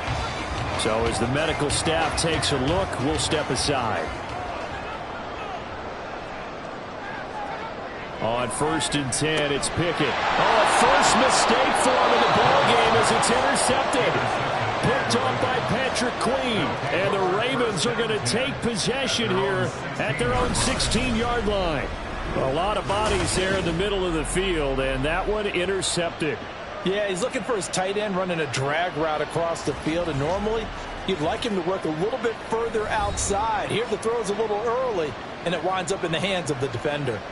The Raven offense going to take over late in this first half with this slim deficit closing in on the end of the first half. We'll see if they can move this at least into field goal range and try to get 3 out of this drive. Jackson. He's got a man complete through the middle of the field. And all the way in for a Ravens touchdown. Tylan Wallace. A touchdown on a kick return, and now one through the air. And the Ravens are an extra point away from tying the ball game here in the final minute of the first half. Well, this is exactly where I expect teams to take a shot. Right after a turnover, you count on the defense being a little bit jumbled coming out on the field, maybe catch them back on their heels, and that's exactly what they did there. They threw it downfield and really created a big play. Yeah, you said jumbled. They were the definition of jumbled defensively. One play and into the end zone. A couple of teams locked into a good one here. 21-all the score as the kick's away. And he's up past the 20 to the 22-yard line. One more drive here for the Steeler offense in this first half. And with time quickly fading here in the second quarter, not sure how aggressively, offensively they want to play this. I think we'll find out just how much they trust their guys in this situation if they decide to take a shot. Throw left side, going to be taken in by Harris. Call it a gain of a yard, and it's second down. Behind the line of scrimmage.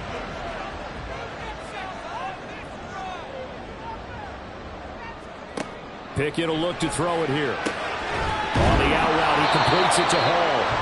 Now the Steelers use the first of their 3 timeouts as the clock will stop with 20 seconds to go in the first half.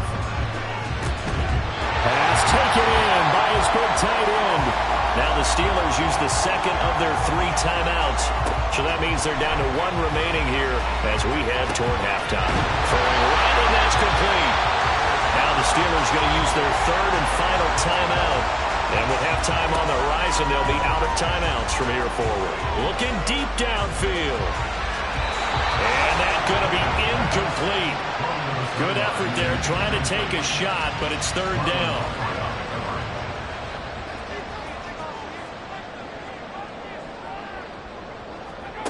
Pickett. Oh, that is incomplete. And they're not going to go quietly into this halftime break. They know they're in for a fight, so they're trying to make every possession count. They took the big shot there, but it winds up incomplete. Final play of the first half. Here's Pickett. And he's going to go down. Couldn't get a throw off with the pressure. Maybe that was for the best, as that brings us to the end of this first half of play. So we've reached halftime in a wild first half. We'll take a minute to catch our breath as we'll head down to Orlando. That's where we find our man Jonathan Coachman at our EA Sports Halftime Report. Coach. All right, Brandon, thanks very much. A lot to get to here as we say goodbye to September and take a look around the NFL here on this first day of October. We'll get started out in Denver, and it's the Buccaneers who are out in front with that game closing in on halftime. The Buccaneers locked in a tight one, but this is a game you feel they've got to have. From there, we head up to the Pacific Northwest. Check on the Seahawks at home in Seattle. And they have the lead in that one over the visiting Minnesota Vikings. Jackson Smith-Njigba, 2 touchdown catches on the afternoon. Finally, let's get to the desert. Check on the Cardinals at home in Glendale. As you can see, the score there in the second quarter. Josh Downs, a touchdown reception. We thought this one would be a close battle coming in, and we have not been disappointed. They're all even to this point. This has the feeling of a game that could go right down to the wire. One mistake or one big play could turn out to be the difference. Okay, Coach, yeah, adjustments likely going to play a big role in this third quarter in what's been a tight contest so far. And ready to get the party started for the second half. It was an even first half, all tied on the scoreboard. And ultimately, he stopped right where he would have been if he had simply gone down to a knee at the 25. The Raven offense set to start this third quarter. This offense ready for the first drive of the third quarter. Well, quarters number 1 and 2 entertaining. We saw some good offense points put up, Charles, and all tied on the scoreboard. And it sets us up for what could be a really fun second half because we've seen both sides score almost at will here in the first half. And now, here in the second half, getting the ball first, you've got to think, hey, we can go out and really run our offense the way we did in the first half. But if I'm a defensive player, all I'm thinking is, can I make a play to really help out my team and break this streak of offense? Just his second catch of the game so far. This one moves the chains. So from the 39 now, they'll come up on a 1st and 10. Jackson going to keep it running right. Slipped one tackle, but no more as he's knocked to the deck behind the line of scrimmage. A loss of a full 3 yards, and now it's second down.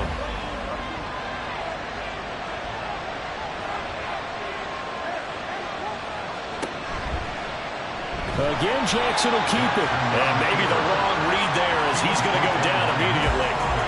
Chalk that up as a 4-yard loss. And now it's 3rd down. Now the terrible towels in full force now as the Steelers get set to defend this 3rd and long. Now on 3rd and long, they'll look to throw. A little short pass here taken in by Laporta. Calling a gain of 3 on the play. And it'll be 4th down. Excellent job there defensively. Gave up the underneath to the tight end on 3rd down, and they made sure that they did their job. Got him on the ground and prevented him picking up a 1st down. Now on 4th down, on is the punt team sending this one away. And no one there to stop it. Hits at the 8, but it carries all the way into the end zone for a touchback. Tyreek Hill making his way back out towards the huddle. Now this defense, they wouldn't mind not seeing him again for a while. 3 trips to the end zone. How about that? I think right now they would happily go to their general manager and say, is there any way you could get a trade for him? Take him over to our team so we don't have to cover him anymore? Because he is really having a heck of a ball game, isn't he? Boy, he is. I don't know that mid-game trade's going to happen, but good thought. 1st and 10 at the 31-yard line. Harris running straight ahead. And he'll fight forward on the straight-ahead running for just a couple of yards. 2nd down. He's taken down from the 33. Here's 2nd down and 8. yards on the pickup. It's 2nd and 8. They'll keep it on the ground. Harris again. And he'll push ahead for about 3 to the 36. The Ravens bring out an extra defensive back here on 3rd. Now Pickett. That is caught. And he has a big gain inside the 40 before being dropped. Well, that's one way to convert on 3rd down, picking up 26 yards. And that last throw is going to keep him climbing that all-time passing yards leaderboard as he crosses the 25,000-yard mark now for his career. He just recently passed Bart Starr. Next up for him, Bob Greasy. That's 2 Hall of Famers, 2 Super Bowl winners, multiple Super Bowl winners. So he's getting up with the legends now. Congratulations. To the air on 1st down with Pickett. Going for the deep ball. And it's knocked away and incomplete. Partner, they've been aggressive, airing it out all game long, and no better evidence than those last 2 snaps. They weren't going to beat this coverage, though, 2 plays in a row, and that one falls incomplete. On 2nd down, this is Harris. And he'll take this one down to the 36. He'll get only 3 there, so it leaves him with a 3rd and 7 ahead. That's a gain of 3. It's 3rd and 7. Now they'll throw here out of the gun. Able to find the open man. That's complete. And they do get him down, but not before he's able to slip it inside the 5-yard line. They're able to convert on 3rd down, and that sets up a 1st and goal. What my dad would say sometimes, I'm just scratching my head here trying to figure out what was going on there defensively. How did you lose him in the middle of the field? If you're going to lose a receiver, make sure it's someone on the short side of things, not deep downfield, that can hurt your defense. And caught in the end zone. Touchdown, Steelers. Tyreek Hill from 4 yards out. And the Steelers are going to take the lead. So this game tied at the half, but we are tied no more. A touchdown there on the opening sequence of this 3rd quarter. And what a great drive put together by their offensive coordinator. He had a plan, and they executed it almost to perfection, coming right out of the locker room. Now they're feeling good about their chances here in the 2nd half.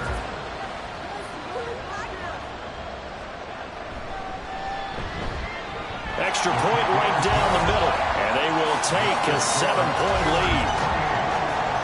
The kickoff team on the field now as they will send this one away. This taken in right around the goal line. And a good return as he'll be stopped just shy of the 30-yard line. And Baltimore's offense set for this next possession. See if they can put this drive in the end zone, Charles, because it's been a little bit of a rough go at times. They've had to punt the football a ton in this ball game because of stalled-out drives. So are you saying that you're kind of tired of seeing the punter run out there and do his thing during this game? Is that what you're trying to say? Well, I mean, I'm okay with it. I have a feeling that this offense, they don't want to see the punter again. And frankly, the punter doesn't want to run out there anymore himself. He would love to see his offense put together a drive and give his leg a rest. 2nd down and 8.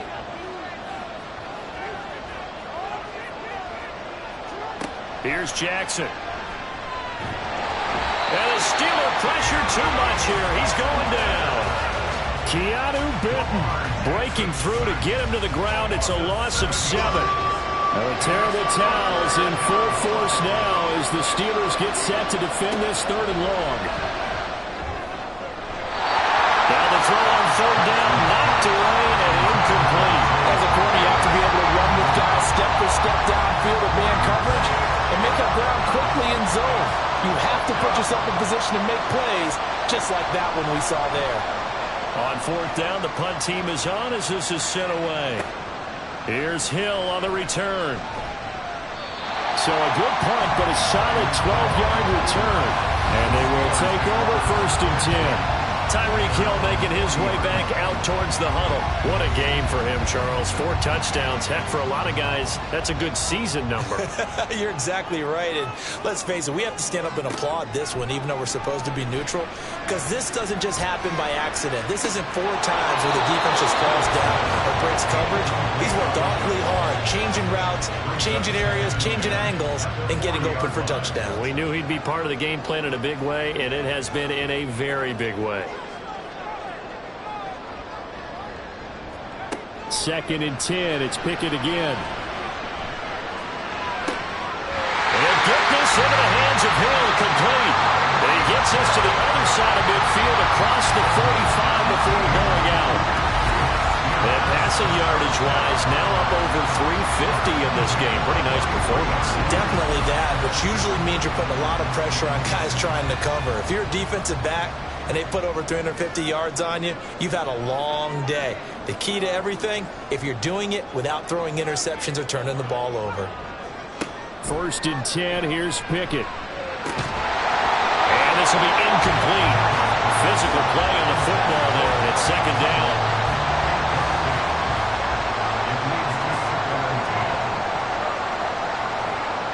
Here's Pickett.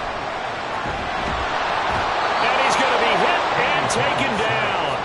Back right around the 48-yard line. Taken down for the 5th time this game. Multiple defenders there to get him. Pickett and the Steelers in need of a big play here. 3rd and long after the sack. Back to throw. That is incomplete. 1 first down here, and that's all, folks. Good work by this defense to hold things in check and force a punting situation. The Steelers send out their punter now as he's on to kick it away. And he'll get off a fairly short kick here as this is toward the sideline. Baltimore about ready to go on offense. And our game's hit a little bit of a lull here, a little bit of a snag. Punts on back-to-back drives. And old-school coaches don't necessarily mind that. Didn't turn it over, right? Didn't create a big play for the other team. Right now what you're looking for is can you gain an advantage in field position? And that's what both teams are seeking right now. Yeah, they'll be seeking to gain that advantage here on this drive. So now they have to contend with 2nd and 13 after the first down run goes backwards. Jackson running again.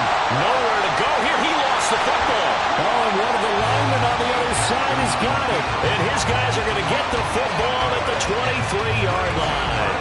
So that play, I mean, it was pretty well blown up from the start, and it results in a turnover. Yeah, when you're running the option like that as a quarterback, you have so many different keys and reads to make that sometimes as you're making them, you're not protecting the ball the way you should, and it gets popped free. Tyreek Hill making his way back out towards the huddle. He's been almost impossible. And now before the ball changes hands, they're going to take a look at this just to make sure that they have it right. Now the question, was the knee in fact down before this ball comes loose? And is the video convincing enough to overturn it? A lot of factors here. Remember, you also need clear possession of football afterwards. This is a tough one to overturn. So that one overturned. They say the knee was down, and that will not be ruled a fumble. Here's Jackson on 3rd and long. Now that'll be caught by St. Brown. Oh, he's got some breathing room. And they work this well upfield across the 45. The defense shaking their heads, not aggressive enough, and they allow him to convert a 3rd and 18. I like watching the wide receiver screen because it's a real teamwork play. Because guess what? The guy catching the ball, he'll get all the credit. But how about the people up to block in front of him, either fellow receivers or offensive linemen? That makes that play a really nice timing play, and sometimes it can break big. And holding it may be the wrong decision as he stopped in the backfield. Yikes, a 4-yard loss really sets him back now for second down. A give to Hall running right. And again, the run defense stout this time. He maybe gets back to the line of scrimmage, but no more. The terrible towels in full force now as the Steelers get set to defend this 3rd and long. Work in the middle of the field, and he's got a man complete. And they're going to have themselves another first down as the tackle's made at the Steelers' 33. Boy, a nice play there as they wind up converting on 3rd and 15. For a tight end, he's got good straight line speed, and on that route, he's often the guy that gets overlooked. Nice job there finding him in stride for really good yardage. Operating out of Steeler territory now. Here's 1st and 10, down at the 33. Now Jackson taps this forward jet sweep. And he'll go down at the 26 following a gain of 6. And a lot of times these plays, they either go for nothing or they go for big yardage. And here, they got to the outside, turned it upfield, and ended up getting a nice little gain out of it. Throwing is Jackson. Dancing to his left. And he is into the end zone for a Baltimore touchdown. Lamar Jackson, his 3rd touchdown of the game, number 14 on the year. And the Ravens have a chance to tie the ball game here in the final minute of the 3rd. Well, that was all Lamar Jackson all the time on that drive, both through the air and in the end with the touchdown run. Yeah, how about him doing things a little bit on the reverse side there, Brandon, because he softened him up throwing the football and opened up the running lanes. And when he gets a little bit of a sliver, he's gone. And that's exactly what he did there. Tucker with the extra point, and we are all tied at 28. So right back to square one, tied at 28 as he kicks it away.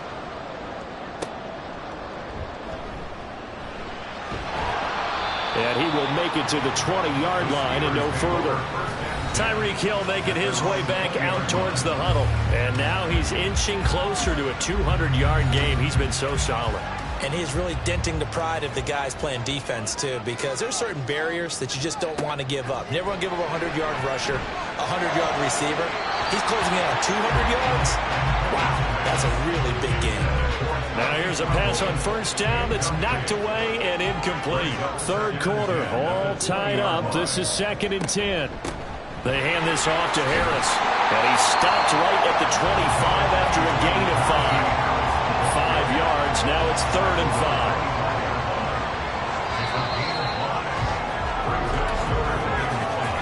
5. So they'll get a little extra time to come up with his 3rd down play as we played 3 quarters. You're watching the NFL on EA Sports.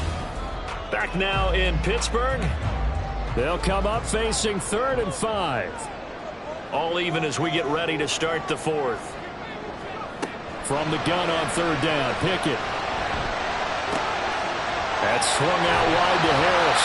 And he will have a Steelers first down as they're able to get the 3rd down conversion.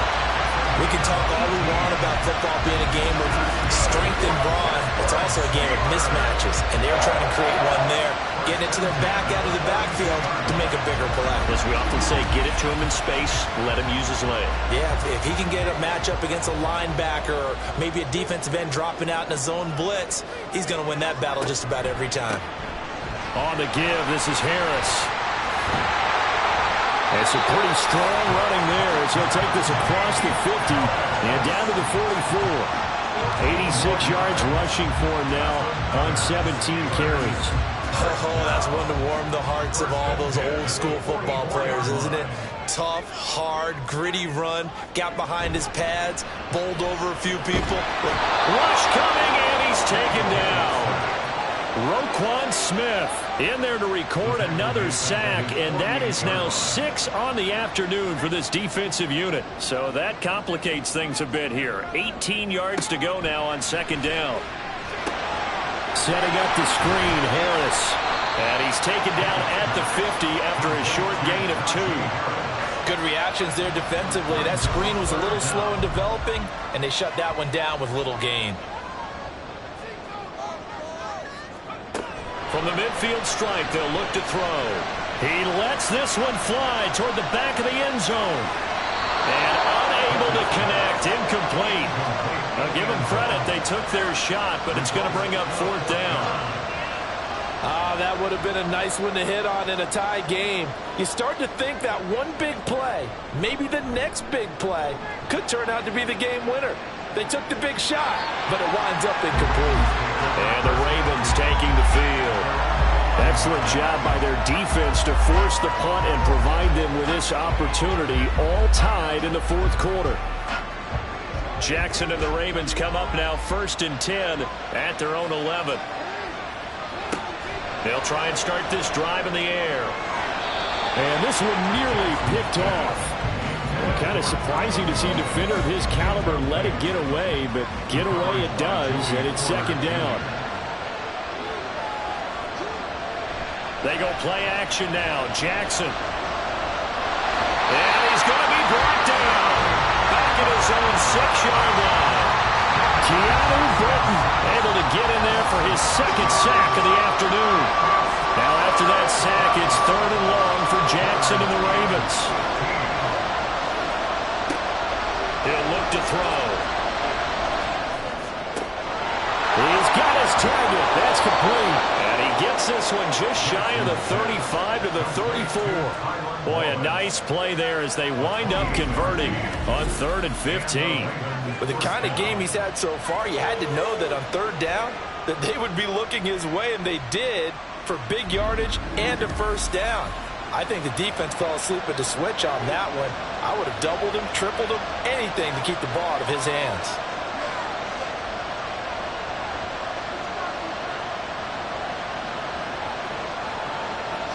They'll throw on first down with Jackson. Over the middle and taken in by Laporta. And he'll be taken down, but not before he gets into enemy territory. Another big gainer that time. This one goes for 19 yards. Operating out of Steeler territory now. Here's 1st and 10 at the 47. Straight ahead is Hall. And not a whole lot of room to operate there on the first down run. He gets maybe 3. 2nd and 7. From the gun, Jackson. To the right side, into the hands of Flowers. And they just keep marching right along. First down on a pickup of 8 there. First down, Ravens. Jackson, options out left. And this defense not ready for that one as he'll take this down inside the 25. And hold on here, because on that last run, it looks like we have a player who was shaken up. The medical staff is going to come out here and take a look, and we will take a short break. Throwing now, Jackson on first down. And that's going to be incomplete. Too tough to hold on to that one. It's second down. Incomplete. Coverage defensively by Nick Irvin. They go play action with Jackson. That'll be caught. Wallace hauls it in. And they will eventually get him down, but he's inside the 5 all the way to the 3. A good pickup there, 21 yards. Tell you what, he's been able to put the ball in some tight spots all game long. That throw, no different. Yeah, a lot of people would call it a gutsy type of a throw. I think he looks at it as, I can do it, so it's not that big of a deal to me, and I'm going to keep firing. They'll motion out one of the tight ends. Play action. It's Jackson.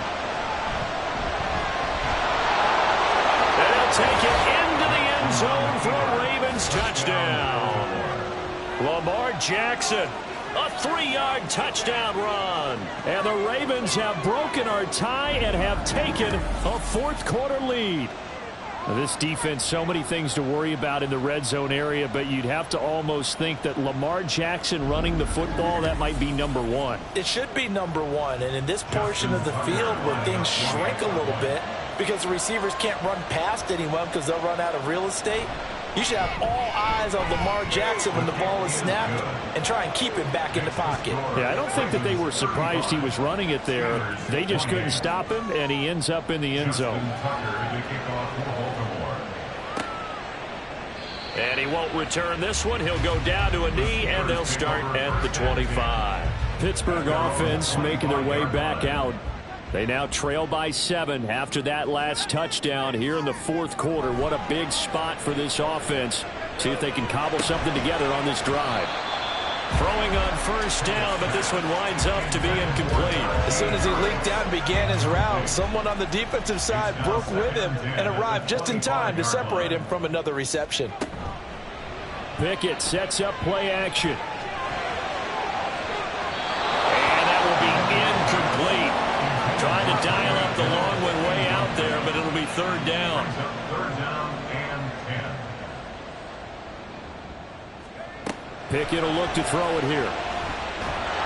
And he goes down. The Ravens able to get to him. Travis Jones Able to disrupt yet another pass play. That is his third sack of the afternoon.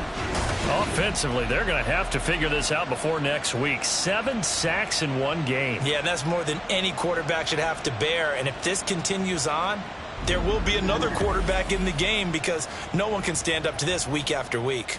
The Steelers send out their punter now as the drive goes backwards, so he's on to punt it away. Oh, nice move. A 46-yard punt, 8 yards on the return. And out will come the offense as they take over. And now Baltimore gets set to take the field.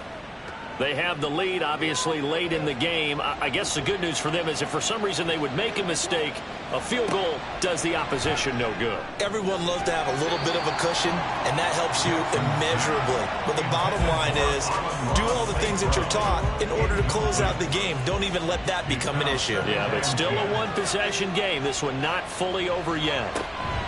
out of the gun. They run it with Hall. Gets around him. And he'll get this one across midfield and down into Steeler territory. 45 yards rushing for him now to this point. The offense on third down. They've converted 6 times and could use a 7th here. This time they face a 3rd and 2. Well, they nearly sprung him that time as he takes this all the way down to the 37. And hold on here, because on that last run, it looks like we have a player who was shaken up. The medical staff will attend to him, and we will step aside.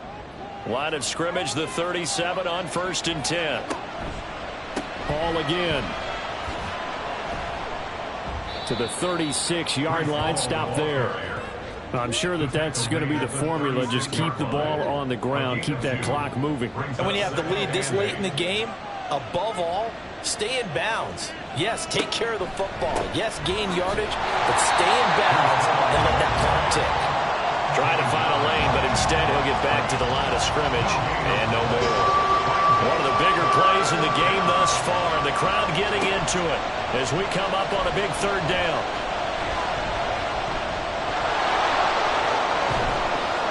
And he works it past the 30, almost to the 25. Lamar Jackson, such a threat with those legs, able to improvise and get the first. And Brandon, this is the time of the game when Jackson could really take over. He's got the defense's legs a little bit tired. He's got them on the run. Yeah, this defense looks gassed, and you're exactly right. Second half with the lead, this is when Lamar Jackson seems to thrive. It's a loss of 4 on the 1st down play. Well, that play never really got off the launching pad. He had a linebacker in his face before he had a chance to do much of anything. Yeah, I think it's big boys up front, that offensive line. They've got to do a little bit better job of protecting him if they're going to continue to run the option like this. Meanwhile, Jackson's throw is on target to Likely. That was an okay hook up there with his tight end, but unfortunately, they didn't get the kind of yards they had hoped for. That's going to bring up 3rd down. fourth quarter, down to the final 2 minutes, and we've got a one-score game. So it's Raven football here as we welcome you back. They're facing a critical third down now as they try to hold on to this lead. A give running right is Hall. And he'll be stopped here well short of the first down at the 24-yard line. And now right out of the 2-minute break, we'll get a timeout used defensively with 1:56 to go. Tucker's kick is good, and that will extend their lead even further. So that one, CD, going to make the road back a lot more difficult. Oh, there's no doubt about that. You know they were praying on the other sideline for a miss because now, as you pointed out, a very difficult road. Down 2 scores. You don't just need a touchdown. You need a chain of events to go your way. You've got to score, somehow get the ball back, and score again. The odds of that happening, not great in your favor. So here's Pickett and the Steelers. Down by 10. A little under 1:50 remaining. How will this thing pan out? We'll watch as they come up on first down. Looking to throw here. Pickett. Pass complete to Harris. And able to get this across the 20 before going out of bounds. And right now, defensively, you love that, don't you? I mean, you give them that play. And they'll take it every single time. This is almost like nickeling and diming it downfield, and too much time's going to run off the clock. Throwing again on second down, but this time it's incomplete. And now the focus is really clear. They need to get that first down and either get out of bounds or maybe use one of those timeouts. Now Pickett. And the Raven pressure too much. Down he goes. The Steelers signal for the second of their timeouts. Pickett, fourth down, desperation time. Oh, this is taken in. It's complete.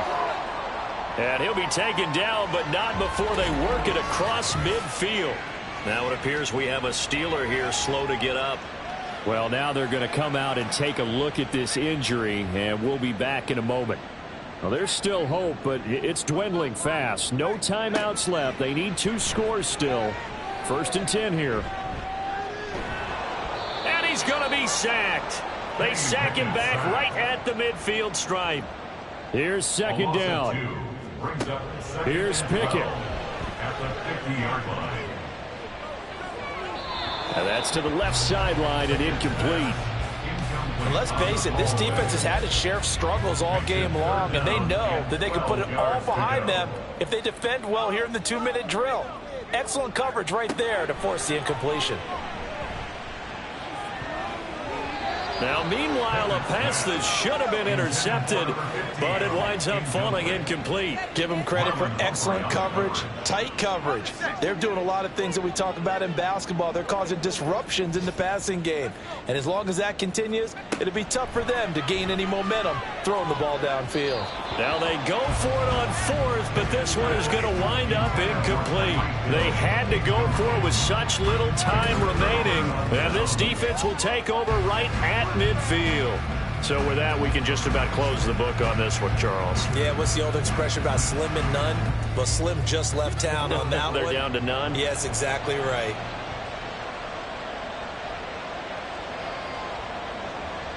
The Ravens taking a knee with victory seemingly in hand here.